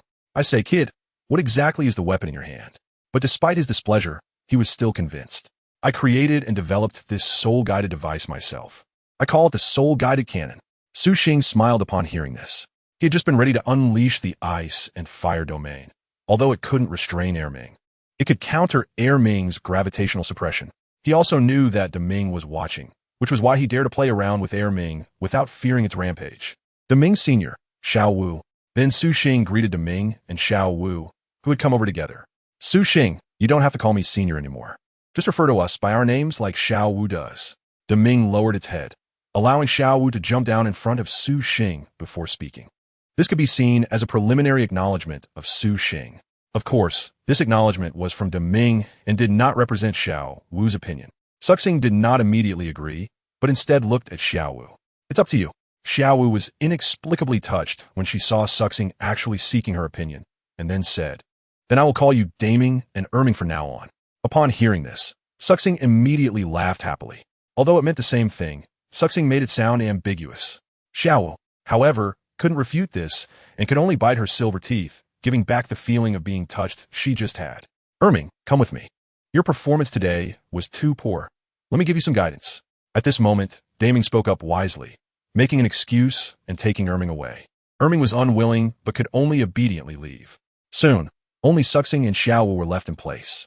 The atmosphere suddenly became a bit awkward, as Xiao Wu really didn't want to be alone with Suixing.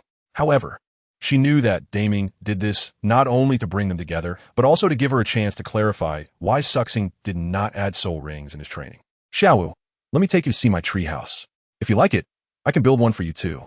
Chapter 66. Sister Xiao Wu can be unreliable too. In this atmosphere, it was a course up to Suixing to break the awkwardness. What do you want to do? Upon hearing Suixing directly invite her to his place, Xiao Wu immediately looked at him warily. It's just to take a look. My treehouse is very special, and I think you would like it. Suixing felt helpless seeing Xiao Wu's reaction. I'm not that outrageous, okay? You still have a child. How could I think of that? Seeing Suixing's innocent expression, Xiao Wu felt she might have misunderstood him. But she wouldn't apologize. I don't believe it. There's nothing special. If you don't believe it, come and see for yourself. Upon hearing Suixing's words, Xiao Wu knew she was willing to go and smiled, leading the way ahead. Xiao Wu followed behind, but was more focused on how to ask Suixing about his training rather than on the treehouse he mentioned. Here we are. This is the treehouse I built. Only when Suixing spoke did Xiao Wu look up. When Xiao Wu saw Suixing's treehouse, her initial indifference vanished, replaced by amazement at the sight of Suixing's treehouse. The treehouse, filled with a natural atmosphere, truly amazed her. How could there be such a place here? How did you do it? Xiao Wu first expressed her confusion, then remembered Suixing said it was built by him. It's quite simple. Suixing smiled, glad to spark Xiao Wu's curiosity. He guessed that Xiao Wu would like this treehouse filled with the breath of nature, the domain of life. Then Suixing demonstrated in front of Xiao Wu how he could stimulate plants and shape them to grow according to his ideas. This is a domain. Seeing Suixing unleash his domain, Xiao Wu was even more amazed. Suixing was a soul master who hadn't absorbed any soul rings. How could he possess such a powerful domain? That's right. This is something I gained from my adventure. Suixing nodded, confirming that this was indeed a domain. All right, let's head back now. I'll build you a tree house like this too. You can think about what kind of design you want. Suishing knew that Xiao Wu definitely wanted this tree house, and without asking her to avoid her being tsundere. He decided to take action directly. I haven't even said I want it yet. Xiao Wu muttered unhappily while looking at Su Xing's back. However, thinking about her earlier disdain, it felt a bit awkward to say she wanted it. So this was fine too. What kind of tree house should I build? It has to be prettier than Su Xing's. Wait for me. Taking another look at the nature-filled tree house, the more she looked, the more she liked it. Thinking that she would soon have one as well, Xiao Wu couldn't hold back her modesty and hurried to catch up with Su Xing. The space here doesn't need to be that big. And here, make it a bit higher. Let's plant some orchids and roses here. The place where Xiao Wu used to live had undergone a huge transformation, with a dwelling that appeared out of nowhere, similar to Su Xing's treehouse. However, compared to Su Xing's treehouse, Xiao Wu's was filled with many more flowers and plants, giving it a youthful vibe. Overall, it definitely looked better than Su Xing's. In the end, Su Xing even planted a rare fragrant plant in Xiao Wu's treehouse, which was a holy item against poison. With it around, no toxins would dare to approach, and the poisonous gas would be purified. Su Xing didn't tell Xiao Wu that it was a celestial item. He only mentioned that it was very rare and not to lose it. After Su Xing left, Xiao Wu happily admired her new home. Sister Xiao Wu, did you ask Su Xing? Until Deming's voice came in, Xiao Wu was momentarily stunned.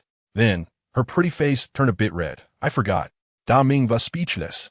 After waiting for so long, he didn't expect such an answer. Even Sister Xiao Wu has her unreliable moments.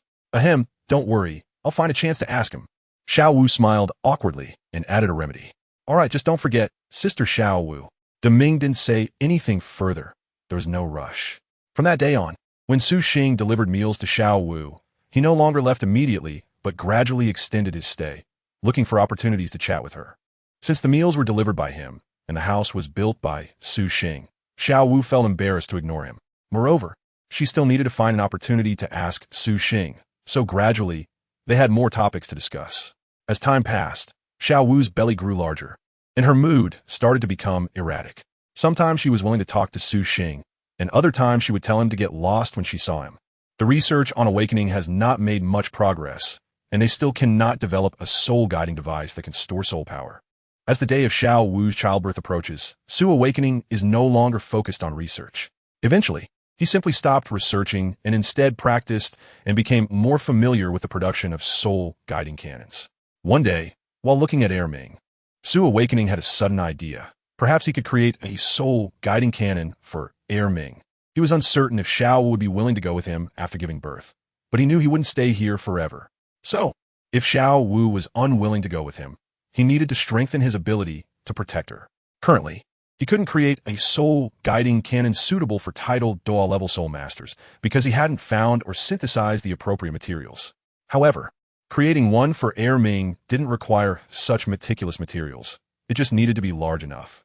Many inventions become more difficult as they get smaller, and the soul-guiding cannon is no exception. Conversely, making it larger is much simpler.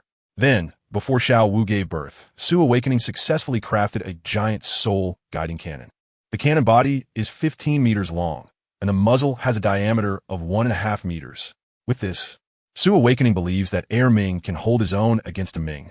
The soul-guiding cannon fired from this device is likely not weaker than Su Awakening's electromagnetic cannon. Of course, the consumption of soul power is also quite high, but under the same amount of soul power, it is definitely more destructive than the soul skills Ming usually uses. In fact, it is several times stronger. But that's not the main point. The main point is that with this giant soul-guiding cannon, Ming now possesses sufficient long-range attack capabilities and no longer has to fear being kite. Su Awakening Kid, is this for me? When Ming received the soul-guiding cannon from Su Awakening, his eyes lit up immediately. A giant cannon is not just a man's romance. It is also the romance of a Titan giant ape. When Ming lifted the giant soul-guiding cannon, his demeanor instantly transformed from silly to fierce. Of course, you've seen me use it. Try inputting your soul power and see how powerful it is. Su Xing nodded and then had Ming conduct the final power test. Everything was a prediction. The actual power could only be determined through testing. This step could only be completed by Ming, as Su Xing didn't even have enough soul power to fire a shot. Roar! I'm on it. Chapter 67, Delivery Boom. A small mountain over 1,000 meters away exploded under a red beam of light. Roar! Seeing the destruction caused by a shot, Ming let out an excited roar. Su Xing, no matter what Sister Xiao Wu thinks of you, I, Ming, recognize you. Ming turned and excitedly thumped his chest to express this to Su Xing. After using the soul-guided cannon, he realized its power. With the soul-guided cannon in hand, his strength had practically doubled. Moreover, the feeling of being able to shoot so far was truly exhilarating. What did you say, Ming? Xiao Wu, hearing Ming's words above Ming's head, instantly became furious. This traitor, although the soul-guided cannon Su Xing gave you is powerful, it shouldn't be enough for you to betray Sister Xiao Wu, right? Ming, as long as you like it, that's fine, but it's best not to reveal it in front of human soul masters. If someone sees it, try to take them out. Su Xing smiled and then reminded him. I understand. I'll go hide it right now. Ming, being clever, quickly found an excuse and hurried off. Seeing Ming run away, Xiao Wu turned back to glare at Su Xing. It's all your bad influence. Su Xing felt speechless about being shot down for no reason. Su Xing, how did you do it? Before Su Xing could respond, Xiao Wu didn't care about that anymore and instead curiously asked about Su Xing. What do you mean by how did you do it? Su Xing didn't know what Xiao Wu was asking. I mean creating such an impressive soul-guiding cannon. And about your cultivation as well. You're clearly just an ordinary person with a congenital soul power of only level 3. How did you level up so quickly? And you even created so many soul skills? Xiao Wu asked Su Xing directly. The great Ming under Xiao Wu's feet slightly moved, remaining silent, just waiting for Su Xing to answer Xiao Wu. To be honest, it was also very shocked by the soul-guiding cannon created by Su Xing. Because I am a genius. A genius is someone who can break through all impossibilities through their own efforts. Su Xing heard Xiao Wu's words and replied straightforwardly, his voice filled with confidence and pride. Genius. Xiao Wu didn't expect Su Xing to explain it so simply, but upon reflection, she realized it wasn't that simple. She couldn't sort it out, only knowing that Su Xing had indeed become so powerful through his own efforts. You said you wanted to become a titled Douluo who doesn't need spirit rings. Is that really possible? Xiao Wu asked again. Of course, it's just a matter of time. Su Xing answered confidently, as always. So can other soul masters do it your way? After asking so many questions, Xiao Wu finally asked the one she was most eager to know. Seeing Xiao Wu's expression full of anticipation, Su Xing finally realized that this was the question Xiao Wu wanted to know the most. After a moment of thought, Su Xing understood why Xiao Wu was curious about this. As a soul beast, Xiao Wu would naturally consider the interests of soul beasts. If more people could level up without having to hunt soul rings, it would indeed be a good thing for soul beasts. I know what you want to ask. Yes, my cultivation method can be practiced by any soul master. Suxing smiled and replied confidently. In fact, there were some things Suxing did not say. He believed that even if it spread, it wouldn't matter much to the spirit beast world. The main reason for the decreasing number of spirit beasts was the indiscriminate killing by human soul masters. Normally hunting for spirit rings wouldn't have much impact on the spirit beast world. Really? Xiao Wu exclaimed with delight upon hearing this. Will you share your cultivation method? If you wish, I can make it public, but that will have to wait until I become a titled Douluo. Suxing promised as he looked into Xiao Wu's eyes. Su Xing will not miss any opportunity to gain Xiao Wu's favor. Hearing Su Xing's words, Xiao Wu found it hard to speak for a moment. Looking at Su Xing, she knew that whatever she said, Su Xing would definitely do it. However, this was something Su Xing developed himself, and if it were made public, it would be Su Xing who would suffer the loss. That would be unfair to Su Xing. All right, I understand your thoughts. Once I become a title Douluo, I will make it public, and you won't have to pay anything. That was my original plan. Even if you hadn't asked today, I would eventually reveal my cultivation methods and theories. Su Xing smiled slightly and said it with great confidence. Upon hearing this, Xiao Wu pressed her lips together and remained silent, believing that Su Xing was saying this to avoid putting a psychological burden on her.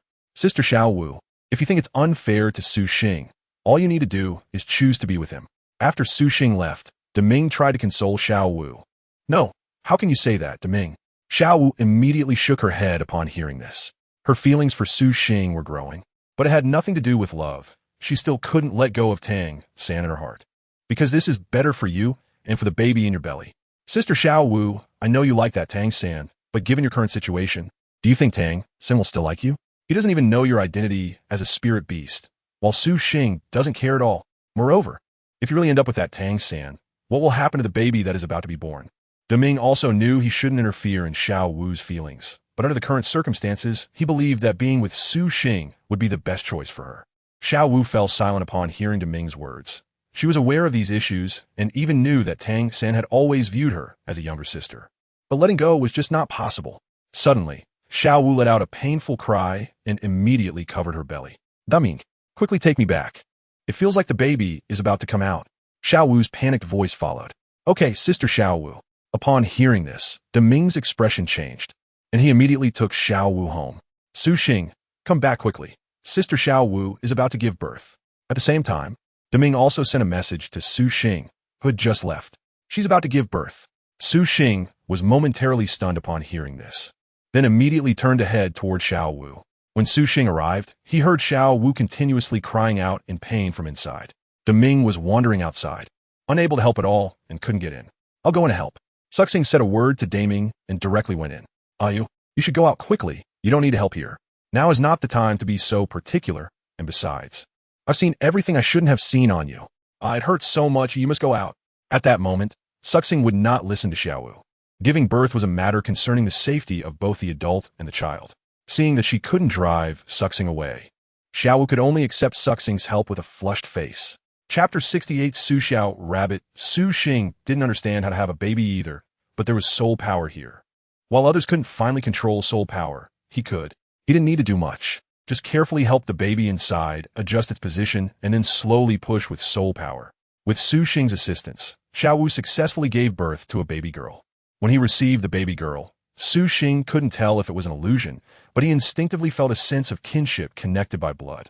Usually, babies look wrinkled and unattractive right after they are born, but his daughter was different. Perhaps it was because Xiao Wu had consumed the immortal grass, the blessed lotus of childbearing. The little one was clearly a beauty, with round, curious eyes looking at Su Xing without crying. On the little one's head, there were a pair of soul beast characteristic rabbit ears, small and exquisite, which didn't detract from her beauty, but instead made Su Xing find her even cuter. Su Wuling, little one, you will be called Su Wuling from now on, the beautiful little princess of your daddy and mommy. Su Xing looked at his daughter and smiled happily, then carefully handed her over to Xiao Wu. No, the baby shouldn't call you that name. Xiao Wu eagerly took the daughter into her arms, not forgetting to refute Su Xing. As soon as she heard the name, she knew it combined Su Xing's name with hers, and she wouldn't accept that. This is my daughter, and I've already thought of a name for her. Whether it's a boy or a girl, she'll be called Su Xiao too, because her mother is a rabbit, Xiao Wu said while affectionately holding her daughter. All right, you decide, as long as the last name is Su.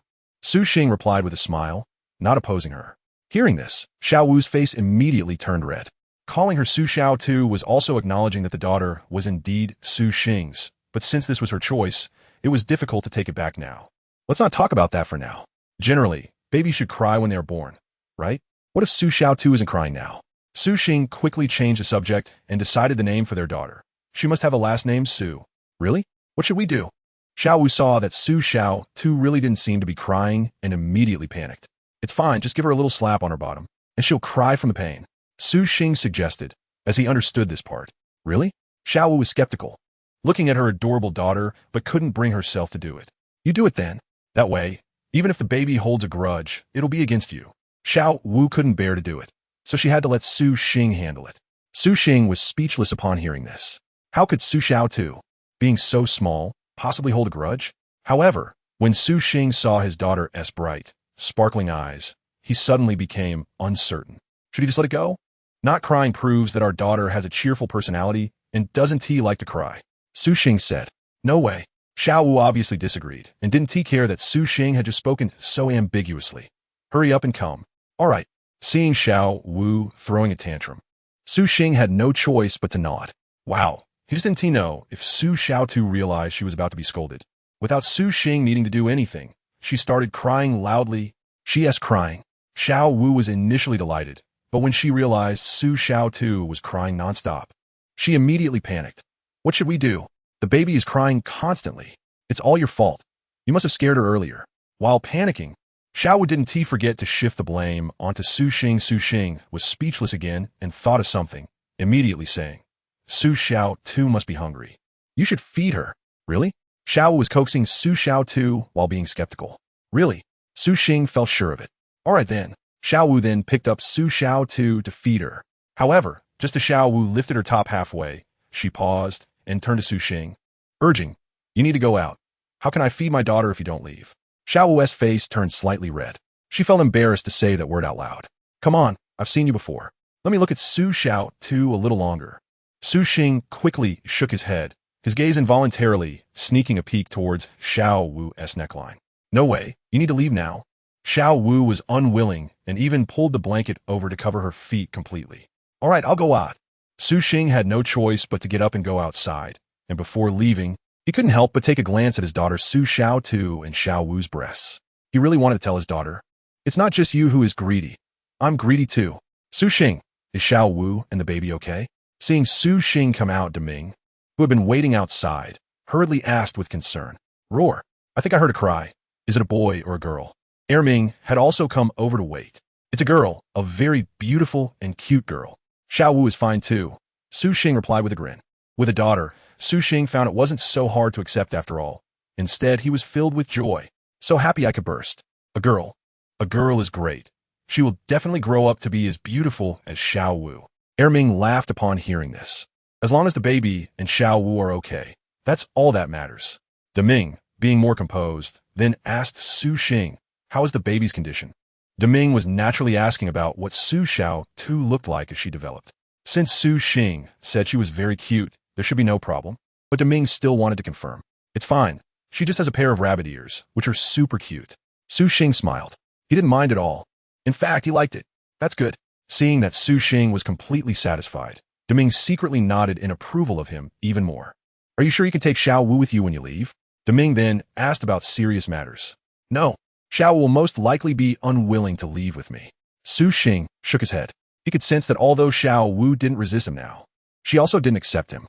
So, are you going to leave? Deming asked. No, I'll wait a few more months. I want Su Xiao Tu to grow a bit bigger, and I also need to teach Xiao Wu how to cook. I just need to return before the elite soul master competition of the high-level academies across the continent begins. Then, whenever I have time, I will come back here to see Xiao Wu and Su Xiao Tu. Sooner or later, Xiao Wu will be moved by me. By the way, Su Xiao Tu is the name of the baby, which Xiao Wu chose. Suxing shook his head, indicating that he wouldn't be going back so soon. Su Xiao Tu had just been born, and he was also reluctant. Daming nodded and didn't say anything more. He couldn't make decisions for Sister Xiao Wu. He could only say, this is also good. After all, it's too dangerous for Sister Xiao Wu to go to your human world. Here, I and Erming can protect you. Chapter 69. I wanted to kiss you for a long time in the following days. Su Xing and Xiao Wu were both in a flurry, completely inexperienced in taking care of a child for the first time. Every time Su Xiao Tu cried, they didn't know if he was hungry or if something else was wrong. To take care of them nearby, Su Xing rebuilt a house next to Xiao Wu's, and Xiao Wu also tacitly agreed. It wasn't until a week later that they barely got the hang of it. During this time, Su Xing also asked Xiao Wu if she was willing to leave with him. But as he had expected, Xiao Wu still did not accept him. Su Xing wasn't angry, it was expected. However, he was confident that Xiao Wu would accept him sooner or later. If he had time, he would come back often. Xiao Wu naturally agreed to Su Xing teaching her how to cook, and she was very serious about learning. After all, she would need to cook for their baby daughter, Su Xiao Tu, and she wanted to be an outstanding mother, just like her own mother used to be. At that moment, Su Xing was making funny faces to amuse Su Xiao Tu. Watching Su Xing make silly faces and making Su Xiao Tu laugh joyfully, Xiao Wu's face was also filled with smiles, especially seeing that Su Xing didn't mind the rabbit ears on Su Xiao Tu's head at all, and seemed to particularly like them. Xiao Wu felt that Su Xing was a qualified father. Sometimes she thought this was also nice, but Xiao Wu felt she still couldn't accept it. What she could accept now was that she was her, the mother of Su Xiao Tu, and Su Xing was Su Xing, the father of Su Xiao Tu's day. She felt it was fine for them to be like this now, and she didn't want to take it any further. Moreover, she also knew that going back to the human world was too dangerous. In the past, she had no choice, but now she could improve without needing to interact with humans. Furthermore, now that she had Su Xiao Tu, she wanted to avoid the risk of entering the human world even more. Happy and busy times always pass quickly. In the blink of an eye, 2 months had passed. Su Xiao Tu had grown quite a bit and could already roll over and climb, but unfortunately, she still couldn't talk. As for Su Xing, he had to return to the Heavenly Do Royal Academy, the high-level academy elite soul master competition, which only occurred once every 5 years across the continent, was about to begin, and Su Xing didn't want to miss it. Moreover, the reward for the final champion of the competition was 3 soul bones. Although Su Xing has already obtained 2 soul rings, more research is certainly better. By this time, Su Xing's soul power level has reached level 44. After being out for more than half a year, he has improved by 6 levels, which isn't slow, but it has indeed slowed down a bit after reaching level 40. As for his physical level, it has reached level 56, still quite far from breaking through level 60. However, that's okay. He is still confident about being first in the Soul Master competition. By this time, Xiao Wu's level has also reached level 40, just like in the original story, despite her being pregnant and giving birth. This is largely thanks to the divine herb, the sun-delivering guanine lotus. Otherwise, Xiao Wu might not even reach level 35 while pregnant. And it could harm her origin. I will go back in a bit. This soul cannon is for you, now that you are also at level 40. Using this soul cannon can easily injure soul masters below level 60, and may even kill those above level 60 if caught off guard, just in case. Before leaving, Su Xing also gave a soul guide device to Xiao Wu. It's for her just in case. Just be careful. Xiao Wu nodded and took it. She knew the power of the soul cannon was stronger than her third brother's hidden weapons. Regarding her third brother, she thought it was better not to mention it. Although she still couldn't let go of Tang San, she also knew that it was impossible for her and Tang San to be together. I'm leaving now. Can I have a hug before I go? Mommy Su Xiao Rabbit. Su Xing originally didn't want to pass a message to Tang San, but Xiao Wu said it was fine. He would be more than happy to. Then he opened his arms and asked Xiao Wu for a hug. Xiao Wu frowned at his words, but in the end, she stepped forward and gave Su Xing a hug. This was for the sake of Su Xiao Tu. It's the same. Su Xiao Tu is sleeping, and I just took a glance at her before leaving. Su Xing smiled, then went to the outside of Su Xiao Tu's room. Seeing Su Xiao Tu sleeping so soundly and sweetly, Su Xing didn't go in, but turned around and stepped back out. Xiao Wu, close your eyes. I forgot I still have a gift to give you. After coming out, Su Xing suddenly thought of something and said to Xiao Wu, no, just bring it out directly. Xiao Wu shook her head to refuse. Then forget it. I'll give it to you next time I come back. Su Xing, seeing that Xiao Wu wasn't cooperating, could only say regretfully. Then he turned to leave. Wait. Seeing that Su Xing was really going to leave, Xiao Wu finally called out to him. She was still a bit curious. Then you close your eyes. Su Xing said proudly with a smile. If I don't like it, you're in big trouble. Xiao Wu glared at Su Xing before finally closing her eyes. Seeing that Xiao Wu had closed her eyes, Su Xing quickly leaned in and kissed her on the lips, then immediately pulled away without going further. I wanted to kiss you for a long time. I'm leaving now. Remember to think of me. After Su Xing kissed her, he immediately ran away, not giving Xiao Wu a chance to get angry. Xiao Wu opened her eyes in shame and anger, only to find that Su Xing had already run off, and she couldn't help but stomp her foot. Damn it, that bastard actually tricked me. Who will want you? Huh? Xiao Wu cursed, then hurriedly wiped her lips that had been stolen a kiss. She didn't expect Su Xing to sneak up on her. When she hugged him just now, she was on guard against him making a move, but he didn't, which is why she believed he had closed his eyes. How despicable. He must have lowered my guard. So cunning. Shameless. Xiao Wu cursed a few more times. After a while, she absent-mindedly touched the corner of her lips. Why do I feel like I'm not that angry? Su Xing had left, and it seemed Xiao Wu was still unwilling to go with him. In the distance by the lakeside, Erming watched Su Xing's figure disappear and muttered to himself. He actually wanted to see Xiao Wu and Su Xing together. Through their time spent together, he thought Su Xing was quite good. It was only a matter of time. After Su Xiao Rabbit was born, Xiao Wu had slowly started to accept Su Xing. Deming snorted and then said, I'm going to sleep. Don't disturb me if there's nothing else. Gulu, after saying that, Deming submerged into the water. Just watching Su Xing leave was enough. All he did was sleep all day. Su Xing was much more fun, but unfortunately he left. Yeah, Ming snorted and could only go play by himself. Chapter 70, Hu Liena. When will brother Su Xing come back? He won't run into trouble, will he?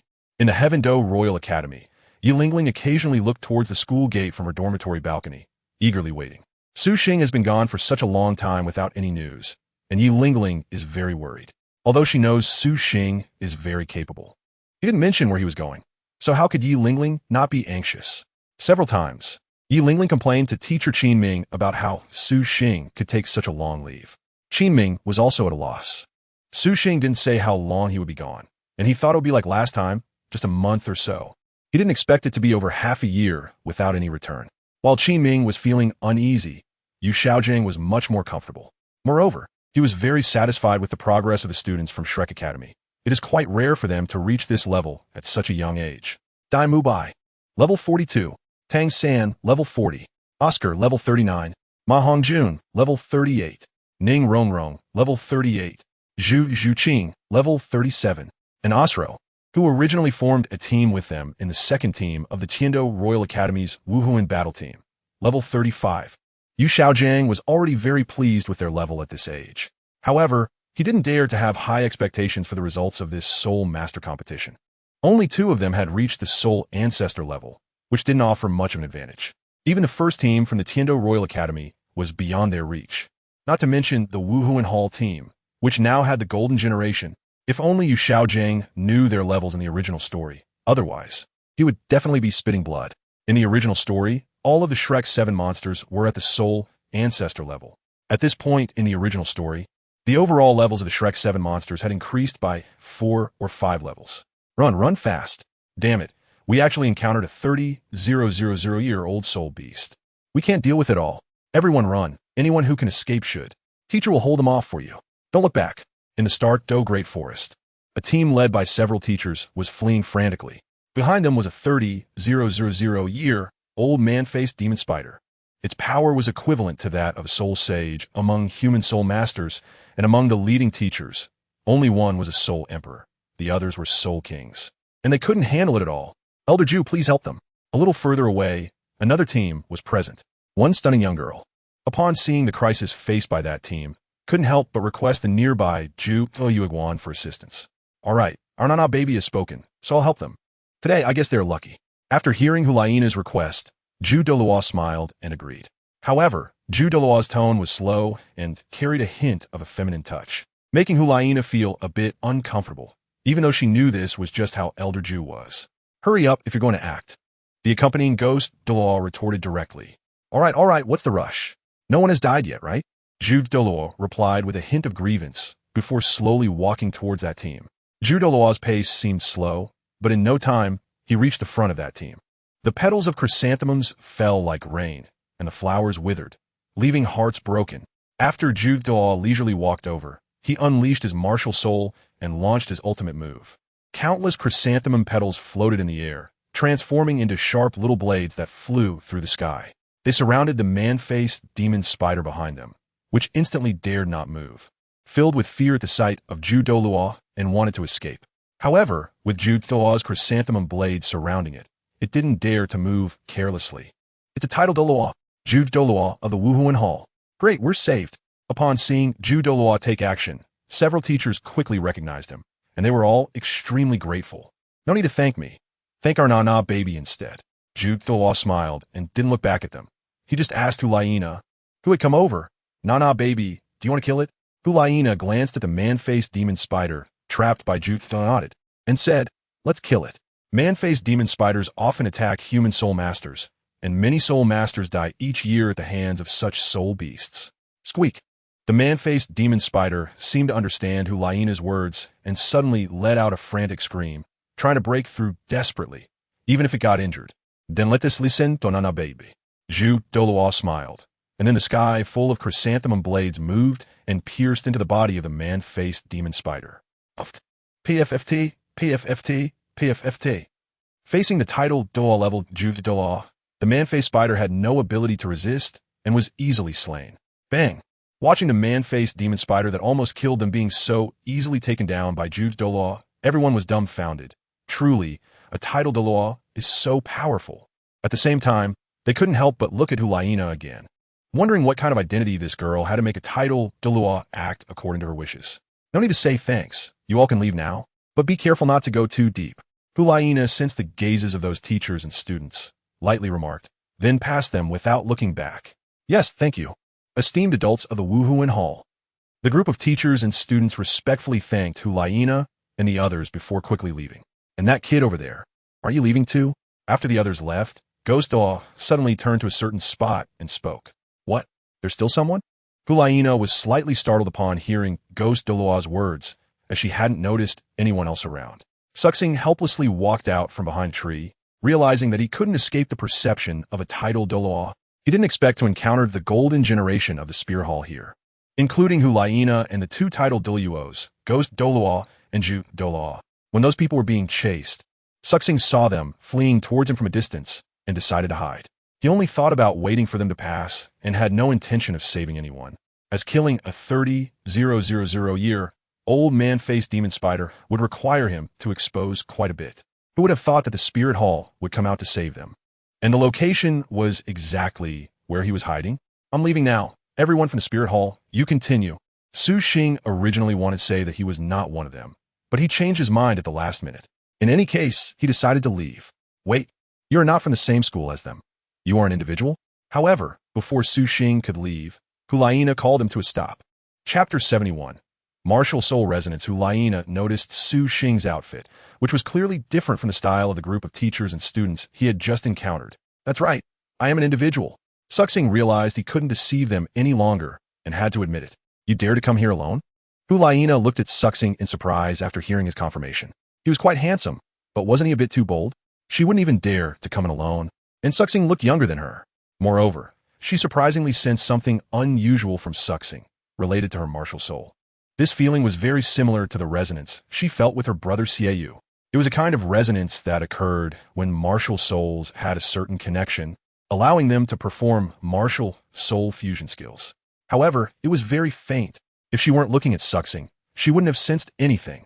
Not only was Hulaina surprised, but Suxing was also astonished. How could he not know the prerequisites for martial soul fusion skills? His martial soul resonated with Hulaina's? Was it possible for them to use a martial soul fusion skill? Hulaina's was the fox charm, and his was the gold coin wealth. So their martial souls could possibly form a martial soul fusion skill called money temptation or wealth temptation. No way, that sounds so low. Therefore, after sensing the resonance, Suxing further restrained the fluctuations of his soul power. What's your name? Which academy are you a student of? For a moment, Hulaina became very curious about Suxing. Suxing, from the Tiando Royal Academy. This was something he could say without hesitation. Seeing Hulaina and the others' earlier actions, Suxing felt that as long as he wasn't one of those sect disciples, he wouldn't be in any trouble. He had mentioned before that he had a good impression of the Spirit Hall, if it weren't for the Divine Herb. The first place he would consider joining would be the Spirit Hall. Of course, now facing Hulaina and the others, there were things he definitely wouldn't reveal in front of them. So, Suxing thought it best to cooperate and answer Hulaina's questions quickly before leaving. Standing over there were two titled Douluos, which felt very unsafe. If it were just Hulaina, Suxing wouldn't be too afraid. He might even flirt with her. Tiando Royal Academy. Huh. You must be a member of the spirit team. Hulaina confidently guessed as she looked at Suxing. She didn't believe that someone who dared to come here alone wouldn't be a member of the Tiando Royal Academy spirit team. That's right, can I leave now? Suishi nodded and then sighed. Suxing expressed that he had nothing to inquire about and asked to be let go. It's too dangerous for you to be here alone. Come with us, no refusals. Seeing Suxing's expression, Hulaina found it amusing and immediately smiled alluringly. Upon seeing Hulaina's gaze, Suxing was momentarily stunned, but quickly collected himself. He couldn't help but secretly sigh. Hulaina's charm ability was too powerful, and this was without her using her soul skills. Suxing also understood Hulaina, or rather, he had looked her up when he watched the animation where she was a beauty. Hulaina's martial soul is the demon fox, which carries an inherent charm ability without needing to release soul skills. Therefore, to maximize the advantages of this martial soul, Hulaina absorbed soul rings that focused on charm. She is indeed following an extreme path. The chrysanthemum Douluo and the ghost Douluo exchanged glances, thinking that Hulaina, wanting to keep Suxing around, must have some reason behind it. However, they decided to leave the matters of the young people alone and just observe. This isn't appropriate, right? I can manage on my own. Suxing naturally did not want to travel with them. Having two titled Douluos by his side did not give him a sense of security. Hulaina was slightly surprised that Suxing managed to awaken from her charm so quickly. She then shot him a glance that implied a threat. Are you refusing your sister? I'll just go with you guys. Seeing the threatening look from Hulaina, Suxing sighed inwardly. There was no way to refuse. Women are unreasonable, and who knows what Hulaina would do if angered. This was clearly out of curiosity about him. She didn't want to let him leave without understanding the situation. This damn martial soul resonance. Just like that, Suxing was coerced by Hulaina into joining their team. Hulaina didn't seem to fear Suxing discovering their strength, and didn't avoid discussing in front of him during their conversation. Suxing also learned that this time it was Ju Douluo and Gui Douluo who came together to help Hulaina choose her soul ring. This time, Hulaina was still looking for a soul beast with charm abilities, and it had to be a 10,000-year soul beast. The ideal choice would definitely be a fox-type 10,000-year soul beast. Suxing, since your sister has shared so much with you, should you tell her what your martial soul is? As they walked, Hulaina suddenly turned around with a bright smile and spoke to Suxing. Every aspect of her voice, smile, and even her body language was filled with overwhelming charm. Wow, this girl is so enchanting. Su Xing couldn't help but exclaim that it was too amazing. When watching the animation, Hulaina didn't seem to show much strength, but facing her personally made Su Xing realize how terrifying she was. It's really easy to get lost in Hulaina's charm. Su Xing could no longer hide his soul power, quietly activating the weak thunder escape armor, controlling it to flow within his body, constantly stimulating his consciousness. This allowed him to quickly shake off Hulaina's enchanting influence. Once Su Xing stopped concealing his soul power fluctuations, Hulaina could feel the resonance between her martial soul and Su Xing's martial soul more clearly. It turned out I wasn't mistaken. It really is true. At that moment, Hulaina truly confirmed it, and her gaze towards Su Xing subtly changed, her mind filled with unknown thoughts. My martial soul is just an ordinary coin. Su Xing knew that it was impossible to satisfy Hulaina's curiosity, so he could only reach out and summon his martial soul. What a weak martial soul. How strange. Seeing Su Xing's martial soul, Douluo and Douluo exchanged glances again. If the awakened martial soul is powerful, they wouldn't be surprised. To dare to enter the Stardow Forest alone means they are definitely not weak. But the reality is that the awakened martial soul is quite ordinary, which shouldn't be the case. This is it, I'm not mistaken. Your martial soul really resonates with mine. However, Hulaina didn't care about the strength of Su Xing's martial soul. Upon seeing Su Xing's martial soul, she further confirmed that her martial soul resonated with Su Xing's. What? Nana, are you serious? Chapter 72. Money can connect to the divine. The thunder god bestows Juju, Daw, and Ghost Daw both changed their expressions upon hearing Hulaina's words. They finally understood why Hulaina wanted to keep Su Xing. It was to confirm this matter. Nana, are you sure? Ghost Daw directly asked Hulaina.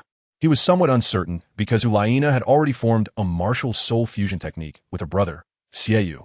It's true, I can't be mistaken. Hulaina nodded, indicating that she was sure. Now, Juju Douluo and Ghost Douluo were genuinely curious about Su Xing. The awakened martial soul is indeed not strong. But why does it resonate with Hulaina's martial soul? Kid, what about you? You should have felt it too, right? The Ghost Douluo continued to question Su Xing. I should, right? In front of a titled Douluo, especially two of them, Su Xing felt it was better not to lie.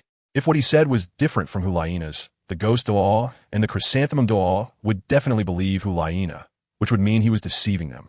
And the consequences would be unpredictable. Kid, release your soul rings and let me see. Since it was confirmed that Su Xing's martial soul resonated with Hulaina's, the Ghost Douluo was not polite and directly instructed Su Xing. His tone left no room for refusal. Well, I want to, but I can't release my soul rings. Su Xing showed an awkward yet polite smile. Oh, why not? The Ghost Douluo continued to ask. It's because of my second soul skill. My second soul skill is called Wealth Does Not Show, which has no offensive means and cannot be actively used. Its effect is to hide all my soul rings. Su Xing's mind quickly raced. He didn't want to reveal his lack of soul rings in front of the Spirit Hall. Oh, interesting soul skills. Why don't you demonstrate some of your other soul skills for us to see? Zhu Douluo inquired curiously from the side. Of course. There was also the intention to confirm whether Su Xing was lying. After all, while releasing a martial soul could be done without showing soul rings, using soul skills would inevitably reveal them. If Su Xing didn't show any soul rings while using his soul skills, it would prove that he wasn't lying. If that's true, then their feeling that Su Xing's martial soul isn't strong and seems weak might also be due to that reason of not revealing wealth. One interesting ability. Oh, sister also wants to see it. Hulaina was incredibly curious on the side. There is actually such a magical soul skill. It hides all the soul rings. First soul skill, Thunderstrike. Su Xing found it hard to refuse and promptly unleashed his first soul skill. Boom! Holding a coin, Su Xing shot out a bolt of lightning from it, striking a distant target and causing significant damage. This was indeed Su Xing's first soul skill, although the soul ring had long been destroyed by him. However, such a soul skill was second nature to Su Xing, and he could release it with ease. Its power was even stronger than his actual first soul skill from before. After all, someone brave enough to appear alone in the Do Forest couldn't afford to show weakness. Seeing Su Xing unleash his soul skill without the soul ring lighting up surprised Ghost Douluo and Hulaina. They were astonished, as it was the first time they had encountered such a soul skill. Is there more? Kid, I'm very interested in your martial soul. Release your other soul skills as well. After his eyes lit up, Douluo urged Su Xing to demonstrate his other soul skills. All right. Suxing nodded helplessly while once again pinching his coin martial soul with his index and middle fingers. Third soul skill. Money can communicate with the divine, thunder god's bestowal. Zizizizi. As Suxing's voice fell, a large amount of lightning surged from the coin in his hand, eventually enveloping his entire figure. All right, this is the Thunder Escape Armor. This is my third soul skill, which increases all attributes by 50%, and the lightning on my body can also paralyze opponents, while maintaining the Thunder Escape Armor. Suxing seriously introduced his third soul skill. Money can communicate with the divine. This is indeed an interesting soul skill. Seeing Suxing's soul skill, Douluo seemed to have discovered a new world, feeling extremely curious. Pucci, yes, you're hunting for thunder attribute soul beasts, right? Then if you hunt for a fire attribute soul beast, can you then communicate with the fire god? Hulaina also laughed out loud on the side, feeling that Suxing's martial soul and soul skill were quite amusing. Kid, do you have another soul skill? What is it? Douluo was now even more curious about Suxing's fourth soul skill and quickly asked. At this moment, he, along with Ghost Douluo and Hulaina, had already believed Suxing's words that his soul rings were hidden. They also concluded that Suxing's martial soul, which seemed ordinary, was indeed the result of the soul skill wealth not revealing itself. Moreover, they speculated that Suxing's martial soul quality was definitely not weak. Otherwise, he wouldn't have reached the soul master level at such a young age. Can I refuse this? I still want to keep it as my trump card to win the championship in the big competition. Although Suxing could easily come up with a soul skill to fool others, he found an excuse to refuse. Not bad, kid. You actually dared to refuse me. Winning the championship is actually very simple. Just join our Spirit Hall, and I'll let you directly enter Nana's martial soul team. How about that? Douluo smiled appreciatively when he heard Suxing's refusal instead of getting angry. Then, he began to recruit Suxing. Since he learned that Suxing could resonate with Hulaina's martial soul, he had been interested. Now seeing how interesting Suxing's martial soul was, he wanted to recruit him into the Spirit Hall even more. Right, if you join, my sister will help you in the championship. Hulaina also smiled sweetly, exuding confidence that she could help him win easily. No way, I don't want to rely on women. Suxing directly rejected Douluo, just as Hulaina spoke up and turned to Suxing to refuse. What did you say? Do you look down on women? Hearing this, Hulaina's beautiful eyes flashed slightly, staring at Suxing with a hint of hostility. No, I just want to rely on myself and my teammates. Suxing shook his head. He wouldn't dare to look down on women. He just didn't want to join the Spirit Hall, that was all. Little guy, you don't want to join the Spirit Hall, right? Douluo revealed the truth. No, I'm actually a commoner and have a good impression of the Spirit Hall, but I can't abandon my teammates. If I join the Spirit Hall, can I do so after I graduate? Suxing quickly shook his head, thinking that only someone who wanted to die would speak ill of the Spirit Hall. Let's just say it like this for now. Chapter 73. Suxing's first rejection of flirting. As for whether to join the Spirit Hall, or what to do after graduation once this competition is over, Suxing hasn't thought it through yet. Su Xing will definitely graduate, as reaching a soul power level of 40 allows for direct graduation. After this competition is over, Su Xing doesn't want to stay in school anymore and will definitely graduate. Su Xing also knows that in 5 years, the conflicts between the Spirit Hall, the two empires, and those sects will gradually intensify. In the future, the entire Douluo continent will either side with the empires and sects or with the Spirit Hall. Su Xing hasn't really thought about the future yet, so it's just right to reply to Douluo and the others like this. Hearing Su Xing say this, even if Douluo really wanted to have Su Xing join the Spirit Hall immediately, he couldn't insist any further. Little guy, you said it yourself. I'll be waiting for you at the Spirit Hall. After hearing Su Xing's words, Douluo thought that Su Xing had agreed, but he still said a few more words. Douluo believed that after saying this, Su Xing would definitely not dare to go back on his word. Nana, we've been out for a while now. You and this little guy, Su Xing, should rest here for a bit. I'll split up with Old Ghost to find a suitable soul beast for you. After a while, Douluo and Hulaina exchanged a few words and then parted ways with Ghost Douluo to look for a suitable soul beast for Hulaina. On the spot, only Su Xing and Hulaina were left.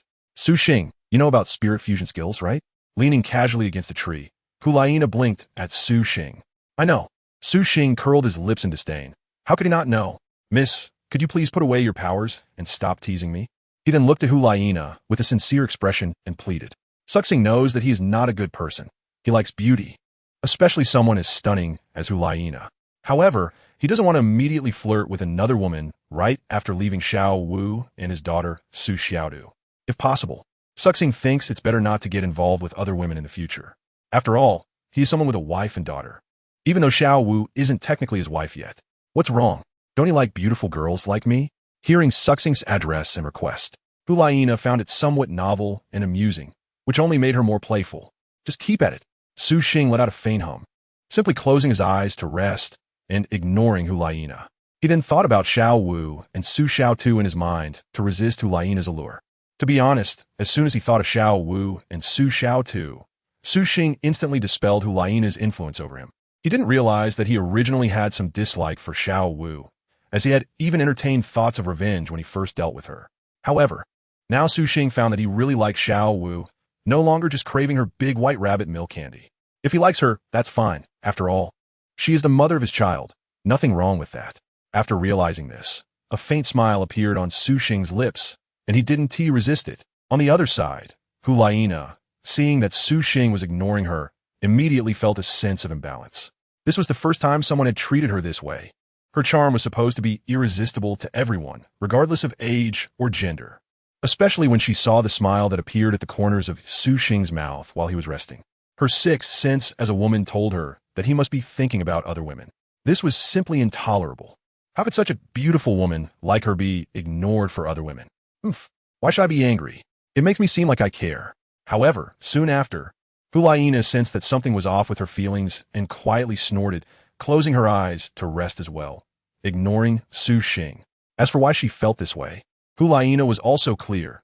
She was indeed thinking, whether intentionally or unintentionally, about whether Su Xing could be her other half.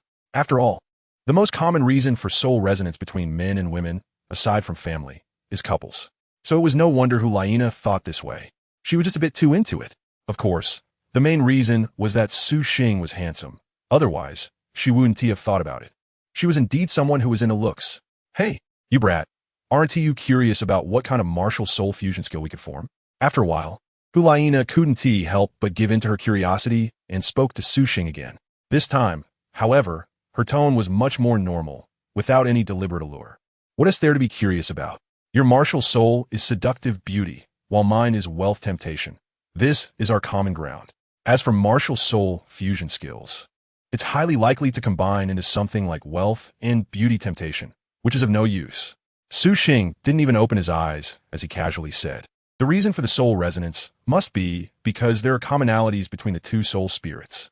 The soul fusion techniques that are formed are mostly enhancements of that commonality. You make a good point. I didn't expect you to understand so much. Don't you want to try fusion soul techniques with your sister? Hulaina looked at Su Xing in surprise before continuing. Curiosity is useless. To perform a soul fusion technique, the minimum requirement is that both parties must completely trust each other. We just met, so there's no need to try. It wouldn't be successful. Su Xing, this is simple. Sister, I believe in you. Don't you believe in your sister? Su Xing said, and Hulaina naturally understood what she meant, but she still smiled. Yes, that's right. I don't trust you. Su Xing retorted directly. Puffed. Hulaina suddenly felt as if her heart had been stabbed, and her expression instantly turned to one of shame and anger. You little brat, do I really look that untrustworthy? Hulaina was furious. Yeah, the more beautiful a woman is, the better she is at deceiving. Suxing then opened his eyes and looked at Hulaina. With you like this, I might never completely trust you in my life, so let's forget about the martial soul fusion technique. Suxing was genuinely not interested in the martial soul fusion technique at all. Moreover, his martial soul had not absorbed any soul rings, so even if the combination succeeded, the power would probably not be that great. You are the real liar. Hearing Suxing's words, Hulaina became angry again. This time, Hulaina was truly angry. She coldly snorted and turned her head away, ignoring Suxing. Su Xing was happy about this and didn't care about Hulaina. He started to think whether he could run away before Ghost Douluo and Douluo returned.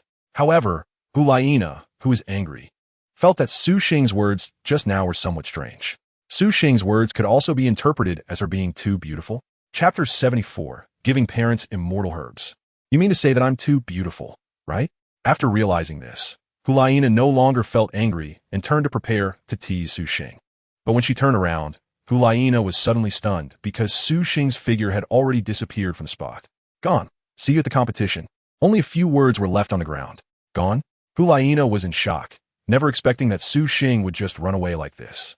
Hulaina quickly stood up, looked around, and didn't see Su Xing's figure. She didn't even know which direction he left in. Zulfust. Hulaina was surprised again. She hadn't been angry for long, and in such a short time, Su Xing had quietly slipped away without her noticing. Now, she couldn't even see a shadow. This guy's strength should be no weaker than mine. No wonder he dares to say he will rely on himself to win the championship. No wonder he dares to come here alone.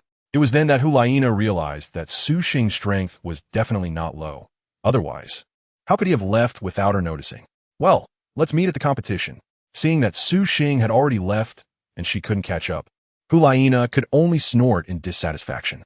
It was the first time someone was afraid to be around her. Others would jump at the chance to be alone with her. Bang! A little over 10 minutes later, Douluo returned, bringing back a dying soul beast. Nana quickly absorbed the soul ring from the soul beast. You're lucky. You happen to encounter the smiling fox you've always wanted, and the age is just right. After landing, Douluo smiled at Hulaina. Hey, where's that little guy? Douluo then realized that Su Xing was no longer there and curiously asked, Elder Ju, don't mind him. He left on his own. Thank you, Elder Ju. I'm going to absorb the soul ring now. This is the soul beast I want the most. Hulaina didn't mention that Su Xing had run away, worried about causing misunderstandings for Douluo, so she just treated it as if he had some urgent matter and left. Then, Hulaina picked up a dagger and went forward to kill the smiling fox that Douluo had caught. Blood splattered, and the smiling fox, which was originally on the verge of death, instantly lost its luster. Buzz.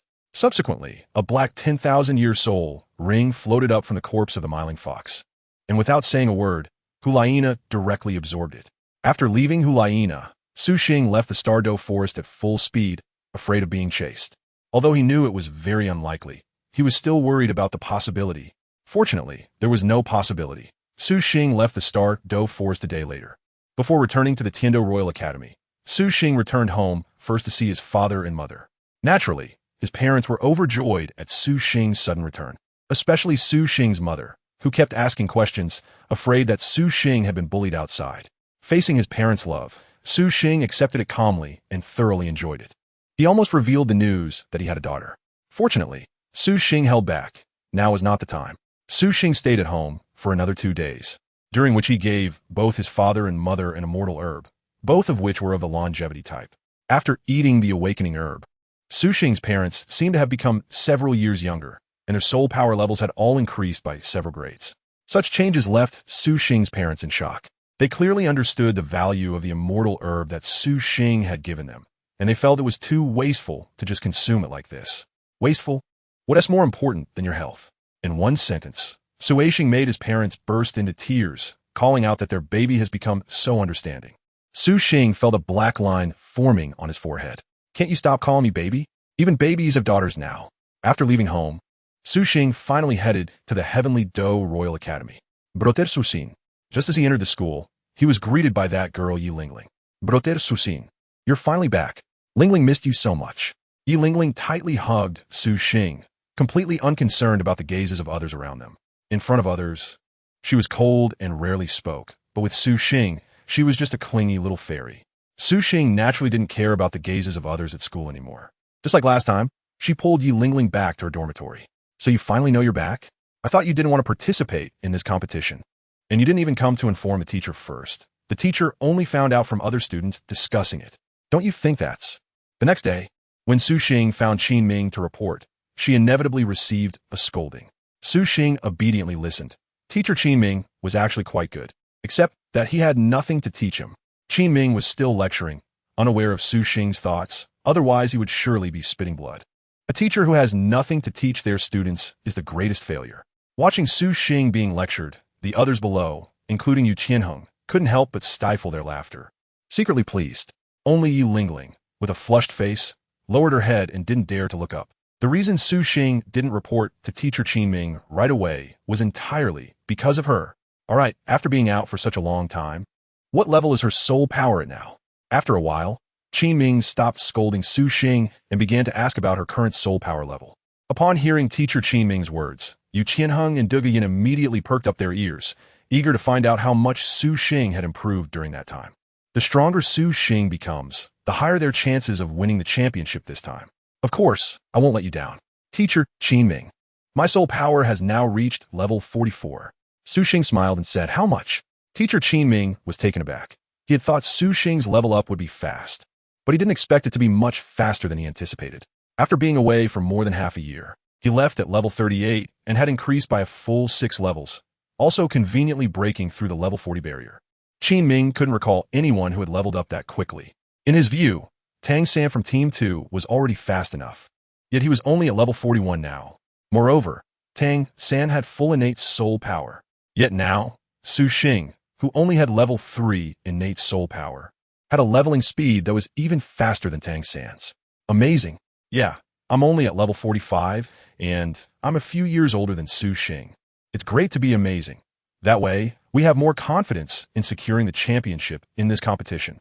The brothers Shimo and Shuremo, along with Yu Qianheng and the others, were also surprised at first, followed by excitement. Chapter 75. So you have a soul ring, right? Teacher Qin Ming, there's something I want to discuss with you all regarding my soul ring. After stating his level, Su Xing suddenly spoke to Qin Ming. What's wrong? What about your soul ring? Upon hearing Su Xing's words, Qin Ming's expression immediately became serious. It's like this, Teacher Qin Ming. I want to disguise the fact that I don't have a soul ring. Su Xing smiled faintly, indicating that it was not a big deal, and then slowly said. Suxing immediately recounted his explanation to Zhu Douluo and others, using the so-called second soul skill Kai Bu Lu Bai to cover up the fact that he had no soul rings. In the past, Suxing thought that not having a soul ring was particularly cool and took pride in it, believing that even without a soul ring, he was still powerful. However, he now realized that it wasn't necessarily a good thing. Being too special would definitely attract others' attention, and someone want to investigate the secret behind it. Especially considering Suxing's current strength was not sufficient, he would not think that having killed a titled Douluo made him truly powerful. It could only be said that he had some powerful trump cards. Therefore, Suxing wanted to disguise the fact that he had no soul rings. After all, compared to having no soul rings at all, having a special soul skill to conceal the soul rings was much easier for others to accept, even if this explanation spread. If someone claimed that Suxing actually had no soul rings, no one would believe it, because on Douluo continent, no one had ever possessed such terrifying strength without relying on soul rings like Suxing did. They could understand a soul skill hiding a soul ring, but completely having no soul ring was unimaginable to them. After hearing Suxing's words, Qin Ming and Yu Tianheng looked somewhat skeptical. Suxing, you didn't always have a soul ring, did you? Were you just lying to us before? Yu Feng directly exaggeratedly called out to Suxing. Sure enough, even Suxing's teammates began to doubt his previous claims of having no soul rings after hearing his words. It was only normal. Casually creating a soul skill and being stronger than them without a soul ring was simply not normal. If you want to think that way, go ahead. Suxing smiled. Fine, you can think that way. All right, no matter what, the teacher will just assume he was deceived by you before. At this point, Qin Ming understood Suxing's intention and naturally smiled in cooperation. Got it. We were deceived by you before. Yu Qianheng and Duge Yin also expressed their understanding. What? It turns out Suxing has been lying to us all along. The Shimo brothers genuinely believed that Suxing had been deceiving them, sounding somewhat resentful for having been fooled for so long. Qin Ming, Yu Qianheng, and the others laughed upon hearing this. They weren't surprised. Even they were somewhat doubtful and didn't know what the situation with Suxing soul rings really was. But it didn't matter. Suxing wanted them to say what he wanted them to say. Uncle, what do you think is the situation with Suxing soul ring? After class that evening, Yu Qianheng sought out Yu Xiaojing to ask about Suxing. He was just simply curious. The second soul skill, Kaiba Lubai, it does match his martial soul a bit. There was no doubt that he truly had no soul rings. It couldn't be wrong. While the soul ring could be hidden, summoning the martial soul was necessary before using a soul skill, right? Have you seen him summon his martial soul? Also, using a soul skill requires shouting out the name of the soul skill, which is a must, and Suxing often didn't shout out the name of the soul skill, unless he had not only the second soul skill, but also the soul skill incantation, which was almost impossible. Just a second soul skill that can hide the soul ring is already beyond imagination, and if it could also hide the soul skill incantation, that would be a divine skill. Such a divine skill could not possibly be part of second soul skill. Yu Xiaojiang was initially surprised, but soon he provided his answer, analyzing it clearly. More importantly, he had successfully upgraded through exploding his soul ring, although the result was not what he expected. However, his idea was still quite good. Having no soul ring was indeed too special, and covering it up was also a good thing. Yu Xiaojiang agreed with Suxing's choice to disguise the absence of his soul ring. He even sighed. Only he could come up with such an explanation. I couldn't he think of this way to cover it up. By the way, what level of soul power does Suxing have now? After acknowledging Suxing's actions, Yu Xiaojiang then asked about Suxing's level. Although he admired Suxing's rapid advancement despite his low innate talent, Yu Xiaojiang still wanted to compare Suxing with Tang San. He firmly believed that while Suxing might be stronger than Tang San in the short term, in the future, his disciple Tang San would definitely be stronger. The advantage of dual martial souls could not be compared to just creating a soul skill. However, dual martial souls also had a significant flaw, which was that they could cause martial soul conflicts, and if not resolved, the higher the level, the greater the danger of exploding due to incompatibility. For Xiao San, maybe I should go ask Bibi Don. Yu Xiaojiang silently thought, making the decision to seek out the Pope of the Spirit Hall, Bibi Don. Uncle, Suxing's soul power level is already at level 44. Soon, I might be surpassed by him in level. When Yu Qianheng said this, he felt somewhat disheartened. He originally thought he was a genius, but it turned out that several students brought by Shrek Academy had even stronger innate talents than him, and within his own team, there was such an unreasonable monster as Suxing. Upon hearing Yu Qianheng's words, Yu Xiaojiang was also slightly taken aback. Suxing was actually at level 44, surpassing Tang San in level as well. This was completely inconsistent with some of his speculations. Don't pay too much attention to it. As Uncle said, in the future, you will definitely be stronger than him. Seeing Yu Qianheng's disheartened expression, Yu Xiaojiang stepped forward and patted his shoulder to comfort him. However, this time, Yu Xiaojiang was just offering pure consolation, because he wasn't sure whether the future would turn out as he had predicted. The speed at which Su Xing's level increased completely exceeded his previous analysis of Su Xing. Could it be that Su Xing really possesses a soul ring? Chapter 76. Bibi Dong's speculation, what is the nature of his martial soul and soul ring? Why can his level rise so quickly? After Yu Qianheng left, Yu Xiaojiang fell into contemplation again. In the end, Yu Xiaojiang shook his head helplessly, truly unable to make sense of it. Perhaps he could directly ask Su Xing, but he also cared about his reputation, and this thought was quickly extinguished. However, another idea of Yu Xiaojiang became increasingly firm. That was to find Bibi Dong and ask her how to overcome the conflict of twin martial souls. While Yu Xiaojiang was thinking about finding Bibi Dong at that moment, Bibi Dong was welcoming her beloved disciple, Hulaina, back with a faint smile. How is it? Did you gain a lot this time? Bibi Dong asked with concern as she saw Hulaina approaching. Teacher, this time I was lucky. Elder Ju helped me find the charming spirit fox that I've always wanted. Hulaina respectfully and affectionately called out to her teacher before smiling and answering. Your Majesty the Pope. Your Majesty the Pope. Elder Ju and Ghost Douluo followed behind Hulaina, respectfully greeting Bibi Dong as well. Good. You all worked hard this time. Bibi Dong casually encouraged them with a soft hum. Come, tell me about it. Then Bibi Dong ignored Ghost Douluo and Elder Ju, stepping forward to hold Hulaina's small hand. Ghost Douluo and Elder Ju were used to Bibi Dong's lofty demeanor and showed no reaction, slightly bowing before stepping aside. Yes, teacher. Hulaina smiled slightly and began to talk about her gains, telling Bibi Dong all about the effects of absorbing the soul ring. By the way, teacher, I also met someone whose soul resonated with mine. Hulaina then mentioned Su Xing. Oh, who is it? Bibi Dong became curious upon hearing this. His name is Su Xing, a student from the Tiando Royal Academy. Hulaina said, being extremely loyal to Bibi Dong at this moment and did not conceal anything. Recounting her encounter with Su Xing, including his martial soul, soul ring, and that interesting third soul skill. Money can communicate with the gods, bestowed by the god of thunder. Upon hearing about Su Xing's third soul skill, Bibi Dong's expression changed slightly. She thought of a certain possibility. If that possibility were true, the resonance with Hulaina's martial soul would become less important. Since he resonates with your martial soul and is so outstanding, why not invite him to join our spirit hall? Suppressing her surprise, Bibi Dong smiled and asked Hulaina. We invited him, but he said he couldn't abandon his teammates and would only be willing to join the spirit hall after this competition. Hulaina said, recalling how Su Xing had run away. So she was a bit uncertain whether Su Xing would really be willing to join the Spirit Hall after the competition. However, she did not voice this speculation. That's good. Such a genius, and with a resonance with your martial soul. We in the Spirit Hall welcome him to join at any time. Bibi Dong smiled with satisfaction.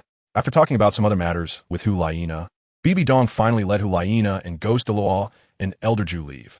Can money really communicate with the gods? I hope what you said about joining the Spirit Hall is true. Otherwise, the Spirit Hall will not allow you to grow. After Hu Laina and the others left, Bibi Dong murmured softly. She suspected that Su Xing could truly communicate with the gods, which might allow him to pass the divine test, giving him hope of becoming a god in the future. If someone had the potential to become a god, Bibi Dong would absolutely not allow them to grow if they were not one of her own. Su Xing probably never expected that the third soul skill he used to fool people would actually draw such significant attention from Bibi Dong. Is he your disciple, Yu Xiaojiang? Bibi Dong then murmured. Clearly, Bibi Dong had been secretly keeping an eye on Yu Xiaojiang and knew where he was. It's just that she wasn't clear about the specifics, which led her to suspect that Su Xing might be Yu Xiaojiang's disciple. Even if he is your disciple, if he threatens me, then he must die. Bibi Dong's expression ultimately turned cold. If Su X Awakening knew that he was seen as a threat by Bibi Dong and mistakenly thought to be Yu Xiaojiang's disciple, he would definitely feel frustrated. Forget about whether it's divine or not. It's just self-deception. A disciple of Yu Xiaojiang? Isn't that just annoying? How could I possibly be Yu Xiaojiang's disciple? Lingling, come on, take this herb. At this moment, Su X Awakening was in Yi Lingling's dormitory. After waking up in his dormitory, Su Xing hasn't gone back since returning and doesn't want to clean it, so he simply stayed in Yi Lingling's dormitory. The item Su Xing took out was also a celestial-grade herb, the 9-rank purple Ji, which had the effects of solidifying the foundation, enhancing energy, and increasing power. It was prepared by Tang San for Yu Xiaojiang in the original work, helping Yu Xiaojiang break through to level 30 and strengthening his qualifications, turning him from a waste into someone with the potential to become a title Douluo. One can imagine the efficacy of this celestial herb. Now, Su Xing was ready to give it to Yi Lingling to enhance her strength and further strengthen her qualifications. As for its original owner, Yu Xiaojiang, who cares about him? Brother Su Xing, what is this? Yi Lingling, just out of the shower and wrapped in a towel, looked curiously at the 9-rank purple Ji that Su Xing had taken out.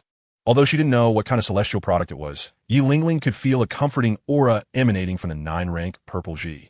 The celestial herb could directly increase your level, strengthen your martial soul and quality, and had no side effects at all. Su Xing looked at Yi Lingling and said, "This is the celestial herb you consulted with Tang San?" Upon hearing this, Yi Lingling immediately realized and was also surprised. She didn't expect that celestial herbs really existed, and that Su Xing had found one. Yi Lingling looked at Su Xing, her eyes filled with gratitude. She never thought that Su Xing was willing to let her use such a precious celestial herb. I don't want it, this celestial herb, Su Xing brother. You should eat it yourself. After that, Yi Lingling shook her head and refused, thinking that such a valuable celestial herb should be used by Su Xing himself. Silly girl, I've definitely eaten other celestial herbs and don't need it anymore. That's why I'm giving it to you. If you don't want it, I'll give it to someone else. Upon hearing Yi Lingling's words, Su Xing felt that his efforts were not in vain. It was precisely because he knew that Yi Lingling had him in her heart that he would give her the celestial herb. Really? Yi Lingling said, somewhat unconvinced. Of course, it's useless for me to eat it again. Hurry up and eat it. If you eat it, you will definitely be able to break through to level 40, which will increase our chances of winning the championship in this competition. Chapter 77. Poison milk, then I'll eat it. After hearing Su Xing's words, Yi Lingling finally stopped insisting, believing that Su Xing wouldn't deceive her. Go ahead and eat. Susi Nadif.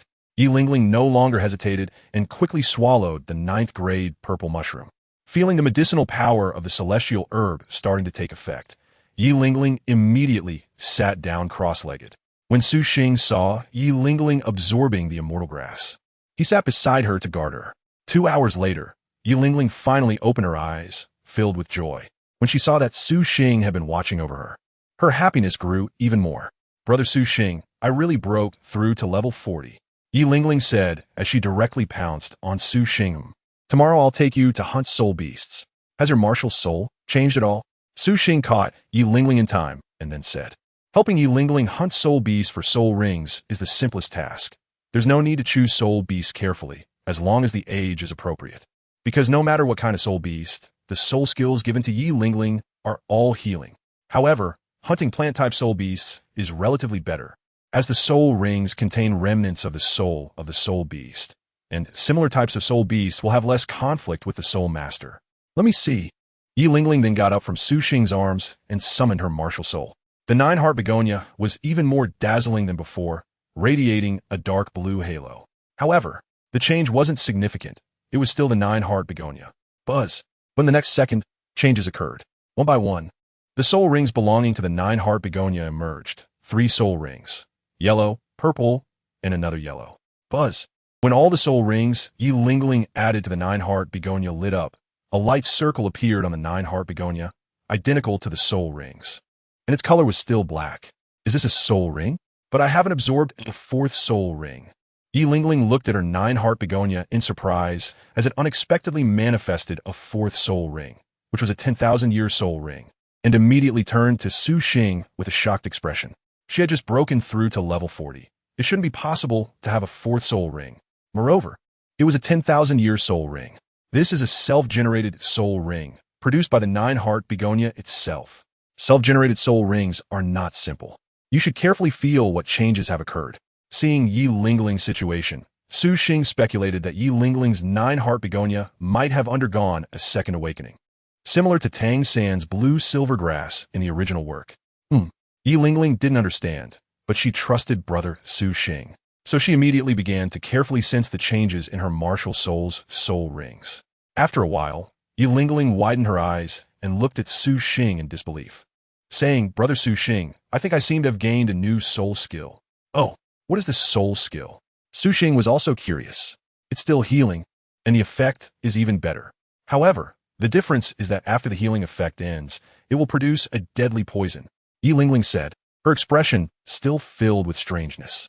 She was clearly a healing-type soul master, yet now she could use healing to poison others. The healing effect was better.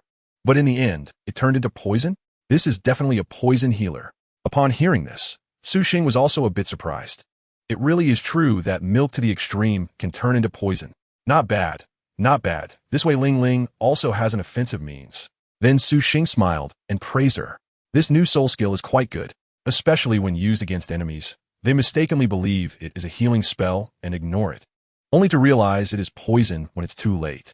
After Su Xing told Yi Lingling about it, she also became happy. Every support character actually has a heart for output. Yi Lingling is no exception. Brother Su Xing, you are so great. Yi Lingling, overjoyed, could only express her gratitude with her enthusiasm. Before long, Yi Lingling threw away the bathrobe she was wearing. That night, Yi Lingling's enthusiasm almost overwhelmed Su Xing. Yi Lingling had planned to tell teacher Qin Ming about her breakthrough to Soul Master the next day. However, before she could say anything, teacher Qin Ming informed them that today, their team would have a practice match with the second team. Since Su Xing left, it had been a long time since the first and second teams had practiced together. With only a few days left before the preliminary rounds of the Advanced Martial Soul Academy Elite Competition began, Qin Ming thought it would be good for the first and second teams to practice together once more. It was a way to regain their feeling. With Su Xing around, Qin Ming did not think that Tang San and the others from the second team could pose much threat to the first team. Hearing teacher Qin Ming's words, Yi Lingling decided to hold off on speaking, thinking it would be nice to give everyone a surprise later. Was there even need to fight? Now, besides the captain and vice-captain, both Shimo and Shimo Dago were also at level 40 as soul masters. Adding Su Xing, the second team, Tang San, and the others simply couldn't compete with them. They only had Dai Mubai and Tang San as soul masters. After hearing teacher Qin Ming's words, Yu Feng muttered somewhat unconvinced. No matter how you look at it, the strength disparity is too great. There is no need for practice. This is because Su Xing has been gone for too long. You all need to readjust.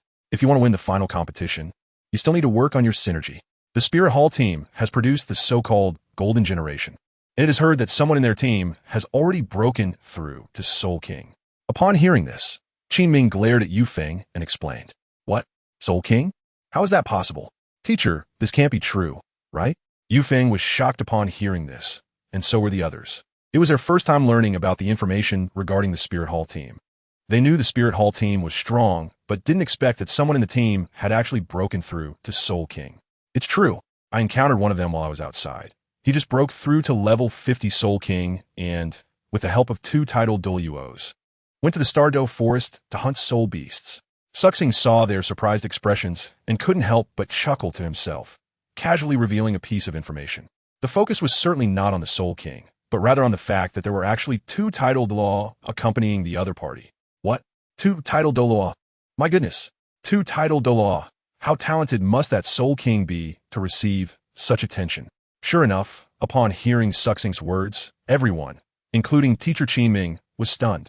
They instantly felt the pressure. It seemed this competition was not going to be easy.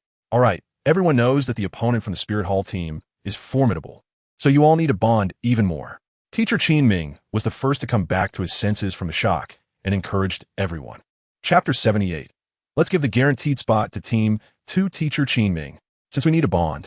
How about we simply give the guaranteed spot from our Tiando Royal Academy to Team 2, or we could swap. Team 1 gives theirs to them, and we take Team 2's. Hearing Teacher Qinming's words, Suxing suddenly spoke up. This was something Suxing had wanted to discuss with Teacher Qinming since he returned, but he just hadn't had the chance until now. In every major competition, there are 3 seed teams that directly enter the final competition circle. They're the main team from Tiando Royal Academy, which is Team 1, the main team from Xingluo Empire Academy, and the Spirit Hall Academy team. With a guaranteed spot, there's no need to participate in the preliminary and qualifying rounds. However, doing so would take away a lot of the fun. Suxing joined the competition not only to win the championship, but also to experience the joy of competing. What? Suxing, you can't be serious? Exactly. Why should we give the guaranteed spot to Tang San and the others? Upon hearing Suxing's words, Yu Qianheng and the others exclaimed in surprise. No, with our strength, entering the final competition circle is definitely not a problem, so we can use the preliminary and qualifying rounds to bond as a team. Of course, this is just my suggestion. If you all disagree, then just reject it. Su Xing smiled faintly and confidently said. Hearing Su Xing's words, Yu Qianheng and the others thought carefully, and it seemed that it was indeed the case. With their strength, they could definitely easily enter the finals. So, using the competition to improve the team's synergy didn't seem like a bad idea, right? Su Xing, are you serious? Qinming asked, looking at Su Xing seriously to confirm. After Su Xing's recent words, he considered it for a moment and realized that it was indeed feasible. There is no method more efficient for team integration than directly participating in matches. Of course, the premise is to be strong enough to ensure qualification. Otherwise, it would be foolish. Moreover, Qinming had another layer of consideration in his heart. By doing this, it would also allow his junior brothers and sisters to enter the final competition circle. That's right, whether to do it or not. It's up to you, Captain. Su Xing smiled proudly and then looked at Yu Qianheng, Duge Yin, and others. Hearing Su Xing say this again, Yu Qianheng and the others fell silent for a moment. I support brother Su Xing. The first to speak up was, of course, Yi Lingling, who unconditionally supported her brother Su Xing. I'll leave it to the captain. Yu Feng interjected. We support that too. Then the Shimo brothers also expressed that they would follow Yu Tianheng's decision. Duge Yin naturally didn't need to say much. Whatever Yu Tianheng decided, she would support. Therefore, whether or not to give a main team a spot to Tang San and the others suddenly depended on Yu Tianheng's decision. I also think we can easily enter the final circle, so participating in the preliminaries to integrate a bit is also good. After considering for a moment, Yu Tianheng looked up and smiled. There was nothing difficult about it. He was just surprised at first, but upon careful thought, Su Xing's suggestion was quite good. All right, then it's settled. I will talk to Master and the others later. Seeing that the team had reached a consensus, Teacher Qinming smiled and confirmed it. Soon, Teacher Qinming brought Su Xing and the others to meet with Tang San and the second team. When Dai Mubai saw Su Xing, his expression slightly changed but quickly concealed it. He would never forget the humiliation that Su Xing brought him. When Zhu Zhuqing saw Su Xing, her beautiful eyes also brightened slightly before she returned to her cold demeanor. Su Xing, you're finally back. I thought you weren't planning to come back for the competition. Ning Rongrong had always found Su Xing interesting, and she greeted him directly with a wave. Then Oscar, who had previously been smiling at Su Xing, suddenly retracted his smile and stood slightly in front of Ning Rongrong. Yi Lingling was not behind either. She smiled and took Su Xing's hand. Everyone just exchanged greetings and then entered the training ground. Teacher Qinming temporarily didn't mention the matter of giving the main team position to the second team and planned to discuss it later. After both sides skillfully entered the training ground, everyone except Su Xing released their martial souls, and their soul rings also appeared. Money makes me happy. Suxing saw everyone summoned their martial souls and thought about the disguise he was preparing for later, so he also released his martial soul.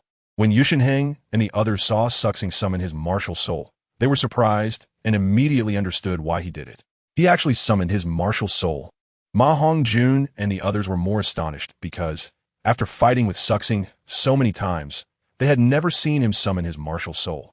They acknowledged that Suxing was strong, but it wasn't that they looked down on his martial soul. It was just that they instinctively thought it was weak. Like what could a coin do? They had never seen Suxing use it.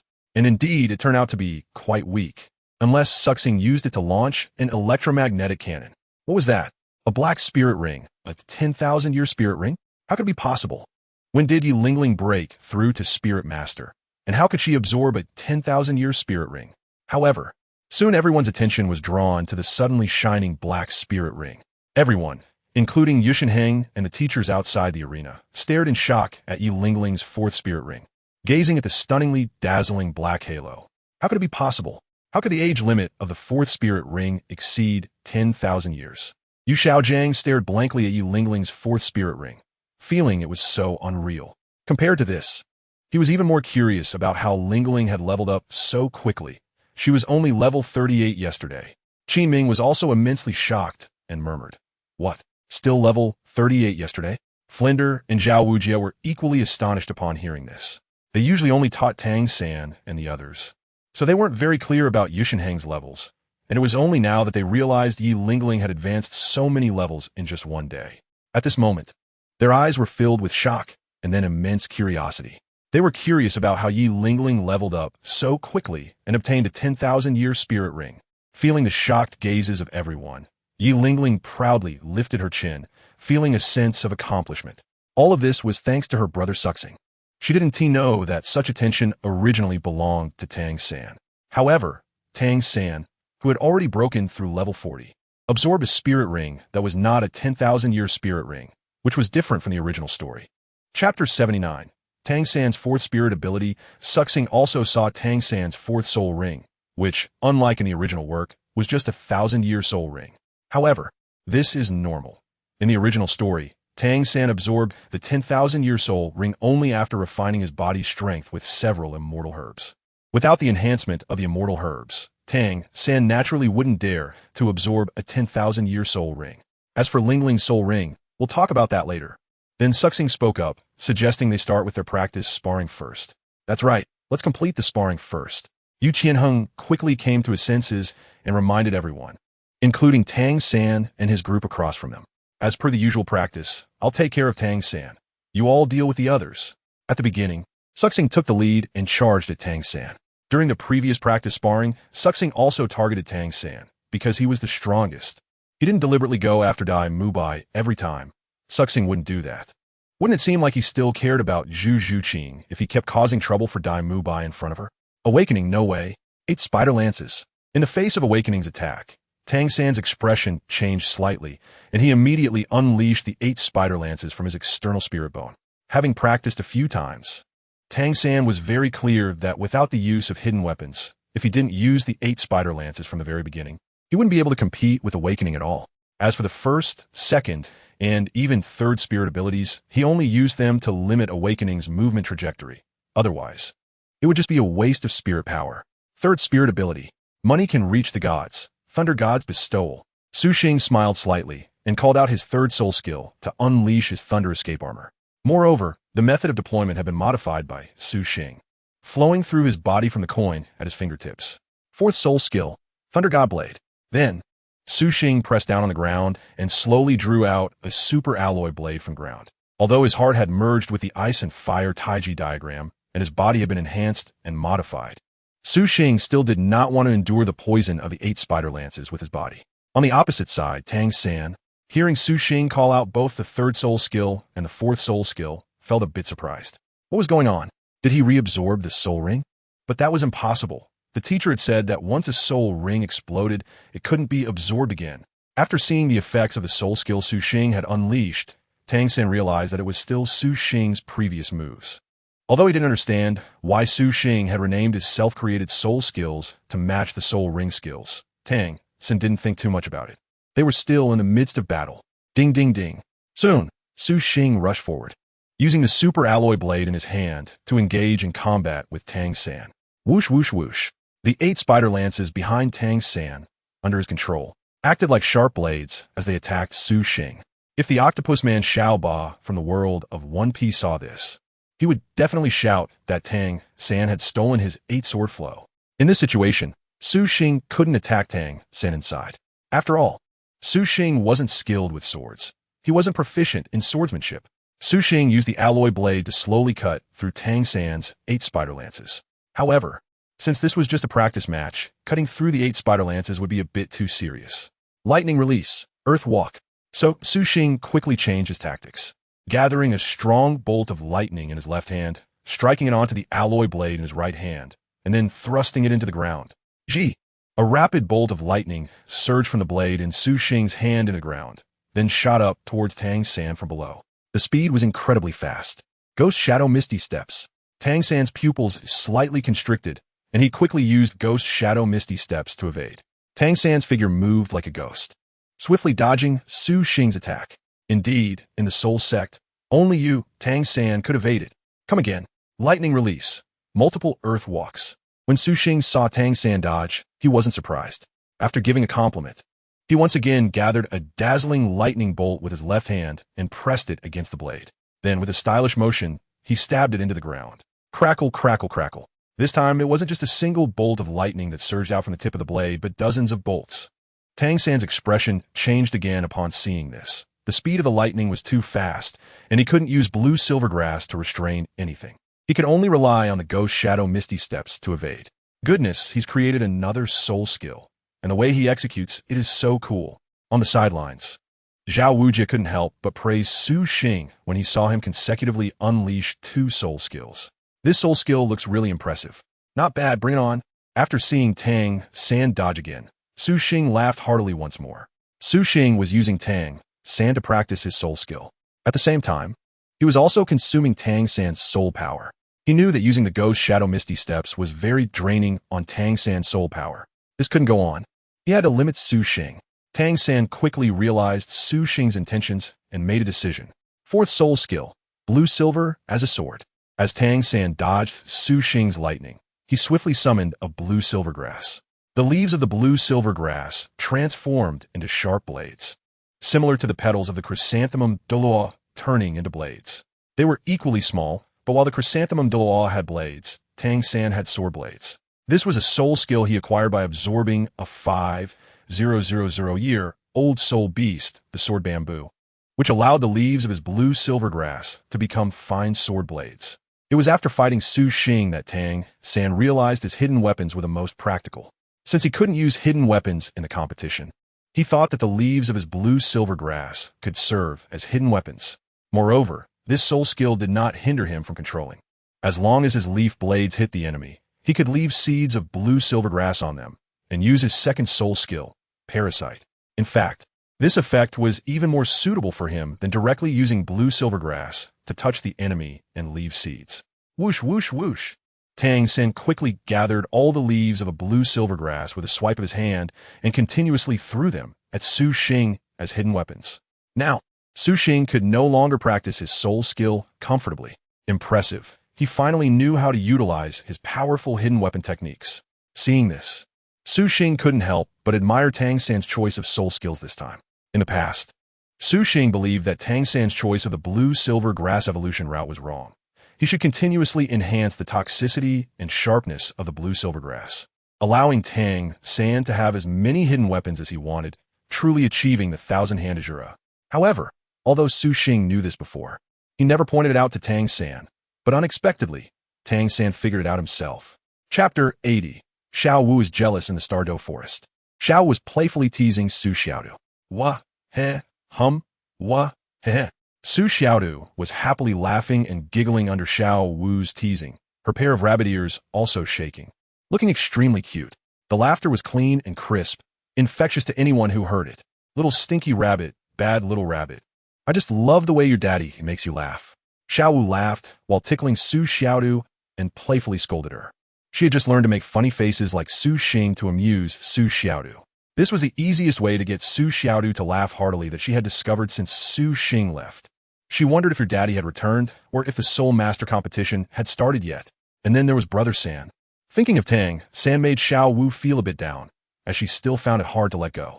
However, she also noticed that she thought of Tang San less and less, and instead often thought of Su Xing. Especially when Su Xiaodu was crying or fussing. She would think of Su Xing, as if he always had a way to make Su Xiaodu happy. Daddy, daddy, daddy. Su Xiaodu heard Xiao Wu's words and seemed to catch familiar phrases from them, beginning to mumble for the first time. Although her articulation was still unclear, she was indeed calling for daddy. Wow, baby, you could talk now? Xiao Wu's beautiful eyes lit up when she heard Su Xiaodu actually speaking.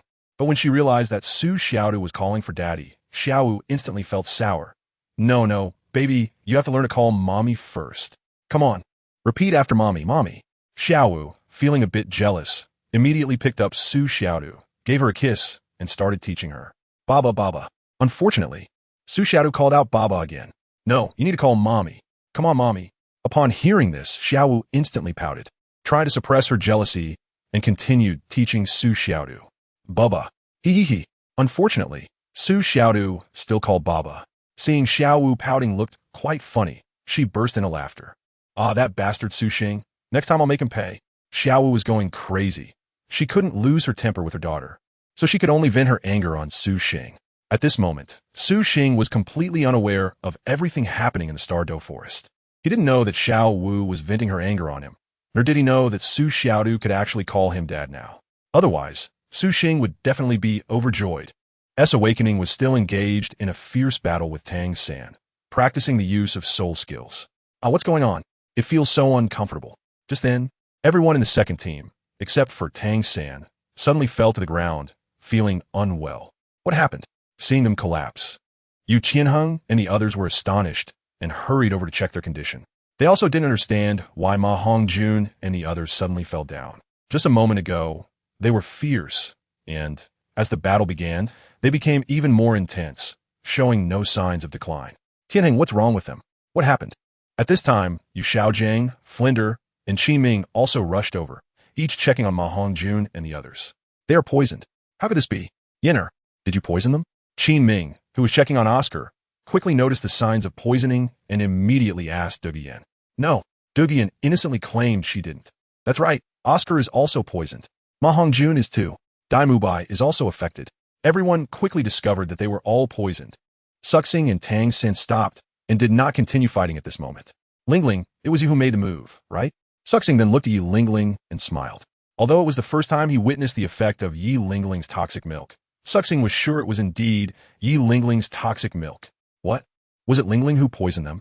How is that possible? Isn't Lingling only able to use one healing soul skill? Upon hearing Suxing's words, everyone was shocked and turned to look at the bewildered Yi Lingling. Yi Lingling also didn't expect her toxic milk to be so powerful that it directly knocked out all the opponents. However, while feeling embarrassed, Yi Lingling was also a bit thrilled inside. What a great feeling.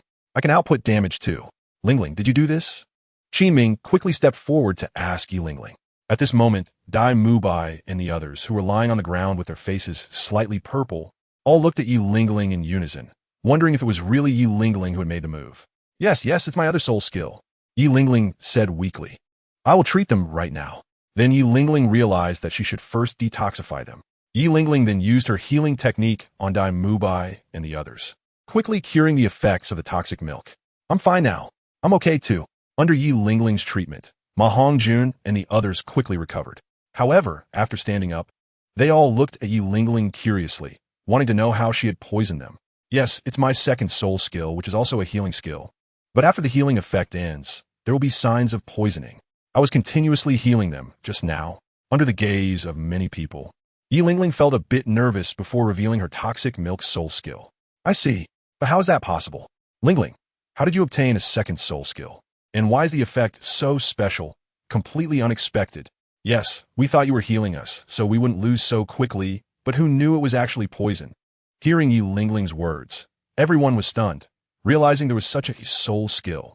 By the way, Lingling, can you now tell the teacher how you leveled up to level 40 and obtained a 10,000-year soul ring? And also your second soul skill. Teacher Qi Ming also realized that everything stemmed from Yi Lingling's sudden level up. So he directly asked. Yes, it was my brother Suxing who gave me a celestial herb. And then I broke through to level 40. The 10,000-year soul ring was born from my martial soul after the breakthrough. And I also got an additional soul skill, which is the one just now. Yi Lingling had originally planned to tell teacher Qiming, so she just went ahead and said it.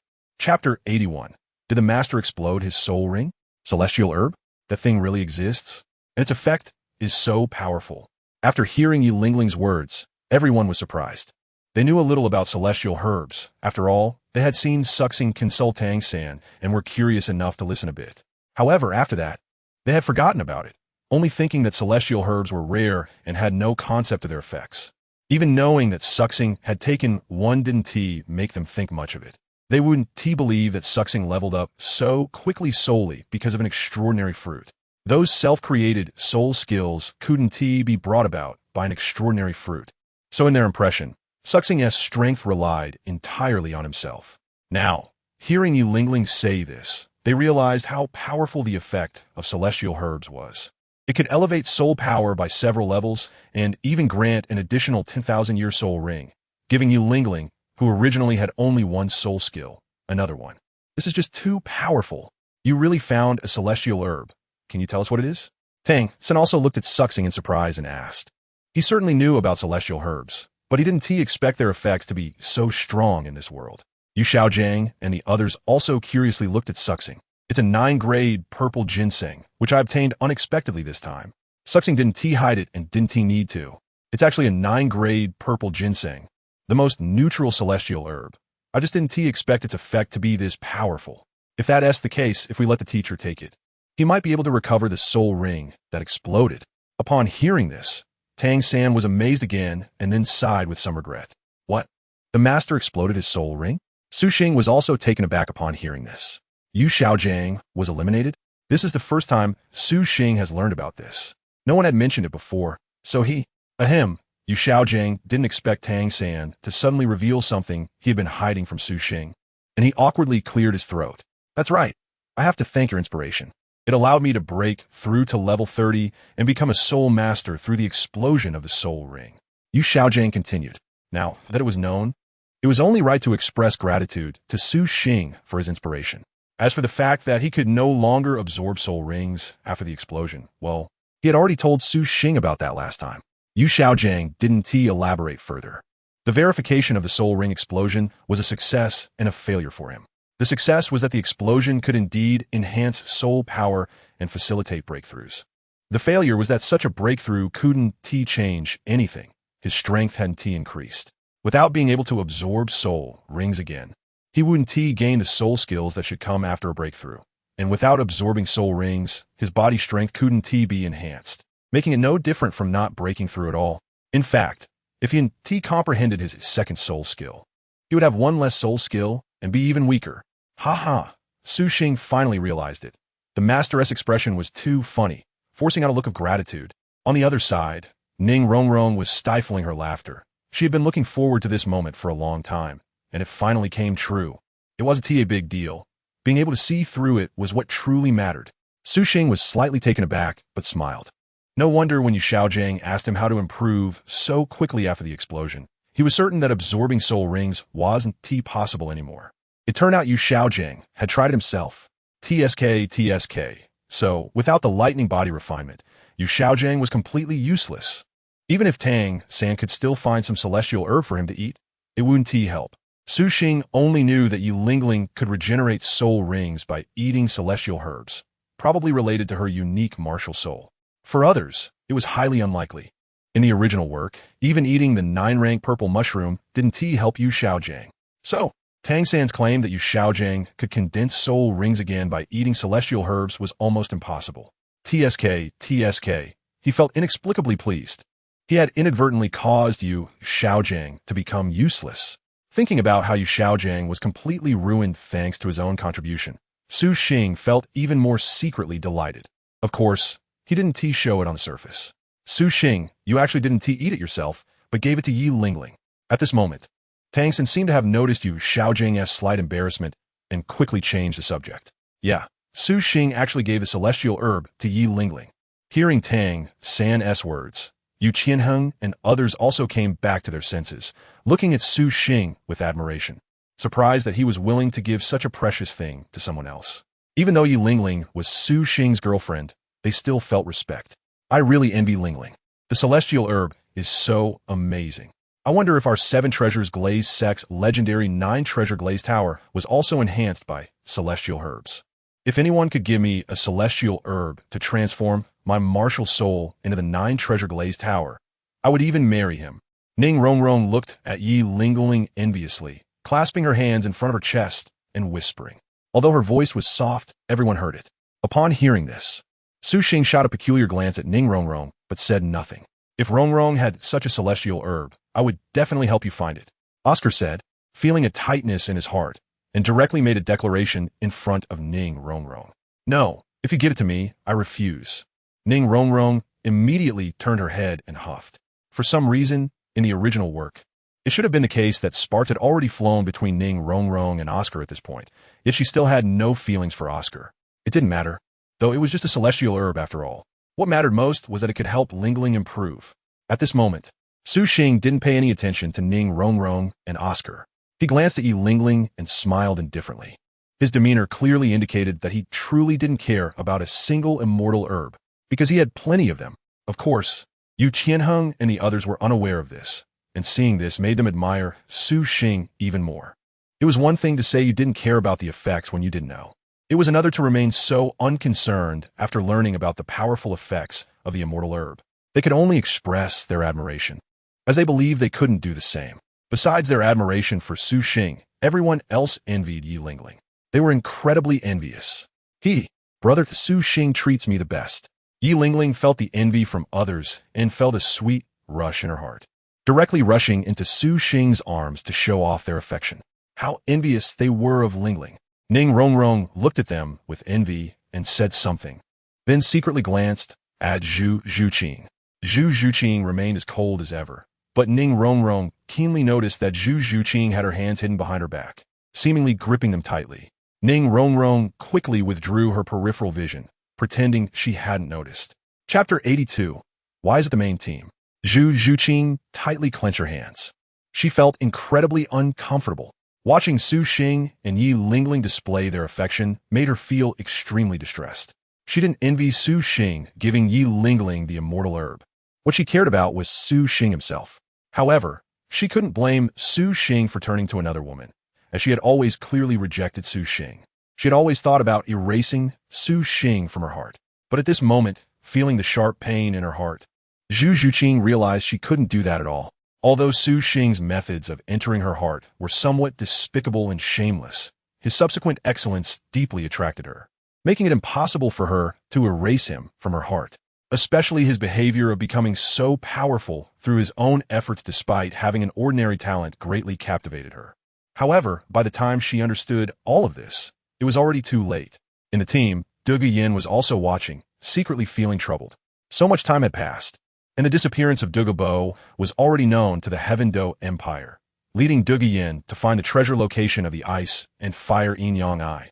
Naturally, she found nothing, but Douluo Yin knew something must have happened to her grandfather. Otherwise, he wouldn't have taken so long to come see her. At first, she didn't know why her grandfather would encounter trouble, but after Su Xing inquired about the immortal herb information from Tang San, Douluo Yin suddenly realized that the place seemed to be filled with immortal herbs, and her grandfather probably encountered trouble because of them. However, everything was just speculation. Until she had news of Douluo, she was still unwilling to believe that her grandfather had encountered trouble. He might have run away and hidden. She also didn't suspect that the 9th-rank purple Ji Su Xing found came from the ice and fire Yin Yang Eye. That was impossible.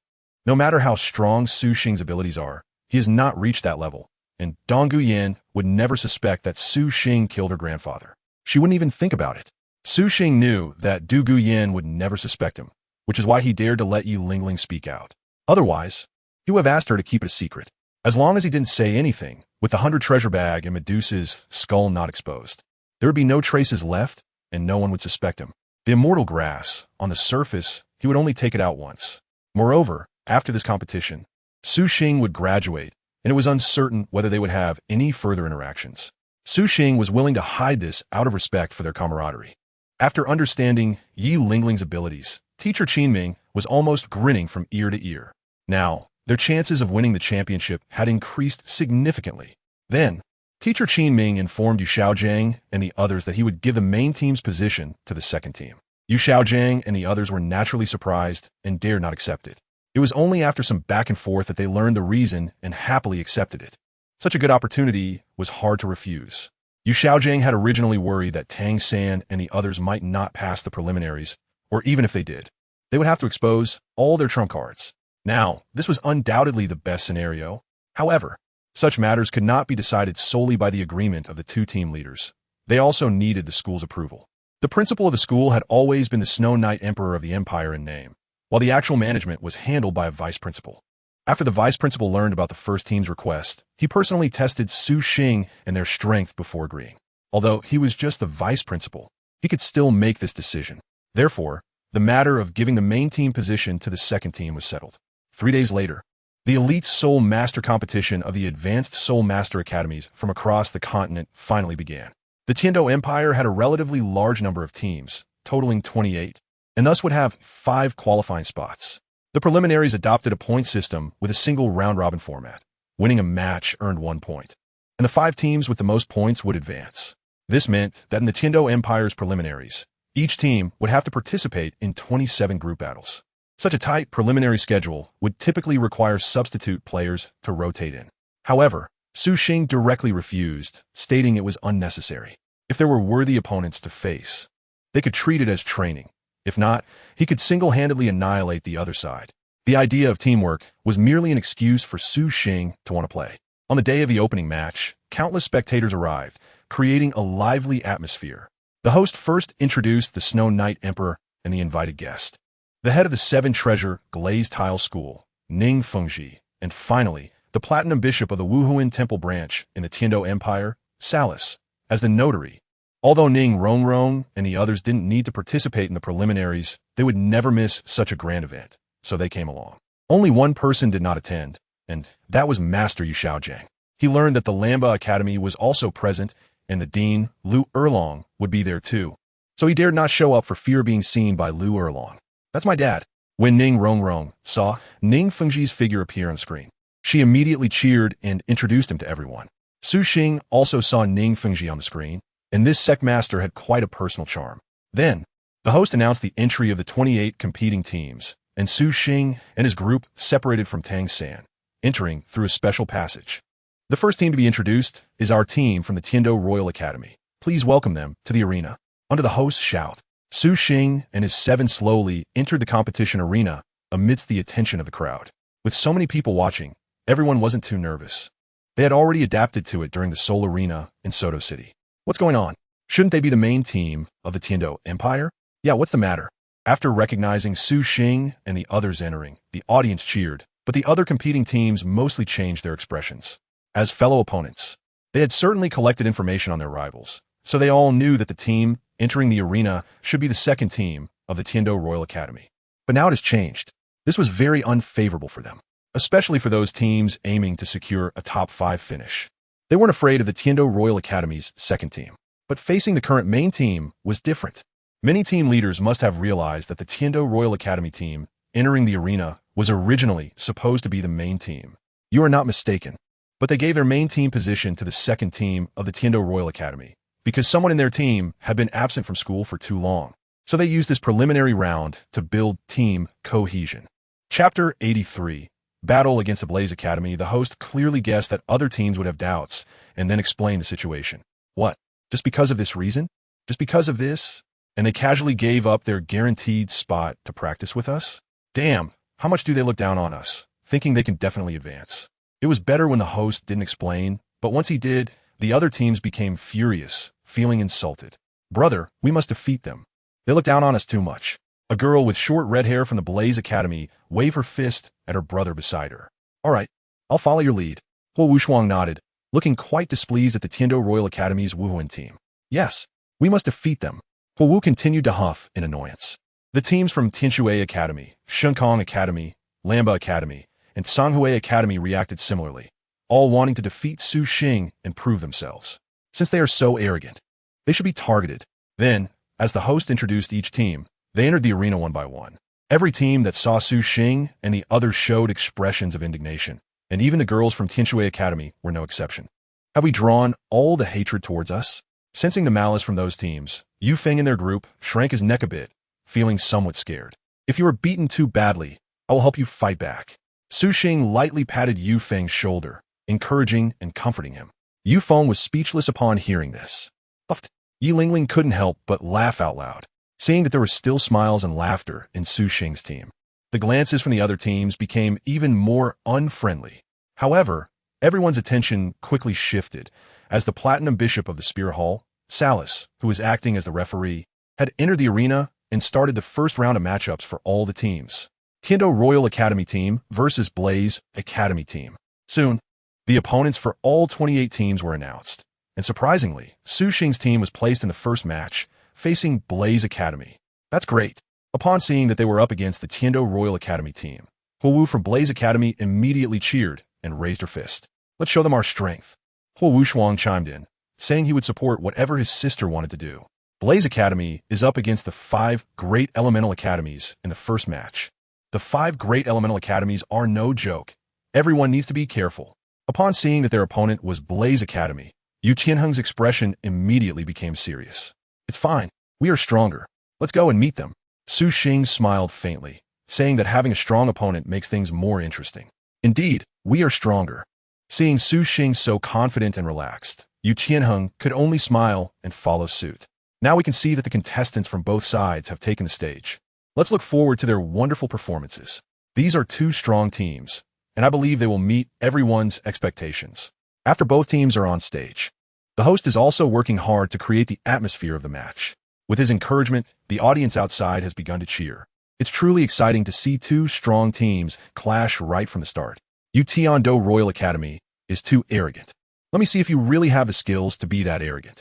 Huowu looked at Su Xing and the others across from her, snorted coldly, and was the first to summon her martial soul. As Huowu made her move, the other members of the Flame Dance Academy also began to unleash their martial souls. Activate martial souls. Seeing that the opponents had already released their martial souls, Yu Qianheng didn't dare to be careless and immediately urged everyone to activate their martial souls together. Yu Qianheng, De Guiyan, the Shimo brothers, Yu Feng, and Yi Lingling successively released their martial souls. Money makes me happy. Of course, Su Xing was no exception. After pretending to chant a spell, he summoned his martial soul coin, which was pinched between his index and middle fingers, faintly flickering with arcs of electricity. Compared to the martial souls summoned by others, which were surrounded by various flashing soul rings, Su Xing's appeared incredibly lowly. A coin martial soul? Is it really that weak? And the soul rings aren't even released. Upon seeing Su Xing's situation, Huowu and the others were somewhat taken aback, as one can usually directly sense the strength of a martial soul. The awakened martial soul gives them a feeling of weakness. How can someone like this enter the battle team of the Heavendo Royal Academy? Be careful not to be careless. He is the guy who took a long leave of absence, and is definitely not that simple. Huowu Shuang, who had just hurriedly gotten some information about the members of the awakened team's squad from the leader, warned his sister. It's not that I don't have spirit rings. It's just that all my spirit rings are hidden by my second spirit skill. Wealth doesn't show. Su Xing seemed to know what Huowu and the others were surprised about, so he took the initiative to explain a bit. The purpose, of course, was to spread his narrative faster. Hiding and revealing. Huowu snorted coldly and straightforwardly expressed her opinion. Say whatever you want. Su Xing shrugged, not caring at all, since it was all just his own nonsense. It turns out it wasn't that he didn't have a soul ring, but that all of them were hidden away. How amazing. This is the first time I've heard of such a soul skill. Yes, but while it's amazing, it's not cool at all. Indeed, not cool at all. The audience, through the screen, also heard what Su Xing just said and were greatly surprised for a moment. However, it was just a moment of surprise, and then they didn't feel much about it. Instead, they thought it was useless and not cool at all. Only those slightly stronger soul masters knew the power of Su Xing's hidden soul ring. If the opponent can't determine the specific age of the soul ring, it's difficult to judge the strength of the soul skill. Although it's not cool enough, it's very practical. Is the coin martial soul his? Above, Salas also took another look at Su Xing. A few days ago, news came from the martial soul city, asking him to pay more attention to Su Xing and collect information about him as much as possible. What? It seems that Bishop Salas is interested in him? Ning Fengji, seeing Salas's expression, couldn't help but smile and curiously asked. Chapter 84. What on earth is this guy's martial soul? There is some interest. Salas smiled at this and did not deny it. I know about this Su Xing. Bishop Salas shouldn't think about it. As his girlfriend is the one with the 9 hearts begonia. Ning Fengji smiled at this and directly hinted that the martial soul hall was not suitable for recruiting Su Xing. Really? How could it not be suitable? Salas's expression changed slightly upon hearing this. Then he looked puzzled. He would not admit to the martial soul hall's pursuit of the undying sect. Ning Fengji saw Salas playing dumb and did not expose it. There was no need to expose it, as long as everyone knew what was going on. He also knew about Su Xing, as Ning Rongrong had mentioned him quite a bit, regarding Su Xing's courage to blow up his rings without soul rings or soul skills. He didn't know what the future would hold, but he admired Su Xing's bravery, especially after knowing that Su Xing's strength not only hadn't declined, but had become the strongest in the Heaven Do Royal Academy's martial soul team. Ning Fengji became even more interested in Su Xing. Such a talent would definitely be invited by him on behalf of the 7 Treasure Glazed Tile School. Third soul skill. Money can communicate with the gods Thunder, God Bestowal. Whether the soul ring matters or not is unimportant, but being cool is a must. This is easy. As soon as Su Xing awakened, he unleashed the power granted by the Thunder God. Instantly, a massive amount of lightning erupted from the coin between his fingers, enveloping him as lightning snakes danced around his body, creating an impressive effect. If Su Xing's magnetic levitation research had been successful, he would have made his body float as well, which would have looked even more spectacular. Boom! With a violent surge of lightning around Su Xing, the fluctuations of his soul power at the 44th level finally erupted, instantly making Huo Wu and the others aware of Su Xing's extraordinary capabilities. So strong. Let's defeat him first. Sensing Su Xing's strength, Huo Wu decided to take action against him first. Third soul skill, Meteor Shower. Fourth soul skill, Huo Wu Yao Yang. Huo Wu held absolute authority in the team. As soon as she spoke, one of her teammates released the third soul skill towards Su Xing. Huo Wu quickly followed up with her fourth soul skill. The 2 soul skills fused together seamlessly, significantly enhancing Huo Wu's fourth soul skill. A massive fireball, concentrated with power, was launched from her hand, hurtling towards Su Xing. Not bad, this power. Seeing this, Su Xing praised that Huo Wu's fire dance of the sun was very powerful, already reaching the peak that could be achieved by the soul sect. However, facing the enormous fireball coming at him, Su Xing did not move. Instead, he pushed forward with one hand, condensing a similarly sized spherical lightning bolt from his palm. After refining and compressing it to match the power of Huo Wu's fireball, he launched it to meet her attack. Su Xing's release of his abilities is now completely effortless. He can release them however he wants. This is also what Su Xing believes is the correct way to use abilities. The power belongs to himself, and he can release it as he wishes. Furthermore, it involves using abilities with greater skill, technique, and control. For example, Chidori requires a stronger mastery over lightning. Otherwise, he won't be able to achieve extreme compression, resulting in just a regular burst of lightning. Boom! The attack from Su Xing quickly collided with Huo Wu's fireball in the air, erupting into a sky full of thunder and fire, ultimately extinguishing both. Graphite Stone Mill, frontline, hold on. Wind control continues to interfere. Lingling's healing follows closely, seeing that the opponents had already made their move. Yu Qianheng quickly issued orders. Then he charged forward, dealing damage alongside Su Xing. The Graphite Stone Mill brothers stepped up to tank damage and intercept, not giving the opponents a chance to cut into their backline. Dugu Yin was also controlling from the back. Yi Lingling was ready to heal at any moment. Tianheng, you take the front, I'll cut to the back. Upon seeing Yu Qianheng come up, Su Xing called out to him and instantly accelerated to penetrate the enemy formation. First soul skill, Blue Electric Dragon Claw. Whether Yu Qianheng had any objections or not, the team was primarily working on understanding Su Xing's strength and keeping up with his rhythm. After all, Su Xing almost never followed commands in battle, and with the strongest power, they could only adapt to his pace. After waking up, he launched a frontal assault, not giving the opposing team a chance to surround him. He actually charged in alone. How arrogant. Take him down. When Huo Wu saw that Su Xing had actually charged into their team alone, her beautiful brows furrowed, and she immediately shouted. Soon, 3 teammates joined her in attacking Su Xing. As for Huo Wu Shuang, he went to block Yu Tianheng. It's better if he comes to us. Thunder, Rising Dragon. Seeing this, Su Xing laughed heartily and instantly condensed a terrifying bolt of lightning in his hand, then stylishly smashed it into the ground. Almost all the lightning disappeared in an instant, leaving only wisps of electricity lingering on the surface. Be careful. Watch your step. As soon as Fire Dance saw Su Xing's attack vanished underground, she quickly reminded the others. Boom, boom, boom. Sure enough, as her voice fell, pillars of lightning surged up from beneath their feet. One of the members from the Blazing Fire Academy was slow to dodge and was directly hit, screaming as he fell to the ground. Damn it! Fire Dance was instantly furious upon seeing this. What on earth is this guy's martial soul? Isn't it just a coin? Why are all his soul skills related to lightning? While she was angry, Fire Dance was also filled with doubt, not understanding whether Su Xing's martial soul was still just a coin, as she had never seen him use it. Although martial souls can have attributes added by spirit rings, can they be this strong? His second soul skill was a hidden spirit ring, and he had already used both his third and fourth soul skills. Now he only had his first soul skill left unused, but shouldn't be strong. After calmly analyzing Su Xing's situation, Fire Dance released a soul skill aimed at him from behind. Third soul skill, Rejection Fire Ring. Boom! A Rejection Fire Ring exploded behind Su Xing, and its rejecting ability instantly acted on him, bouncing him toward their side. You want to cut in from behind? I'll help you over. Fire Dance thought that since Su Xing only had his first soul skill left, and had just used his third and fourth, he generally couldn't release them again immediately. So Fire Dance felt this was an opportunity to push Su Xing over with the Rejection Fire Ring, and then take him down. Second soul skill, Meteor Fire Rain.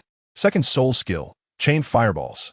The two teammates of Fire Dance, without her needing to say anything, synchronously launched attacks at Su Xing, each summoning a dozen small fireballs to smash down on him. Chapter 85. Ning Rongrong and the others glee good. Smart. So beautiful. The audience outside, seeing such an exciting start to the match, erupted in cheers. Especially when they saw Fire Dance's tactical handling. It caught their attention. This girl not only looks good, but is also very clever. Beautiful girls are certainly likable, but those who are both beautiful and smart are even more adored. Well done. Seeing her two teammates follow her control and accurately attack Su Xing, Fire Dance cheered as well. Brother Su Xing. On the side, after seeing Su Xing's situation, Yu Tianheng and Yi Lingling expressed some concern. Yu Tianheng glanced over but didn't pay much attention. He didn't think anything would happen to Su Xing. At most he would get injured, but being knocked out was impossible. Yi Lingling's healing would be enough. At this moment, Su Xing was not at all flustered. With his current physical strength, he could easily withstand those attacks. Attacks below the Soul King level were unlikely to truly harm him. First soul skill, Thunder Flash. However, Su Xing would not take it head-on. After casually calling out the name of a soul skill, his figure suddenly accelerated in midair, unable to exert force, like a bolt of lightning striking down to the ground, evading those attacks. What? He dodged that? Huowu found it hard to accept that Su Xing had managed to evade so easily. Damn it, the remaining first soul skill was just right for dodging. How unlucky. Oh no! As she saw Su Xing land, Huowu realized it was bad. Not only did they fail to take him down, but they had actually sent him into their backline. Thank you. Sure enough, Su Xing smiled and thanked Huowu before rushing in from her side.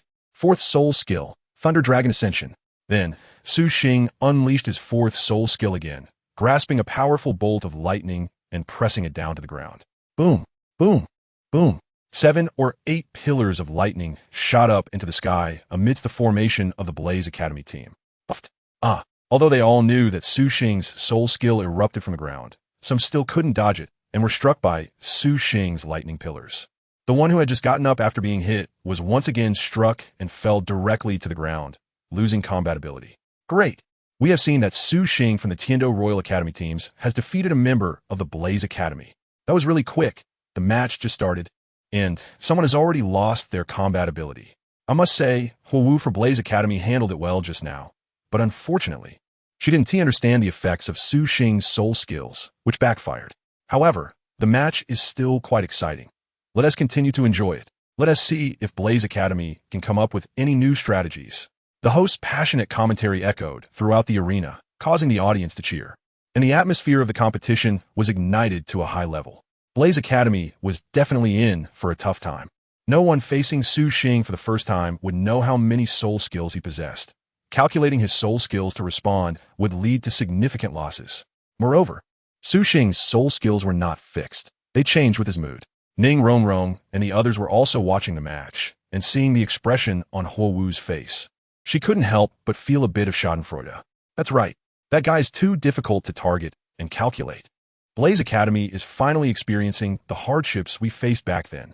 As Ning Rongrong finished speaking, Ma Hongjun, Oscar, and Osro all expressed strong agreement. That kid always exceeds expectations. Flender also sighed. He remembered that Yu Xiaojiang had once analyzed with him the issue of Su Xing's subsequent progress. His level might not increase quickly, and his self-created soul skills might not keep up. But looking at it now, what aspect is he not keeping up with? The soul skills that Su Xing awakened made him envious. Being able to release the appropriate soul skills anytime and anywhere, and looking so cool doing it, was simply unbelievable. Who was the one without a soul ring? Good job. Yu Qianheng laughed heartily when he saw Su Xing quickly take one person out from the opposing side. Fourth soul skill, Thunder Dragon Dash. Then Yu Qianheng, not wanting to fall behind, unleashed his fourth soul skill to attack Huo Wushuang on the opposite side. Huo Wushuang's expression changed instantly. He was already at a disadvantage against Yu Qianheng, and now, facing this attack, he was bound to be injured. However, he couldn't avoid it. Among his teammates, apart from Huo Wu, no one else could withstand Yu Tianheng's move. Brother, Huo Wu, seeing Huo Wushuang's situation, became anxious. But she couldn't help at this moment. If Su Xing wasn't dealt with, their team would be in greater danger. Let's take care of him first. Huo Wu gritted her teeth, disregarding her brother Huo Wushuang, and glanced at her two teammates behind her. All right. The two nodded, then simultaneously unleashed their third soul skills. Third soul skill, Meteor Fire Rain. Third soul skill, Meteor Fire Rain. Huo Wu almost simultaneously released her fourth soul skill. Fourth soul skill, Huo Wu Yao Yang. Huo Wu executed the Huo Wu Yao Yang from before, but unlike before, the soul skills unleashed by her two teammates did not release outward. Instead, they merged and enhanced Huo Wu. Whoosh, whoosh, whoosh. The massive fireball of Huo Wu Yao Yang in front of her, with its soul power completely contained, was clearly extraordinary in power. Such power is something that ordinary soul kings cannot unleash. This move is impressive. Seeing this, Su Xing's eyes lit up. The huge fireball that Huo Wu was currently unleashing could no longer be countered by simply condensing a spherical lightning bolt, as he had before. So, Su Xing's lightning began to condense not by simple expansion, but by continuous compression. Under Su Xing's astonishing control, a large amount of lightning was compressed to the extreme, producing a series of bird-like chirping sounds, as if thousands of birds were chirping at the same time. What kind of soul skill is that? Seeing the terrifying lightning condensed in Su Xing's hands, Huo Wu's expression changed instantly. Without waiting for Su Xing to complete it, she could already feel the horror of that soul skill. He must not be allowed to complete it, Huo Wu thought angrily, as she immediately launched her Huo Wu Yao Yang towards Su Xing. Huo Wu Yao Yang. Chapter 86. Hey, do you have a girlfriend? Self-created soul skill. 1,000 birds. Unfortunately, just as Huo Wu fired the big fireball towards Su Xing, the 1,000 birds in Su Xing's hands was already completed. It's actually a self-created soul skill.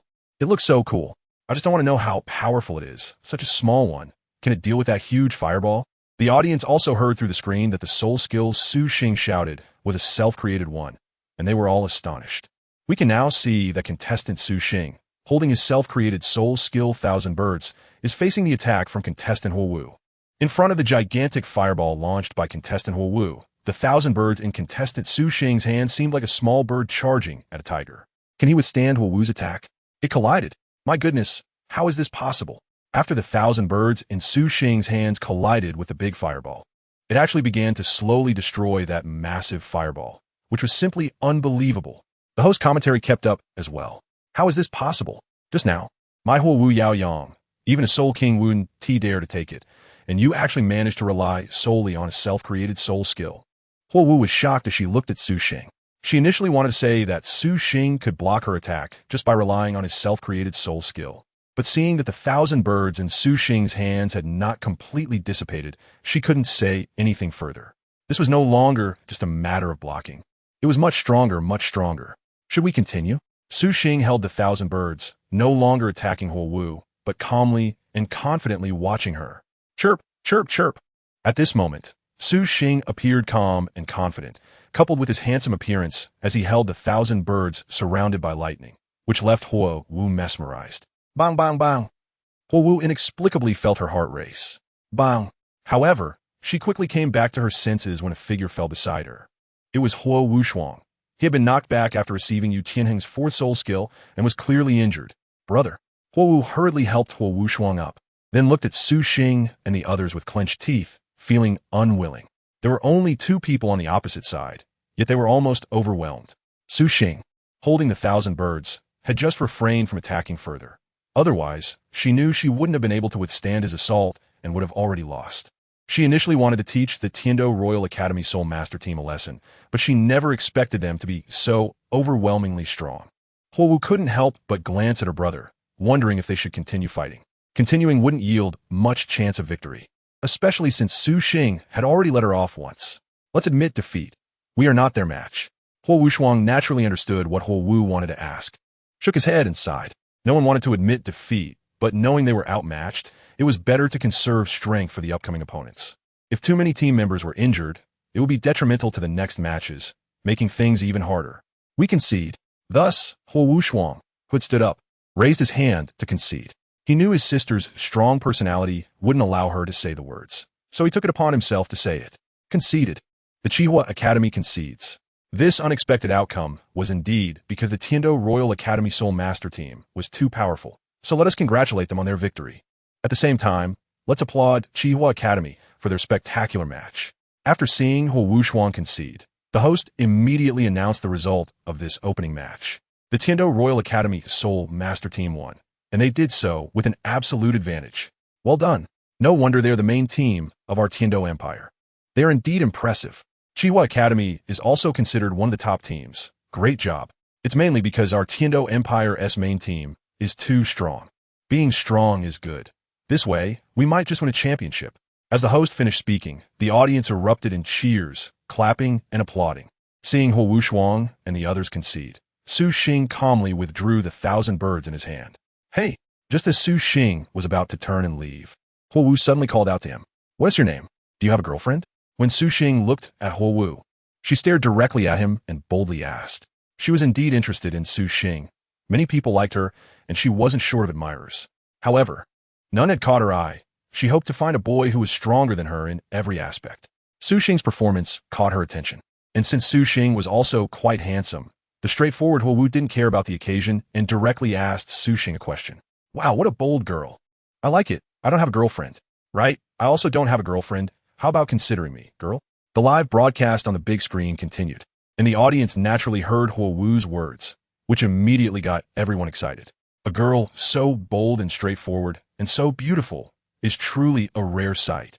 But there was one person whose expression turned ugly upon hearing Huo Wu ask such a question to Su Xing. That was Feng Xiaotian, the captain of Shunfeng Academy, who had liked Huo Wu for a long time. Captain.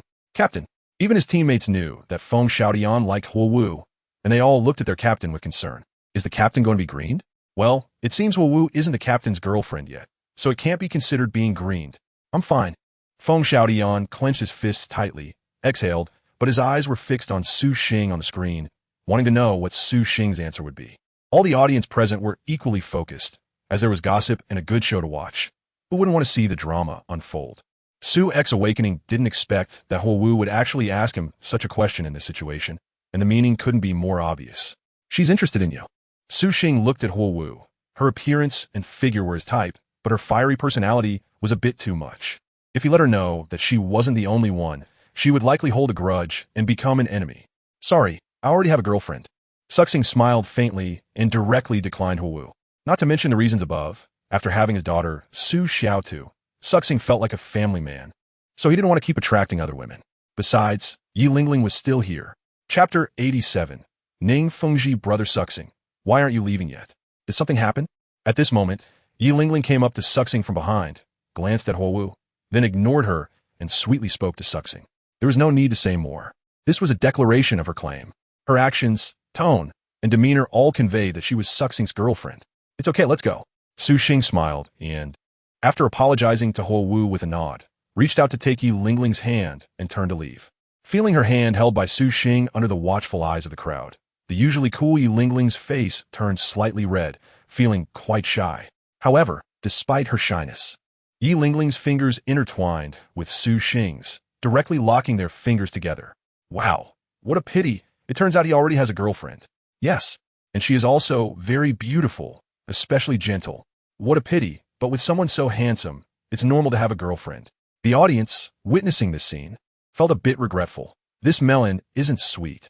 However, Feng Xiaotian from Shunfeng Academy noticed the tightly held hands slowly loosen and thought it was good that he had a girlfriend. Still, he felt so jealous that Huo Wu had taken the initiative to express her feelings. Huo Wu, let's go. Huo Wushuang saw his sister Huo Wu still staring at Su Xing's back and whispered to her. To be honest, he didn't expect his sister Huo Wu to be so bold, to directly ask Su Xing if he had a girlfriend in such a public situation. So annoying. Huo Wu huffed angrily, still fixated on Su Xing's direction. She couldn't blame him. He really does have a girlfriend. Huo Wushuang, hearing this, felt a headache, thinking Huo Wu was upset because Su Xing had rejected her and quickly tried to console her. No, I'm talking about that little girl. She's so infuriating for completely ignoring me, as if I'm not even worth her attention. Huo Wu explained with a huff, realizing her brother misunderstood her. It turned out she was angry about Yi Lingling's attitude earlier. She had clearly heard her words, but acted as if she didn't know anything, only giving her a glance before completely ignoring her. That feeling of being ignored was what made Huo Wu so furious. The later display of affection, with their fingers intertwined, only made her even angrier. Maybe she was just being kind, not wanting to make you feel awkward, Huo Wushuang suggested, trying to ease the situation. All right, let's go down. Staying here will just make people laugh at us. He continued, feeling a headache, and pulled Huo Wu away. No, she completely ignored me. Even though Huo Wushuang was pulling her away, Huo Wu still huffed in protest. Then just ignore her back. Huo Wushuang sighed in exasperation. No, I won't let this go so easily. Huo Wu shook her head defiantly. What do you plan to do? Huo Wushuang watched Huo Wu warily. Since she's ignoring my existence, then I'll make it so she can't ignore me. I'm going to steal her boyfriend. Huo Wu exclaimed, confirming Huo Wushuang's bad premonition. No, we can't break up someone else's relationship. Huo Wushuang firmly opposed Huo Wu's actions and decisions, looking at her seriously. Seeing her brother Huo Wushuang not support her for the first time, Huo Wu calmed down a bit and finally realized that breaking up others is not good. She lowered her head in frustration and muttered, I understand. That's good. Huo Wushuang sighed in relief, feeling greatly reassured that his sister could listen. But still, she felt so unwilling. Why should that little girl get to have someone as handsome as Su Xing? Huo Wu muttered. As she spoke, the image of Su Xing's handsome appearance flashed in her mind again. Bang, bang, bang, bang. Even knowing Su Xing already had a girlfriend, Huo Wu couldn't help but feel her heart race for him. Huo Wushuang pretended not to hear, knowing his sister was just feeling unsatisfied and upset. So he let her vent verbally for now. However, he felt a sour feeling in his heart. That kid Su Xing is impressive. He even has his rival chasing him on the field. Yeah, so enviable. That Huo Wu is still very beautiful. Why not introduce her to me? As Su Xing woke up, Yu Qianheng and the others were leaving the stage while teasing him. Especially Yu Feng. Their tone was filled with envy. After all, Su Xing's soul skill was as cool as Tianheng's, while Yu Feng's was just passable, and the soul skills of the two of them were downright ugly. When Douluo heard them envying Su Xing, she couldn't help but tease them. Upon hearing this, the Shimo brothers immediately turned sour, as they were the ones being called ugly. Yi Lingling couldn't help but laugh. However, it was still Lingling who acted quickly. Otherwise, Su Xing might have been snatched away today. After teasing the others, Douluo also complimented Yi Lingling. Just like when she initially took a liking to Yu Tianheng, she decisively pursued him. Yi Lingling felt a bit shy from her words, her eyes smiling but not responding, secretly feeling proud inside. After leaving the stage, Su Xing and the others didn't leave. Instead, they watched the matches of other teams. It was impossible for there to be only one match in a day. There were several matches scheduled. Waking up felt like watching an entertainment program. Not bad at all. If some competitors had good soul skills, I would consider whether I could absorb and digest them. It wasn't until all the matches were completed today that I and the others left. Once outside, we quickly regrouped with Tang San and the others. However, at this moment, there was an additional figure beside them. The master of the Seven Treasure Glazed Tile School was actually here. That's right, Ning Rongrong's martial soul is the Seven Treasure Glazed Tile. Could she be the daughter of Ning Fengji, the master of the Seven Treasure Glazed Tile School? When they saw Ning Fengji appear, Yu Qianheng and the others were a bit surprised. Ning Rongrong had never mentioned that she was Ning Fengji's daughter after coming to the Tiando Royal Academy. So everyone only knew that her martial soul was the Seven Treasure Glazed Tile and didn't realize she was the daughter of Ning Fengji. Hello, Master Ning. Stepping forward. Teacher Qi Ming took the lead in greeting Ning Fengji. Yu Qianheng and the others followed suit, and Su Xing was no exception. No need to be so polite. Today there is no Master Ning here, only Ning Rongrong's father. Ning Fengji smiled gently yet grandly, indicating that everyone should not be so formal, and also clarifying that he was Ning Rongrong's father. Rongrong, aren't you going to introduce your friends to your father? Yes, father. After hearing Ning Fengji's words, Ning Rongrong introduced Su Xing and the others one by one. She did not introduce Tang, San, and the others, as it was clear that she had already introduced them before Su Xing and the others arrived. Not bad. No wonder you are all talented students from the Tiando Royal Academy. Very impressive. After this competition, you will all be graduating soon. Have you thought about what you want to do after graduation? After Ning Rongrong finished introducing everyone, Ning Fengji praised them and then asked about Su Xing and the others' plans after graduation. Thank you for your concern, Master Ning. Yenner and I will return to the sect after graduation. Yu Qianheng immediately understood Ning Fengji's intention and was the first to politely decline, and the brothers Shimo and Yu Feng already have their arrangements. The only ones left were Su Xing and Yi Lingling. Yi Lingling's martial soul, the nine-heart begonia, is in direct competition with the seven-treasure glazed tile. Yi Lingling definitely didn't want to join the seven-treasure glazed tile school, but she didn't speak up. She wanted to wait for Su Xing to say something first. If Su Xing is willing to go, then she will accompany her. Sorry, Master Ning. Thank you for thinking highly of me, but for some reasons, I cannot join your sect. Su King te quisiera resucit Ning Feng's hits invitación. Not to mention Yi Lingling's reasons. Su Xing hasn't even figured out whether she wants to stand with the sects and empires or with the Spirit Hall in the future. Moreover, even if she plans to stand with the sects and empires, she wouldn't join the seven-treasure glazed tile sect, as it would eventually be attacked by the Spirit Hall. Su Xing couldn't possibly tell others that the Spirit Hall would attack their sect 5 years later. Perhaps because of his interference, the Spirit Hall changed the timing of the attack. So even if he planned to stand with the sect and the empire, Su Xing wouldn't choose the seven-treasure glazed tile sect, as they could be attacked by the Spirit Hall at any time, which was too dangerous. What a pity. It's okay. As long as you are willing to come, the doors of the seven-treasure glazed tile sect are always open for you. Ning Fengji was not angry at all and smiled gracefully. Su Xing, do you mind having a private chat? Ning Fengji said again, clearly having other matters to discuss with Su Xing. No problem. Awakening is not impossible. Soon, Awakening and Ning Fengji arrived at a private place. Awakening. You don't want to join our sect because of Yi Lingling, right? Ning Fengji didn't directly state that he was looking for Awakening for this reason. Instead, he first asked about Awakening's reason for rejecting him. You don't need to say it, I understand. It's really a pity. However, what I just said is true. If you're willing to come, you can do so at any time. But you need to be cautious about the Spirit Hall. After graduating from school, you must be careful when going out. Yi Lingling should have told you that as long as there's an opportunity, the Spirit Hall will definitely make a move against her. It's best if you don't leave the capital, especially Yi Lingling. In the capital, the Spirit Hall doesn't dare to act.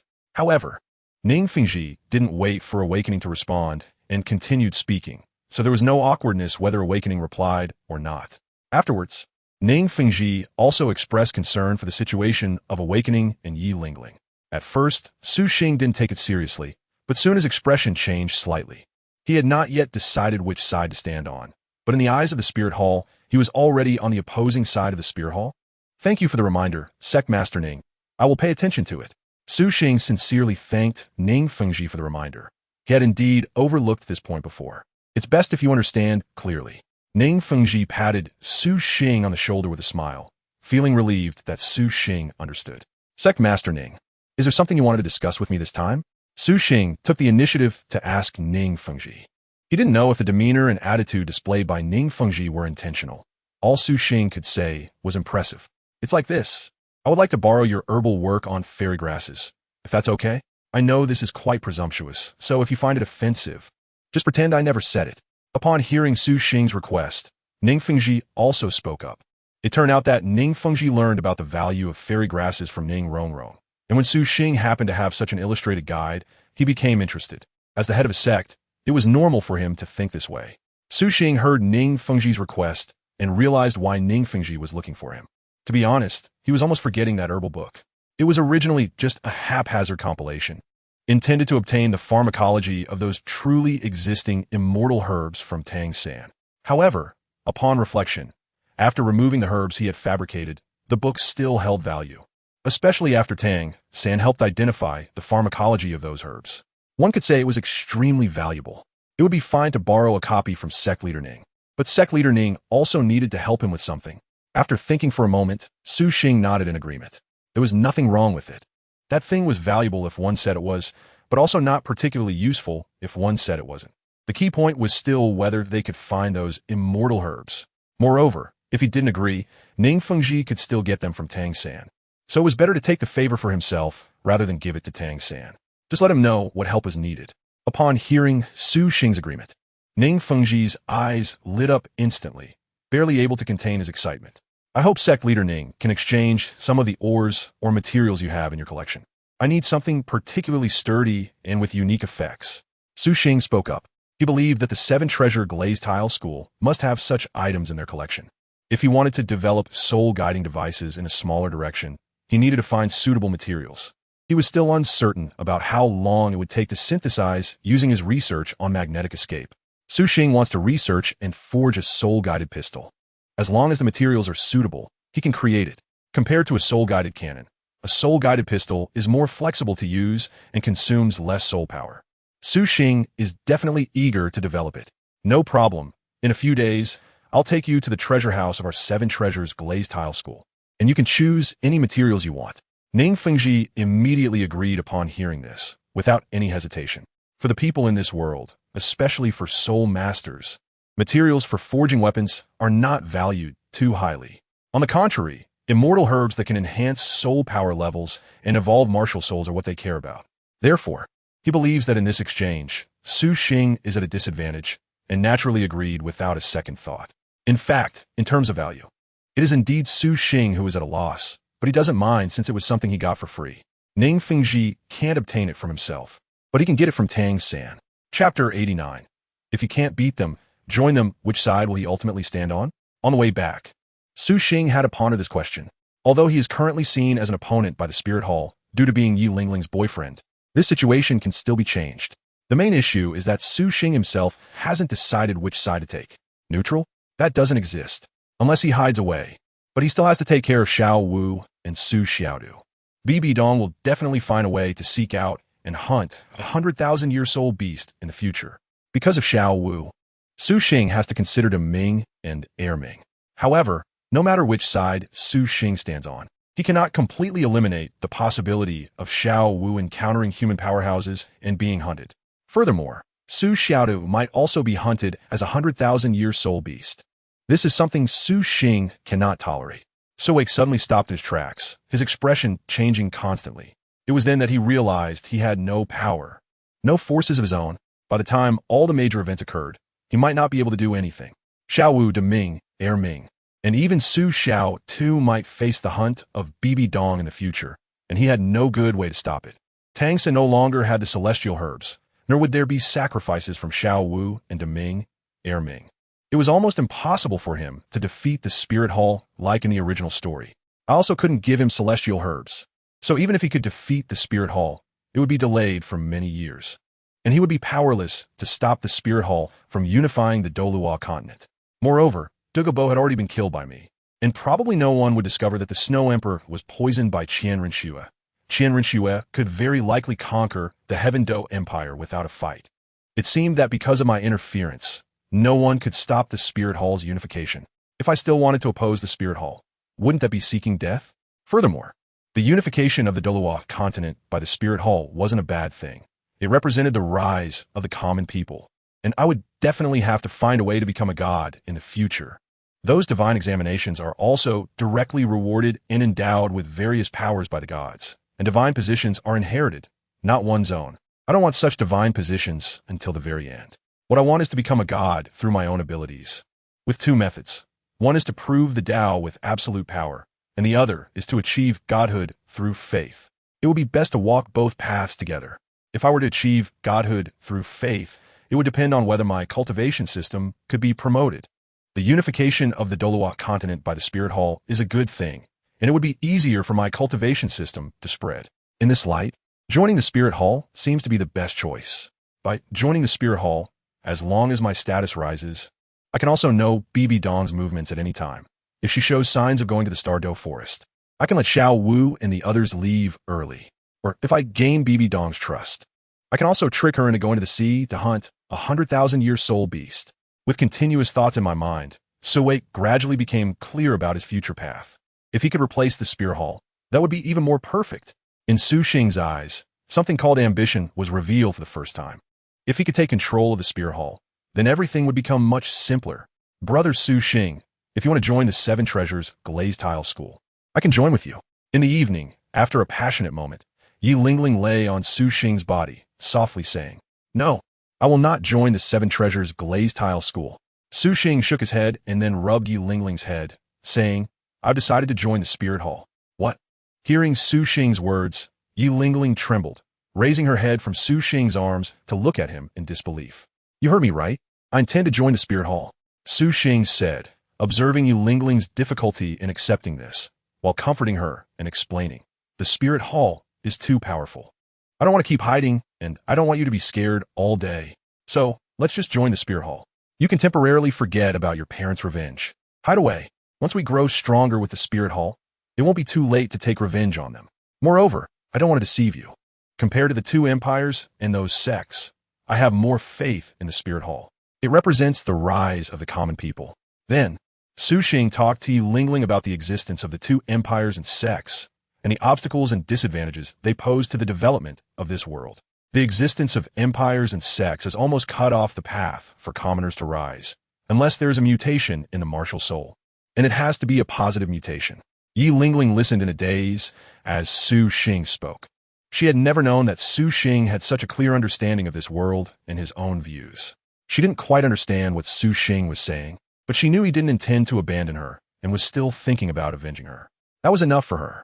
She didn't know if she should trust Su Xing, but she was willing to choose to believe in him. "Brother Su Xing, I'll listen to you." Yi Lingling looked up at Su Xing, her beautiful eyes filled with trust. Seeing the trust in Yi Lingling's eyes, Su Xing felt a heavy weight in his heart. In his previous life, he was also a scumbag, but he had never encountered someone like Yi Lingling, who made him hesitate to entertain even the slightest irresponsible thought towards her. However, now he also had to be responsible for Xiao Wu.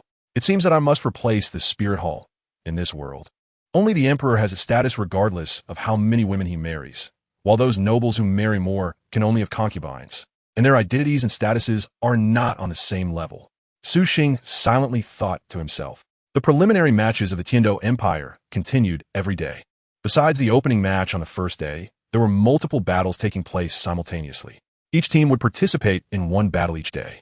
Even so, it would take almost a month to get the results. The next day, Su Xing and his team faced an ordinary academy battle team and easily defeated them. Su Xing, look, it's the fire team. They seem to be in a tough battle. As they woke up and left the arena, they looked up at the screen and saw the battle between the Blaze Academy and the Tsanghui Academy being broadcasted. It was clear that Huo Wu and the others from Blaze Academy were in trouble. Their opponents from Tsanghui Academy had actually unleashed a 7-in-1 soul skill fusion technique. Huo Wu and the others were collectively enveloped in a colorful mist. Oh my god, a 7-in-1 fusion technique had appeared. Blaze Academy was in serious trouble now. It was uncertain whether they could break Tsanghui Academy's 7-in-1 fusion technique. The host's exclamations echoed as they came from the screen. Chapter 90, Blaze Academy is being bullied. Su Xing looked up and knew that the situation of the Blaze team was not good. He didn't know what was going on with the Blaze team, or perhaps it was the first time that Tsanghui Academy used the 7-in-1 fusion technique. So they were caught off guard and successfully executed it by the opposing team. Su Xing still remembered Tsanghui Academy's 7-in-1 fusion technique, a very powerful illusion fusion technique. The 7 Shura illusion. In the original work, if it weren't for encountering Tang San, Shrek's 7 monsters would have been defeated. Or all teams might have been defeated by Tsanghui Academy due to carelessness. When facing such opponents, they must not be allowed to execute their 7-in-1 fusion technique. Now, it was unclear what was happening. Tsanghui Academy's team actually revealed such a big move without hiding it, executing it the next day. The Blaze team must have been careless. Otherwise, if Huo Wu had thrown a reject fire ring, their formation would have been disrupted, and they wouldn't have been able to execute the 7-in-1 fusion technique.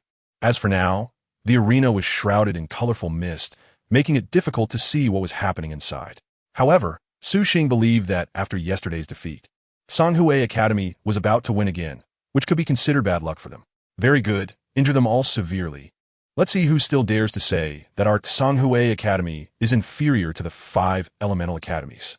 At this moment, Songhui Academy's captain, Shun Xinyu, had a wild smile on his face as he issued the order to severely injure the Blaze Academy. The other members of Songhui Academy did not object and moved forward to use their skills to seriously injure the members of Blaze Academy. Under the 7 Shura illusion, Huo Shuang and the others could not even put up a resistance. While they were still struggling in the illusion, they were knocked down by the members of Songhui Academy. Following Captain Shun Xinyu's words, they dealt a heavy blow to Blaze Academy, inflicting severe mental trauma on Huo Shuang and the others using their specialized attacks. Third soul skill, reject fire ring. However, when one of their members responsible for dealing with Huo Wu was about to attack her, he was repelled by Huo Wu's reject fire ring. Huo Wu also realized that she had fallen into an illusion and, struggling in vain, released her skills randomly, not even knowing in which direction she was releasing them. Just haphazardly. Bang. However, amidst the chaos, as that member of Songhui Academy was knocked back, the 7 Shura illusion was also broken. Brother. As Huo Wu broke free from the 7 Shura illusion, she saw Huo Shuang collapse beside her, unconscious and still looking pained. Then she noticed that all her other teammates were also lying on the ground, unconscious, with expressions of struggle on their faces. Damn it, what have you done? Fourth soul skill, Fire Dance Radiance. Seeing this, Huo Wu became furious and immediately gathered her Fire Dance Radiance, shooting it toward the members of the Songhui Academy.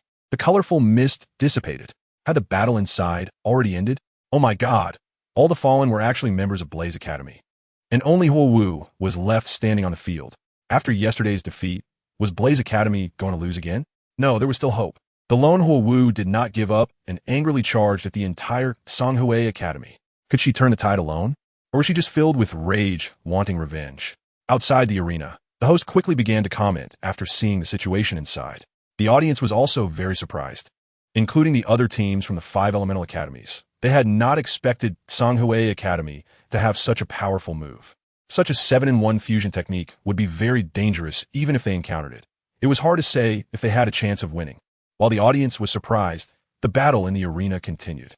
At this moment, Huo Wu had obviously lost her rationality after seeing the tragic situation of her brother Huo Shuang and the others. She only thought about revenge without considering anything else. In this state, Huo Wu initially fought fiercely, even knocking down 2 members of the Songhui Academy. However, soon Huo Wu could no longer continue fighting due to severe soul power depletion. Damn it, let's take her down together. Songhui Academy's captain, Shun Xinyu, seeing such a significant advantage, yet still losing 2 companions to Huo Wu, immediately roared in anger.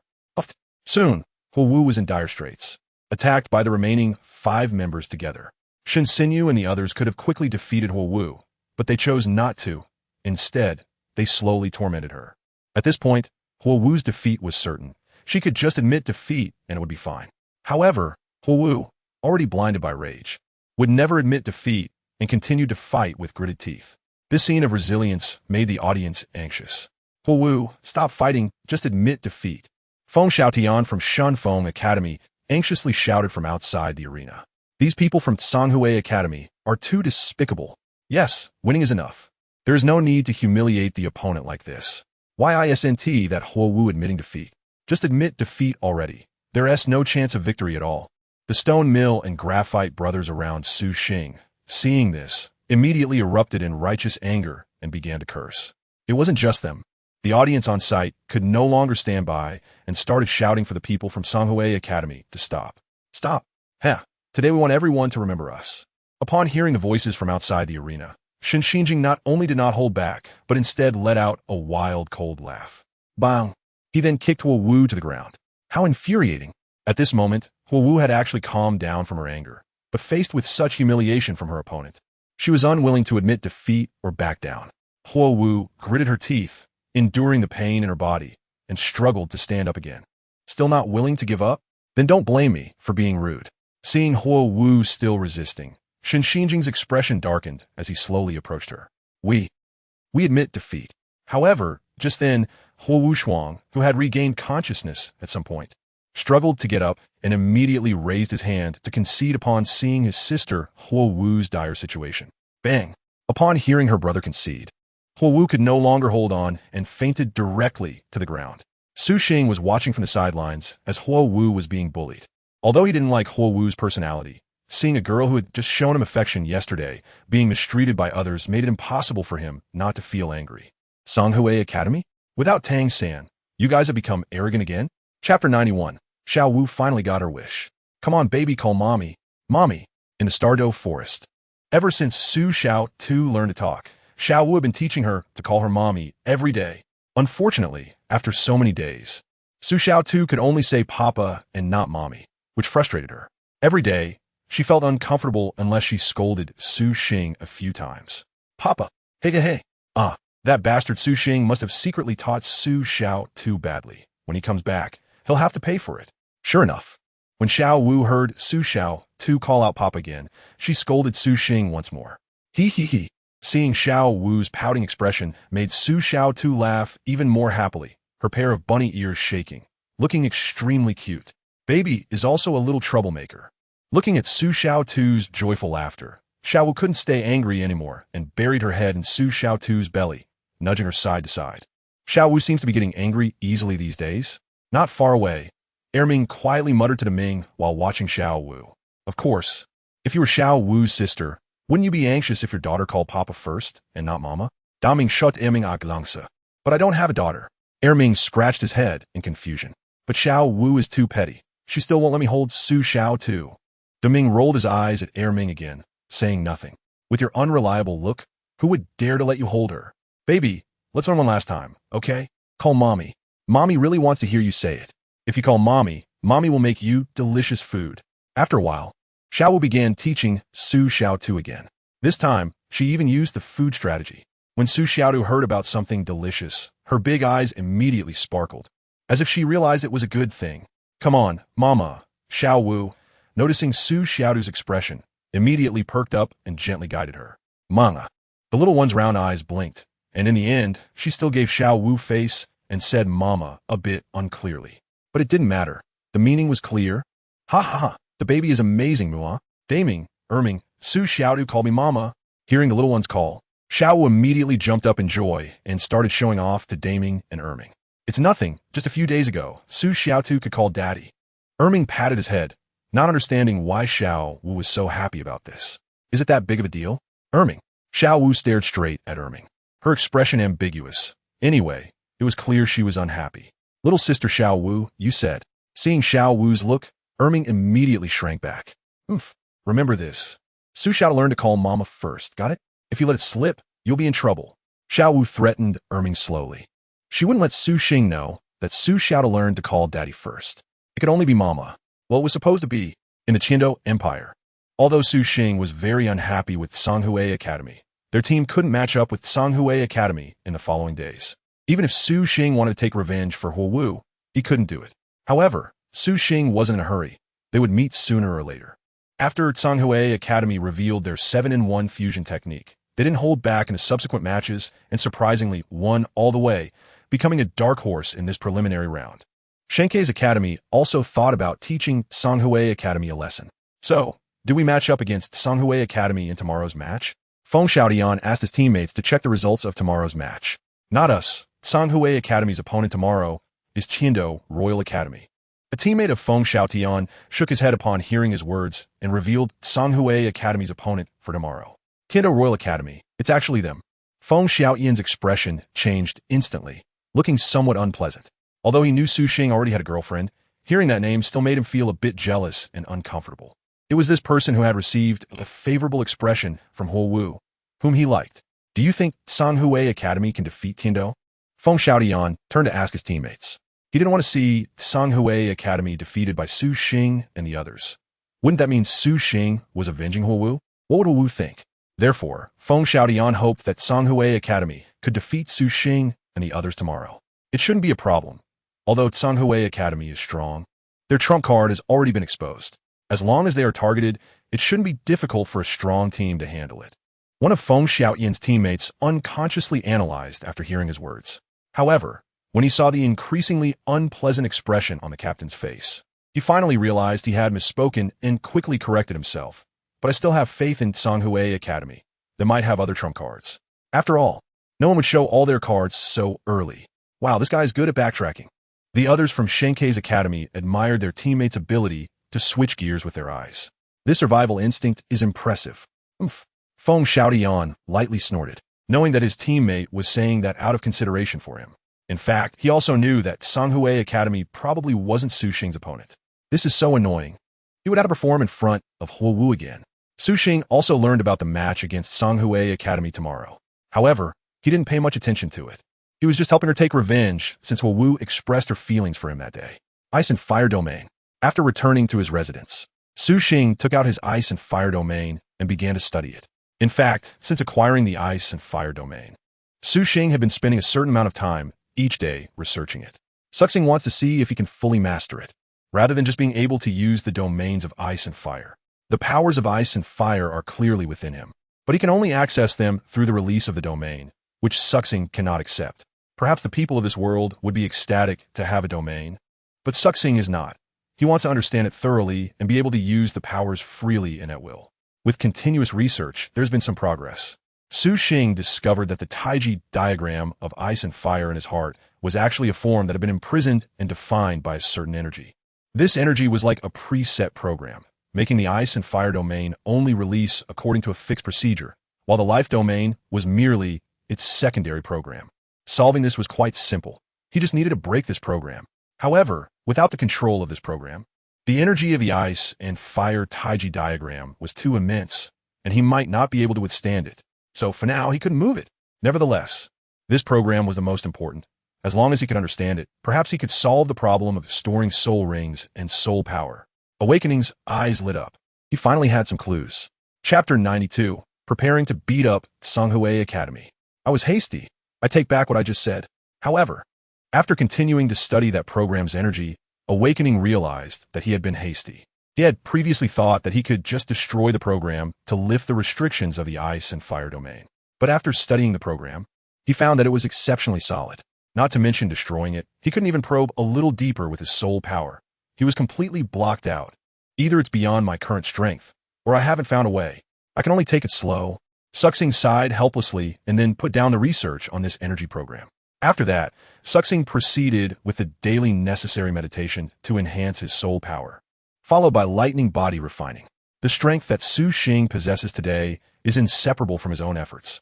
It is precisely because Su Xing has a powerful mind that he can clearly arrange so many tasks. Reviewing physiological knowledge with Yi Lingling is actually a form of rest for Su Xing. The next day, you just need to remember, we must not let the people from Songhui Academy unleash their 7-in-1 fusion technique. If they do, we will lose. Otherwise, we can only admit defeat. However, the teacher believes in you and won't let them successfully unleash their fusion technique. Come on. Teacher Qinming was explaining and reminding Su Xing and the others about the points to pay attention to when facing Songhui Academy. Soon it will be time for Su Xing's team to face off against Songhui Academy's Wuhuan battle team. Yes, teacher, we understand. Yu Tianheng nodded to indicate he remembered. Hello everyone, I am your host Douluo. Next, we will have our Tiando Royal Academy team facing off against the Dark Horse Songhui Academy team. Now, please have both teams enter the arena. First to enter is Songhui Academy, followed by Tiando Royal Academy. As host Douluo flapped her wings and entered to comment, Su Xing and the others also stepped onto the arena under the watchful eyes of the crowd. The cheers for their team clearly surpassed those for Songhui Academy. This made the members of Songhui Academy entering the arena together feel a bit gloomy and unwilling. Captain, can we defeat them? A teammate beside Shen Shui spoke up with some lack of confidence. No problem. As long as we unleash the 7-in-1 fusion technique, no team can match us. Our goal is not just to defeat them. We also want to win the final championship. Shen Shui huffed, answering proudly and confidently. Yes, that's right. The captain is right. Hearing Shen Shui's words, his teammates echoed, no longer feeling nervous in front of Su Xing's strong team. As long as they can unleash the 7-in-1 fusion technique, they are confident they can defeat any team. Captain, how should we fight later? On the other side, Yufeng seemed somewhat apprehensive facing Songhui Academy and asked Yu Tianheng. Tactical arrangements are generally made by Yu Tianheng. Su Xing, what do you think we should do? Yu Tianheng asked Su Xing instead. In the past few days, they had always started with the same formation, with Su Xing cutting in for a strong frontal attack. The Shimo brothers would take the front line. Yufeng would provide interference. Dugu Yin would control, and Yi Lingling would heal. They had cleanly defeated their opponents in the past few days, except for the first day, facing the Blaze Academy. Yi Lingling hadn't even used her soul skills in the subsequent battles. The same formation will work just fine. Su Xing smiled faintly and confidently said, "Don't worry. With me here, they won't be able to use that 7-in-1 fusion technique. Even if they do manage to release it, there's no need to worry. I have ways to deal with it." Su Xing has the confidence to back it up. His lightning armor, while not as capable as Tang San's purple extreme demon eye in seeing through everything, can nonetheless immunize him against all illusionary attacks.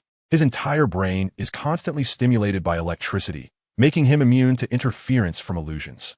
The 7-in-1 fusion technique of Tsanghui Academy has no effect on him. Well, let's continue fighting like this. Yu Tianheng smiled upon hearing this. Since Su Xing said there was no problem, there would definitely be no problem. All right, both teams are now in position, so let all contestants unleash your martial souls. The match begins. Before Su Xing and the others could say much, the host quickly announced the start of the match. Money can make me happy. Third soul skill. Money can communicate with the gods. Thunder God's bestowal. While others were releasing their martial souls and soul rings, with glowing rings appearing around them, only Su Xing was surrounded by flickering lightning. His special effects not losing out to anyone else. Fourth soul skill, Thunder Dragon Ascension. Immediately afterward, Su Xing grabbed a powerful bolt of lightning and slammed it down forcefully onto the ground, launching his attack. Su Xing is not afraid of the opponent's illusion arts, but he also does not want to give them the opportunity to use it. He could be immune, but Yi Lingling and the others cannot. If something unexpected happens, it will be bad. So the simplest way is to not give them the chance to use their 7-in-1 fusion skill. Quick, use the fusion skill. At this moment, Shenxin Shui from Tsanghui Academy has just started to give commands. Damn it, it's too fast, dodge. However, as soon as he finished speaking, he saw Su Xing's soul skill. Knowing the effect of Su Xing's soul skill, he quickly shouted for his teammates to avoid it, and he himself jumped away at the first moment. Boom, boom, boom. Just as Shen Xinshui dodged, a lightning pillar the size of a bowl erupted from the ground right in front of him. If he had been a moment slower, he would have been hit directly. While Shen Xinshui was still relieved to have dodged, he turned around and found that one person in the team had actually failed to avoid it and was hit by Su Xing's Thunder Dragon Rising. Shen Xinshui's expression changed drastically. They had already suffered injuries at the very start. Damn, his attack speed is too fast. Shen Xinshui cursed in his heart, not expecting Su Xing's attack to be this quick. Dong Higuang, you take the front. The rest of you, use the 5-in-1 fusion skill with me. Shen Xinshui immediately ordered one of the teammates to step forward, and then, excluding the injured one, the remaining 5 used the 5-in-1 fusion skill. Their martial souls were the same, so it wasn't necessary to have 7 people to perform the soul skill fusion. Having a few less was fine, though the power would be relatively weaker. Knowing that they couldn't normally compete against the Tiando Royal Academy team, he could only rely on the fusion skill, and the 5-in-1 should be enough. Got it. Dong Yiguang, called by Captain Shen Xinshui, responded and charged directly towards Su Xing's third soul skill. Illusory dusk descends. A phantom light curtain suddenly appeared in front of Su Xing and the others. It had no offensive capability, only capable of disrupting the opponent's vision. He didn't expect to defeat Su Xing and the others. He just needed to hold them off for a moment. So, you want to perform the fusion skill? I won't let you succeed. Seeing this, Su Xing snorted disdainfully. Chapter 93. I just found out that torturing people is quite fun. Thunderstorm Flying Kick. Randomly calling out a name, Su Xing's figure instantly appeared in front of Dong Higuang. The illusion cast by the opponent posed no obstacle to him at all. Bang! Dong Higuang from Tsanghui Academy was instantly kicked away by Su Xing, crashing into a teammate behind him with a thud. The struck teammate cried out in pain, and the original combination technique was interrupted. Great! We saw Su Xing from Tiando Royal Academy knock down a member of Tsanghui Academy right from the start, interrupting their 7-person fusion technique. On the side of Tsanghui Academy, Dong Higuang has stood up. The remaining members seem to be planning to execute the 5-person fusion technique instead. Will they succeed? Can Dong Higuang buy enough time for his team? Here it comes again, and it's still Su Xing. Dong Higuang's soul skills had no effect on him at all, and he was kicked back by Su Xing. The 5-person fusion technique that Tsanghui Academy wanted to execute was also shattered. Su Xing, taking advantage of the situation, charged into Tsanghui Academy's formation, enveloped in lightning. So fast, The soul skills cast by Songhui Academy's members couldn't even stop him. 1-2 so quick. In the blink of an eye, Songhui Academy's team was left with only Captain Shun Xinshui. The beautiful host, Douluo, flew gracefully in the air, closely watching the match while energetically providing real-time commentary with her microphone. Great. Impressive. As expected of our Tiando Empire's main team. Well done. Songhui Academy has been too arrogant these days. Yes, they like to bully their opponents, so they deserve to be beaten back. The audience, seeing Songhui Academy almost beaten to a pulp by Su Xing alone, cheered excitedly. Indeed, they were no match at all. Feng Xiaodian, witnessing Songhui Academy being dominated by Su Xing, felt very unwilling. Such an opportunity to perform should have been his. Feng Xiaodian then looked at Huo Wu in the distance, who was watching Songhui Academy being taught a lesson with great satisfaction. Good, crush them. Huo Wu waved her fist to cheer for Su Xing. It had already been a few days, and their injuries had finally healed. In order to recover, they had almost forfeited their matches these past few days, and their current record was at the bottom. Thus, Huo Wu harbored a strong hatred for Songhui Academy. However, they had no chance to face them again in the preliminaries and couldn't take revenge personally. Now, seeing such a scene, she was naturally very happy, especially since it was Su Xing, whom she had a very good impression of, teaching Songhui Academy a lesson. On the stage, Shen Xinshui had already realized that his team was defeated and wanted to concede. Bang! But before he could finish his sentence, Su Xing stepped forward, his fist crackling with lightning, and struck Shen Xinshui in the stomach. Wow! Shen Xinshui bent over, his eyes wide with a scream, and he couldn't finish his concession. The host Douluo, who was about to announce the victory of Tiando Royal Academy, had to stop upon seeing this. A player not stating their concession completely does not count. If she dared to announce it, she would be finished. Even though everyone could see that Songhui Academy's defeat was certain. Unless someone died on the field, she could not announce the end of the match. We concede. Shen Xinshui raised his head, his face pale as he glared at Su Xing, gritting his teeth to continue speaking. Bang! But again, before he could finish, Su Xing kicked him away, crashing into a teammate who was getting up, sending them both sprawling. Damn it, we concede. Shen Xinshui, lying on the ground, couldn't get up and hurriedly tried to concede. He had already realized that Su Xing was not going to give him the chance to concede. Thunder Dragon Ascension. Boom! His premonition was correct. A pillar of lightning shot up from beneath him, sending him flying before crashing down hard. Bang! This time, Shen Xinshui landed face first, groaning in pain after the fall. We concede. Not just Shen Xinshui, his teammates also realized that Su Xing was toying with them, and one of them tried to concede in place of Shen Xinshui. Bang! Before he could finish, a bolt of lightning struck down from above, knocking him out cold. Just like that, whoever tried to concede was targeted by Su Xing. After a while, there was not a single member of Songhui Academy left standing, all lying on the ground groaning. You are too despicable. Why are you doing this? Shen Xinshui glared at Su Xing with bloodshot eyes, questioning him. He wanted to understand why Su Xing was being so cruel to them when there was no enmity between them. He knew that if he didn't state his concession, Su Xing wouldn't give him the chance. It's nothing, I just suddenly feel that torturing people is quite fun. Haven't you all enjoyed torturing people these past few days?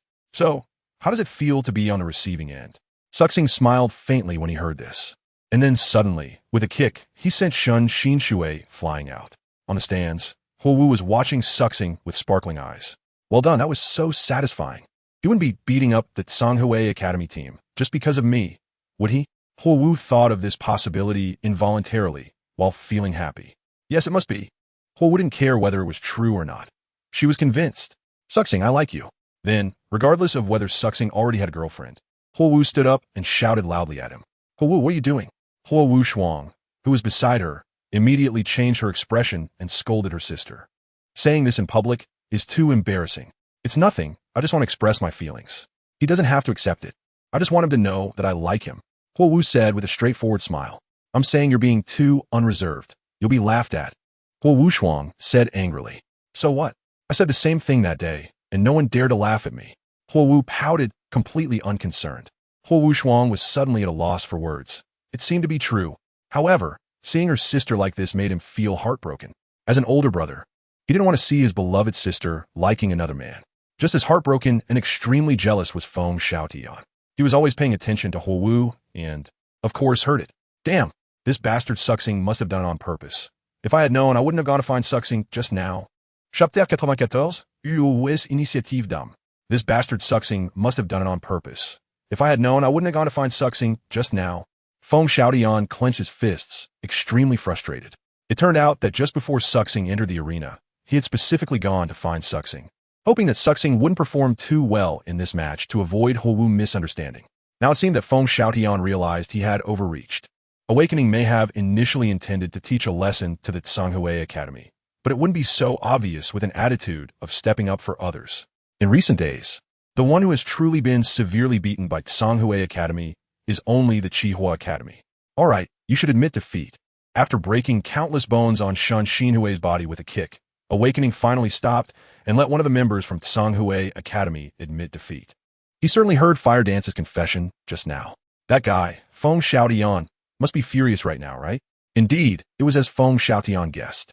He originally had the intention of teaching Tsanghui Academy a lesson, but he wouldn't display it so obviously. It's just to make Feng Xiaotian unhappy. Who are you to teach me how to do things? As for Fire Dance's confession, Awakening didn't pay much attention to it, just let it be. However, it must be said that being confessed to by a girl, especially a beautiful girl, is quite pleasing. We admit defeat. With one of the members from Tsanghui Academy admitting defeat, Awakening and their team's match for today came to an end. Tsanghui Academy admits defeat. The Tiando Royal Academy wins. Let's congratulate them. It's unbelievable that the Tiando Royal Academy only sent Awakening as a contestant and defeated the Dark Horse, Tsanghui Academy, with overwhelming advantage. So strong. So cool. With Tsanghui Academy's admission of defeat, the host, Douluo, finally announced the result of the match. At the same time, the host also pointed out the most shocking aspect of this match. That is, from start to finish, only Awakening from their side participated and completely wiped out the Tsanghui Academy team. Really, I almost overlooked it. Awakening alone defeated the Tsanghui Academy team. This is too strong, right? So impressive. Hearing the host's words, the audience also realized this point, and they were all shocked, each one astonished by Awakening's strength. Those young girls were already shouting Awakening's name crazily. I want to marry you. I like you. I'll wait for you in a hotel tonight. I want to have your babies. A bunch of girls were shouting. Fire Dance's earlier shout had long been drowned out and forgotten. So strong. The main team coming in completely deprived us of spot. Yes, and there's no hope for first place now. It's really too strong.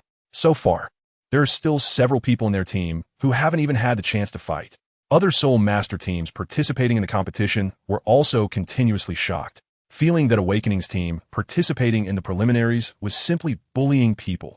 However, since the Tiando Royal Academy's performance was so outstanding, they didn't dare to say much. This was not only what the audience wanted to see, but also what the Tiando Empire wanted to see. Indeed, this year, many excellent students have emerged from the Tiando Royal Academy. In the highest stands, Emperor Xue looked at the result of the match and expressed great satisfaction. Yes, this year's newcomers are very strong, especially this one named Awakening. Ning Fengji also echoed the praise.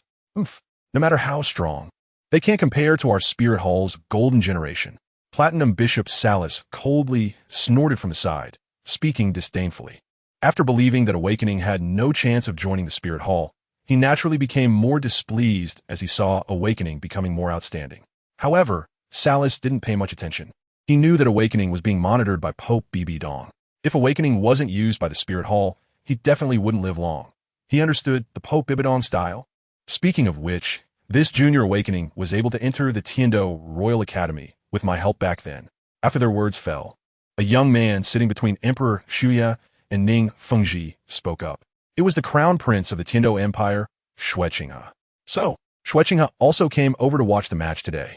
To be honest, when Xue Qinghe recognized Awakening, he was completely taken aback. This Awakening, who needed his help to enter the Tiando Royal Academy back then, has become so strong in just 2 years. Moreover, he has a full set of soul skills. This is quite different from what he had initially expected. He had given up on trying to win over Awakening when he heard that Awakening had no soul rings. Now it seems like a huge mistake. No, I should have been tricked. That kid clearly has his soul rings hidden, not that he doesn't have any. This is quite something. The Crown Prince did well. Emperor Xie said in surprise, not hesitating to praise him. Oh, Qinghe, already know Awakening? I was thinking of introducing him to you like I did with Tang San. Ning Fengji was also somewhat surprised to hear Xue Qinghe's words. A few days ago, He had just introduced Tang San to Xue Qinghe. Originally, he wanted to introduce both Tang San and Awakening to Xue Qinghe. But thinking that Tang San wanted to discuss issues involving Tang San's father with Xue Qinghe, he didn't call Awakening along. Then there's no need for the teacher's trouble. I'll go meet him myself later. Xue Qinghe smiled slightly. Since he now knows how outstanding Awakening is, he naturally wants to win him over again. Su Xing had no idea that Xue Qinghe was looking for him. After leaving the competition venue, he was blocked by a girl with fiery red hair. Huo Wu, what do you want to do by stopping me?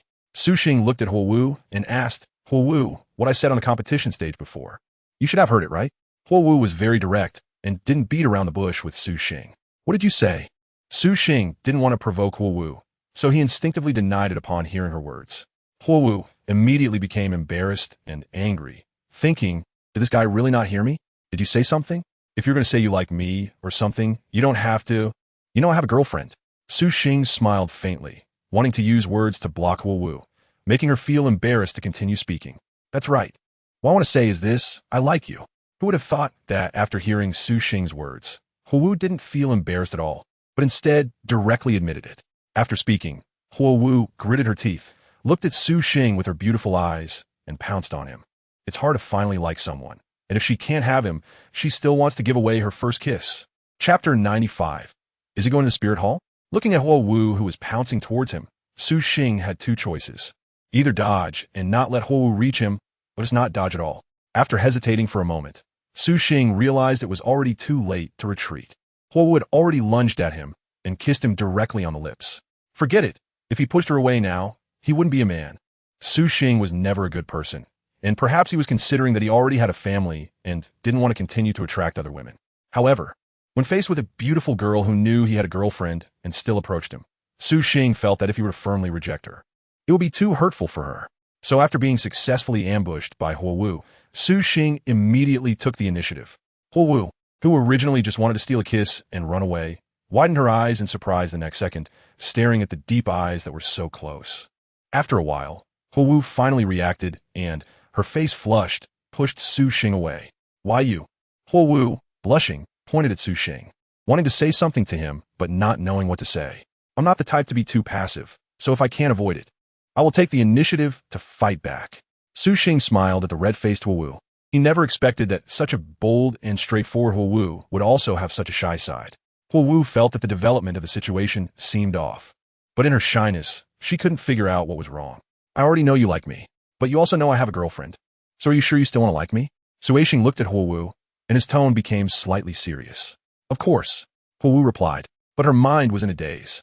This should be the result she wanted, but it didn't seem quite right. Su Xing smiled upon hearing this, then stepped forward and kissed her in front of Huo Wu's astonishment. After she didn't refuse, Su Xing became very proactive, facing Su Ying's sudden initiative. Huo Wu didn't resist much, feeling too shy to push back. Although she felt a bit at a loss, she remembered that it was she who had taken the initiative to confess to Su Xing, so this scene seemed to be expected. Therefore, even though Huo Wu felt that the development of events was different from what she had anticipated, she didn't resist. Su Xing knows how to seize the moment. After seeing Huo Wu's appearance, he directly took her to a hotel. However, upon arriving at the hotel entrance, Huo Wu finally realized that something was off. She confessed to Su Xing just to let him know that she liked him. It was that simple, and she never expected Su Xing to accept her. Moreover, even if he did accept her, they shouldn't be going to a hotel so quickly, right? You big pervert. You think too highly of yourself. I'm going back now, and I'll find you tomorrow. I will definitely steal you away from Yi Lingling. But until then, I won't let you have your way. So, at the hotel entrance, Huo Wu, coming to her senses, immediately shook off Su Xing's hand and ran away. She recovered quickly. Su Xing watched as Huo Wu ran away and smiled nonchalantly. It seemed that the opportunity to strike while the iron was hot had failed, but it was fine. There would be plenty of chances in the future. Su Xing, junior brother, not simple at all. You almost won over the most beautiful student of the Qihua Academy. Just as Su Xing silently watched Huo Wu's figure disappear, a voice sounded from behind him. Upon hearing this, Su Xing turned around and saw a figure that surprised him. The Crown Prince. Su Xing looked at Xue Qinghe and greeted him with a smile, then awkwardly chuckled. I hope your highness won't mind. It's a bit embarrassing to be caught bringing a girl to a hotel, especially when she ran away at the last moment. Do you need me to introduce a few beauties to you? Despite secretly despising Su Xing's behavior as a scumbag, Xue Qinghe, being a man himself, felt he had to speak from man's perspective. Ahem. Thank you, Your Highness, but that won't be necessary. Su Xing coughed and quickly declined. He wasn't desperate enough to casually find a few beautiful women to relieve his urges. Well then, let's go for a walk together. Xue Qinghe smiled and invited. Yes, Your Highness. Su Xing naturally couldn't refuse. Su Xing lagged half a step behind Xue Qinghe, wondering why Xue Qinghe was looking for him. Was it because he knew about Su Xing's current strength and recognized his extraordinary talent, so he wanted to recruit him again? After waking up, Su Xing roughly guessed what Xue Qinghe had confined him for. It's unnecessary, sister. I was just about to head to your spirit hall. Su Xing couldn't help but complain in his heart. He hadn't forgotten that the person in front of him, Xue Qinghe, was actually Qianrenxue, the daughter of Bibi Dong, the Pope of the Spirit Hall. You've been hiding this from me for a long time. If I hadn't seen you at the competition, I wouldn't have known you even had a soul ring. After walking for a while, with no one around, Xue Qinghe finally spoke up, starting to express her grievances to Su Xing and pointing out that he had hidden things from her in the past. I'm sorry, Your Highness. I'm very grateful for your help, but I just didn't want to get too close to you, so I had to keep it a secret. After thinking for a moment, Su Xing spoke up. He expressed his apologies, but made it clear that this was his choice, and if given another chance, he would still do the same. Su Xing just wanted to tell Xue Qinghe that there was no need to try to recruit him. Upon hearing this, Xue Qinghe's expression froze momentarily. He was rejected right from the start. Why? You have to know that I am now the crown prince and will definitely become the emperor of the Tiando Empire in the future. Xue Qinghe did not show any anger, but calmly asked, Your Highness, you know that I am a commoner. You are also aware of what happened when I entered the Tiando Royal Academy. That's right, but you will soon be able to obtain a noble title. That's true, but I don't like it. I don't want to become a noble that I despise. Then what do you plan to do in the future? Hearing Su Xing's words, Xue Qinghe was quite surprised. This was the first time he had heard someone say they did not want to become a noble, just because he disliked nobles. He refused to become one? Well, that logic checks out. But aren't normal people supposed to make themselves nobles to avoid unfair treatment? I haven't thought it through yet. I might stay at the school and become a teacher. Su Xing hesitated for a moment before saying. Xue Qinghe could tell that Su Xing's response was perfunctory. A thought stirred in Xue Qinghe's heart. Since Su Xing did not want to become a noble, the most likely option was to join the Spirit Hall, where there was no distinction between nobles and commoners. Chapter 96, Soul Power Body Refinement. This was the only possibility that Xue Qinghe could think of, because joining a sect was also unlikely, as most people in sects were nobles. Aside from those small sects, but with Su Xing's talent, Xue Qinghe did not believe Su Xing would join those small sections. With this thought, Xue Qinghe secretly smiled to himself. Little brat, in the end, you will still become my subordinate. Xue Qinghe thought to himself, and in her eyes, the Spirit Hall would also belong to her in the future. Su Xing is preparing to join the Spirit Hall, so she will still be under her command in the future. All right, since you said that, I won't force you anymore. But don't worry, once I become emperor, I will make changes to the issues regarding the nobility. Xue Qinghe then expressed understanding to Su Xing and no longer pressured her. I apologize for disappointing Your Highness's good intentions. After expressing some apologies, Su Xing took his leave. Since he planned to join the Spirit Hall, there was no need to worry about it. Xue Qinghe watched Su Xing's departing figure and murmured to himself. As for Su Xing having a girlfriend with a 9 hearts, Ganoderma martial soul, he didn't think it was too important. From the fact that Su Xing could bring Huo Wu to a hotel today, it was clear that he wouldn't care too much about Yilingling. Instead, it was that Tang San, with his twin martial souls, destined to be an enemy of the Spirit Hall. Even if his current strength was weak, he would grow in the future, just as the teacher said, and would undoubtedly be a powerful figure. He would send the news back and let that woman decide how to handle it. Then Xue Qinghe recalled Tang San, whom Ning Fengji had introduced to him. Even a matter of Tang San's twin martial souls was told to him by Ning Fengji, because Tang San had collaborated with the 7 Treasure Glazed Tile School due to the hidden weapons he made. Tang San, because of Ning Fengji's identity, inquired about his father Tang Hao, thus exposing everything. In the original work, Tang San used the Hao Ian hammer in the pre-selection match, which only confirmed Xue Qinghe's suspicions further. Qianrenxue should have guessed that I was going to the Spirit Hall. After Su Xing left, he also muttered to himself. He deliberately revealed that he was going to the Spirit Hall next, just to avoid any mishaps along the way. In the anime, Tang San was targeted for assassination by the Spirit Hall because he revealed his identity. When the assassination failed, the chrysanthemum Douluo appeared directly afterward. If it weren't for the Seven-Treasure Glazed Tile School's rescue, actually, if the Seven-Treasure Glazed Tile School hadn't come, Tang Hao lurking in the shadows would have acted too. Tang San would definitely not be in danger. But he was different.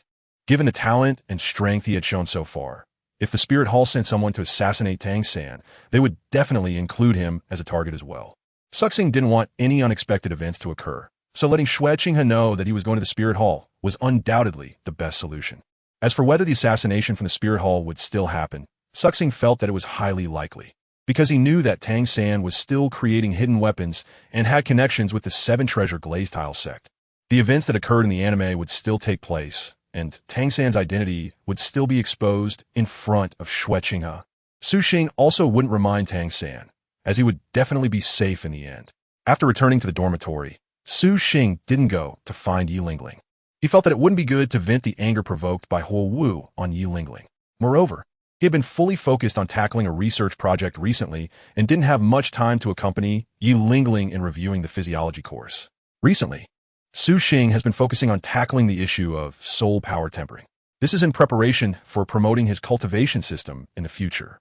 His cultivation system requires body tempering. Otherwise, one cannot continue to upgrade their soul power levels without soul rings. Thunder tempering has its limitations, as it requires a thunder attribute.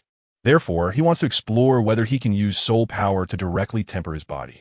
In the room, Su Xing sits cross-legged, slowly controlling his soul power to spread into every cell of his body for experimentation.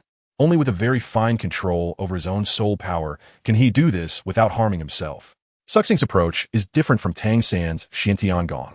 Tang San's Xiantian Gong belongs to internal skills, fundamentally tied to soul power. When he cultivates Xiantian Gong, he is cultivating soul power.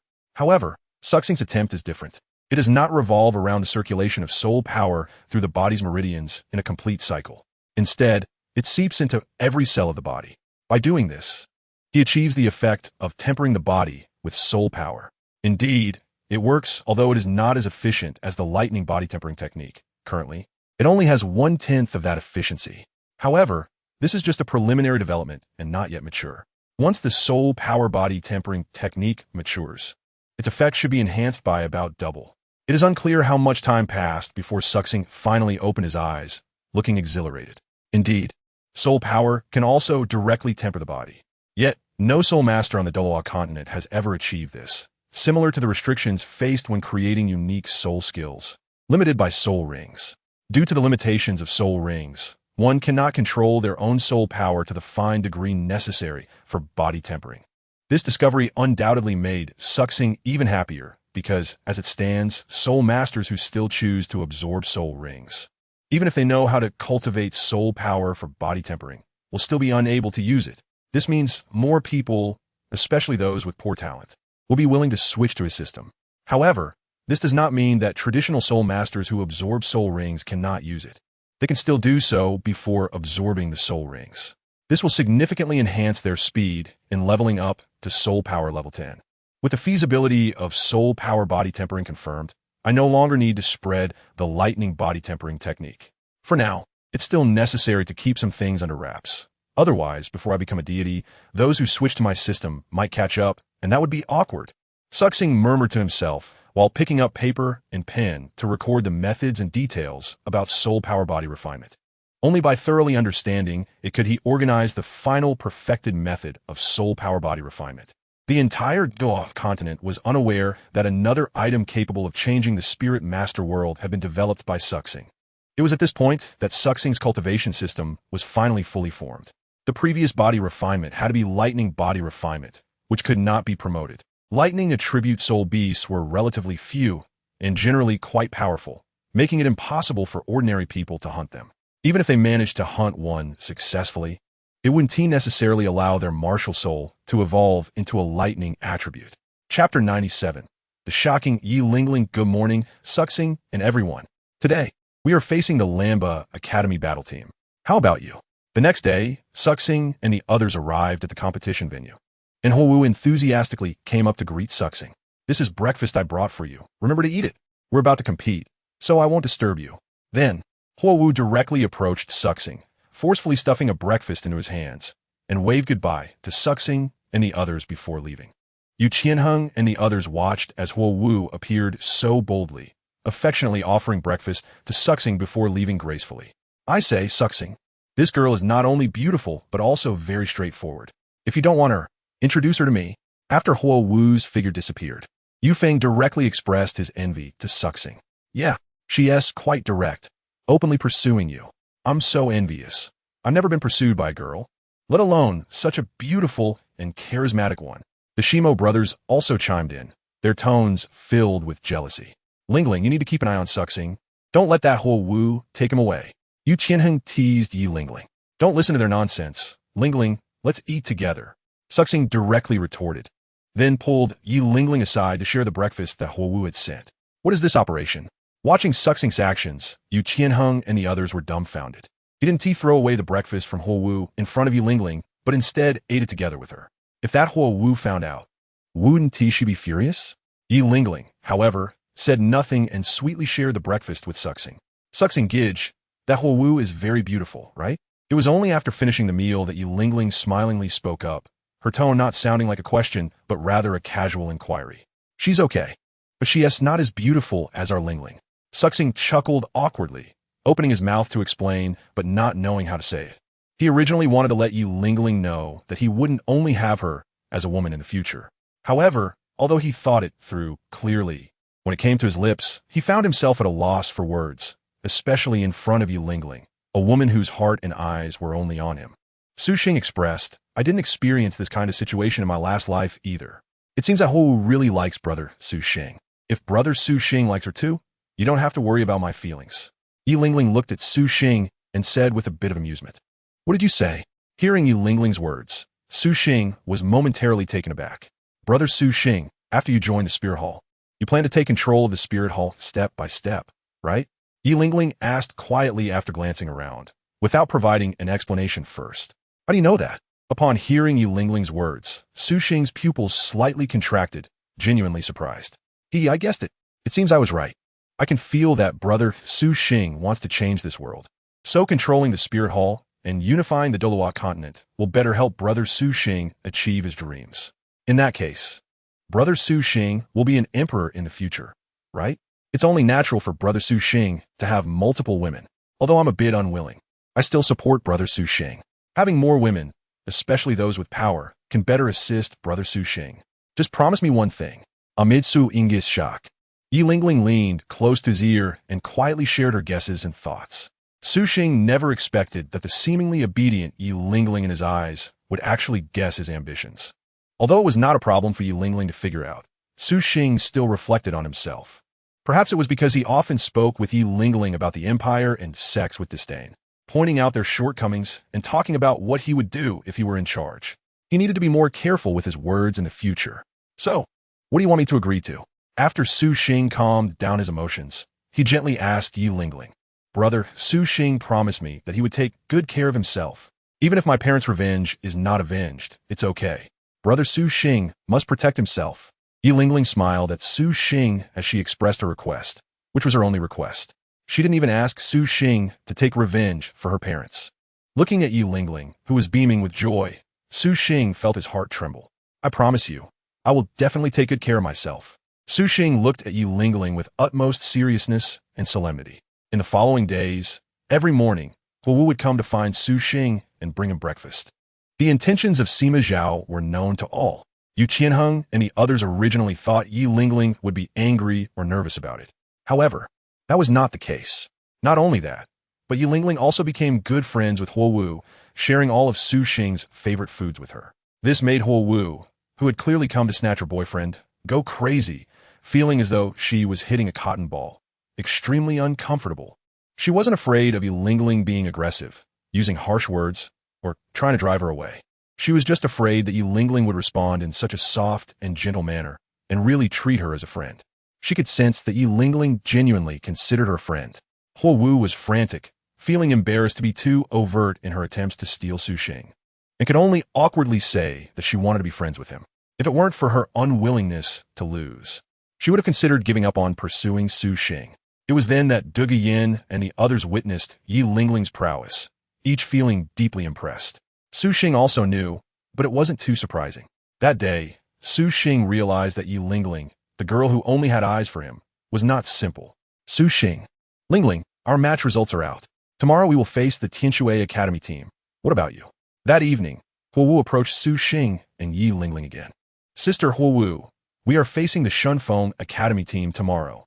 Yi Lingling showed no resistance to Huowu's arrival and immediately started chatting and laughing with her. Shunfeng Academy. Huh, they have a really annoying guy on their team. Upon hearing this, Huowu frowned, recalling the persistent Feng Xiaotian. Chapter 98. The preliminary round ends. You mean that Feng Xiaotian who has always liked you, right? I think he's quite good. Why don't you accept him? Hearing Huowu's words, Yi Lingling immediately laughed. Although she didn't mind Su Xing having more female friends, she also didn't mind facilitating Huowu and Feng Xiaotian's relationship if she could. He's not as strong as me. How could I like him? Huowu pouted, expressing her disdain for Feng Xiaotian. Upon hearing this, Su Xing glanced at Huowu but said nothing. Huowu's personality is straightforward and bold, but she does have a bit of a silly charm. Among the younger generation, the one who left the strongest impression on Su Xing, besides Tang San, was Feng Xiaotian. If Feng Xiaotian were to reach the Soul King level, aside from Hulaina, who has all her skill points invested in charm and is somewhat unpredictable, both Xiaoyu and Yin would not be considered opponents for Feng Xiaotian. The soul skill that Feng Xiaotian created himself is indeed very powerful. If it weren't for the fact that he encountered Tang San, who also happens to know the chaotic wind hammer technique that counters him perfectly, it wouldn't be so easy for Tang San to win. In short, from Su Xing's perspective, anyone who can create strong soul skills under the limitation of soul rings is not simple. Su Xing felt that if the other party came to learn his cultivation system, it would be quite suitable. Huowu had always thought that Feng Xiaotian was not as strong as her, probably because Feng Xiaotian was letting her win. He might have realized that Huowu was a competitive person, so he was reluctant to defeat her. However, he did not know that Huowu's first condition for her ideal partner was to be stronger than her. Both of them were a bit foolish. Feng Xiaotian could only say he deserved it. As for Huowu, being a beautiful woman, it's okay to be a bit foolish sometimes. Having a good figure and looks is enough. Being too smart can be a disadvantage at times. Su Xing, I will definitely defeat you today. You despicable and shameless guy. Eating from one bowl while looking at another. Before the competition even started, when the two teams met, Feng Xiaotian glared at Su Xing angrily. These days, how could he not know that Huowu was going to find Su Xing every day? He originally thought that if Su Xing had a girlfriend, he would refuse Huowu. But then he found out that Su Xing had no intention of rejecting Huowu at all. He was purely eating from one bowl while looking at another. How could he endure this? Because my teeth are good, I can eat everything. Su Xing smiled brightly at Feng Xiaotian in the wind, as if to say how infuriating it could be. Ha ha ha! Hearing Su Xing's words, Yu Feng and the others also laughed. As for whether Su Xing really meant it, they didn't care. That depended on Yi Lingling's intentions. They all believed that Yi Lingling could handle Huowu. Feng Xiaotian was instantly furious, not expecting Su Xing to be so arrogant as to admit it directly. Without further ado, let's settle this on the competition stage. Su Xing smiled faintly, leaving behind a sentence before walking up to the duel platform. Yu Tianheng and the others followed behind. Feng Xiaotian snorted coldly and led his team onto the duel platform as well. The battle between the two sides quickly began. Feng Xiaotian didn't care about anyone else, nor did he care whether his team would win or lose today. He directly sought out Su Xing for a one-on-one fight. But how could Su Xing be someone he could challenge? In the end, Feng Xiaotian unleashed his self-created soul skill, and Su Xing directly countered with a thunder slash. Launching an attack even stronger than 1,000 birds, colliding with Feng Xiaotian and not giving him a chance to stack the power of his 36 consecutive slashes. Self-created soul skill. Gale Demon Wolf 36 consecutive slashes. Self-created soul skill. Thunder slash. Boom. In the end, under a dazzling display of lightning, Feng Xiaotian was knocked down to the ground by Su Xing, falling unconscious. With Feng Xiaotian's defeat, the Shunfeng Academy team was quickly defeated as well. Let's congratulate the Tiando Royal Academy team on their victory. So far, the Tiando Royal Academy team has maintained a winning record, firmly occupying the top spot on the leaderboard. After the Shunfeng Academy team was defeated by Su Xing and his team, they faced strong teams such as the Tianshui Academy and the Xiangjia Academy in the subsequent matches. However, no matter which team it was, they posed no threat to Su Xing and his team, all being defeated one by one. Among them, The strongest was undoubtedly the group of girls from Tianshui Academy, who were not only beautiful but also powerful. They were also the most popular team besides Su Xing's team. Unfortunately, in the end, they also fell to Su Xing's hands. After nearly a month, the preliminaries finally came to an end. With a total of 5 teams advancing, Tiando Royal Academy, Tianshui Academy, Qihua Academy, Shinkong Academy, and Xiangjia Academy. Qihua Academy also caught up later, finishing in 5th place. After the preliminaries concluded, the outstanding players in this competition were awarded noble titles by the Snow Knight Emperor. Except for Su Xing. All members of the Tiando Royal Academy team received noble titles. So only Su Xing went up to be granted a noble title. Because Su Xing's performance was the most outstanding, he was directly awarded the title of Viscount. Huo Wu and the others only received the title of Baron. Awakened and accepted the noble title bestowed by the Snow Knight Emperor together with them. Although Su Xing did not want to become a noble, he would not openly refuse the reward bestowed by the Snowy Knight Emperor on such an occasion.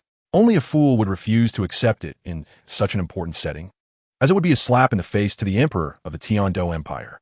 If he didn't want it, he could simply choose not to assign a territory to himself. He could just throw away those noble proofs and the like. There was no need to embarrass the Snowy Knight Emperor and make the situation awkward. After the granting of the noble title, Su Xing finally made a trip to the 7 Treasures Glazed Sect, where he completed a transaction with Ning Fengji for a copy of the herbal manuscript and selected materials he was interested in from the sect's treasure vault. Su Xing was not polite at all. Upon seeing the rare, unfamiliar, and peculiar items, he packed them all up and took them away. Whether there was anything he needed inside would be known after testing them back home. Sect Master Ning, shall I take all of these? After packing everything, Su Xing, with a bundle that looked like a small mountain on his back, said to Ning Fengji, "No problem." Watching Su Xing pack almost all of his treasure materials, Ning Fengji felt it was not a loss at all. After bringing the materials back, that night, Su Xing began testing them. As a result, he finally found a material suitable for forging soul-guided pistols. Chapter 99, BB Dong. It was a piece of meteorite iron the size of a basketball. In the end, Su Xing successfully forged 3 soul-guided pistols from it. The power of the soul-guided pistol was slightly weaker than that of the soul-guided cannon. But the only thing weaker was the damage area. It was still a weapon capable of defeating opponents of higher rank. However, the consumption of the soul-guided pistol was lower than that of the soul-guided cannon and much lower than the normal soul skill consumption. These soul-guided pistols were definitely usable by a soul emperor. It was just uncertain where the limit was. Unfortunately, I cannot synthesize this material. Otherwise, I can make a few more. After putting away the 3 soul-guided pistols and recording these items, Su Xing took a shower and went to bed. After the preliminary rounds ended, the Tiando Empire had to hold a promotion match besides the seed team. After its conclusion, along with the seed team from the Tiando Empire, a total of 16 teams would head to Wuhuan City for the final competition. Similarly, the Xinglua Empire would also promote 16 teams to Wuhuan City. For Su Xing and his team, the promotion match was completely no problem. In many matches, Su Xing directly defeated 7 opponents by himself, winning easily. The promotion matches progressed quickly and were completed in just a few days. In the Papal Hall of Wuhuan City, BB Dong elegantly sat on the high seat. Although she did not do much, her aura was incredibly imposing, making the members of the Wuhuan Hall below dare not breathe loudly. "All right, you can leave now." BB Dong spoke slowly, dismissing the person. Then, she picked up the intelligence sent by the other party and began to review it. This was information sent back by her daughter. BB Dong did not think highly of Qianrenxue and did not read it carefully, feeling indifferent. However, when she saw the information Qianrenxue provided, BB Dong became serious. Su Xing, the Su Xing that Nana mentioned, was actually the strongest participant in this Tiando Royal Academy battle team. The soul rings were not visible, so the specific configuration was unknown. But just looking at his strength was already top-notch. The ability to create soul skills was also very impressive, with 4 or 5 self-created soul skills already displayed. The son of a wealthy commoner, almost blocked from entering the academy, dislikes nobles, and doesn't want to become a noble, but is interested in joining the Wuhuan Hall? Very good, very good. After understanding the information about Su Xing, a smile appeared on BB Dong's lips, clearly pleased with the intelligence regarding Su Xing. However, she was somewhat surprised. She originally thought that such an outstanding person was taught by Yu Xiaojiang, but it turned out he wasn't. The disciple taught by Yu Xiaojiang was someone else, Tang San, the son of Tang Hao, with a twin martial soul.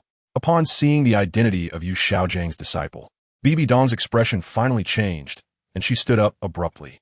Bibi Dong did not doubt the accuracy of Qian Rinchue's intelligence, although she did not think highly of her daughter. Bibi Dong was aware of her capabilities and would not make mistakes on such matters. Innate full soul power, blue silvergrass, 14 years old, it couldn't be wrong. Moreover, based on the information about Tang San, a slight analysis would lead to the correct conclusion. Xiaogong. At this moment, Bibi Dong's expression was filled with sorrow. She did not care that Tang San was Tang Hao's son. What she cared about was that Yu Xiaojiang actually took Tang San as his disciple and personally taught him. Did he not know about the enmity between the Wuhuan Hall and Tang Hao? Yu Xiaojiang must know. Therefore, Yu Xiaojiang's act of personally cultivating Tang San was the greatest harm to her. Did he never think that once Tang San grew up, he would surely become her enemy? Xiaogang, could you really be so heartless? Bibi Dong's face was filled with sorrow, feeling a pain that made it hard to breathe. After a while, Bibi Dong finally suppressed her sorrow and turned it into coldness. Since he is destined to be my enemy, regardless of whether he is your disciple or not, I will not allow him to grow. Bibi Dong's expression was filled with coldness and determination as she whispered softly. Her voice revealed a chilling aura that made one shiver. Since Yu Xiaojiang could be heartless, she too could disregard Yu Xiaojiang's feelings and kill Tang San. She couldn't bear to kill Yu Xiaojiang, so she would kill Tang San instead. Come here.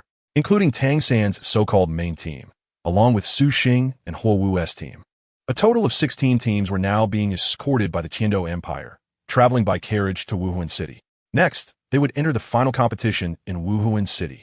At this moment, in the carriage where Su Xing was besides him, there were also Yi Lingling and Huo Wu. Originally, Su Xing's team, along with teacher Qinming, consisted of 8 people in 2 carriages. Later, Huo Wu came to find Su Xing, and Yu Qianheng and Dugian, who were originally with Su Xing and Yi Lingling, simply want to squeeze in with teacher Qinming. So now, this carriage only had him, Yi Lingling, and Huo Wu. I wonder how Xiao Wu is doing now. Can Xiao Tu speak and walk? Can Xiao Wu take care of herself alone?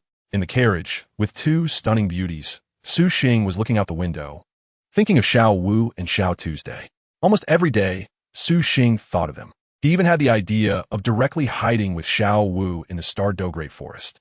However, every time he had this thought, it was quickly suppressed by Su Xing, because he knew that it was unrealistic in a world like Douluo continent, unless he became invincible otherwise with Xiao Wu's identity. Sooner or later, someone would come to hunt her down. It wouldn't just be hunting Xiao Wu, they would also hunt the Ming and Air Ming.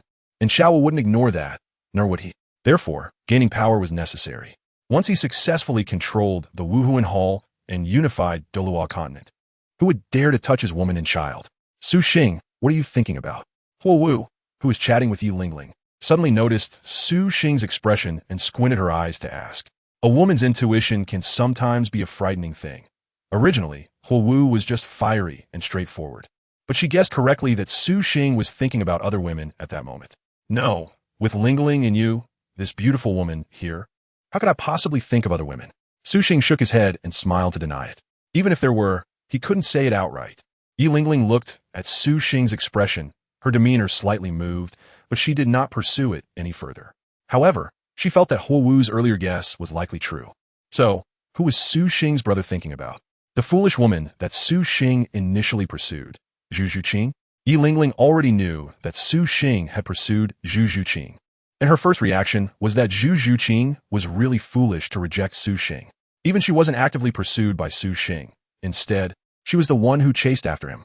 Yi Lingling felt a bit unconvinced that Zhu Zhuqing could attract Su Xing's active pursuit. But thinking about Zhu Zhuqing's figure, it seemed that being unconvinced was futile. It was really too unfair. Boom! There's an enemy. But before Yi Lingling could figure out whether Su Xing was really thinking about Zhu Zhuqing, an incident occurred outside. Chapter 100. Yu Xiaojing meets Bibi Dong. What happened? Huo Wu exclaimed as she stood up, almost hitting her head. Well, no, we got to take a look, Su Xing calmly said, then led the way out of the carriage. In fact, if possible, Su Xing wouldn't want to go out. He would prefer to wait until the fighting outside was over before coming out. Without needing to go out to see, Su Xing already knew that the attackers were definitely from the Spear Hall, here to kill Tang San. No other force would have the guts to attack a team from the Tiando Empire. However, they had to go out. Here they're the Soul Masters, with a real fighting force, and there weren't many strong soldiers escorting them. Whoosh! As soon as they stepped out, a masked figure in black attacked Su Xing bang. Suxing directly threw a straight punch to counterattack, sending the opponent flying out. Once outside, Suxing saw that all the teams were under attack from the men in black, all engaged in battle. It was to be expected. The Spirit Hall couldn't just target Tang San alone. Attacking everyone would distract them all while not appearing too obvious, so that others wouldn't immediately realize they were there to kill Tang San. How dare they come to attack us? They have some nerve. At this moment, Huowu also came out and was somewhat incredulous at the scene outside. Not just her, but all the teams, all the teachers and students were shocked, wondering which force had the audacity to attack them. Do they not realize that they are all spirit masters here? Take them all down, a bunch of blind fools. Kill them. How dare they come to attack us? Although surprised, all the teams released their martial spirits to try to capture or kill these blind attackers. However, once they engaged, their expressions immediately changed. Be careful, these people are all spirit masters, and their levels are not low. So strong. What kind of force can mobilize so many high-level spirit masters at once? Everyone be cautious. Who on earth are you? After the confrontation, the teachers from the participating teams began to remind their students. Some teachers also questioned the men in black about who they were. But it was obvious that it was a futile question, as the opponents did not respond at all and continued to attack. So Weixing watched and let out a sneer. The black-clad attackers had some strength, but they all held back and didn't fight with all their might. They were only there to restrain all the teams. Su Xing knows that this is a courage that Bibi Dong did not have to kill all the teams. Su Xing also saw Yu Qianheng and the others, and then brought Yi Lingling and Huowu to join them to resist the enemy's attack. The only thing Su Xing was grateful for was that Tang San and the others were relatively far from him, and he could see that they were also engaging with the enemy. The farther away, the better. Su Xing certainly didn't want to get involved. Today, he planned to just be a bystander. If Tang San were to be killed, then so be it. However, that was highly unlikely, as Tang Hao was lurking in the shadows. Unless the Spirit Hall had dispatched enough tidal Douluo this time. What are you here for? Meanwhile, 2 days earlier, Yu Xiaojing had arrived in Wuhuan City and now approached Bibi Dong. Upon seeing Yu Xiaojing, Bibi Dong couldn't help but feel a surge of emotions. But she maintained a facade of indifference. Bibi Dong, you're still so young and beautiful. No, even more beautiful than before. Yu Xiaojing looked at Bibi Dong, who sat with an air of regal elegance, his expression filled with shock and nostalgia. He truly hadn't expected that after more than 20 years. Bibi Dong would be even more beautiful and charming.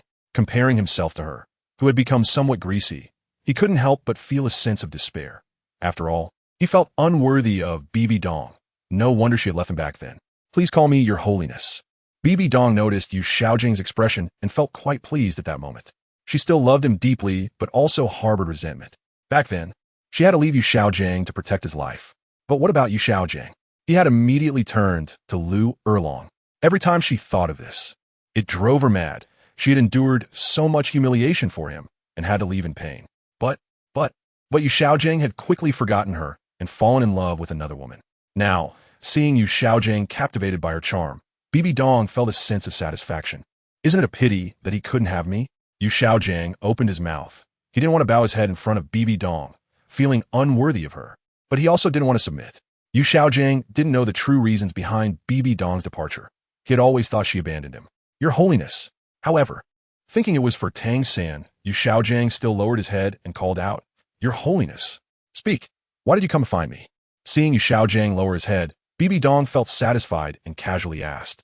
Although she hoped Yu Xiaojing came to tell her he missed her, or just to see her, Bibi Dong clearly understood that this was unlikely. She knew Yu Xiaojing was a proud person. Before he knew the truth, he wouldn't come back to find her. Therefore, Yu Xiaojing must be here for something else. But that was fine. She was happy just to see him today. If he needed help, she would assist him. Your Holiness, I came to ask you about how to resolve the conflict of twin martial souls. Yu Xiaojing's expression softened as he looked at Bibi Dong and sighed in relief before speaking. However, Bibi Dong, whose expression had already softened, changed her face upon hearing Yu Xiaojing's words. Is this the reason you came to find me today? Bibi Dong coldly stared at Yu Xiaojing, not expecting him to come for this.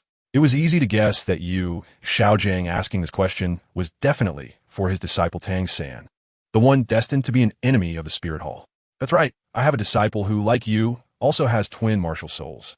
So I want to ask how you resolve the conflict of twin martial souls. Seeing Bibi Dong's expression, Yu Xiaojing felt it was getting difficult. But he still mustered the courage to speak sincerely. The disciple you mentioned is named Tang San, right? The son of Hao Ian Douluo Tang Hao. Bibi Dong stood up, looking down at Yu Xiaojiang with coldness in her eyes. Chapter 101. No more affection to speak of, do you know? Yu Xiaojiang was surprised to look at Bibi Dong, not expecting her to know about Tang San's existence and his identity. This made things difficult.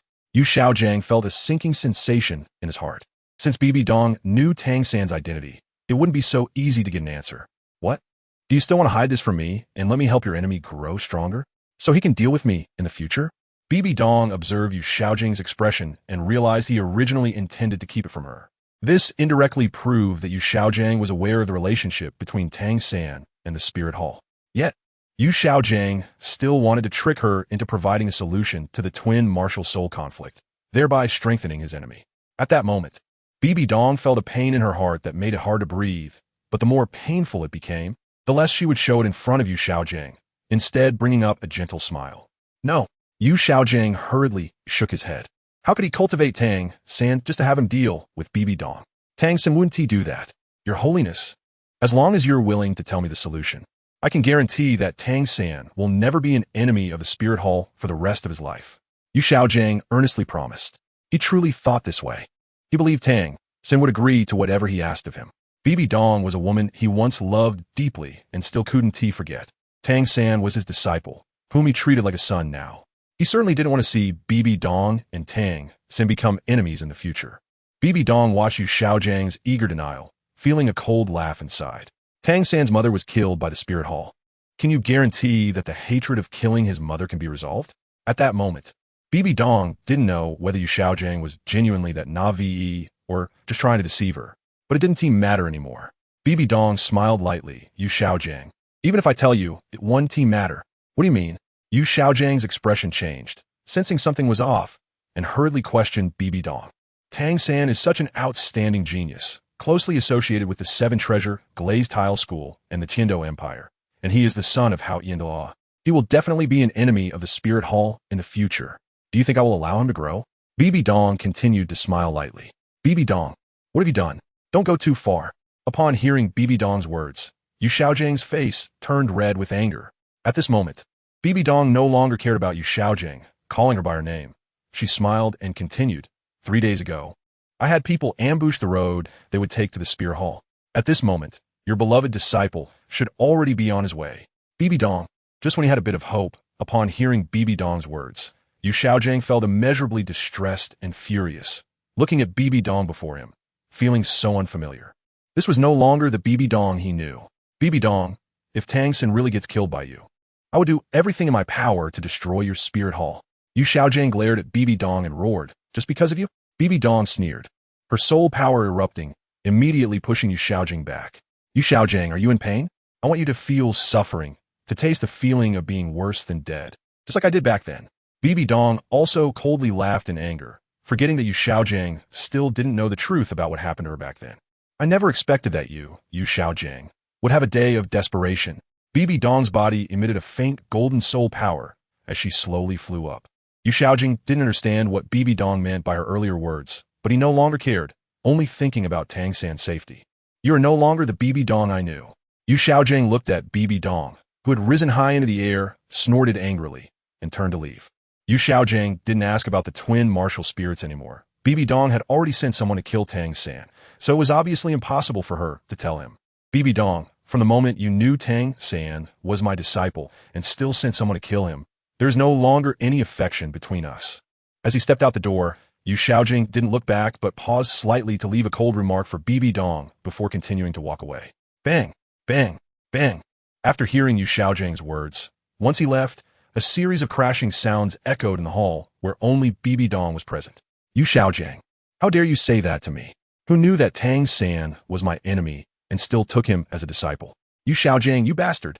Bibi Dong coldly scolded Yu Xiaojiang through gritted teeth. Since I can't have you, then I will destroy everything you care about. In the end, Bibi Dong's face was filled with indifference and determination. Bang! Su Xing originally planned to just watch the situation. However, the reality did not allow for that. Teacher Qin Ming noticed that Tang San and his group seemed to be in danger and actually requested nearby teams to help intercept the enemies attacking them. The nearby teams also saw that Tang San's side looked quite dangerous, and seeing that they could handle the situation on their end. They agreed and sent one person each to help. Thus, teacher Qin Ming led Su Xing and the others to rush over to Tang San's side. Su Xing is speechless as well, wondering what he was doing in the past. However, he has no choice but to go along with it. The title Douluo that will come out later should still be the Chrysanthemum Douluo, so it should be fine. At least they know each other. Su Xing thought to himself that it didn't really matter. After all, there wasn't much danger in the past anyway. When he arrived, he found that the situation was different from the original story. Zhao Wujia and Flanders were both severely injured and unconscious, covered in blood, and it was unclear if they were dead or not. Meanwhile, Dai Mubai and the others were all injured and still dealing with the attacks from the men in black. However, Tang San seemed unscathed and was confronting the enemy who had heavily injured Zhao Wujia and Flanders. The opponent was clutching his wounds, watching Tang San warily. He never expected that two soul saints, Zhao Wujia and Flanders, had not inflicted any damage on him, while a soul zone like Tang San had managed to injure him. After all, he was a soul Douluo. Lingling quickly healed teacher Zhao Wujia and teacher Flanders. After Qin Ming brought Su Xing and the others over and saw Zhao Wujia and Flanders' dire state, he immediately asked Yi Lingling to treat them. Tang San, are you okay? Qin Ming then rushed to Tang San's side, standing with him to confront the soul Douluo in black. To be honest, Qin Ming was also shocked at that moment. Tang San had actually heavily injured a soul Douluo. Su Xing was not too surprised. The hidden weapons made by Tang San were indeed very powerful. Coupled with the fact that he launched a sneak attack, it was normal to injure that soul Douluo. In the original work, Tang San even planned to use hidden weapons against Zhu Douluo, but in the end, he never found the opportunity to use them. Awakening was instead surprised that Zhao Wuji and Flander were seriously injured. This shouldn't have been the case in the original work. Yes, it's because there was one less Lu Erlong in the team. Awakening quickly figured out the key. Chapter 102, The Appearance of Zhu Douluo. This change happened because of him. All the teachers and students of Shrek Academy joined the Tiando Royal Academy, so they naturally did not go to the Blue Tyrant Academy. Lu Erlong did not see Yu Xiaojiang, so he did not come along. Originally, they had the chance to meet during the preliminaries. However, Yu Xiaojiang hid away, and Lu Erlong met with Flandra, who also seemed to be concealing Yu Xiaojiang's situation at the Tiando Royal Academy. Little brat, what exactly is the weapon in your hand? The soul Douluo, who was originally confronting Tang San, suddenly looked even worse. He knew he was poisoned, and it was quite a severe poison. If he didn't continue fighting, he could suppress it, but if he fought, he wouldn't be able to control it. Peacock feather, made of fine iron, but that's not the main point. The main point is that I've smeared it with a poison potent enough to kill a soul Douluo. If you use your soul power to suppress it, you'll be fine. But once the toxin invades too much, you will die in less than 15 minutes. Tang San calmly looked at the other party and slowly explained. He wasn't explaining out of kindness. He wanted the other party to understand the severity of the poison, making them wary and reluctant to attack again. In fact, he wasn't even sure if he could kill a soul Douluo with it, but he had to say it. Otherwise, if the opponent decided to ignore the internal poison and unleash their normal strength for a short time, he definitely wouldn't be able to match up and would be doomed.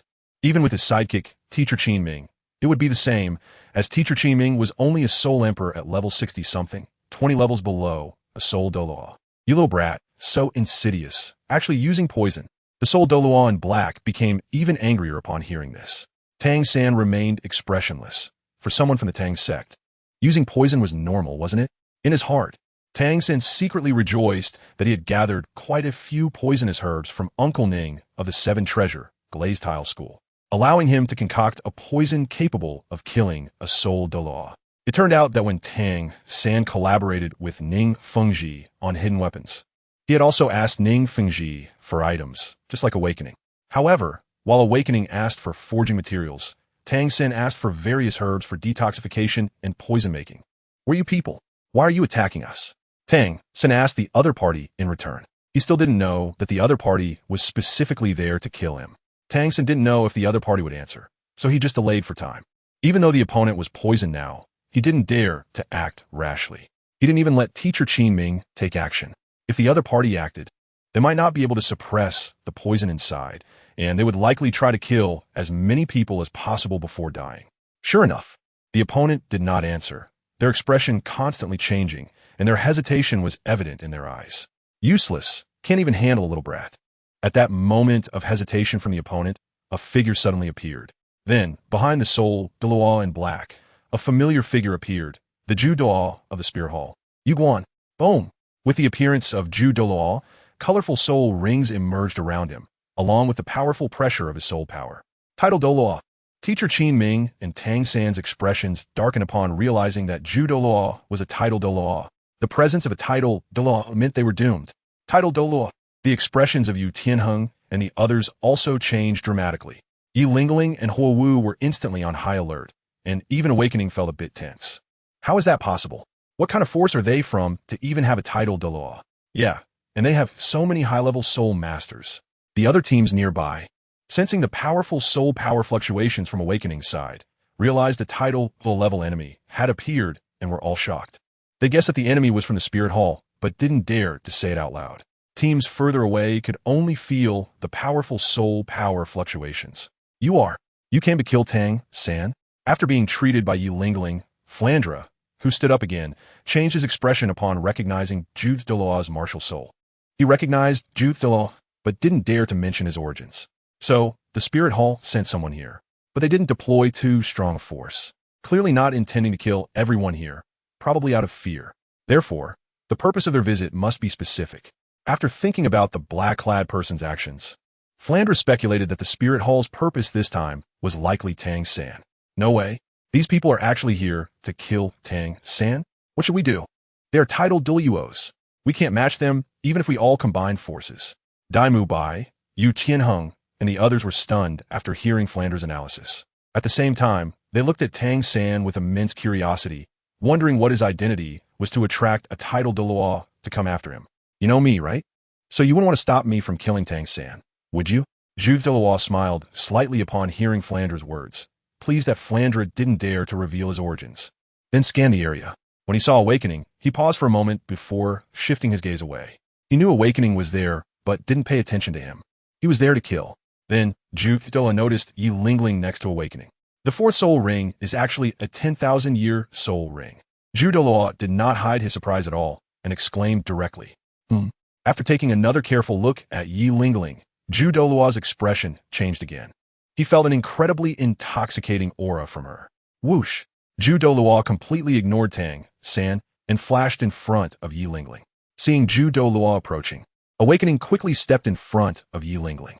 Hey, Awakening kid, who is this little girl? Why are you so nervous? Douluo laughed upon seeing Awakening blocking him. He didn't need to get too close to Yi Lingling. While speaking, he stood still, feeling the aura emanating from Yi Lingling. 9th grade purple ginseng, little girl. You've eaten a 9th grade purple ginseng, right? Without waiting for Awakening to respond, Douluo excitedly asked Yi Lingling again. Brother Awakening. Yi Lingling, however, was scared and hid behind Awakening. That's right, Lingling has eaten a 9th grade purple ginseng, and I was the one who gave it to her. Su Xing knew that Yi Lingling was scared, so he answered Douluo's question on her behalf. Chapter 103. The Arrival of Douluo. It was you who gave it to her. Do you know what that is? Upon hearing this, Douluo couldn't help but look at Su Xing in shock. I know. Su Xing simply replied indifferently, not saying much more. At this moment, Su Xing was also a bit flustered. He didn't expect that Douluo would reveal that he knew him. Senior, why do you want to kill Tang San? There was no other way. Since Douluo had already pointed out that the two knew each other, he had to ask. Su Xing actually knows a title Douluo? How is that possible? At this time, Flinder and the others were also greatly surprised, not expecting that Su Xing actually knew the other party. Seeing this, they breathed a slight sigh of relief. But they didn't dare to relax, just waiting to see what the final outcome would be between Su Xing and Douluo. Behind Su Xing, Yi Lingling was closely pressed against his back, feeling an immense sense of security. A bit further away, Ning Rongrong saw Su Xing unhesitatingly standing in front of Yi Lingling. And even though Su Xing knew Douluo, she couldn't help but feel envious. A man who dares to stand up and protect his woman in front of an overwhelmingly powerful enemy is truly rare. Zhu Zhuqing's beautiful eyes also moved slightly, enviously looking at Yi Lingling. Knowing that you still send people, Douluo looked at Su Xing and couldn't help but gasp in surprise. This little guy is truly impressive. The 9th-grade purple ji is a celestial herb that any soul master can consume to enhance their soul power and evolve their martial soul. These are not things you should be asking about. Then Douluo told Su Xing not to worry about Tang San's matter. As for Yi Lingling, he could also see that the relationship between Su Xing and Yi Lingling was not simple, so he didn't say much more. Then, in a voice only Su Xing could hear, he said, "After graduation, come to the spirit hall, and it's best to bring this girl along." The use of secret sound transmission is generally only mastered by powerful soul masters, but Su Xing had already developed and could use it through his control over soul power. "But senior, Tang San is my friend. Can you let him go this once for my sake?" Su Xing boldly made a request to Douluo on the surface. Then he also used secret sound transmission to say, "Elder Ju, I don't know what identity Tang San has or why the spirit hall wants to kill him, but I know someone has been secretly protecting him. You must be careful." On the surface, it was a reminder to Douluo, but in reality, it was to let Douluo know that Tang Hao was secretly protecting him, and he couldn't possibly kill Tang San. Douluo was even more surprised when he heard Su Xing's secret sound transmission and glanced at him in astonishment. He didn't expect that Su Xing had actually mastered this. However, what moved Douluo the most was Su Xing's later words. "Someone has always been secretly protecting Tang San. That must be Tang Hao without a doubt." Thinking of that person, Douluo's heart trembled. That person was extremely terrifying. For a moment, Douluo hesitated. Should he still take action? If he really forced Tang Hao out, then it would be over. So what to do now? He didn't even dare to touch Tang San, or he would run away in disgrace. "Senior, Tang San is my friend. Can you let him go this once, considering that I helped you last time?" Seeing Douluo's expression, Su Xing knew that Douluo was backing down, and he quickly spoke up.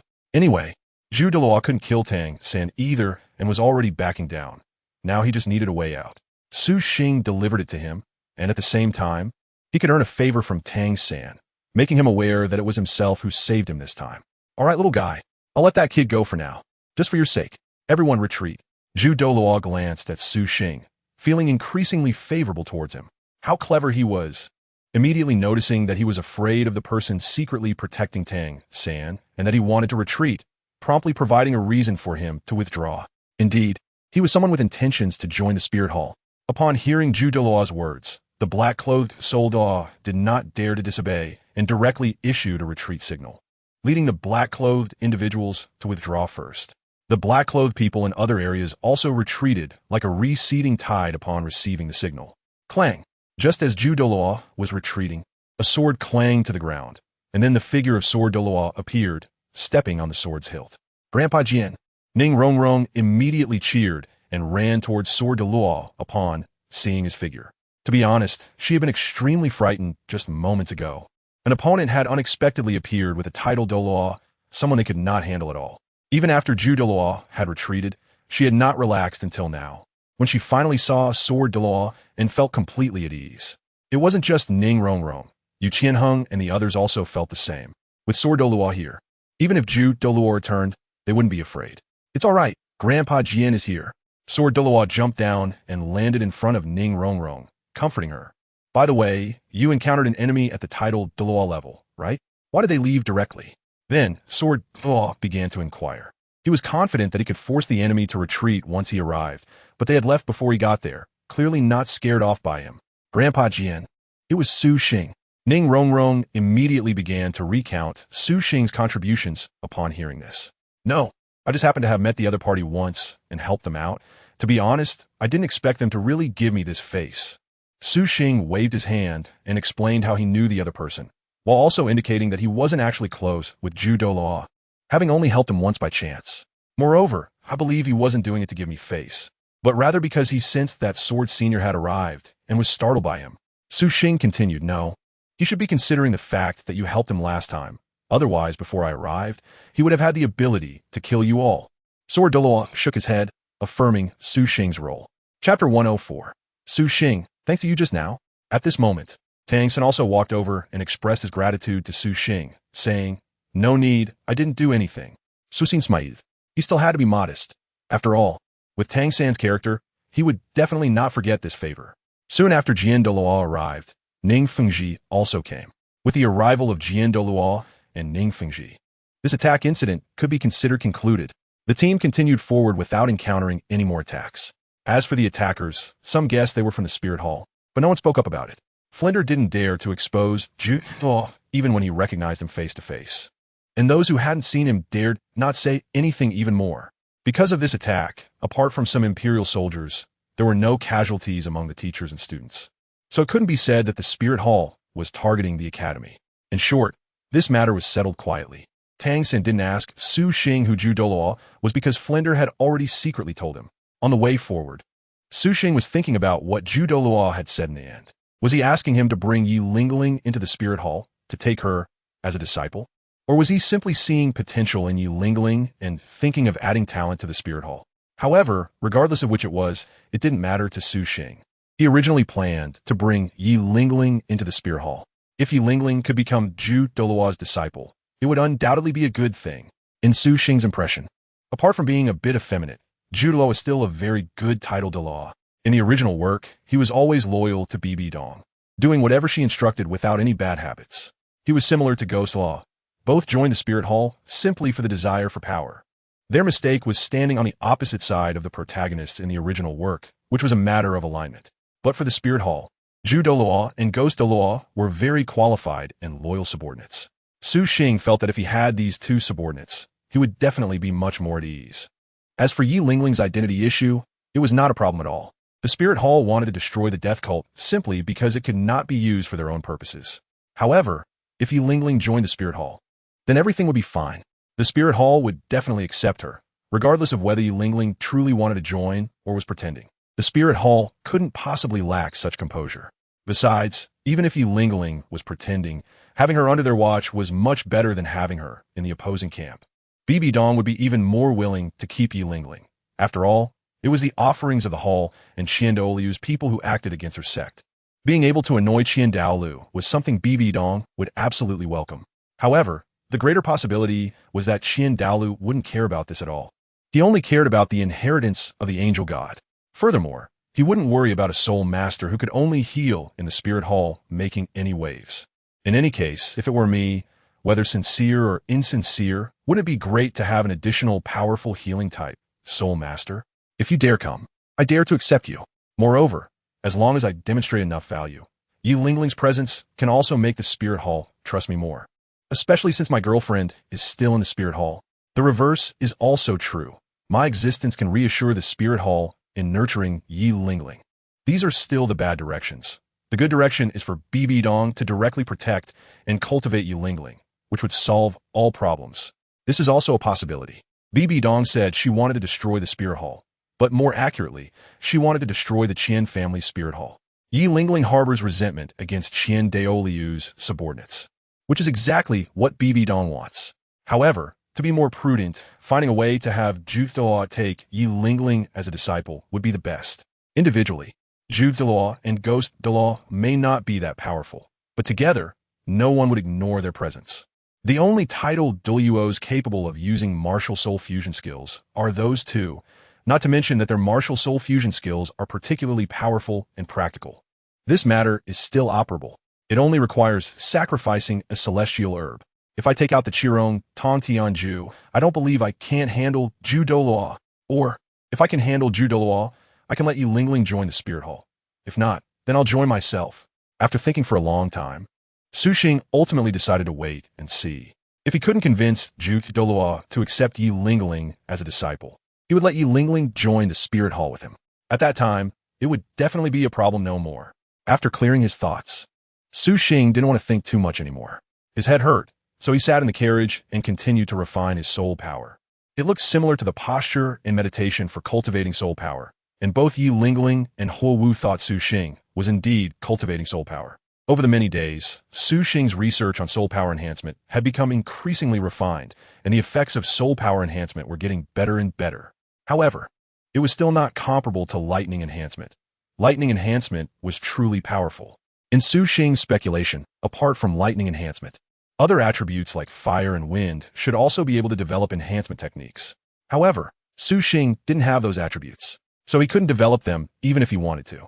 Even if he did, he wasn't too keen on developing them. It would be a waste of time. Having lightning enhancement was enough. In the spirit hall, failed. Bibi Dong looked down at Zhu Douluo with a somewhat cold tone. She didn't expect that Zhu Douluo actually failed. It was the subordinate's incompetence. Zhu Douluo lowered his head and admitted his mistake. In front of Bibi Dong, he spoke very normally and didn't dare to act effeminately. Explain the situation. Bibi Dong thought for a moment, but did not blame Zhu Douluo. Instead, she asked him to explain what happened. The reason Bibi Dong did not get angry was also because she thought that since Tang San was not dead, then Yu Xiaojing wouldn't hate her so much, right? So at this moment, Bibi Dong felt that not killing Tang San wasn't such a bad thing after all. Yes, Your Holiness the Pope. Douluo, seeing that Bibi Dong did not blame him, breathed a sigh of relief but felt guilty for not completing the task. He then recounted the events. When Bibi Dong heard that Tang San had actually injured her soul Douluo, she was also shocked. She then listened as Douluo explained Su Xing's appearance, what he said, and the arrival of the last sword Douluo one by one. As for Su Xing, it seems he indeed wants to join our spirit hall. This time, thanks to his reminder, otherwise whether you could retreat unharmed would have been a question. Chapter 105. The immortal herb was pulled out by Su Xiao Tuesday. In the Start Do Great Forest, Su Xiaodu is growing very fast. Although she's still quite small, she can already run happily on the ground. The reason for her rapid growth is entirely due to the magical herb that Xiao ate. Moreover, Su Xiaodu is exceptionally smart. In just over a month, she can already say many simple words. Mama, mama, look how pretty. Xiao was cooking outside when Su Xiaodu suddenly ran out, cheering and jumping. Hearing her, Xiao turned around and saw Su Xiaodu coming toward her with a flower in her hand, smiling happily. Su Xiaodu said that the beautiful thing in her hand was the ethereal fragrant chihuahua, which shimmered with a mysterious light from its leaves, indeed looking lovely. That was the ethereal fragrant chihuahua planted by Su Xing. Xiao quickly recognized that what Su Xiaodu was holding onto was the precious plant that Su Xing had mentioned to her. If it's picked by your daughter, then it's none of my business. Xiao remembered that Su Xing had told her not to let it fall, but since it was Su Xiaodu who had pulled it out, it was fine for her to play with it. Daming, Su Xiaodu has come out. Please keep an eye on her for me. I still need to prepare food. Xiao shouted towards the distance. Huh. As soon as Xiao finished speaking, a huge head emerged from the lake outside. Daming. Su Xiaodu heard a noise and turned around to see Daming, who was completely unafraid and instead cheered. Then Su Xiaodu ran towards Daming, treating him like a big toy. Su Xiaodu, you can't call Daming that. You have to call him Uncle Daming, understand? Xiao Wu, hearing Su Xiaodu's voice, said to her with a hint of helplessness. Just like when she taught her to call her mom, the little one stubbornly refused, always giggling every time she saw her mother Xiao Wu getting angry. So irritating. Xiao Wu thought that if it weren't her own daughter, she would have already hung her up and beaten her. Sister Xiao Wu, it's fine. If Su Xiaodu wants to call, let her call. Daming's voice sounded, and he didn't mind at all. Su Xiaodu liked to play with it, and that made it very happy. Unlike Erming, for some reason, Su Xiaodu just didn't want to get close to Erming. After the words fell, Daming's huge head leaned down in front of Su Xiaodu. It was ready to take Su Xiaodu for a swim on the lake. However, when Daming saw the immortal herb, fragrant chihuahua, in Su Xiaodu's hands, Daming was instantly stunned. Is this the aura of an immortal herb? Daming carefully looked at the immortal herb in Su Xiaodu's hands and quickly confirmed that it was indeed a type of immortal herb. Sister Xiaowu, come here quickly. Without caring whether Sister Xiaowu was still busy, Daming shouted immediately. What's wrong? Is something wrong with Su Xiaodu? Upon hearing Daming's call, Xiao came over without hesitation. After a sufficient distance, she directly used her soul technique to teleport over. Daming spoke up, indicating that it was indeed serious. Sister Xiao, do you know where the immortal herb in Su Xiaodu's hands came from? Seeing Sister Xiao arrive, Daming hurriedly asked her. Immortal herb? Xiao was taken aback and then shocked. You mean the one in Su Xiaodu's hands is an immortal herb? As Xiao spoke, she looked back at the immortal herb. Fragrant chihuahua in Su Xiaodu's hands, realizing that she had always been unaware that it was actually an immortal herb. Having eaten immortal herbs before, she knew their power. Mine, seeing that both her mom and Daming were focusing on the beautiful toy in her hands. Su Xiaodu felt a sense of being robbed and quickly hugged it to her chest, watching her mom and Daming warily. This is my toy. No one can take it. No, Su Xiaodu, you can't play with this. Give it to mom. Hearing this, even though Xiao was very fond of Su Xiaodu, she couldn't allow Su Xiaodu to play with an immortal herb. That guy Su woke up really is something, leaving behind a fairy herb and not saying anything. What if Su Xiaodu damages it? My goodness. Su Xiaodu tightly hugged the fairy grass, her big eyes looking at her mother with dissatisfaction. Sister Xiao, it's fine. As long as Su Xiaodu doesn't eat it, the fairy grass won't be damaged so easily. Daming, seeing this, quickly comforted Xiaowu, telling her not to be harsh on Su Xiaodu. Upon hearing this, Xiaowu agreed and decided not to scold Su Xiaodu. She squatted down, patted Su Xiaodu's head, and said, Yes, this is your mommy's, not to be taken away, but you have to promise mommy not to eat it. If you do, your tummy will hurt. Tummy hurt. Su Xiaodu felt a bit scared upon hearing this. Last time she stole food, her tummy hurt. I don't want it, give it to mommy. Remembering the pain in her tummy that day, Su Xiaodu quickly handed the fairy grass to her mother. Mommy, don't eat it. It will hurt. Worried that her mother might get a stomach ache, Su Xiaodu added, Okay. Mommy will listen to Su Xiaodu. Xiaowu, upon hearing Su Xiaodu's words, felt a surge of affection and guilt. She shouldn't have scolded her daughter just now. How could she scold such a clever and understanding daughter? Usually, when Su Xiaodu likes to cause trouble and purposely make her angry, she just does it playfully. Sister Xiaowu, is this fairy grass left by Su Xing? Daming, who was nearby, also admired Su Xiaodu's cleverness and understanding, but asked about the origin of the fairy grass. He thought that the most likely possibility was that it was left by Su Xing. Yes, it was left by Su Xing, but he didn't tell me it was fairy grass. He just planted it in the house. Daming, do you know what kind of fairy grass this is? While holding Su Xiaodu and interacting affectionately with her, Xiaowu answered Daming's question. I don't know many kinds of fairy grass, but this one I happen to recognize. It's the fairy grass of fragrant and beautiful silk. Within its range, no poison can come close, and toxins will be purified. Of course, this is just its superficial effect. The real benefit is that whether for soul beasts or soul masters, consuming it greatly enhances their cultivation, and human soul masters can further evolve their martial souls. I really didn't expect Su Xing to plant such a precious fairy grass here. He really cares about you, and Su Xiaodu. Daming explained the effects of the fairy grass of fragrant and beautiful silk, then took the opportunity to speak well of Su Xing. All in all, he hoped to see Xiaowu and Su Xing truly together. As for that person named Tang San, he didn't know him and had no interest in knowing him. He just knew that Xiaowu being with Su Xing was the best for Su Xiaodu. Now, he also really liked Su Xiaodu. Chapter 106. Encountering Hulaina again upon hearing Daming's words, Xiaowu's mouth slightly curled up, clearly in agreement with what Daming said. It's okay, but he kept the fairy grass a secret. That is really unreliable. Xiaowu mumbled. Daming's mouth twitched slightly. Was that really unreliable? I think Su Xing probably feels it doesn't matter whether he says it or not. The fairy grass isn't as important as you and Su Xiaodu.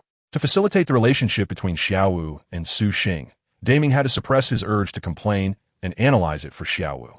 Who knows? Xiaowu pouted, refusing to admit it. That guy is probably only thinking about the competition now. He has long forgotten about us. Then Xiaowu picked up Su Xiaodu again and reminded her, Su Xiaodu, remember, when your daddy comes back, don't call him. Who told him to leave for so long? Daddy? Su Xiaodu, upon hearing this, seemed puzzled for a moment as if she had forgotten. I want daddy. Daddy, I want daddy. However, soon Su Xiaodu seemed to remember Su Xing, and her eyes lit up as she started shouting for her daddy. Xiaowu felt like she was going to cry from her own foolishness. Why bring up Su Xing for no reason? This little girl also still remembers her daddy. Daming watched quietly, saying nothing more, just smiling at the corner of his eyes.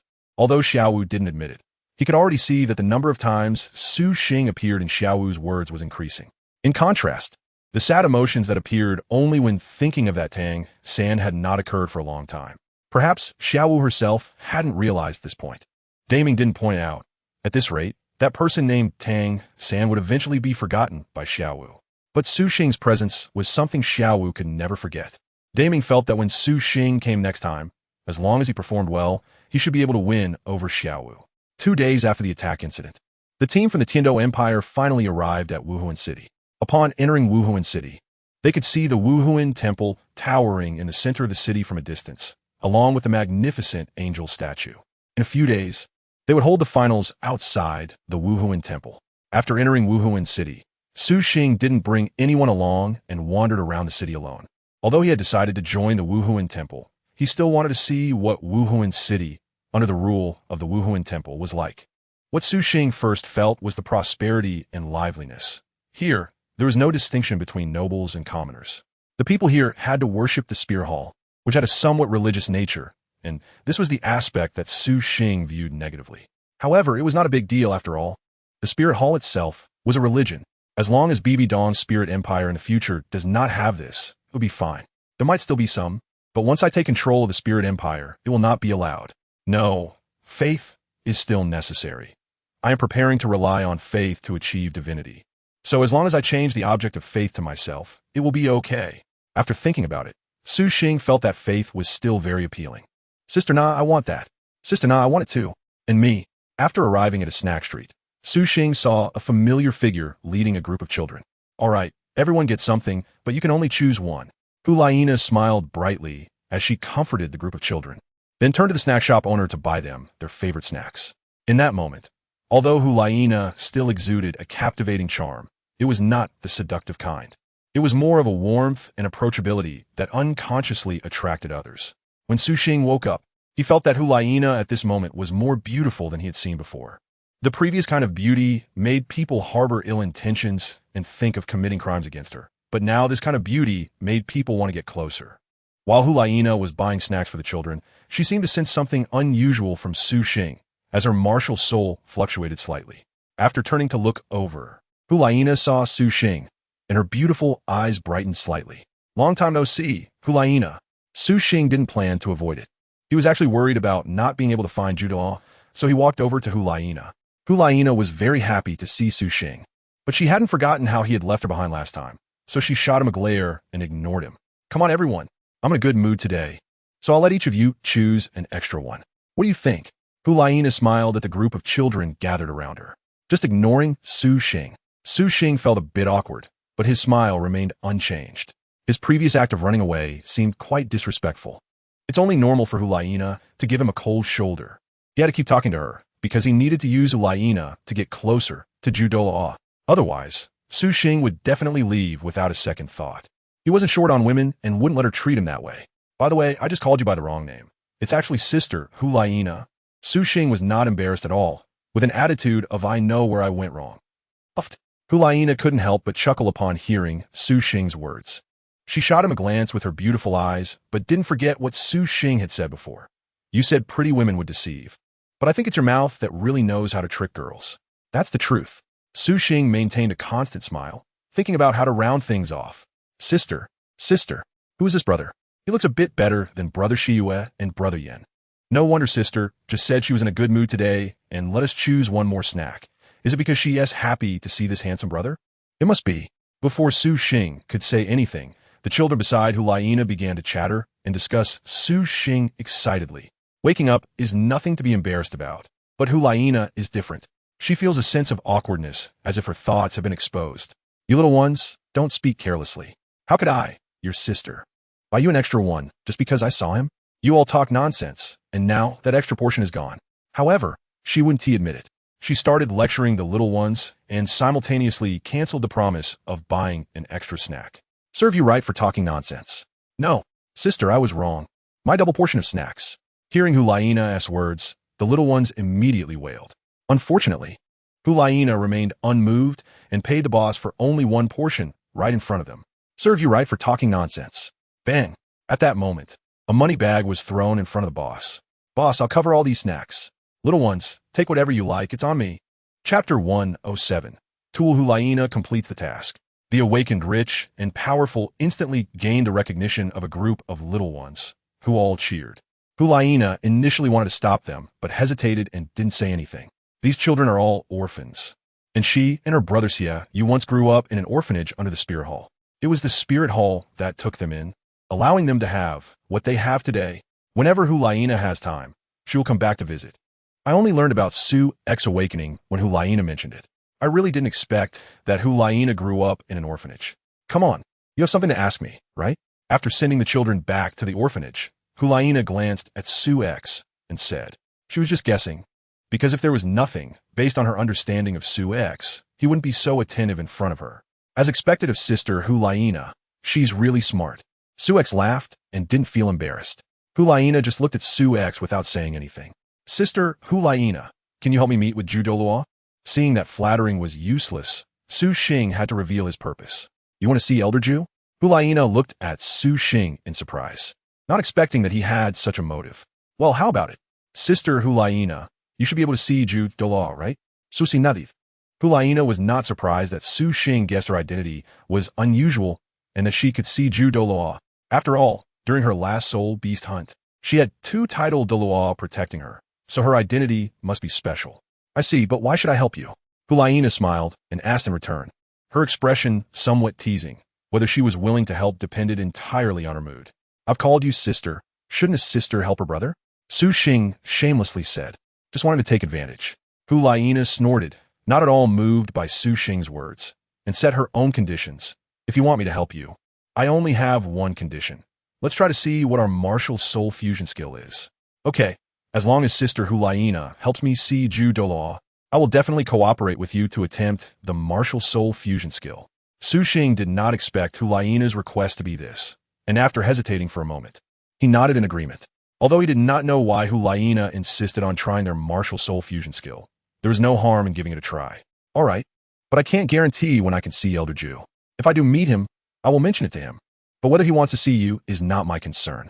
Or do you have something to say to Elder Ju to ensure he is willing to meet you? Seeing that Su Xing agreed, Hu Laina did not backtrack and spoke frankly. Just tell Douluo that I have a miraculous mushroom called Tong Tianju. Not want to let the child go. The miraculous mushroom was inconsequential to Su Xing, but significant to Douluo. Additionally, it could also help to win over Douluo. For Douluo, merely accepting a disciple to protect Yi Lingling would not reflect the value of the miraculous mushroom, and Su Xing did not need to say it. Douluo would certainly remember this huge favor. Of course, there was also a possibility that Douluo would directly take the miraculous mushroom, or even kill Su Xing. However, Su Xing felt this possibility was small, almost impossible. For this possibility, Su Xing would certainly have contingency plans. If it really happened, he would not be without ways to save himself. It's just that the price might be a bit high, and Su Xing hoped it wouldn't happen. Miraculous mushroom? What is that? Hu Laina obviously did not know what Su Xing was talking about, and asked in confusion. She knew that Douluo's martial soul was a chrysanthemum, but did not know the full name of Douluo's martial soul. Likewise, she was unaware of the existence of the celestial herb. It's nothing, you just need to tell Douluo. Su Xing shook his head and did not explain. Hu Laina did not ask further. Something that could attract Douluo's attention must be extraordinary. Since Su Xing did not say, she would not continue to pry. All right, but after the competition, you will definitely come to our spirit hall, right? Hu Laina nodded and finally asked Su Xing a serious question. Of course. Su Xing looked directly into Hu Laina's eyes and answered calmly. Su Xing, come out and see me. It must be said that Hu Laina's efficiency was indeed high. Not long after Su Xing returned to his residence, he heard Douluo's voice transmission. From Douluo's tone, it was not hard to hear some barely concealed excitement and urgency. Douluo was truly excited and anxious. After hearing Su Xing's message from Hu Laina, he came over immediately. He even forgot to bring Ghost Douluo with him.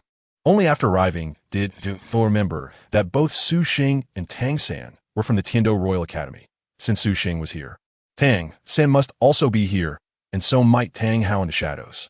However, thinking about it, Douluo was not too worried, certain that Tang Hao would not dare to expose himself. He didn't dare to act last time, and in this spirit city, he was even less likely to do so. Let's go, we'll find a suitable place to talk. After seeing Su Xing come out, Douluo took Su Xing and quickly left. Although he knew Tang Hao would not reveal himself, the thought of the other party being nearby still made him feel uneasy, so it was better to leave quickly. Douluo took Su Xing directly to the rooftop of an empty building in the spirit hall. Where's the miraculous mushroom? Su Xing, you brought it with you, right? After putting Su Xing down, Douluo eagerly began to question him, not hiding his concern for the miraculous mushroom at all. Su Xing was relieved to see that Douluo brought him to the spirit hall. If Douluo had malicious intentions, he wouldn't have brought him here. Of course, I don't have the courage to deceive Senior Ju. Su Xing smiled and directly took out the miraculous mushroom, the heavenly chrysanthemum, from his treasure pouch. As soon as Su Xing revealed the heavenly chrysanthemum, the gaze of the chrysanthemum Douluo was completely captivated. His eyes fixed on the miraculous mushroom with an expression of overwhelming excitement. It really is the heavenly chrysanthemum. The chrysanthemum Douluo trembled as he carefully took the heavenly chrysanthemum from Su Xing's hands. Once he had it, he closed his eyes, lost in ecstasy, unable to contain his emotions. Su Xing can also understand Douluo's excitement. The Qirong Tong Tianju has given Dai Mubai the potential to become a god. For Douluo, who possesses the martial soul Qirong Tong Tianju, the benefits he gains are undoubtedly even greater. Su Xing, little guy, go ahead and say it. Whatever you ask for, I will agree to it. After a while, Douluo put away the Qirong Tong Tianju and looked at Su Xing seriously. Douluo knew that Su Xing must have a request, but no matter what it is, he agreed. Chapter 108. Douluo, is that all? Elder Ju, I would like to ask you to accept Yi Lingling as your disciple. Su Xing looked at Zhu Douluo and straightforwardly put forward his request. Is that all? Zhu Douluo was taken aback, surprised that Su Xing only made such a simple request. Yi Lingling, she's that girl who ate the 9th grade purple mushroom, right? Zhu Douluo's eyes lit up again. If she really was that girl, even without the celestial herb, and even without considering the favor Su Xing had done for him last time, he would still be willing to accept Yi Lingling as his disciple. A disciple who has consumed a celestial herb is almost guaranteed to become a titled Douluo. Who wouldn't want such a disciple? That's right. Su Xing nodded. But it's not enough. Accepting that girl as a disciple is a small request that pales in comparison to the incredible rare mushroom you brought me. Zhu Douluo shook his head seriously at Su Xing. Elder Ju, you haven't forgotten what Yi Lingling's martial soul is, have you? She's the last member of the Undying Sect, the owner of the 9 Hearts Sea Butterfly martial soul. Su Xing did not intend to hide it from Zhu Douluo. It was impossible to keep it a secret, and he had no 9-heart sea pearl. Zhu Douluo was indeed surprised when he heard this, as he had not looked closely at Yi Lingling's martial soul before. As a fellow plant-type martial soul user, he was familiar with all plant-type martial souls and certainly knew of the existence of the 9-heart sea pearl. Zhu Douluo furrowed his brows slightly. The 9-heart sea pearl and the Undying Sect had a feud with the Spirit Hall. However, that was not important. There were quite a few soul masters who had been subdued by the Spirit Hall and joined it. Besides, the Spirit Hall originally aimed to subdue the Undying Sect, but the Undying Sect had resisted stubbornly, which led to them being exterminated by the Offerings Hall. Is she going to join the Spirit Hall too? Zhu Douluo asked again. Nothing else mattered as long as Yi Lingling was truly willing to join the Spirit Hall. The Spirit Hall would be more than pleased. Moreover, he had some understanding of Pope Bibi Dong's plans. Bibi Dong had always hoped that the Pope Hall she led could rival the Offerings Hall, and bringing in those who harbored grievances against the Offerings Hall into the Pope Hall would definitely be something Bibi Dong would welcome. Besides, even if the Offerings Hall found out about such a trivial matter, they wouldn't interfere with Bibi Dong. Furthermore, the Offerings Hall wouldn't concern themselves with such small matters. Joining the Spirit Hall? Very sensible. That's good. Zhu Douluo was very clear about the pride of those offerings in the Offerings Hall. They wouldn't take care about such trivial issues. Yes, she will join me.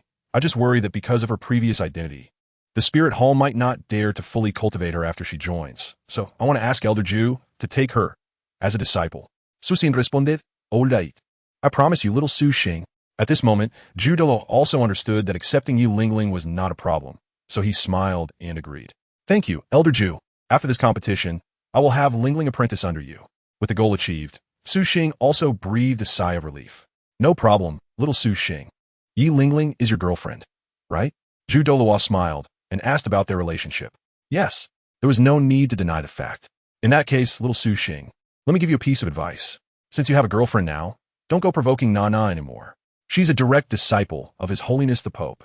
Upon hearing this, Zhu Douluo gave Su Xing a piece of advice. He was very aware of how much Bibi Dong cherished her disciple, Hulaina, treating her like a daughter. After giving Su Xing this advice, Zhu Douluo quickly left after sending him out of the Spirit Hall, eager to study the celestial herb, the wondrous Tantianju, to see if it should be absorbed. Seeing the situation, Su Xing had no choice but to walk back by himself. The feeling of Wuhuan City is really very different. It's quite prosperous. It seems that the Wuhuan Hall is indeed very capable. Tang, San, Dai Mubai, and the others, a team of 7, were also wandering around the vast Wuhuan City. Along the way, they noticed the differences between Wuhuan City and the Tiando Empire. Here, the management is very strict, and there are law enforcement personnel everywhere. Unlike Tang San, who felt uncomfortable with this place, he thought he didn't like it. Perhaps it was also related to the feud between his parents and the Wuhuan Hall. Anyway, Tang San felt that everything was wrong here. Especially the large number of law enforcement personnel made him feel very uncomfortable. I think it's okay. This way, crimes can happen less often. Oscar, on the other hand, thought it was good. Oscar was born a commoner, so he understood that this was good for ordinary people. I don't like it either. It's not free enough. Dai Mubai expressed the same opinion as Tang San. I think the group continued to discuss their views on this place. Of course, they couldn't keep talking about this. They later talked about other things, including their expectations and outlook for the competition. At first, they were very happy that they could directly enter the finals. However, as the competition progressed and they saw so many teams performing brilliantly on the field, they became envious. I also want to perform, no, to compete, and then accept the cheers of the audience. They missed the preliminaries and the qualifying rounds, feeling as if they had missed out on a fortune. Now, they could finally step onto the stage in the finals, and each one was very excited and looking forward to it. They were chatting and laughing all the way until Dai Mubai and Zhu Zhuqing suddenly stopped. Why did they stop? Ma Hongjun wondered aloud, and then turned to look in the direction of Dai Mubai and Zhu Zhuqing's gaze. There, another team was also touring Wuhuan City. Is that the main team of the Xingluo Empire? Ning Rongrong was the first to mention the origin of that team. Dai Mubai responded in a low voice, his tone somewhat heavy. My brother Davis and Zhu Zhuqing's sister Zhu Zhuyan are both there. By the end, Dai Mubai's expression was already clouded, because the thing he least wanted to face might no longer be avoidable. If this time their team encounters Davis's team, then the outcome of this duel will likely determine the competition for the position of the crown prince of the Xingluo Empire. This will be a decisive duel for him and Zhu Zhuqing's lives. To be honest, Dai Mubai had no confidence at all, not even a little. In their team, there are only a few soul masters. Just he, Tang San, and Oscar make 3. Among all the teams, having 3 soul masters in a team is not considered small. But it is definitely not enough against the main team of the Xingluo Empire.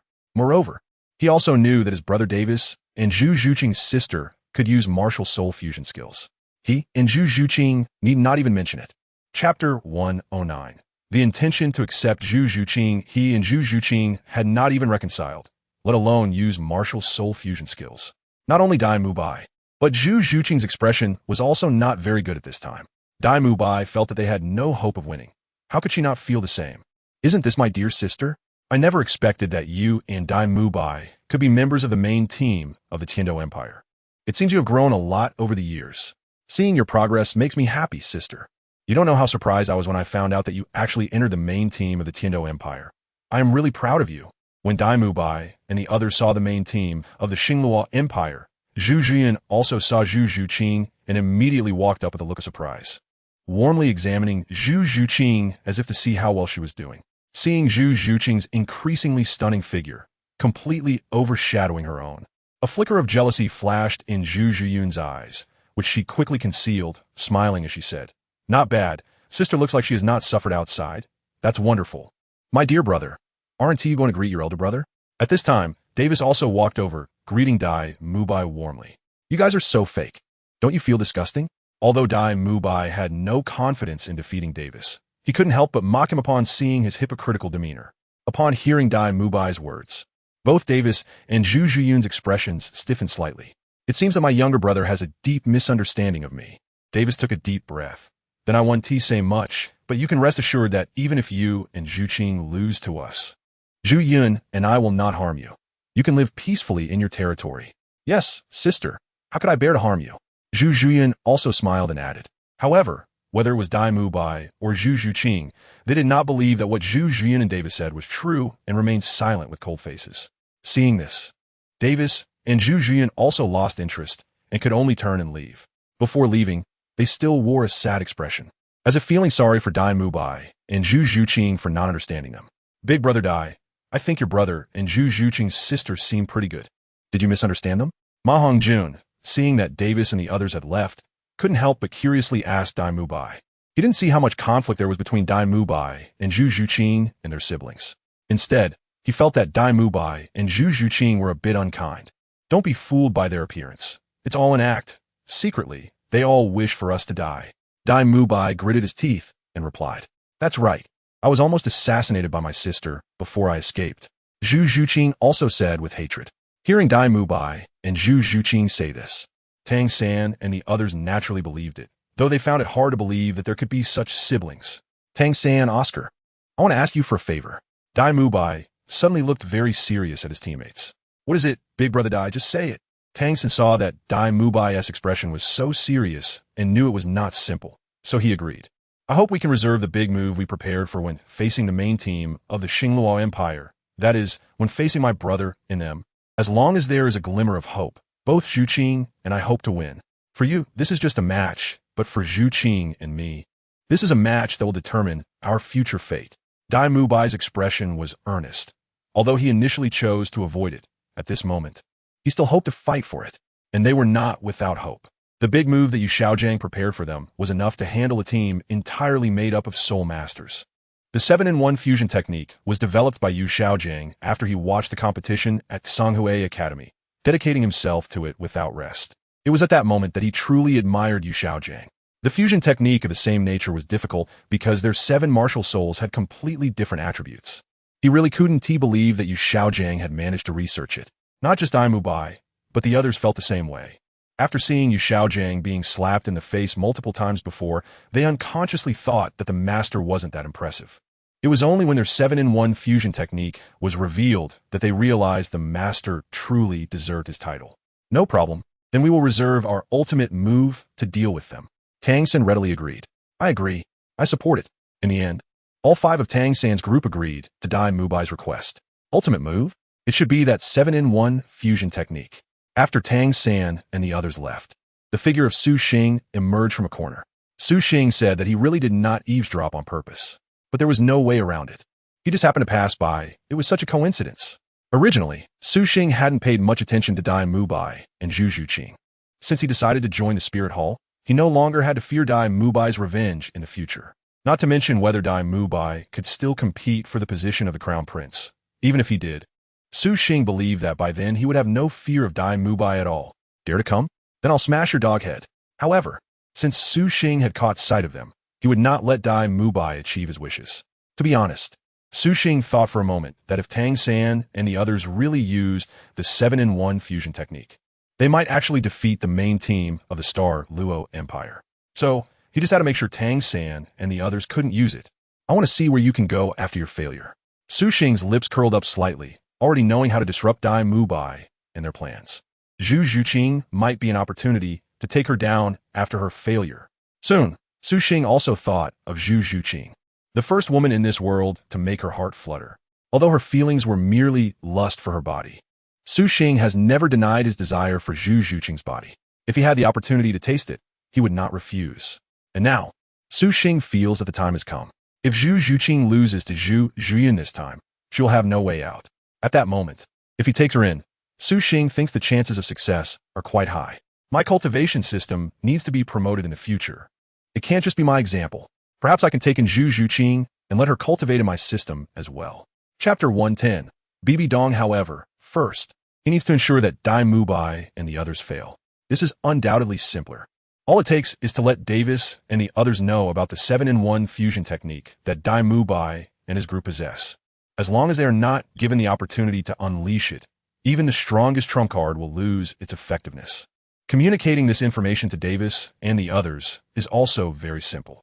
Suxing casually took a piece of paper and recorded the information about Dai Mubai and the others having a powerful trump card, the 7-in-1 fusion skill, before quietly finding Davis and the others. He didn't even need to reveal himself. He simply tossed a note to them. He provided the intelligence, and whether Davis believed it or not was his own business. However, Suxing felt that as long as the other party wasn't foolish, they wouldn't take it lightly. Even if they were cautious, they could immediately interrupt if they noticed Tang San and the others showing signs of experimenting with the 7-in-1 fusion skill. Davis was inexplicably hit by the note, which was clearly thrown at him intentionally. He looked around but couldn't find out who threw it, so he curiously opened the note. Just as Suxing expected, after seeing the information on the note, Davis, though not fully convinced, indeed dared not take it lightly. Although he didn't know who had given him such hidden information or what their purpose was, Davis did remember the information on the note. After discussing it with Zhu Zhuyan, she also took it very seriously. Whether it was true or not, they decided to treat it as true. They knew the intelligence about Dai Mubai's team, which only had 3 soul ancestors. Compared to them, their strength was definitely inferior. If the other side wanted to defeat them, it could only be possible with such a powerful trump card. So they would just go all out and not give his sister and the others any chance. Zhu Zhuyan was even more decisive than Davis, stating it fiercely. At the same time, they wonder how Xiao Wu is doing now. Are you in the Star Do Great Forest? And Dad, where have you gone? It would be great if Dad were here. I could ask him to take me to the Star Do Great Forest to see if Xiao Wu is really there. After returning to the dormitory, Tang San, who had finished training alone, looked up at the moon outside the window and began to miss Xiao Wu and his father Tang Hao. Comparatively, Tang San found that he missed Xiao Wu a bit more. There was no helping it. Although Xiao Wu was somewhat unreliable, His father Tang Hao was undoubtedly even more so in his impression. He didn't feel much paternal love from Tang Hao. Missing his daughter made him feel that the competition wasn't enjoyable anymore. At the same time, Suxing was also missing Xiao Wu and Su Xiaodu. After the competition ended, he had to make a trip to the Douluo Great Forest. Besides seeing Xiao Wu and his daughter, he also decided to inform Xiao Wu about his intention to join the Spirit Hall. Like Tang San, Suxing was also thinking about going to see Xiao Wu. However, Suxing had truly decided to go right after the tournament ended. Tang San, on the other hand, planned to wait until he was able to protect himself in the Douluo Great Forest before daring to look for Xiao Wu. Alternatively, if he encountered his father Tang Hao, he would ask him to take him to the Douluo Great Forest to search for Xiao Wu. 2 days later, all the teams entering the finals gathered at the Spirit Hall. Starting today, they would compete here for the final match. Awakening saw an unexpected figure among Tang San and their team, Liu Erlong. Originally, Liu Erlong did not come with Yu Xiaojiang and the others after the Lamba Academy was eliminated, but she actually showed up. Su Xing looked at the current state of Liu Erlong and Yu Xiaojiang, and it was evident that they were quite intimate. It was not difficult to see that the two had come together at this time. Su Xing does not believe in the so-called historical revisionism. Let things follow the original historical course. If it were true, he shouldn't have received so many celestial herbs, and Xiao Wu wouldn't have become pregnant with his daughter. Su Xing felt that Liu Erlong might have learned about Yu Xiaojiang's information after they headed to the Spirit City, which is why she pursued him later. However, regardless of the reason that brought Yu Xiaojiang and Liu Erlong together, Su Xing knew that Bibi Dong would completely turn her love for Yu Xiaojiang into hatred. This was Su Xing's own understanding. In his view, in the anime, when Yu Xiaojiang and Bibi Dong said that there would no longer be any feelings between them, Bibi Dong had already begun to turn her love for Yu Xiaojiang into hatred. Ultimately, after witnessing Yu Xiaojiang and Liu Erlong walking closely together in the finals, Bibi Dong's feelings for Yu Xiaojiang completely shifted from love to hatred. That was when she would fulfill her earlier words. Since she couldn't have Yu Xiaojiang, she would destroy everything he cared about. This led to her annihilating the Blue Lightning Tyrant Dragon sect. As for her claiming at the last moment that she destroyed the Blue Lightning Tyrant Dragon sect to vent her anger for Yu Xiaojiang, Su Xing didn't believe it at all. Although Yu Xiaojiang was expelled from the Blue Lightning Tyrant Dragon sect, he still cared deeply about the sect, and Bibi Dong surely understood this. Yet, Bibi Dong destroyed the Blue Lightning Tyrant Dragon